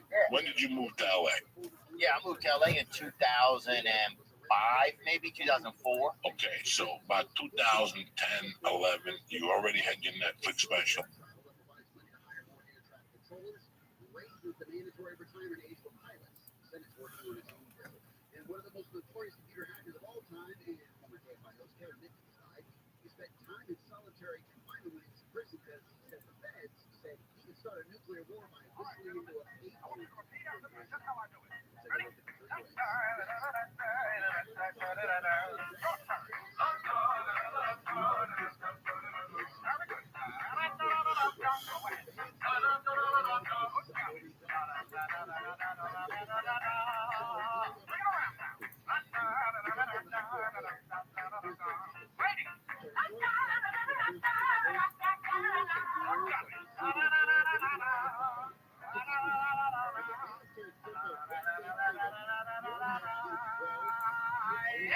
Ladies and gentlemen, may I present to you Mr. Charlie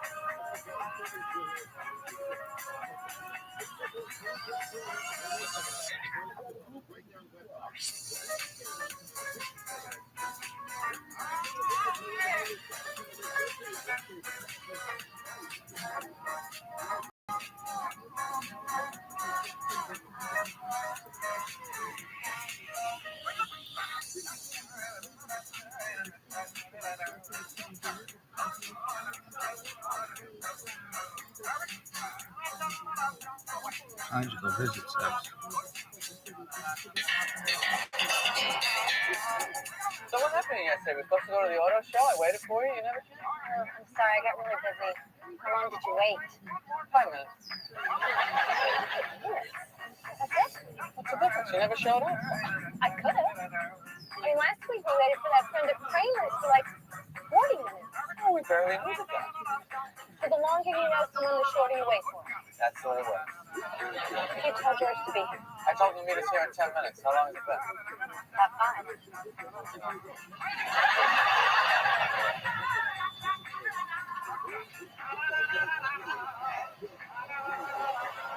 Really?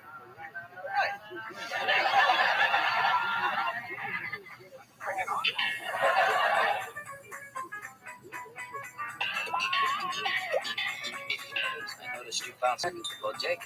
How did you know about that? Marcelino, he taped it up on his cash register with all of the other checks. You can't do that.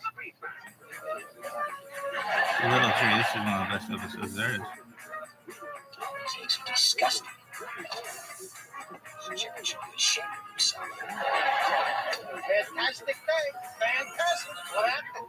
Well, first, I'm brushing my teeth, and this piece of apple skin that must have been lodged in there for days comes in.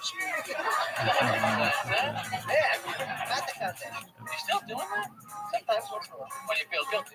No, occasionally I forget to let the machine forget. Anyway, they made this large donation to a woman's prison, and I get to go down there and check it out. That's KHT. What are you going to do? Nothing really. Just stroll around the cell blocks, maybe taking a shower cut. Hey, you know you got a bounce check hanging up in the little market of my collection? Yes, I know. I noticed you chose the clowns with balloon check design. It was a mistake. The bank sent me the wrong ones. Hey, who's here? Hey, Kurt, this is Jerry and George and Kramer. Taste these eggs. No, only cage-free farm fresh. Yes. Some sweatshop eggs.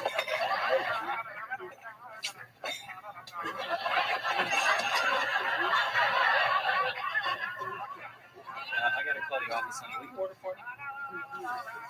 I'm a honey. It's pretty great, huh? Is he from the future? No, he just shakes his head. I think it's pretty gutsy. Listen, sweetheart, let me tell you a little something about guts. This is guts. What? Clinging to some scraps? These are not scraps. These are historic remains of a once great society affair. Oh, did you guys stop at the bodega today? Some moron bounced a clown check.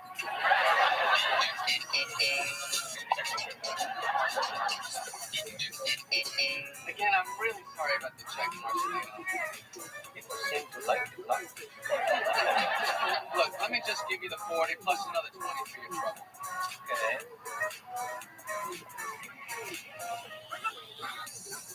Aren't you gonna take the check down? Sorry, no. It's not policy. But it's your bodega. Even I am not about the policy. Those are tennis courts. Tennis courts? What about the yard? Where they had the gang fights? There's no fights here, Mr. Costanza. This is a minimum security facility. What about a hole? You don't put anybody in the box? No.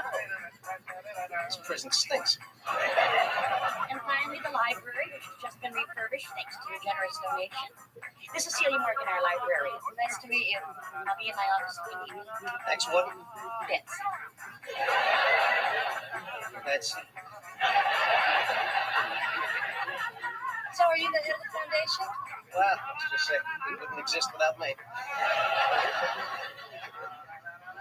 So you two shop at the same store? No, it's standard issue. Oh my God. You're in jail? That is so cool. You asked her out? Well, not out. He's in prison. How could you ask her out? Why not? I didn't want you to date that girl that lived in Queens because you didn't want to go over the bridge. It was different. I'll say. Jerry, I like being with her. Plus, you know where she is all the time? I have relatively no competition. And you know how you live in fear of the popping? Yeah, no popping, no in the neighborhood, no I saw your light was on. And the best part is, things go really well. Conjugal visit. Don't fix it. Hey, what's up? George is dating a convict. Oh, what's she in for? Embezzlement. Sounds like a nice girl. Jerry, sorry if I put some stuff in your fridge. It's mine's full. Yeah, sure. You don't even have a fridge, do you? Why not?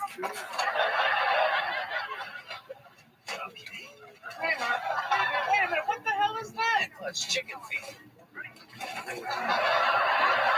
I see something is afoot.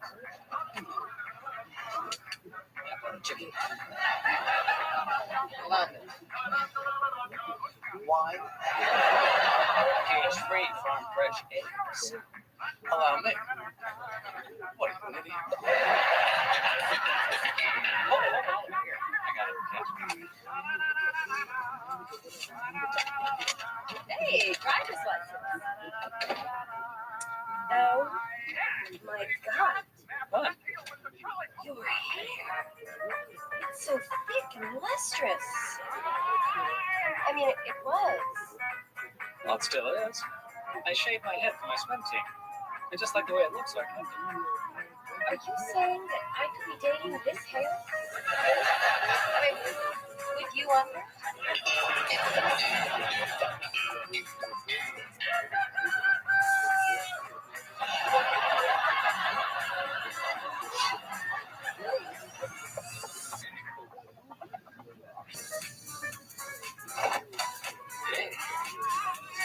Chicken. Jerry loves the little Jerry son. You're my chicken after you. Yeah, that's very sweet, but that is not chicken. Of course it is. I picked it out myself. Oh, you picked that up yourself? I never explained little Jerry's poor egg production.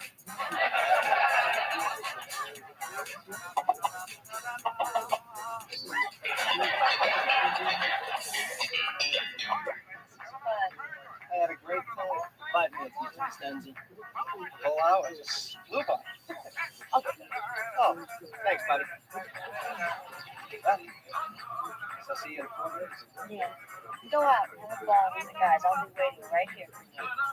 Bless you. You're the best. Hello? Jerry, Theo told us he saw your bounce check. Are you having money problems? I'm not having money problems. Enough with the comedy. You're very clever. You should look into advertising. Never even called that boy?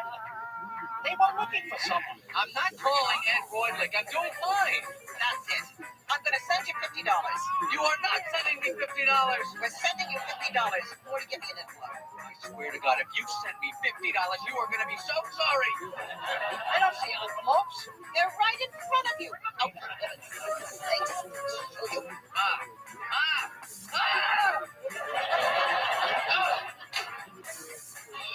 How's folks? Good. So, movie tonight? I thought you were going out with you. I did. I'm back. I love this relationship. I feel so liberated. I'd encourage you. In the box, we're just coming up with this now. Yeah, and then you convicted felon. I don't know how you missed it. Here. Take a look at that. Kurt's and Workington. He's not bald. Look, he's got a full head of hair. So he just shaves his head for no reason? It's like using a wheelchair for the fun of it. Throwing it in just for me. It's mine. It's all mine. It's just hair. It's not just hair. Look. It's brown. It's chestnut with auburn highlights. So? Look, you're not around women. You don't know how important a man's hair is.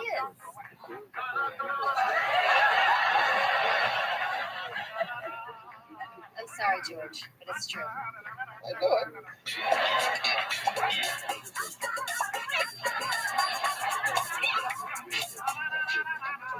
Hey, come there. Nice goose there. What's his name? Oh, well, this is little Jerry Seinfeld. Little idiot type. Does he bounce checks? Can't you take Jerry's check down? Sorry, Trumman, I can't help Sorry. I like the way he handles himself.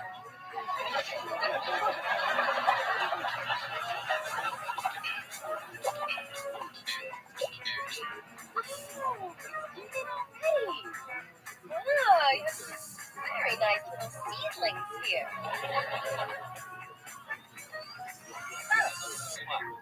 Well, it doesn't seem to be coming in so good over here. What do you mean? Well, I don't know. How long have you been shaving your head for? About 3 years. Oh my God! I'm going bald. George, I'm so glad to see you. Hey, brought you some cigarettes. Buy yourself something nice. Good news. I'm up for parole. Parole! That's dynamite. Marcelino's going to take down the check? Yeah, well, if it comes down, and Jerry Seinfeld wins the game. Great. What? Well, Marcelino, he has cockfights in the back of his store. So he says if little Jerry Seinfeld wins, the check comes down. Remember, cockfighting is illegal. In the United States. It's inhumane. Oh, Jerry, it's not what you think it is. It's two roosters pecking at each other. What? Yeah. Well, I thought they wore gloves and helmets. Like American gladiators. Kramer, little Jerry could get hurt. Well, I left them with Marcelino.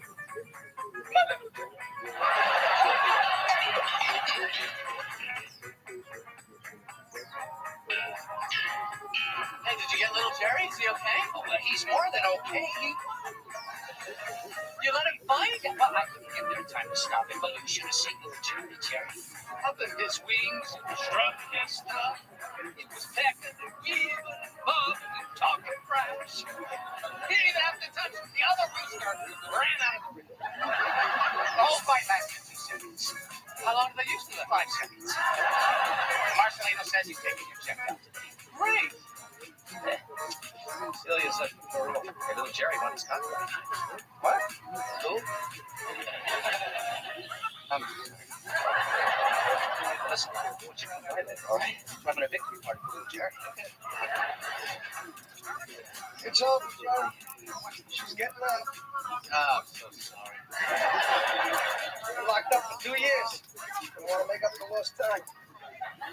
Dinners, movies, talking. In other words, a normal relationship. That's no good. I tried it straight, Jerry. I don't see the results.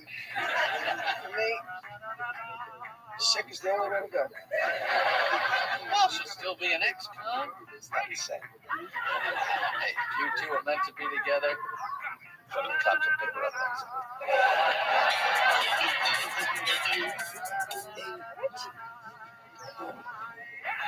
What's with the sweats? Aren't we going in? Thank you. You got a big stain on your shirt. My meatball fell out of my sandwich. You already. It's from yesterday. Eddie, you missed a hell of a cockfight last night. And then what is my check still doing up? We had a deal. Now we have a new deal. New deal. When little Eddie and Seinfeld is mine, the check will be yours. This is outrageous. Packages fruit. 85 cents. 85 cents? That is outrageous. Kramer, Marcelino wants us to sell a little Jerry Seinfeld. That's out of the question. But Kramer, cockfighting is an illegal and immoral activity. You gotta lose it. Little Jerry was born to cockfight. No more cockfighting. Let's just sell to Marcelino the cockfighter and be done with it. I think you're right. What? Yeah, you see, little Jerry Seinfeld, the unlimited future you once had. Just because Jerry Seinfeld is a has-been, don't make little Jerry Seinfeld a never was. Kramer, give me that booster. You hate him because he's doing more with your name than you ever will.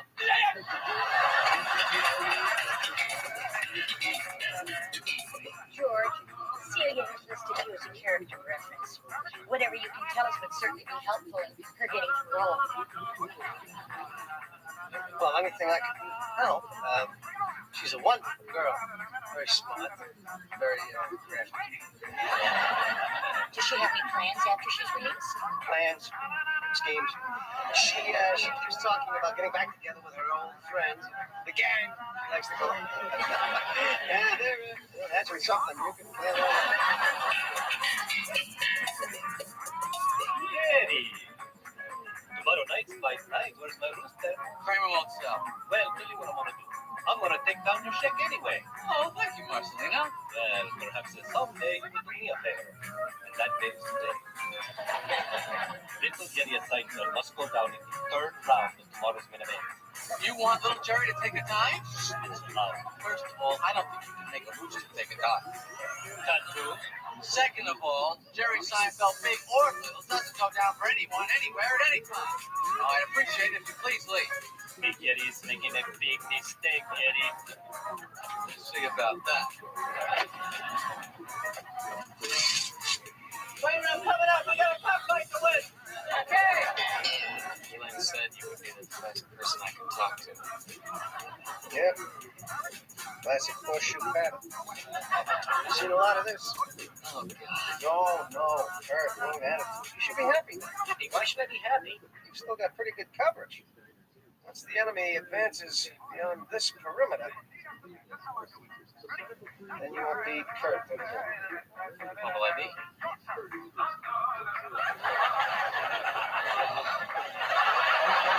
Under half. 14 months.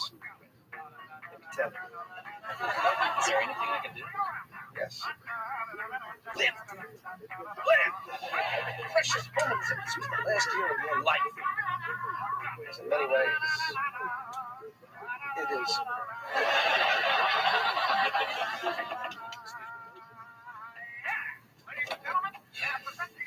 Celia, what are you doing here? Well, I didn't get my parole, so I busted out. And you just decided to pop in.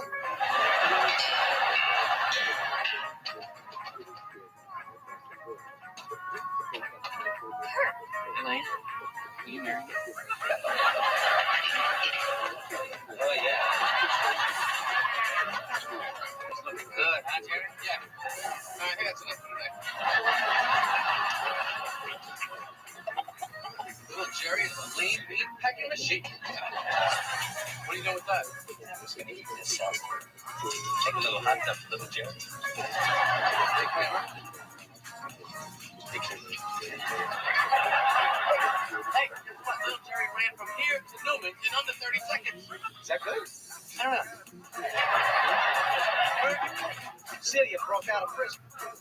I'm sitting in my home. She shows up at the door. Oh, God. Break out, pop in. Jared, listen to this. I discovered something even better than conjugal visit sex. Fugitive sex. Now it's like every time I got to it. This is a little too much for me. Escape convicts, fugitive sex. I got a conflict, folks.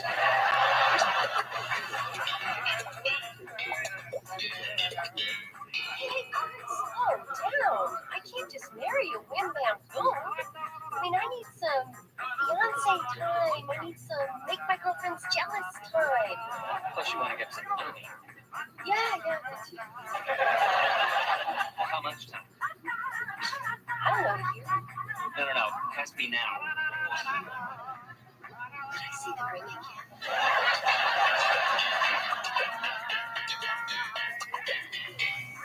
So you're actually considering it? It'll be a couple of years before it's completely bald. Those will be good times. It's a big step, Elaine. Your life will totally change. Jerry, it's 3:30 in the morning. I'm in a cockfight. What am I clinging to? Hey, sorry, I'm late. Where's Celia?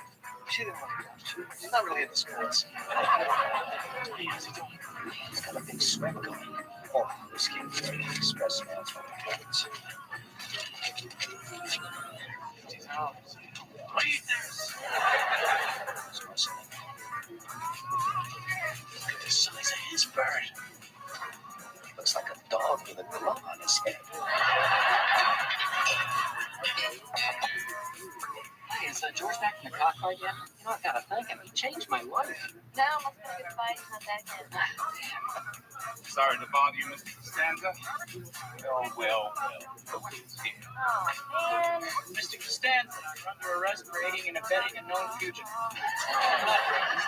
Save it. You know you're bald. You know it's you. Let's go. Muchas gracias. Okay, I got the whole scoop. Marcelino flew the bird in from Ecuador. He's 68 and old. Where's the tamale? Jerry's gonna get his clock. I gotta get him out of there.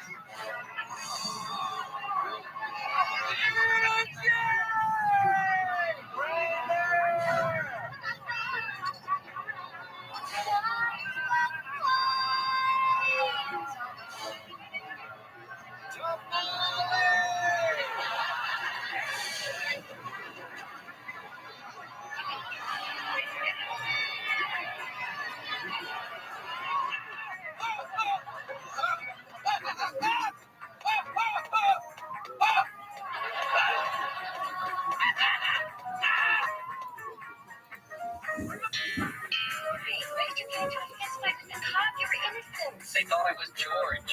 Not that bald. I had a little time left to take that kind of crap, so I slugged him. How long are you going to be in here for? Well, my lawyer says 14 months, but with good behavior, maybe 10. 10 to 15 months. Yeah.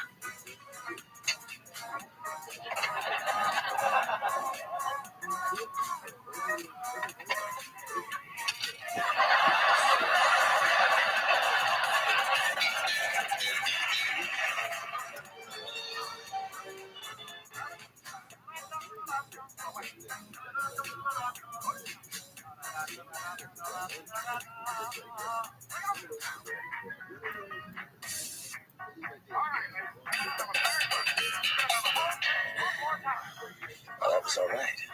Yeah.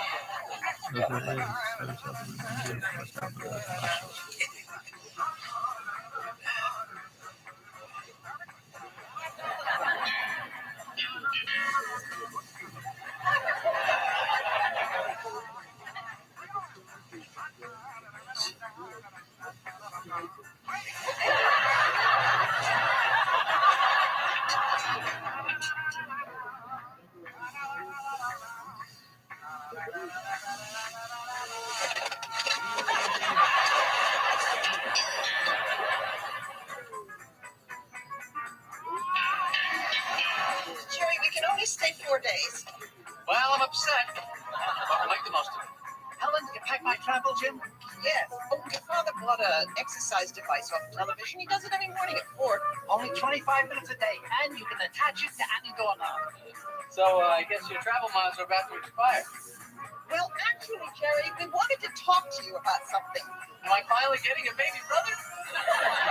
Jerry, be serious. How would you feel if we sold the Cadillac? What? The Cadillac I bought for you? It's so much car, Jerry. Oh, come on, you love that car. What about the North Star system?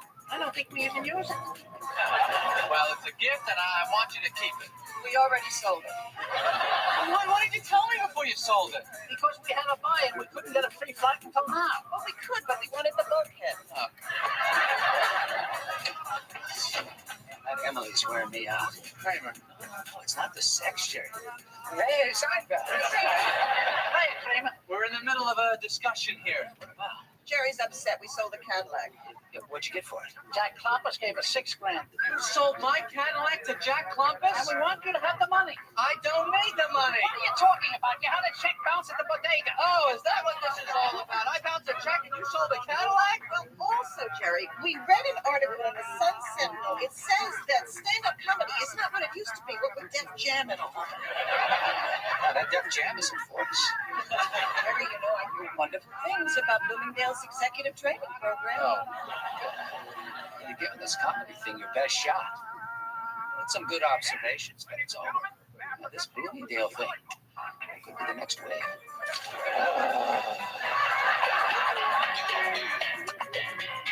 Excuse me, kind of Arabian mocha java. So you understand how my Peterman stock options are going to work? It's just very interesting. Yeah, when it's your money, it's fascinating. Oh, Ben Arabian is strong coffee. PLO blend. Oh, I got your coffee. Oh, sorry, honey. Nah, it's on me. Okay, listen, guys, I'm gonna be late. I'll see you, okay? Yeah. Bye. see what just happened? What? She treated me to be Arabian milk a job. And you misinterpret this how? She's sticking it to me that she makes more money than me.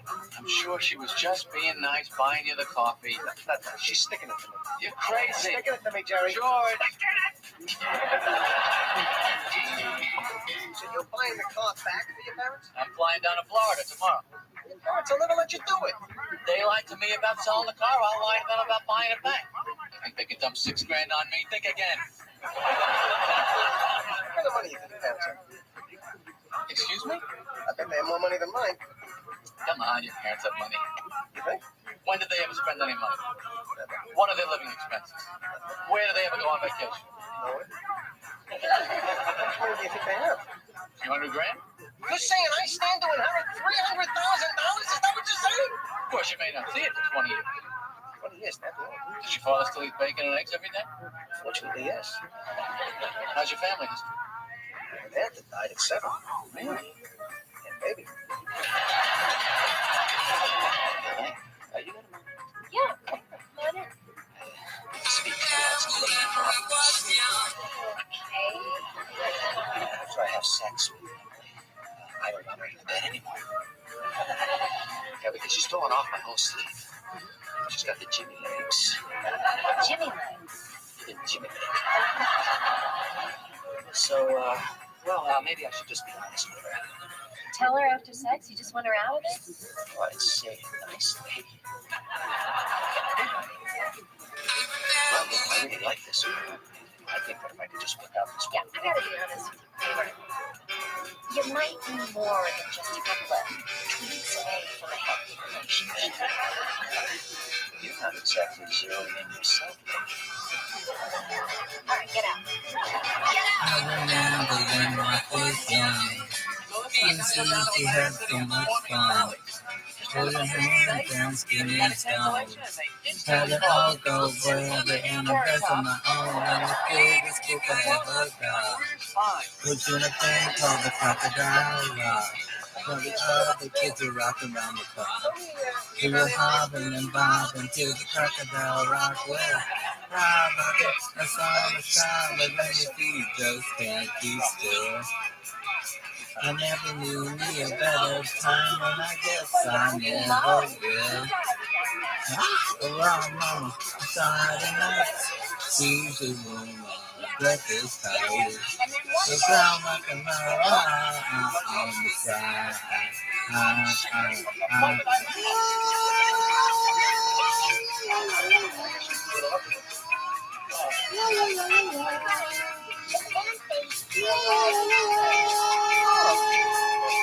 And the years went by, and the rock went by.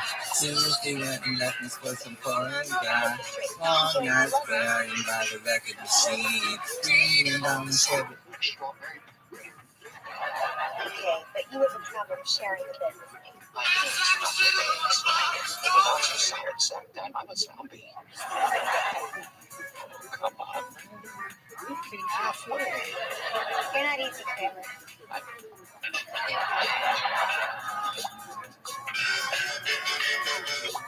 So, what do I owe the pleasure of this unannounced visit? I want to buy back the Cadillac. What? You got drugs hidden in the trunk? I'll give you $9,000 for it. 9,000 for Cadillac. It's got no miles. You bought it for $6. Big. Long nights buried by the record machine. Reading on the Chevy and my ugly jeans. But the ever took up a sweet guy. Looking out like the crocodile rock. And his ass does the wristband pass. And really thought the crocodile rock would last forever. Fly rocking, the sound is shot, and let your feet just can't be still. I never knew me a better time, and I guess I never will. Friday nights, it's usual, her dress is tight. Around on the side.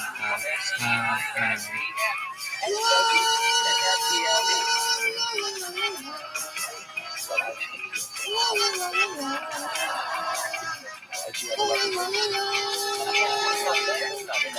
Remember when rock was young, me and Susie had so much fun. Holding hands and skimming stones. Had an old share it in the place of my own, but the biggest kick I ever got. But you know thing called the crocodile rock. All the other kids were rocking on the block. We were hopping and bopping to the crocodile rock way. Fly rocking, the song is shot, and when your feet just can't keep still. Hey, Lucy's back! I got your message, so I came straight from Atlantic City. Jerry Kramer called out. Is you with me?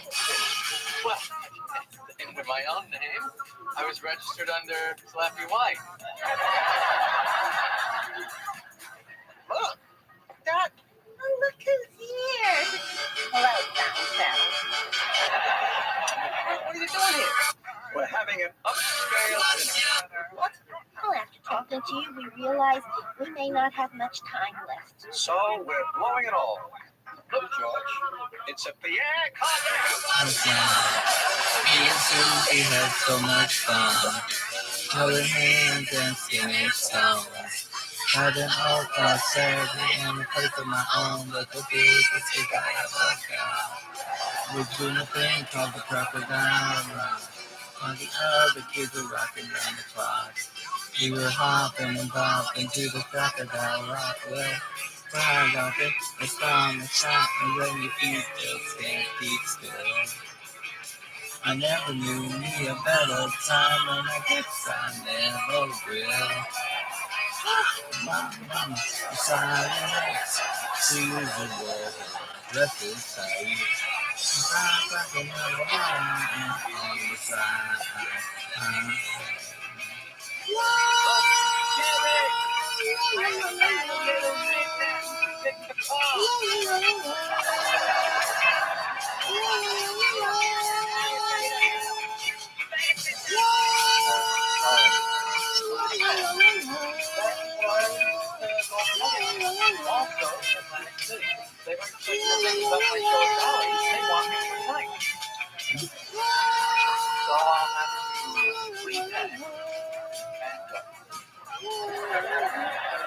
That didn't sound like the golden nugget. I'm worried. What happens if we have to support Jared? I have to get back to work. Hey, what you doing? Maybe I should talk to Elaine.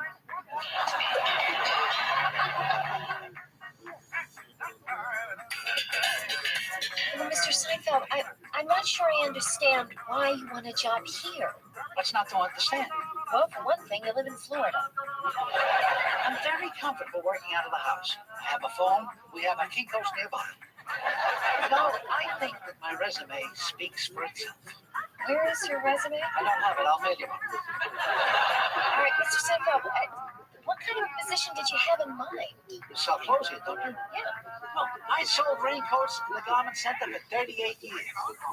In 1949... All right. You come in tomorrow. We'll find something for you to do. You won't regret this, Miss Menace. What time should I be in? I get up at 4. I can be here as early as 4:25. Oh, you're late. This dry air is curing me like a black forest.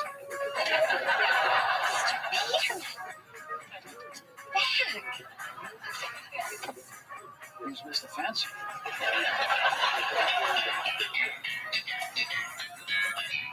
I was thinking maybe I should spend the night. That's sweet, but actually, I think I prefer it.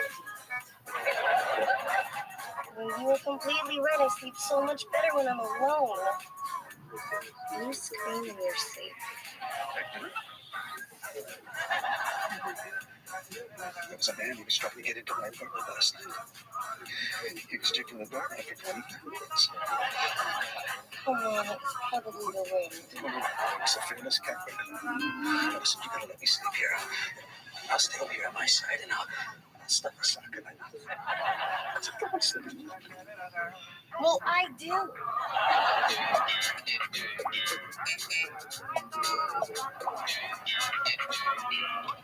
What took you so long? I live in New York. What the hell happened? This thing is a behemoth. What did you do? I was making a simple lane change. I put on the blinker and it took off on me. And next thing you know, I was submerged. I'm telling you, Jerry, I'm very lucky that those crocs didn't get me. It's a little bit funny. This feeling inside. I'm not one of those who can easily hide. Don't have much money, but boy, if I did, I'd buy a big house where we both could live. If I was a sculptor, That's your mother's new car. but then again, no. Oh man, who wears potions and traveling show? I know it's not much, but it's the best I can do. My gift is my song, and this one's for you. George, mother, I. And you can tell everybody this is a song. It may be quite simple, but now that it's done, I hope you don't mind. I hope you don't mind. Stay here near you and just sit on the money. What do you think we should do, Georgie?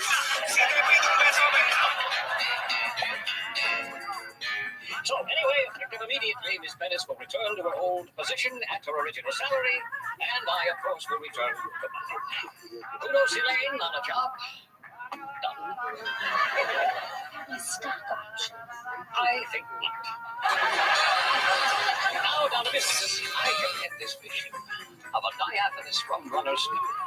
Well, we can fly some fabric in some factories for about Now that it's done, I hope you don't mind. I hope you don't mind that I put down the words. How wonderful I have known this for 40 years. while you're in the world. I'm this man. Well, I mean, more like an intern, like that. So if your parents moved to Florida, Sit on the roof. You say Sit up you're the rich, walls, but you anniversary really got me quite cross. The guns got quite behind. While I wrote this song,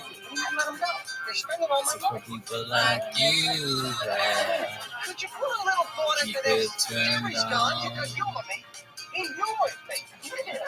So excuse me for It's driving getting me so crazy down at Peter. with these things I do. See, I've forgotten if they're green or they're blue. Anyway, things, whatever you mean. Those are the sweetest vibes. It's me on the left.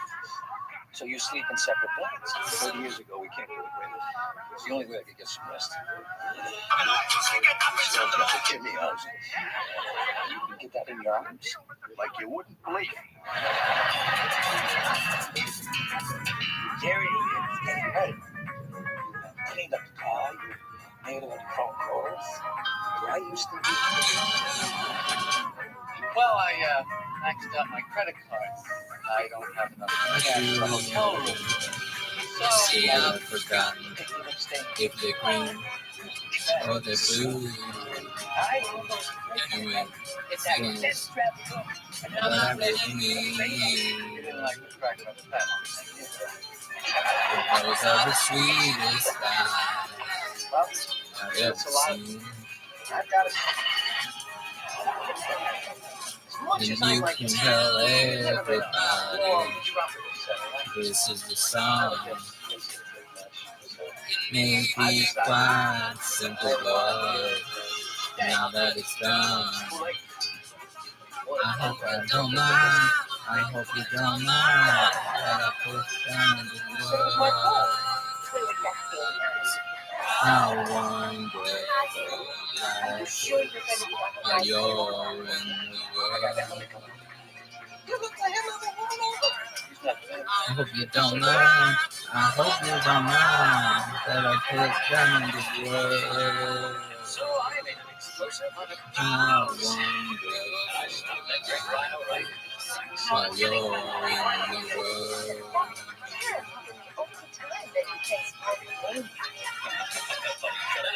Look, we're going to stay here till all hours of the night. Can we at least get some food here? It's only 5:50. So later on that same day, I developed a great Okay, I'm done. I'll be back in the morning when he's close to finished with the story. Morning. My stories are what sell these clothes. Cheap fabric and dim lighting.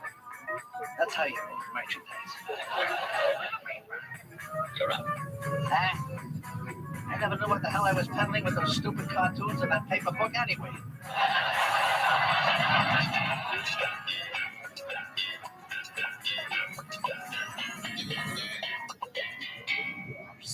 My dad once ran a Cadillac at Mardi Gras in a swamp.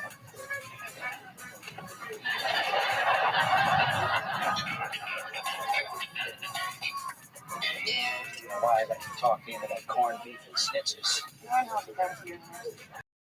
Don't forget, we're eating dinner for Friday roast tomorrow night. No, that's the way I have to. They're your friends. You like them. I've had it. And we won't come. Okay, what time? 8:30.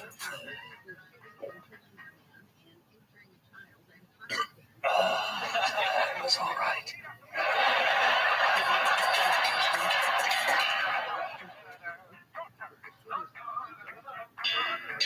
One bright note in today's market was the stock of retailer J. Peterman, whose founder's surprise return generated a rise of 12.5 points. That means if you still have those stock options. What are you, sticking it to me? What? I think you're sticking it to me. Oh, I'm sure George is just being sympathetic. Sticking it! You're not alone. I'm practically broke. Really? No. But I did blow over 20,000 on that cattle. Delicious.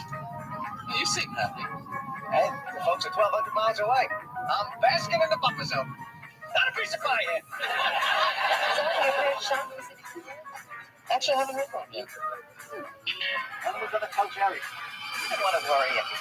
Well, tell him next time we go up. You told him to buy that Cadillac for us? He's not getting away with that. Besides, that Honda was too much for us. Again, So come, sleep in a Cadillac. They don't nap, they make it their home. They urinate there. That's it, go back to Queens. Where's my hat? in the face of black and white.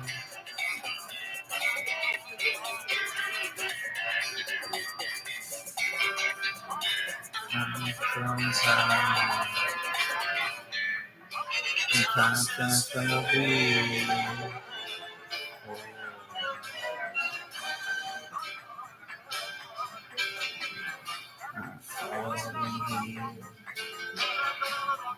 I'm the rider of mine.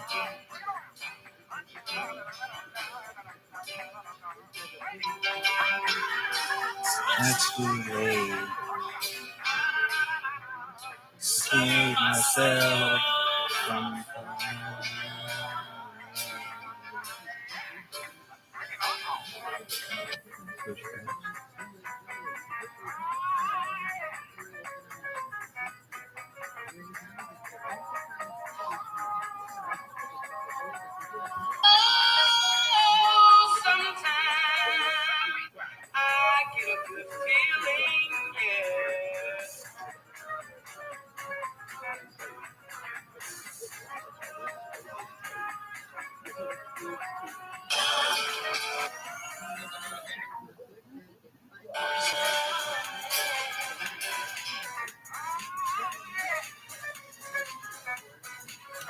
Look at this one. Done.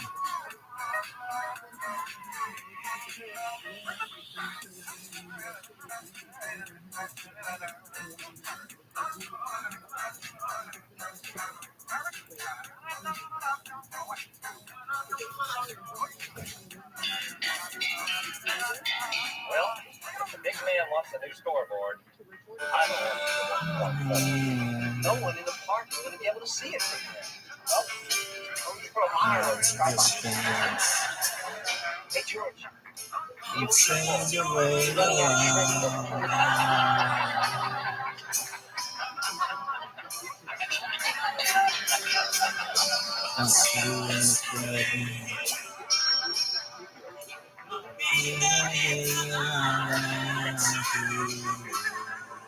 Oh, yes. That's what I should have said. Close the door and let me blind the light. Don't let the sun go down on me. Although I took myself, so there's someone else I see. I touch the dark fragrance of your eyes. Run free.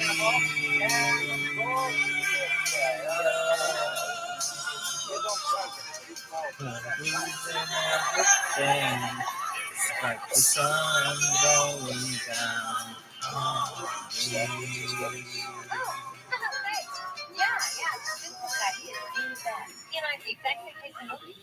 Vincent's art house good. I stick to the G. Gee, oh, so stupid. Main Street. I've seen this. I went with the crane. The other side of darkness.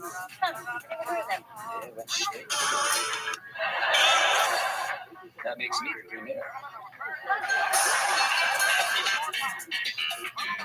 You ever seen the movie The Other Side of Darkness? No, not this one.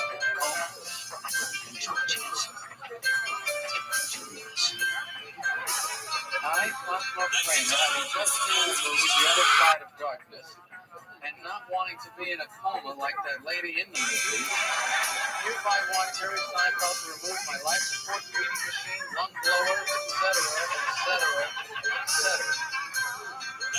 And it's the other guy.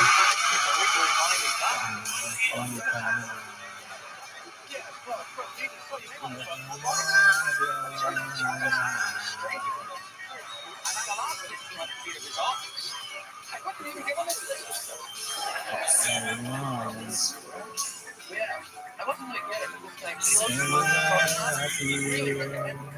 the only way to place it.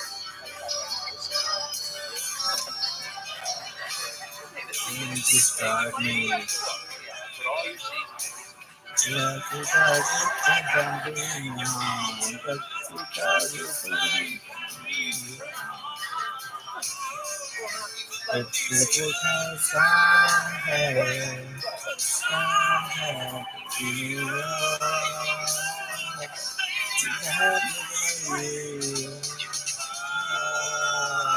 don't let the sun go down on me. Although I search myself, it's always someone else I see. Never of your mind. The one to be. getting ever more rigorous. He's never at the video store.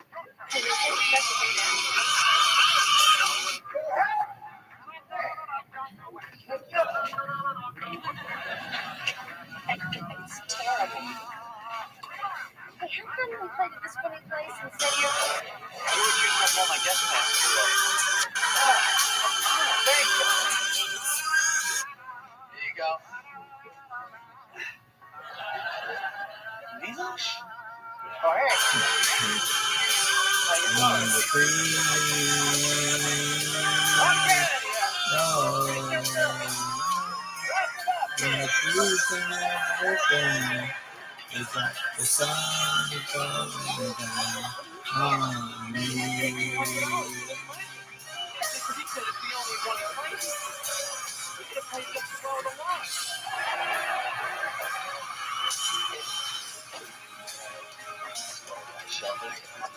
Don't let the sun go down on me.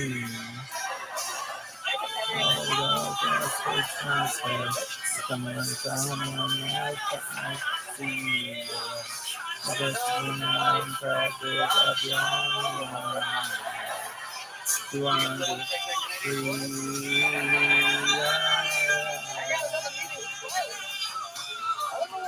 Like losing everything. It's like the sun going down on me.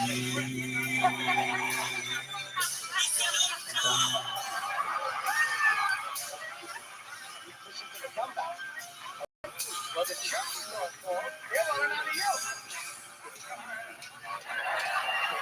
You gotta be kidding me. How about this one? How about your cranium ball? It's got some space to rent. What does that mean? Hey, here you go. Hey, Riley, the Zoom call gets you back by 6. No, you're not helping. Just tell him you had sex with his wife. That'll get it. I'm not looking for him on the line. I got the line. Look, George, just think about it. You know, you're married. How would you feel if somebody says to you that they just... You see, this is why I hate fighting with a large group. Everybody has their own little opinions and it all gets homogenized and you look all I'm going with church store. Church store is the line. Church store.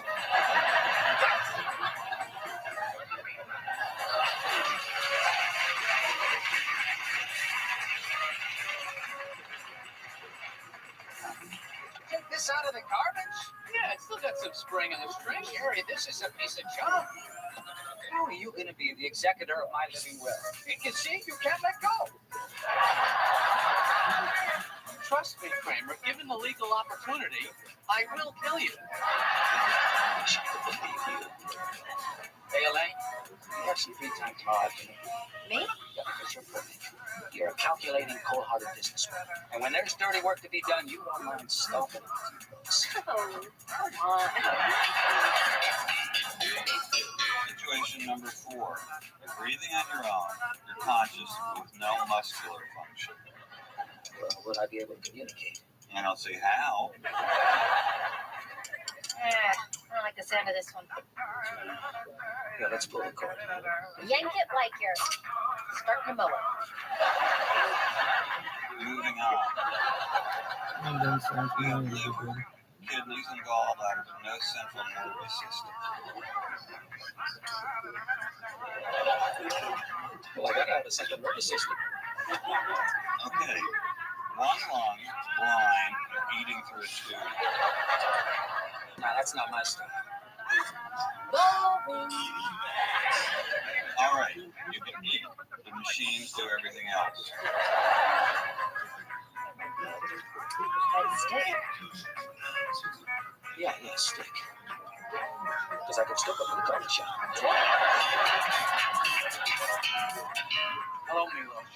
Jerry. Thank God you got my message. Thank you so much for coming down here. Listen. You know, I spent $200 on a racket because I thought you knew what you were talking about. You can't even play. Believe me, it was Milos. Great shame. But Jerry, I could lose my business. Anybody find out? How would you like an extra year membership of the club? Free. No charge. You do that? Jerry, for you, anything.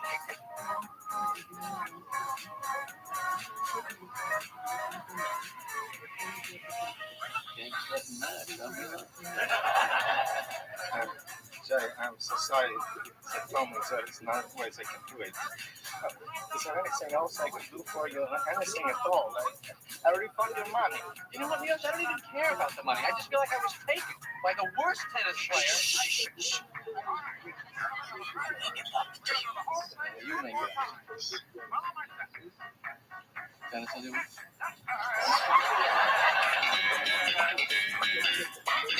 Oh, this is the one Vincent told me about.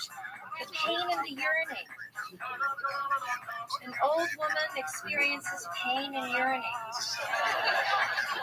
192 minutes. That's a lot of years. You know, these movies are great, but they're just so emotionally exhausting. What you need is some summertime adolescent hijinks. Really? Let's see what Dr. G prescribes. Weekend at Bernie's, too. That's a hilarious place. Huh. Well, yeah, I could use a chuckle. What are you getting? Nothing. I finished watching the other side of darkness. How much you got left? Got about 2 hours. She's shot in that coma, baby. Get quick. Bernie is dead, you moron! He's wearing sunglasses and he's alive? It's only this weekend anyway. Ah. Hello? Vincent? How could you? I thought we had something special. No, it doesn't mean anything. I'm not even going to replay it. Vincent? All right, let's get to it. Well, wait a minute. What about Ryan? Ryan doesn't work here anymore. What? I didn't hear about that. We only wake you up for the important meetings.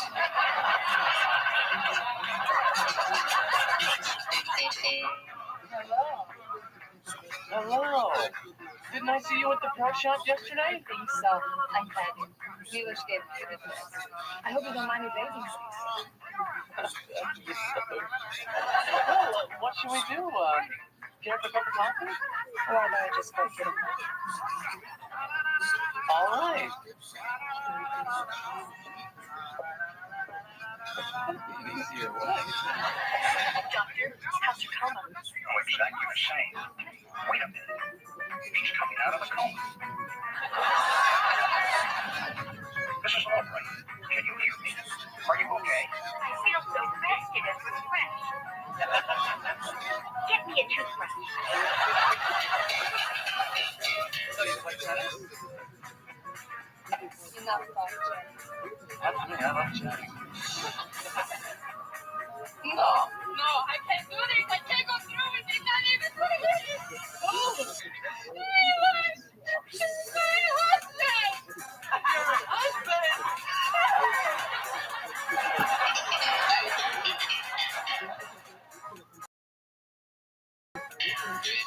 And so concerned was he that word of his poor tennis skills might leak out, he chose to offer you his wife as some sort of medieval sexual payola. So, details. I couldn't sleep with her. Because of society, right? Yes, George, because of society. So how did the big meeting turn out? Riley is no longer with the club. Believe that? Ah, you better off. Now you just let it go. Yeah. You never really had the right comeback anyway. You would say, Church stall would have smoked that guy. Chariots. I saw the rest of that movie, the other side of darkness. The coma lady wakes up. Oh, I wanted to see that. Thanks a lot. It was possible to not look at I didn't know it was possible not to know. How was Eric? Oh, unforgettable. I gotta find the light. She's gonna go after me.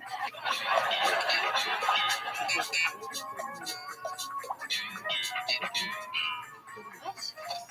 Betrayed? Vincent, I'm so sorry. Listen, I changed my mind about the whole coma. Yeah, I decided I'm up for it. Do you have any idea what you've done? Excuse me. What are you doing? What? I'm just what? Simply stop making pics. How am I going to know what movies to see? We have a wide variety of Gene pics. Jane's trash. I'm Gene.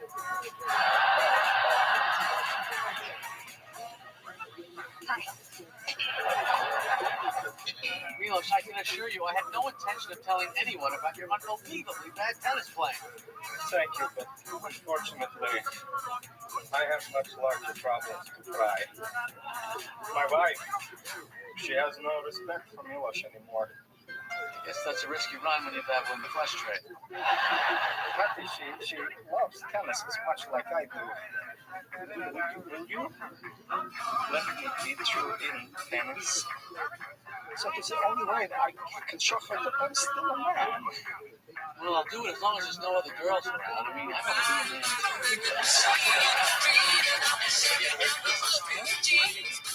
man. What's this? It's the play button off his VCR. Boy, look how far back it goes. It's like a tooth. Guess Mr. Ocean and the Firestone and that come up there. Yep. See you first thing tomorrow morning. You're flying an actor just to sing a guy? You understand? It's not about him.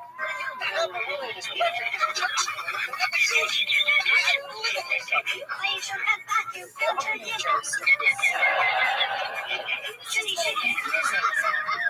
It's smart.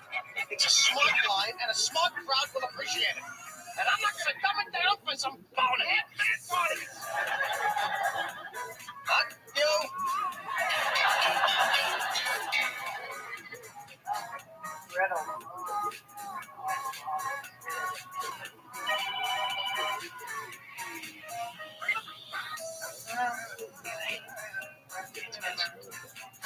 Vincent, where are you? I have to meet you. I won't judge you the way everyone else does. You're strange, beautiful, sensitive. Now let's have a look at you.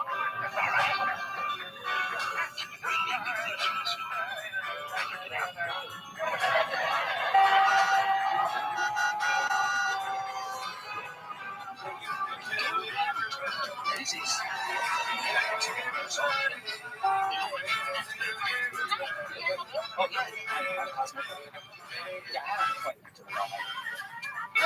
Mr. Primer, you had a 10:30 appointment. It's 2 o'clock. Mr. Shellback has he's gone.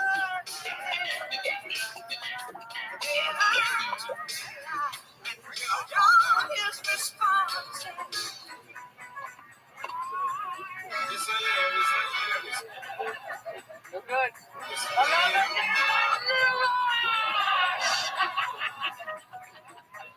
You're on fire today. Hey, Patty, look at this guy. He's awful. He's not a man, this show. He's not even married like I am. Hey, Milos, I don't mind crawling over here. Could you lighten up on the not a man stuff? Everybody, look! The little chicken girl wants me to ease up. He can't handle it. He cries like a boomerang.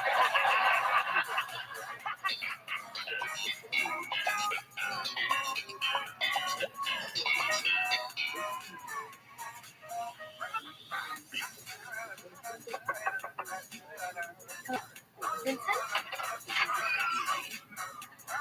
I got what you asked. Just leave it and go. Well, can I come in? No, wait, now. No. Vincent, don't shut me out. I know you feel what I feel. Excuse me, can I help you? Oh, damn it. I'm here to see Vincent. Well, I'm his mother. Vincent, what's going on here?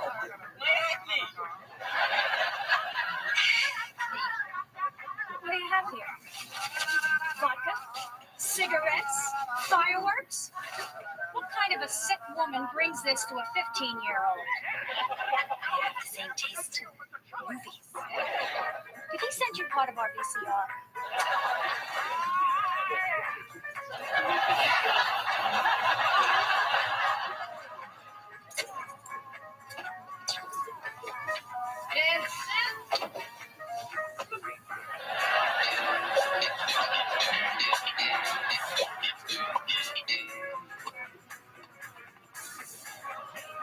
Look at the big baby.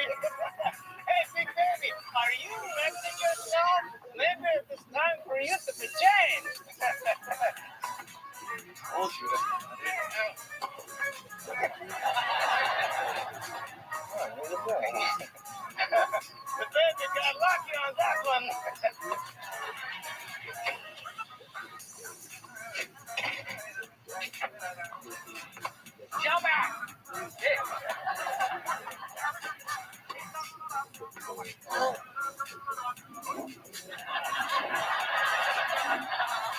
So,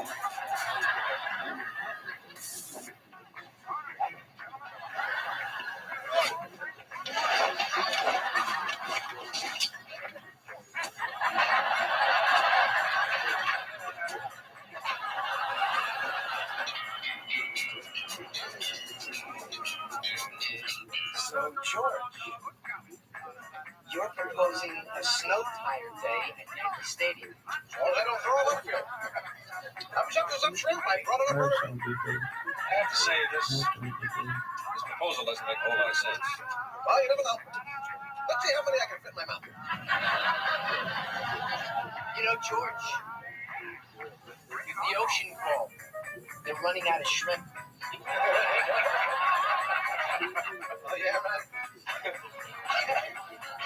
Well, the jerk store called. They're running out of you. What's the difference? You're their all-time bestseller.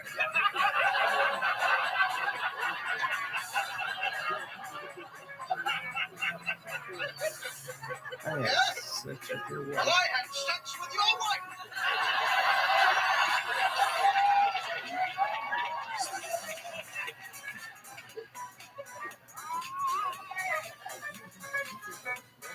His wife's an adult.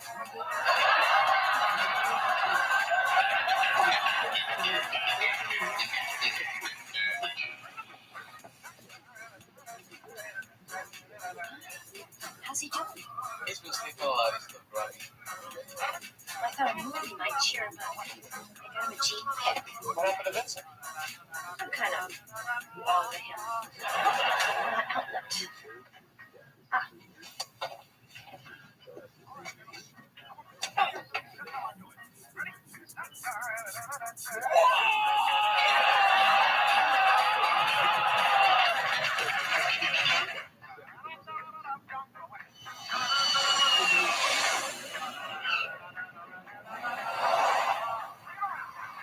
That wife's in a coma.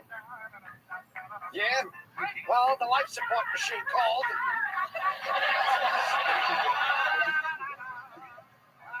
Wait. Yes! That's what I should have said!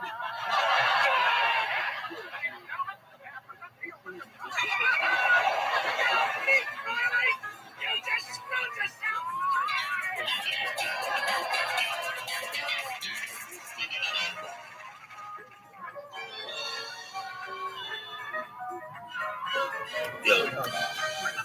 Yeah.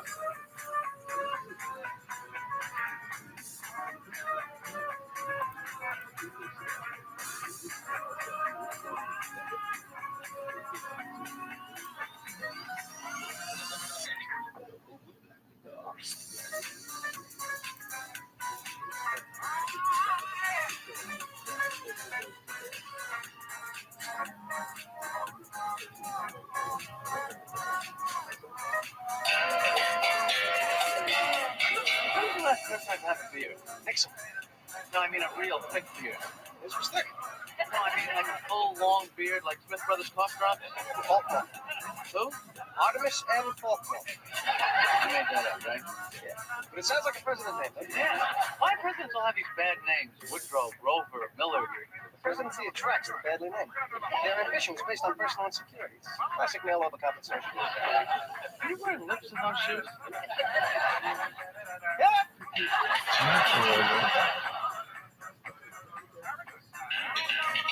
So they have this clock now, punching your age and all your risk factors. Kristen Taylor, It actually counts down how much time you have left to live.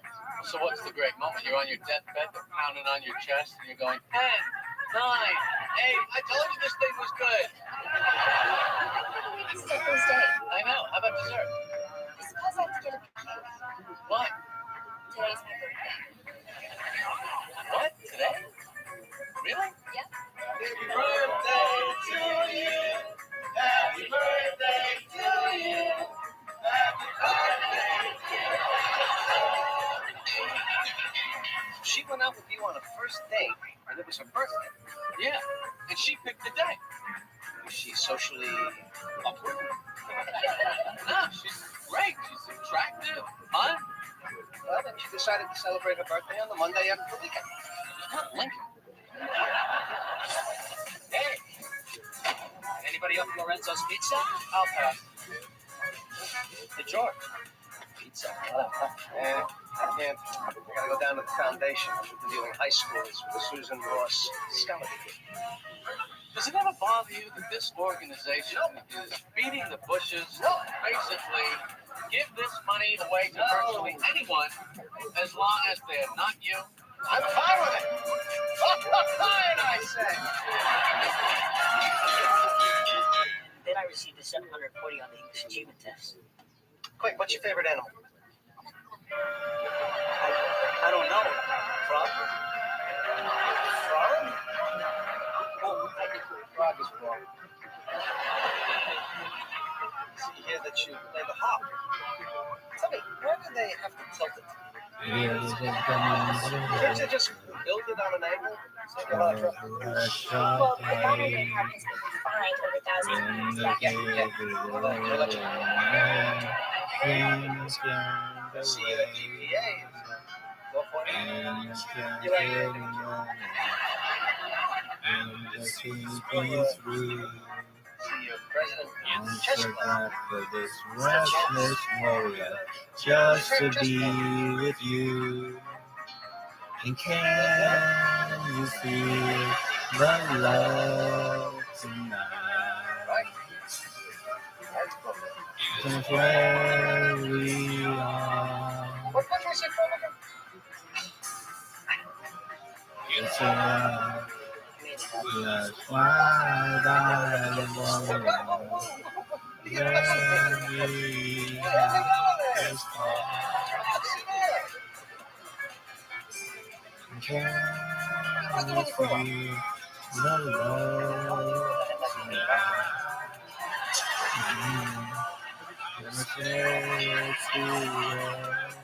So get this, Mr. Peterman is finally letting me do some real writing.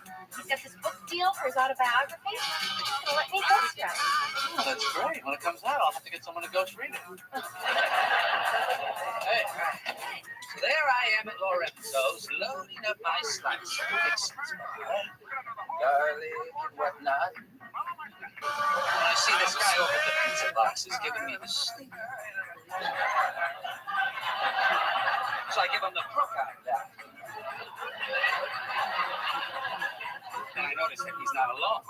I'm taking on the entire Van Buren place. Van Buren?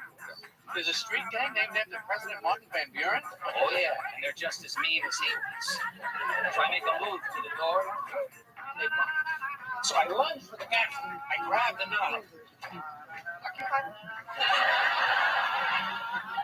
And they back me up against the cartoon map of Italy. And all of a sudden, they just stop.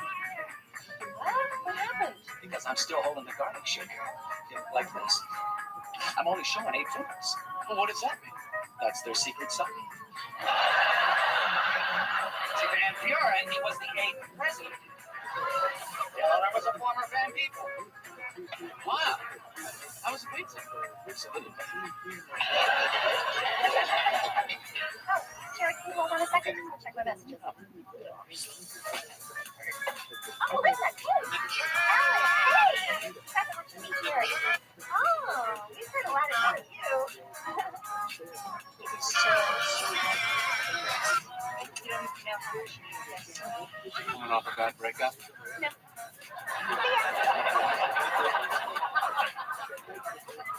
Getting messages? Yeah. No. They act like it was some act of charity, just going out. She's the loser of the group. Every group has someone that they all make fun of. Like us with Elaine.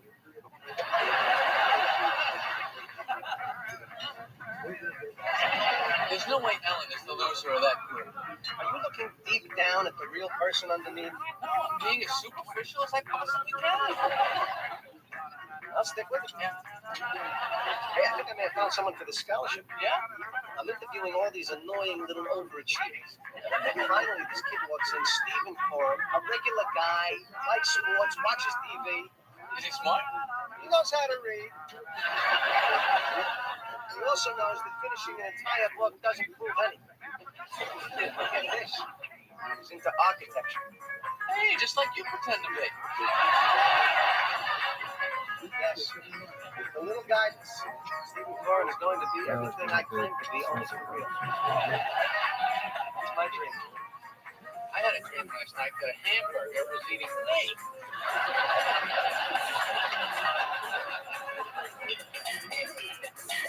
Mr. Peterman, thanks for having me over. The place is excitement, I imagine. Oh, it's just a basement. Well, what part of your life do you want to start with? Porn intrigue, exotic romance? Oh, Elaine, we've covered all of that in the catalog. Ad nauseam. Oh, I would like this book to be about my day-to-day life. Oh. Well, we've changed the cable stations again. I finally memorized it. Well, Mr. Peterman, do you want to... CBS. But, Three. I don't know what that is. That's my damn prison. Well, I gotta tell you, Mr. Peterman, I don't know if I see a whole book here. Well, I'm sure we'll come up with something. What do you say you and I order ourselves up? Do you like Lorenzo's? You know, a friend of mine almost got beat up at that place by the Van Buren boys. You don't say. Yeah. The only thing that saved him is that he accidentally flashed their secret gang sign. Well, that's pretty exciting. Let's put that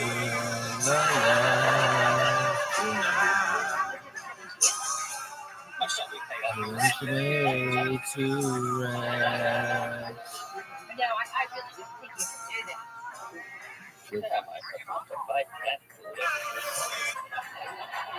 bet I got a coupon for it. You know what? Maybe I better talk to my friends.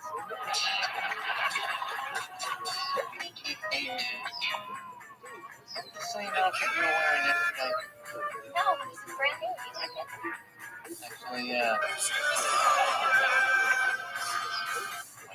Is that the fork that fell on the floor? Are you using the fork that fell on the floor? No, Jerry, the waitress gave me another one. I guess that's all right. No, absolutely nothing. It's You're enough. fantastic.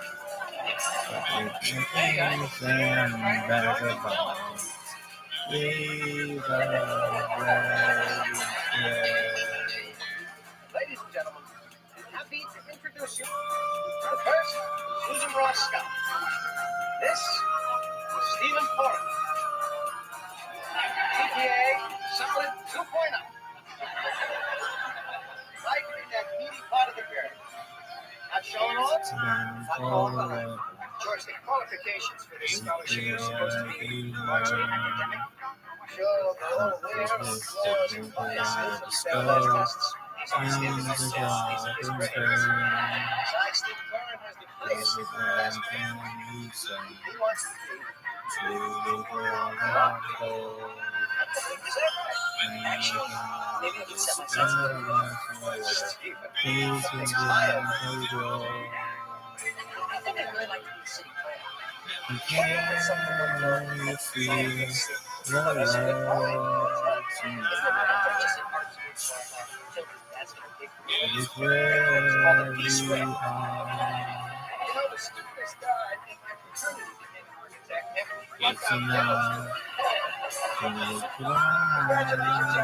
Susan would be very proud of what you're doing.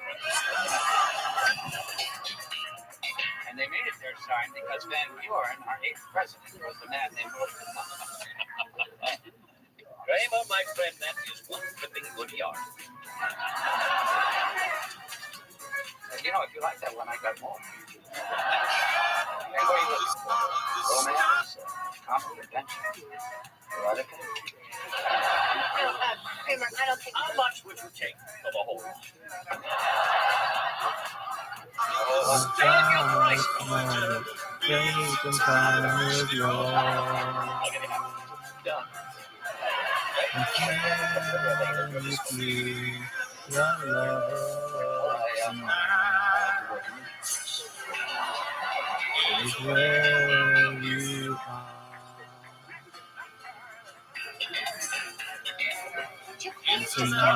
with the stupid box and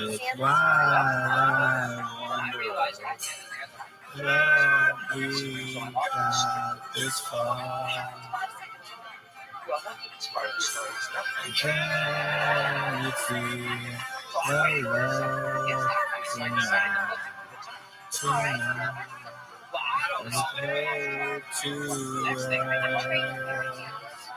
I slipped. It's enough to make change and vagabond. Leave the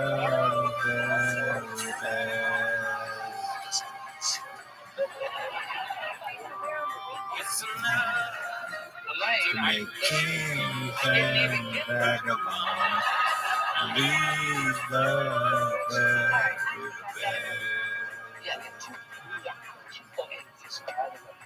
I'm hosting a get together tonight in honor of my little financial upturn. Oh, thanks. I've got plans. Elaine, you know the document. Oh, you're getting together with some of your jackass friends?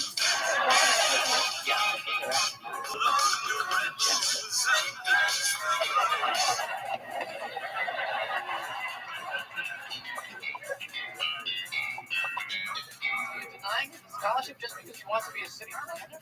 I was betrayed. That kid was like a son to me. And if there's one person who should be pulled down, it's your own flesh and blood. Like my father, my father's father before. You know, maybe philanthropy is not your field. Hello? Oh, hi, Ellen. Yeah, I called the hotel. We're all set for the weekend. We're spending the weekend with Ellen? For both. And you know, we can stay an extra couple days if we want to. 4 days at a beautiful bed and breakfast. I can't wait. Bye-bye.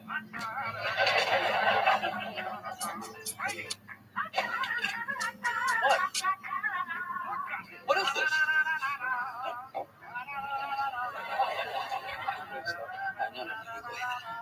I gotta get my thoughts together. Jerry, this whole Ellen situation has gone far enough. What? Jerry, she's serious. Where is this coming from? She's great. Why are you doing this, Jerry? Is it your career? Things are gonna make it. There's nothing wrong with my career. So like the Bloomingdale's executive training program. Well, we said we weren't going to discuss that. I think it's something that he should consider. Of course, he should consider it, but now is not the time. These issues are into the late. I'm not buying any of this. All right, so what are you saying? That we're wrong? Oh, everybody's wrong but you. You know, this is like that Twilight Zone where the guy wakes up, he's the same, and everybody else is different. They were all like that.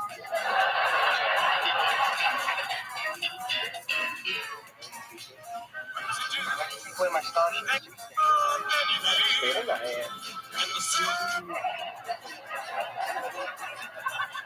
These are my new friends, the Van Buren boys. He was so disillusioned he had to join us. Nice. I want my scholarship back so I can be a city planner. What about us? City planner.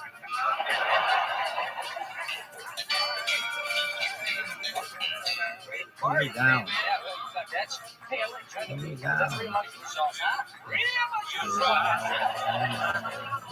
Yeah. Hey, Grandma has never heard you dance. Oh, okay. You know, I had Bob second that one. And I suddenly realized that I could.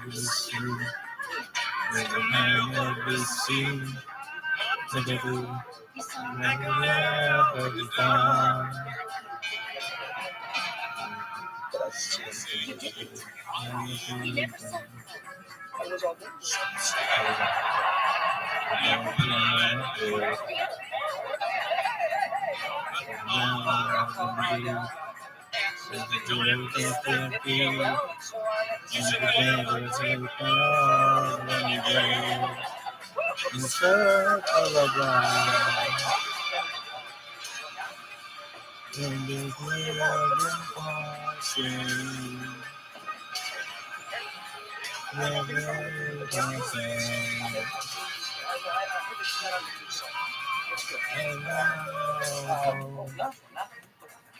I certainly don't have any stories. That's what you're implying.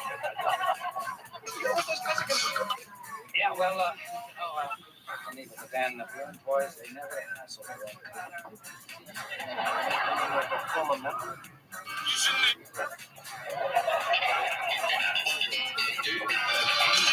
Kramer's stories are unusable. We have more money than stories. Look, this is a list of things in his apartment. I'd like that too.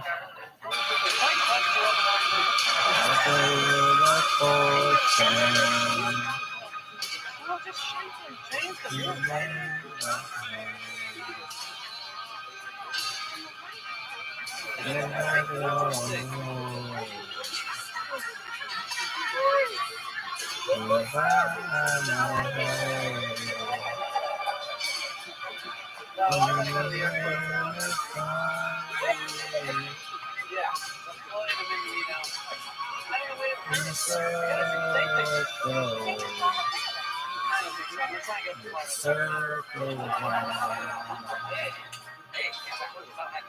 Oh, you're gonna love this story. So I line up my home nuts on the porch next to it.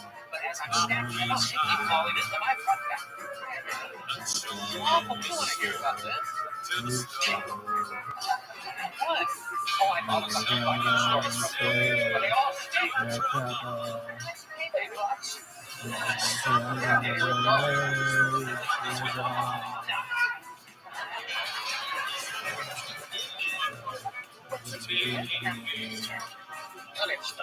I think I'm returning to something a very identifiable point. I set down a train. That's the story Don't you see that the train is bearing down on you? You dive into a side tunnel and you run into a whole band of underground tunnel dwellers. It just seems so cliched and obvious. It's not interesting. Yeah, I know. How about diving into the train? Yeah, I don't know. You slip and fall in some mud and ruin your pants.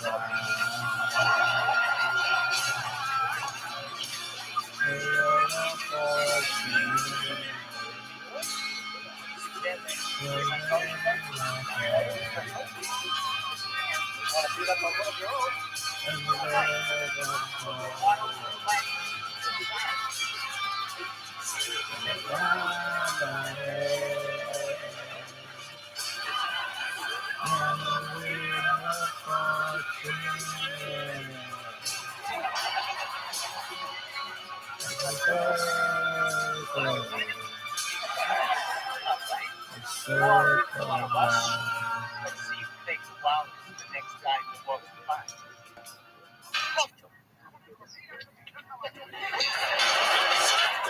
And after college, I got my master's at the Sorbonne. Sorbonne? Oh, hey, that's in Paris. Terry, your parking meter is about to expire. Check it out, no change. She's a user. So, what do you think? Jerry, she is fantastic. I knew it. Isn't that crazy? That's Sorbonne, brother. Smart. Like a computer. And so much personality, but it doesn't matter what we think.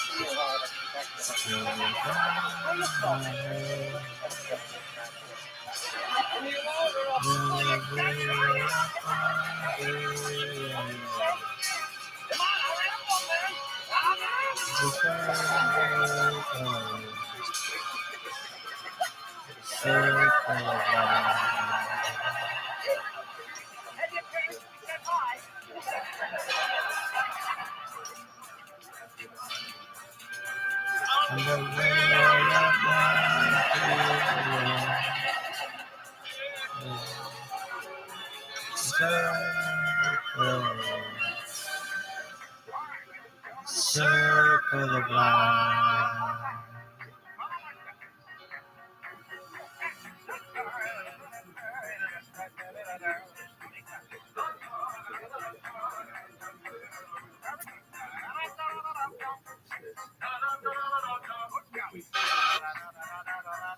Yo, dog. Yo, respect. Oh, dog. You got another one. You know what would be really big in your world? Like what? Like, dude, if you were to empty your piss Pyrex and fill up the water, you're like a goddamn dog.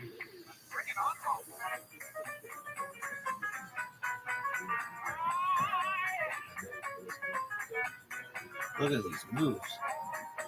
Look.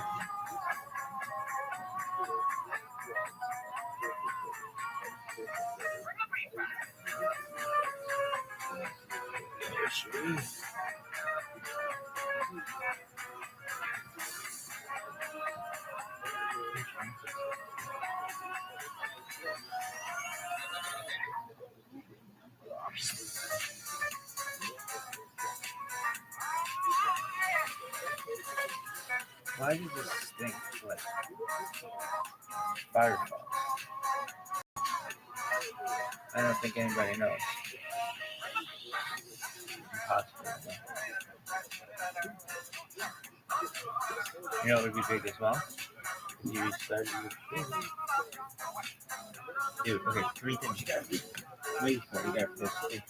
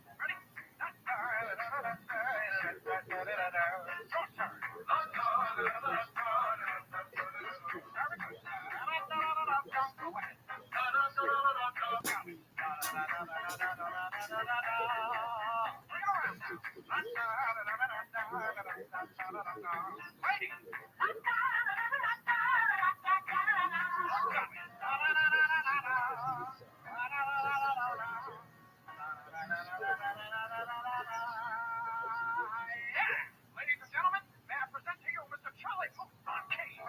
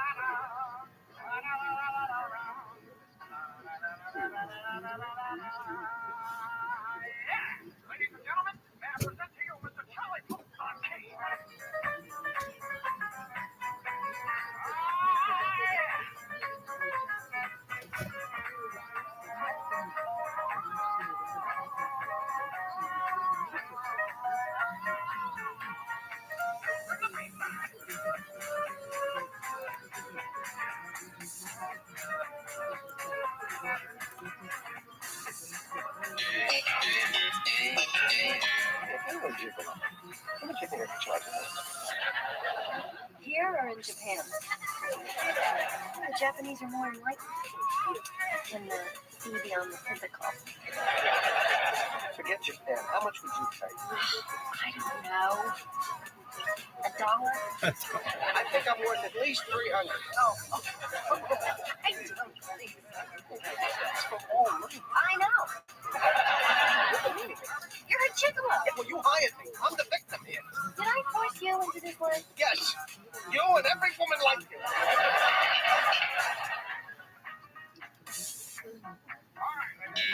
How dark it's getting. It's not daylight savings time yet. When does it start? I don't know, they just tell you the night before. Oh, I'm sick of waiting. I am springing ahead right now. I'm sure that won't cause any problems. Oh, God, it's a night. Don't tell me you're still mad at him for calling you a phony. Jerry, that was 5 years ago. I'm not a phony, and I don't want anything to do with this guy.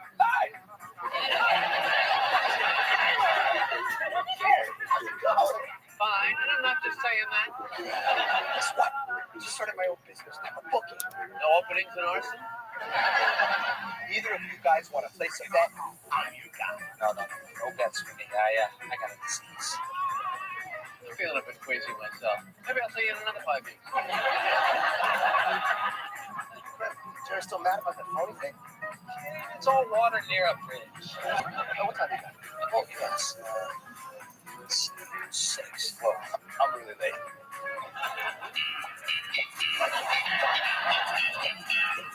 Oh, these designs look great. Really saved me. No, there's no problem. Mr. Peterman is gonna love it. Thanks, Susie.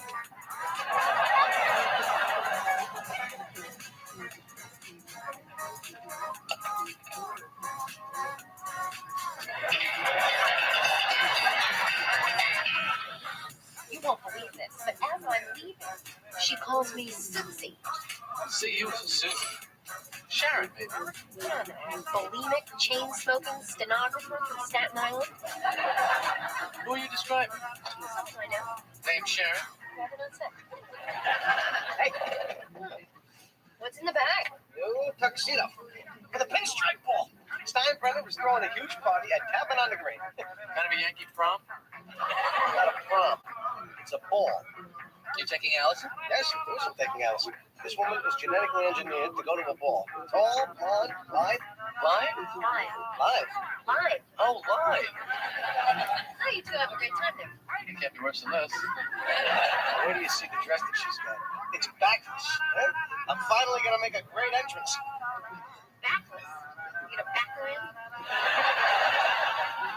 And when a woman makes a ball entrance, she twirls. She's not gonna She'll twirl. Hey, dog.